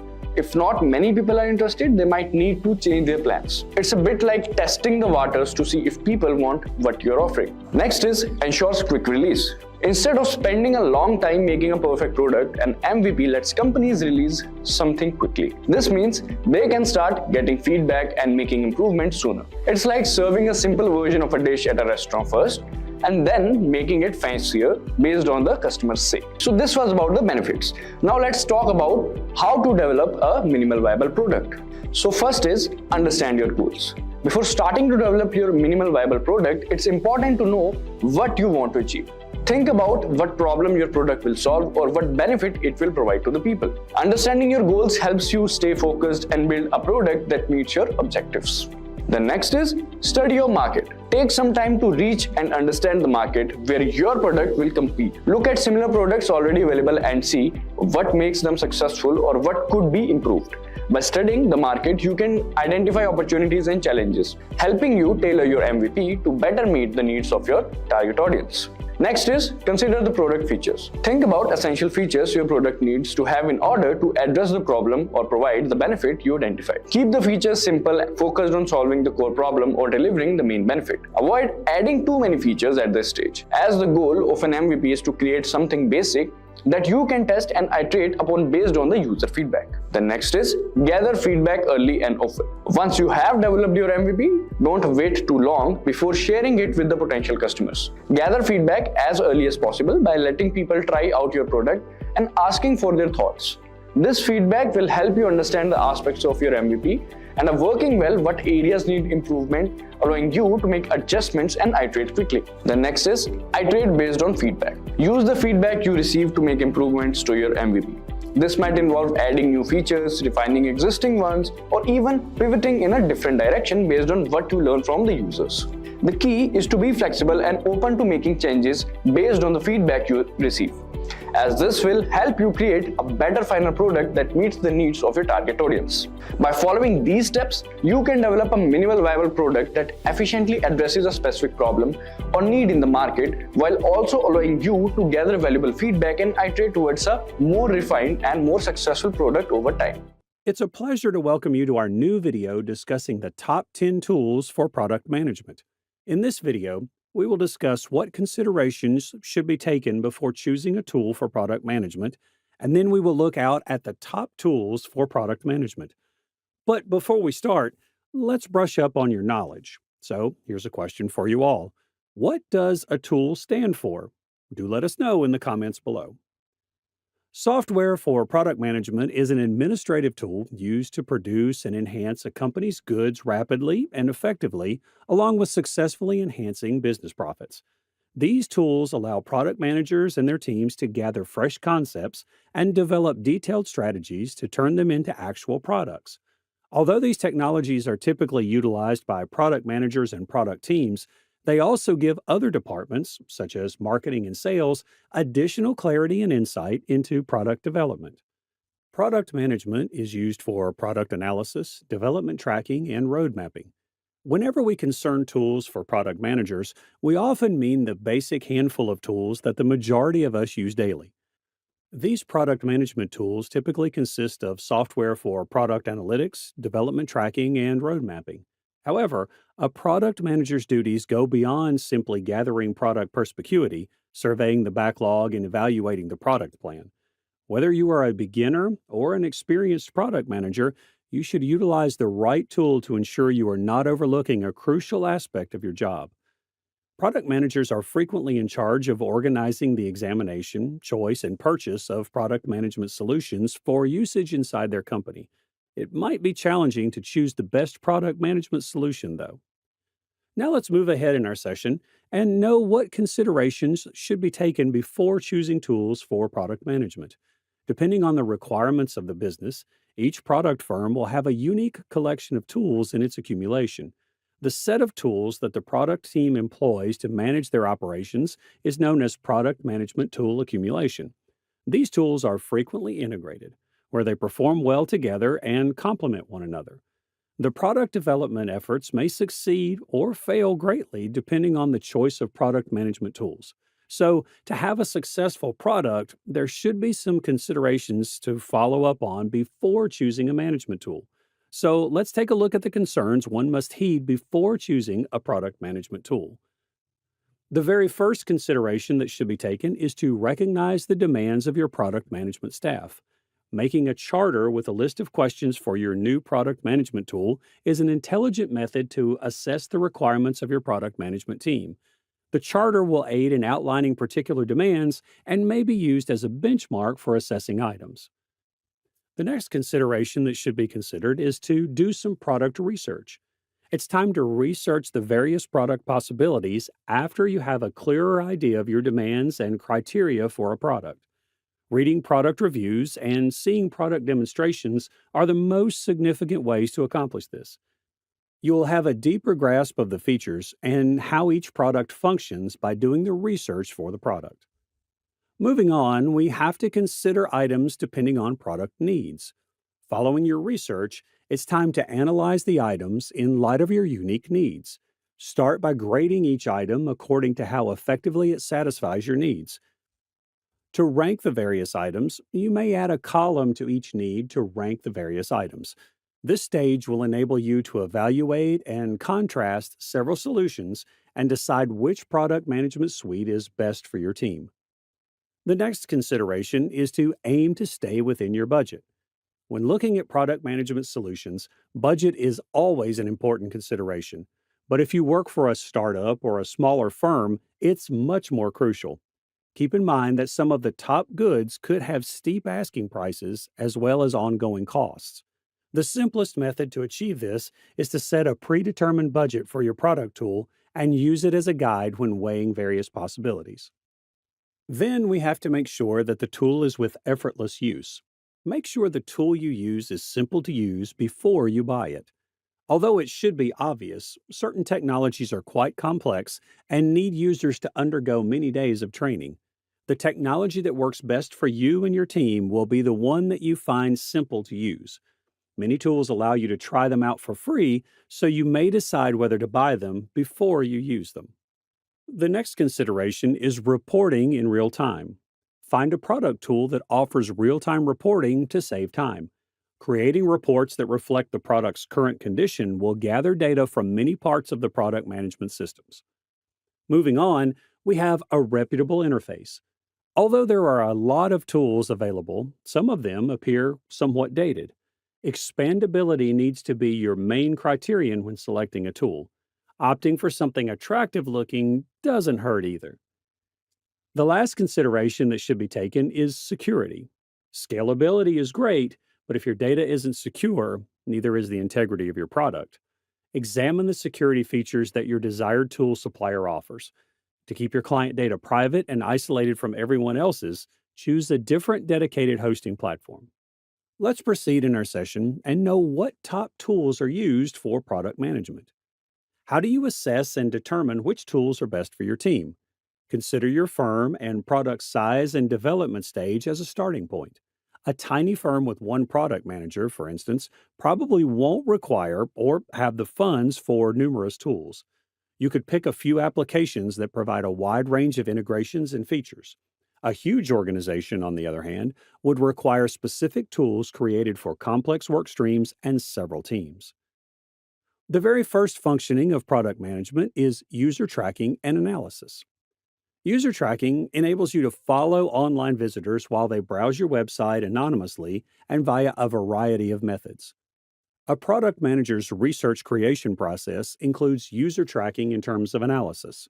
A wide range of tools is accessible for tracking and gathering data about the demands of the user for the product.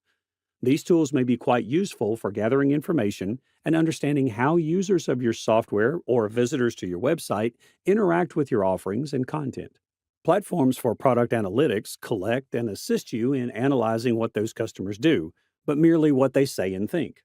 You'll want a product management platform, such as Done, that provides distinct analytics and insight into how customers utilize your product. User tracking and analytics can be done using Pendo. The tool used for user tracking and analytics is Pendo. Pendo assists businesses in determining who is using the features and products they are developing. You can find out which features people like and don't like, as well as how they move across your product range with the help of our product analytics tools. Additionally, you may examine how product adoption differs depending on an account, a user's job, or their attitude. Their objective is to provide product teams with the knowledge they need to do their duties more effectively and make daily decisions with less difficulty.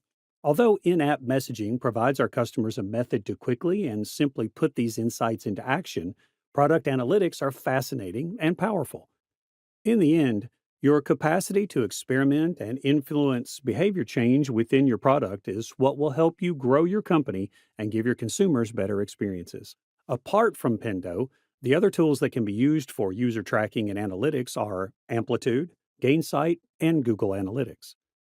The next functionality for product management is product strategy and road mapping.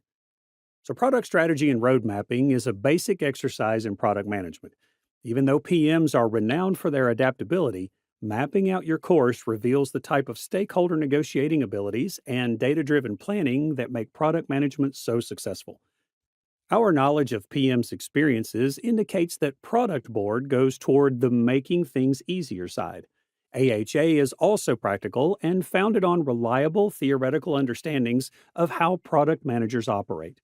When choosing your road mapping tool, remember that product managers are reportedly trusted by Airtable, Airfocus, and RoadMonk. The tool used for product strategy and road mapping is Product Board. Product Board is used to prioritize features, create roadmaps, collect customer input, and validate concepts. All the tools required to create a user-centered product. The road mapping capabilities of Product Board are noteworthy. Depending on how you operate, you can organize product features into release, sprint, period, or now, next, later buckets, and you may customize roadmaps for different audiences. For instance, you may develop roadmaps that are customer-centered or that are expressly geared for leadership. The other tools used for product strategy and roadmap development are Product Plan, RoadMonk, and Airfocus. Moving on to the next functionality of product management is flowcharting. Even while not all product managers utilize flowchart and diagram software, it is still an excellent approach to do a task that many PMs ignore but really shouldn't. You and your organization will benefit from having a greater understanding of the whole client experience with your business after creating a customer journey map. A correctly made journey map will display every interaction a person has with your business, from their initial visit to your website or their first phone contact from a sales representative through their eventual purchase and use of your product. The tool used for flowcharting is Microsoft Visio. Visio's flowcharting and diagramming capabilities can be useful for outlining any particular elements of a user's workflow or experience with your product. The flowcharts you generate using these tools may help you get insights into how to strategically prioritize your product roadmap, since they provide a visual representation of that workflow or experience rather than just a list of the stages your client will take. Apart from Microsoft Visio, OmniGraffle is the other good tool that can be used for flowcharting in product management. Now let's move ahead and know the other functionalities and tools for product management. The other functionality of product management is presentation. A key communication skill for a product manager is the ability to present. It is a component of conveying the product strategy to the company and the team developing the product. Additionally, it is a component of consumer communication. We frequently draw attention to the poor performance of roadmap presentation tools. However, this does not imply that Keynote or PowerPoint shouldn't occupy a significant position in your toolbox for product management. For distributing your high-level goals, ideas, and plans within your company and to external audiences like clients, presentation decks may be quite helpful. For instance, vision boards may be a potent tool for selling a group of executive stakeholders the vision of your product. Additionally, using presentations to teach salespeople or educate industry analysts about your product may be quite successful. The best tool for presentation is Microsoft PowerPoint. One of the most often used tools for presentations is PowerPoint. It is a component of the Microsoft Office package and is usable for domestic, commercial, and academic uses. PowerPoint dominated the presentation industry and was most well known for its templates and usability. This program enables anybody, from amateurs to experts, to create presentations utilizing text, graphics, video, audio, and data tables. You may deliver the presentation as you like by using a range of animations and transitions. Other than PowerPoint, Keynote, Google Slide, and SlideShare are tools that can also be used for presentations. Moving on to the next functionality of product management, it's prototyping and wireframing. Design teams experiment by turning their ideas into physical prototypes, which might range from paper to digital. To capture design concepts and user testing, teams create prototypes with varying levels of realism. You may improve and evaluate your ideas using prototypes, allowing your company to release the proper items. You must put a lot of effort into demonstrating that your product concept can be realized before bringing it to fruition. More technologies are emerging as a result of the growing significance of user design and easy consumer journeys. They also employ techniques to minimize discomfort and streamline the delivery process. The number of web based apps available has increased due to this popularity. Some, nevertheless, are a little questionable in terms of usefulness. Most people are using multi-purpose applications that may be used for prototyping, designing, and whiteboarding. If you're searching for a versatile tool that is also great for prototyping, we may suggest Figma. The best tool used for prototyping and wireframing is Balsamiq. Balsamiq Wireframes is a quick, low-fidelity UI wireframing tool that simulates sketching on a whiteboard or notepad while using a computer. It effectively pushes you to put your attention on structure and substance rather than wasting time on early debates about colors and details. With wireframes, you may quickly produce new ideas, discard the subpar ones, and identify the best solutions. The alternatives of Balsamiq for prototyping and wireframing are Sketch, InVision, and Adobe XD. The next function of product management is product development. Product development involves bringing a new thing or item to market or enhancing already available goods to boost sales. A product is initially merely a sample. For a firm to become something that can be sold on the market, a lot of time and money must be invested. The idea, design, development, and marketing of newly developed or freshly renamed goods or services are all phases in the process known as product development, sometimes known as new product management. The entire process of creating a product, from conception through market launch, is referred to as product development. Product research makes the difference between a product's success and failure, both at launch and throughout the product lifecycle, by helping you understand the requirements and desires of your consumers and keeping an eye on the competitive landscape and environment of your product. The best tool used for product development is Rally. The foundation of value stream management is Rally. By enabling business leaders to address challenging issues like how to prioritize capabilities related to development, how capabilities relate to development outcomes, how to track capabilities progress from planning to delivery, and how to find opportunities to optimize flow, Rally's insight contributes to value stream management.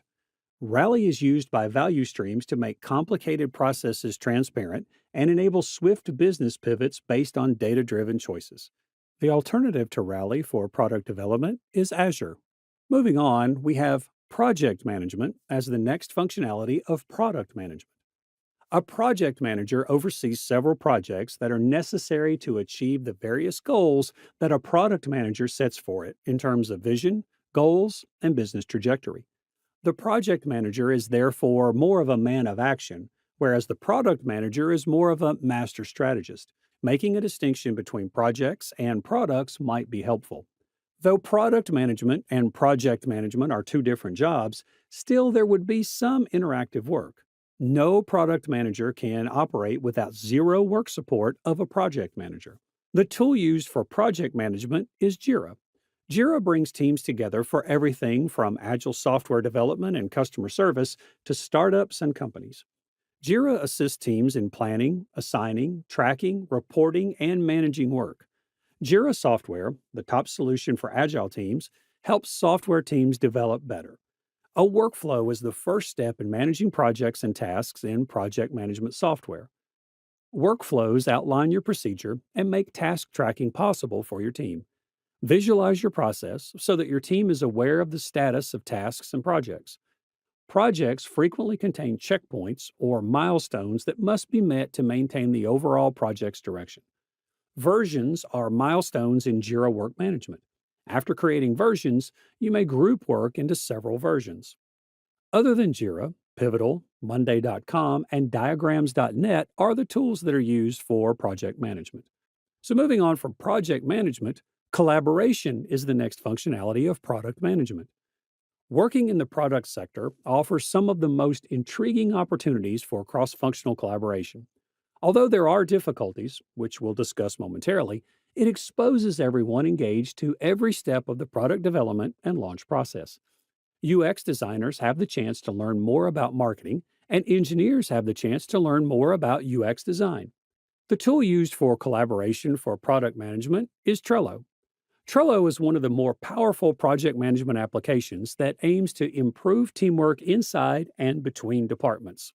Trello allows you to manage several projects and arrange various activities by allowing you to create boards, lists, and cards. To get a clear picture of everything that is happening, you may also set up calendars, make checklists, and assign productivity indicators. Trello has built-in automation for the best processes and the least amount of manual effort, like many other top products today. Trello is an essential component of your product management stack since the job of the product manager involves coordinating a lot of various moving elements. The alternatives for Trello for collaboration are GoToMeeting, Dropbox, and Zoom. The next functionality of product management is user experience and testing. In the field of product management, the phrase user testing is frequently used. Usability testing is frequently used interchangeably with user testing. During the user testing phase of the design process, you analyze your product or service using actual customers to develop user-centered designs. Through this technique, you may learn how your target market behaves when using your product, giving you useful information for the development process. The best tool used for user experience and testing is Adobe Target. Adobe Target is a rule-based testing and targeting tool that can be integrated with analytics and provide reports for marketing offers, customization, and UX testing. This feature enables marketers to determine which offers, experiences, and messages are engaging customers. It has a user interface, integrated best practices, and powerful features for tracking site traffic. It allows for more conversion and properly filters results according to its self-learning algorithmic methodology. The tailoring of consumer interactions across all marketing channels and business contact points may also be automated. Other tools that can be used for user experience and testing are Helio, Hotjar, and UXCam. In the end, the last functionality of product management is customer feedback and survey. Getting feedback from customers involves talking to them and asking them what they think of a good or service. To properly comprehend their behavior and demands, it is crucial to pay attention to their thoughts and feelings. It is crucial for product managers because before you can offer a helpful solution, you must embrace your people and understand the suffering caused by their issues. It's helpful to have a defined goal before pursuing a certain feedback technique. Outlining your learning objectives can help you concentrate on your study and choose which potential or current clients you should contact. This is particularly important if your product or service appeals to a wide range of demographics. And this is because various client segments may experience your product in drastically different ways. Therefore, it's crucial to be specific about who you want to talk to and what you hope to discover about their needs and expectations. The tool used for customer feedback and survey is SurveyMonkey. Following are the features of SurveyMonkey that may help product managers with customer feedbacks and surveys. Obtain viewpoints and get insightful wisdom. For every audience, it is simple to build polls, quizzes, and surveys. Obtain comments using a web link, email, mobile chat, social media, and other channels. Get sophisticated analytic tools and automatically examine your data. Your data may be exported or integrated with your preferred apps. Make smarter decisions based on facts by utilizing your insights. And alternatives, Typeform, Google Forms, and FormStack. Other than SurveyMonkey, the tools that can be used for customer feedback and surveys are Typeforms, Google Forms, and FormStack. With this, we have come to the end of this session. But before winding up, let's take a look at the bonus tools for you that serves multiple purposes in terms of product management. The very first tool is Slack. To strengthen product organization, Slack has emerged as the most crucial tool. Slack is utilized to cut down on pointless meetings, facilitate teamwork, make information widely available, and involve our consumers in the creation of new products. By acting as a central communication, reporting, and file center, the software boosts efficiency for both small and big teams. Slack Connect streamlines communication by bringing everyone into your virtual headquarters to complete tasks, breaking down organizational walls. From debating the finer points of a contract to analyzing the most recent drawings from your creative agency, Slack Connect enables real-time collaboration. Moving on, we have Canva. Branding image creation is as easy as dragging and dropping using Canva. It will just take a few minutes to do what used to take a lot of work, whether you decide to utilize your logo, social media accounts, or a hashtag. The transparency option in Canva also makes branding your product seem slick and unobtrusive to the viewer. You can maintain brand management with Canva for Teams while enabling anybody on your team to generate on-brand visuals, even without design skills. Your team may quickly create and distribute branded designs using the thousands of professionally created templates at your disposal. Even if you have little to no experience with graphic design, Canva enables you to generate that content fast and effortlessly. But before winding up, here's a question for you all. Which of these tools have you used before? Do let us know in the comments section below. And if you have any queries regarding tools for product management, Hello everyone and welcome to today's session on top 15 commonly asked product manager interview questions at Simplilearn. Do you know, friends, that product managers play a key role in setting up strategy and roadmap of the product development? They define the feature requirements and interact with the stakeholders to meet the customer requirements. If you're an aspiring candidate who wants to become a product manager or you have an upcoming interview for this role, then you should definitely watch this video to increase your chances of getting hired as a product manager. So guys, let's start with the first question. That is, how do you determine which features to incorporate into a product? So guys, this is a very amazing question and think about it before answering. So guys, you would answer something like this. In determining which features to incorporate into a product, say that you prioritize aligning with user needs and business objectives. You gather an extensive user feedback through surveys, interviews, to understand what features are most desired. Market research also helps to identify trends and benchmarks against competitors. To prioritize effectively, say I use Moscow method, categorizing features into must-have, should-have, could-have, and won't-have. This structured approach ensures that we focus on delivering features that provide maximum value to our users and support our business goals strategically. So, by maintaining a clear vision of what's essential, we enhance our product's relevance and competitiveness in the market. So guys, this forms the answer of this question.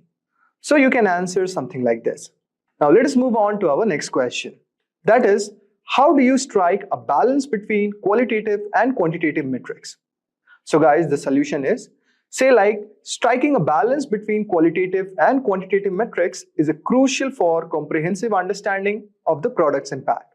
Qualitative data gathered through user interviews and feedback sessions offers insights into user experiences and satisfaction level. Quantitative data collected via analytical tools provides hard numbers on the usage patterns, engagement rates, and conversion metrics.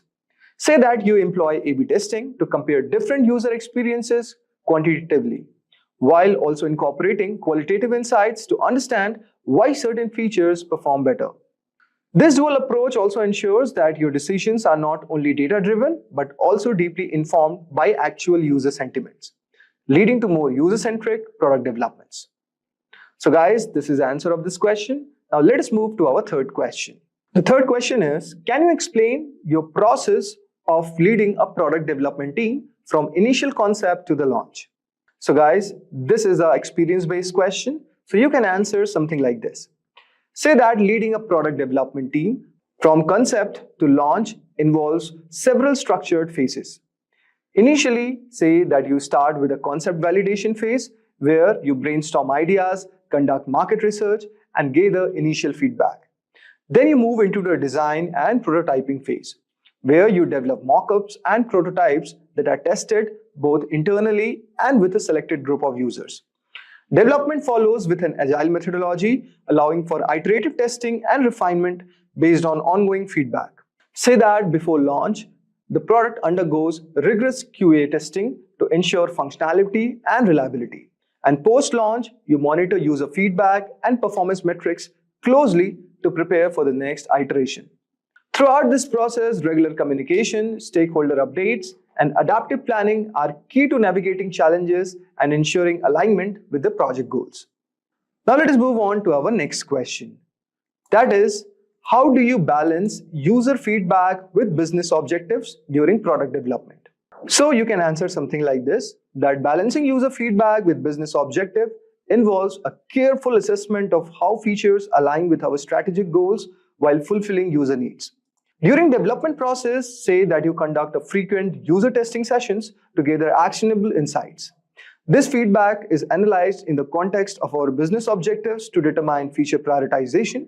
Then, regular alignment meetings with stakeholders also ensures that there is a clear understanding and agreement on the direction you are taking. Say that this process helps you to create a product that not only delights the users, but also drives the business forward, ensuring sustainability and growth. So guys, this is the answer for this question. I hope so you would have got a brief idea regarding this. Now let us move on to our fifth question. So guys, our fifth question is, interviewer can ask you about their product. Something like this, that what knowledge do you have about our products and how can you summarize the current state of our market? So say that based on my research, your product stands out due to their innovative approach in the specific industry like healthcare, finance, XYZ, you can add it. Then you can say about the current market that is experiencing, describe its trends with significant shifts that are driven by, you can mention any relevant technology or any consumer behavior changes. Talk about competitor analysis. Say about competitor A and competitor B, like how they are adapting and which keeps the market dynamic. Tell also that your product's unique features, like mention unique features, providing a competitive edge. So guys, understanding these dynamics would make a perfect answer of this question. Now let us move on to our next question. That is a behavioral question, and it is something like this. So if your interviewer asks it that have you ever encountered difficulties in securing buy-in from a stakeholder? So guys, this is also a scenario-based question. You can answer something like this. Say yes, securing stakeholder in buy-in can be pretty challenging, especially when proposals involve significant investment or change. So say one particular instance involved in persuading a stakeholder to approve a costly feature integration. Say that you address their concerns by representing a detailed ROI analysis, projecting long-term benefits against the initial cost. So by aligning the feature benefits with the strategic business goals and demonstrating the potential market expansion, say that you are able to secure their approval. So guys, in this way, you can answer this question. Now let us move on to our seventh question. That is, what strategies and tools do you use to prioritize features during product development? And how do you handle technical debt? So guys, you can answer this question something like this. Say that prioritizing features during product development is crucial for meeting delivery timelines and maximizing the product impact. Say that you employ the Moscow method to prioritize feature-based in their necessary and impact. Tools like you use Jira that helps to manage priorities effectively, ensuring transparency across the team. And in the technical depth, say that it is managed by dedicating a portion of each development sprint to refactoring and addressing the legacy issues. So this proactive approach prevents the accumulation of technical debt. And in this way, you can answer this question. Now let us move on to our next question. That is, how do you manage a conflicting technical requirement or priorities from different stakeholders? Say that managing conflicting technical requirement involves a balanced approach where communication and prioritization are the key. Say that in the stakeholder meetings, you encourage open discussions to understand each perspective fully. Talk about use a weighted scoring model to assess the impact and necessity of each requirement. Say that it helps in making informed decisions that align with the project's strategic goals while accommodating stakeholders' concerns as much as possible. Talk about that regular updates and clear communication ensures stakeholders remain informed about the reason behind certain decisions and also fostering trust and collaboration. So this makes a perfect answer for this question. Now let us move on to our ninth question. So guys, our ninth question is, can you provide an example of a product that didn't meet initial performance expectations and how you optimized this? So guys, this is also a scenario-based question. If you have encountered anything like this? So you can talk about your experience. So here's a model answer for this question. Talk about that once you launched a product that didn't meet the expected performance metrics.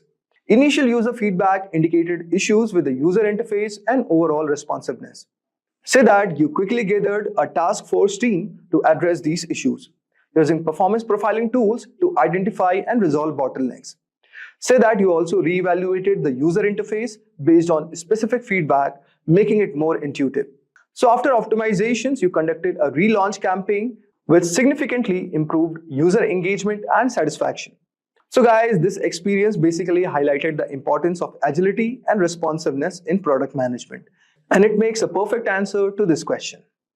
Now let us move on to our next question. That is, how do you ensure that your product development team remains innovative while adhering to agile methodologies and meeting deadlines? So guys, answer to this question is that fostering innovation within agile framework involves encouraging creative thinking and providing opportunities for experimentation. Say that you organize regular hackathons and dedicate sprints for exploring new ideas. So in this way, it motivates the team, but also leads to innovative solutions. So guys, this marks the perfect answer to this question. Now let us move on to our next question. That is, what specific tools or frameworks do you find most effective for tracking and managing product development progress, such as Jira or Trello? So guys, the answer to this question is, you can say that for managing product development, you prefer using Jira due to its comprehensive suite of agile project management tools.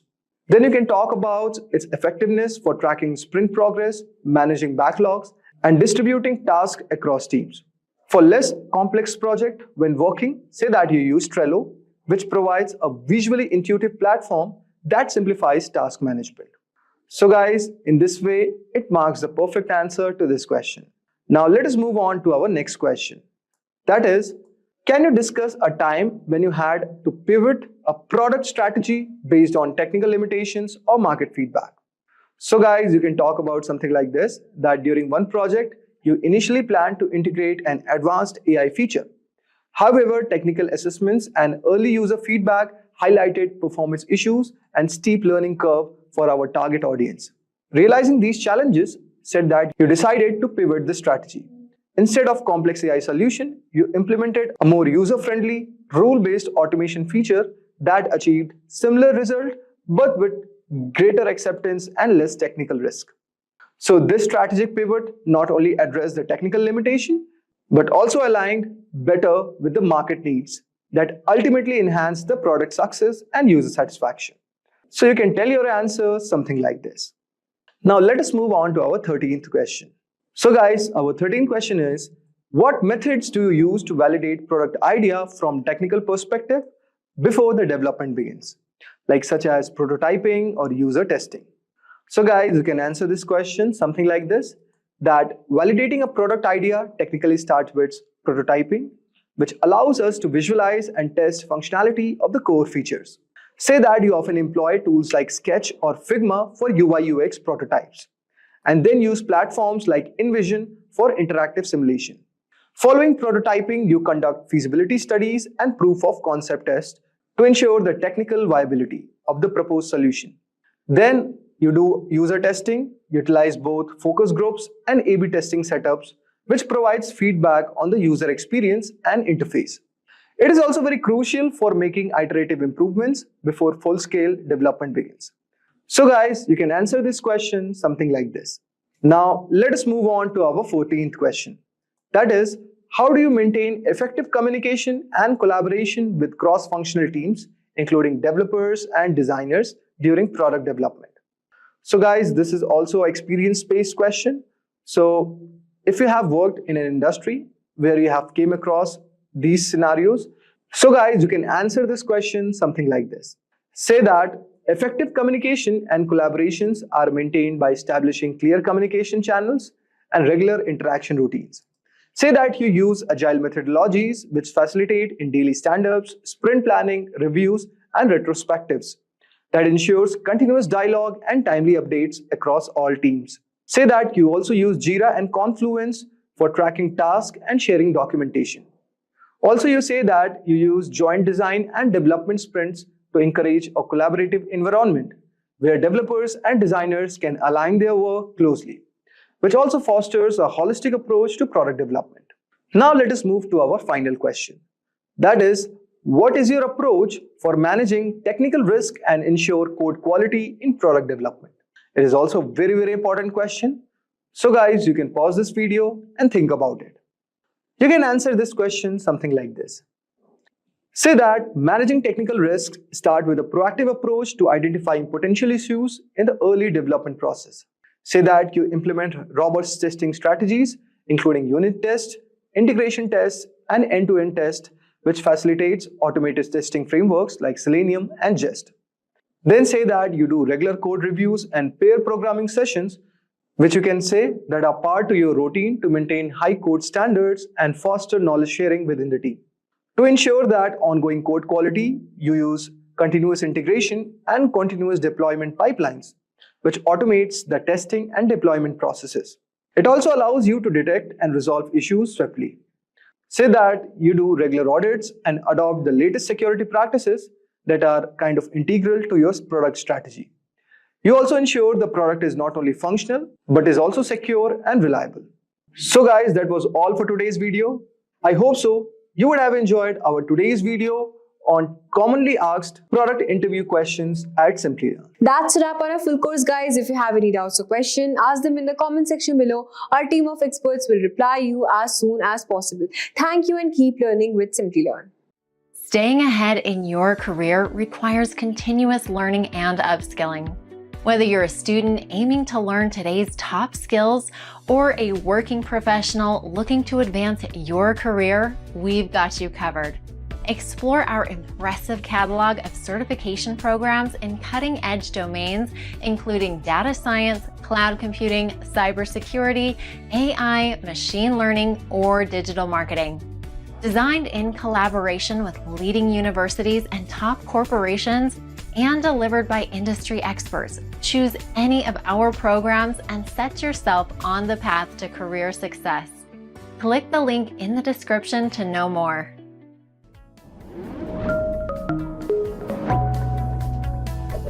Hi there, if you like this video, subscribe to the Simplilearn YouTube channel and click here to watch similar videos. To nerd up and get certified, click here.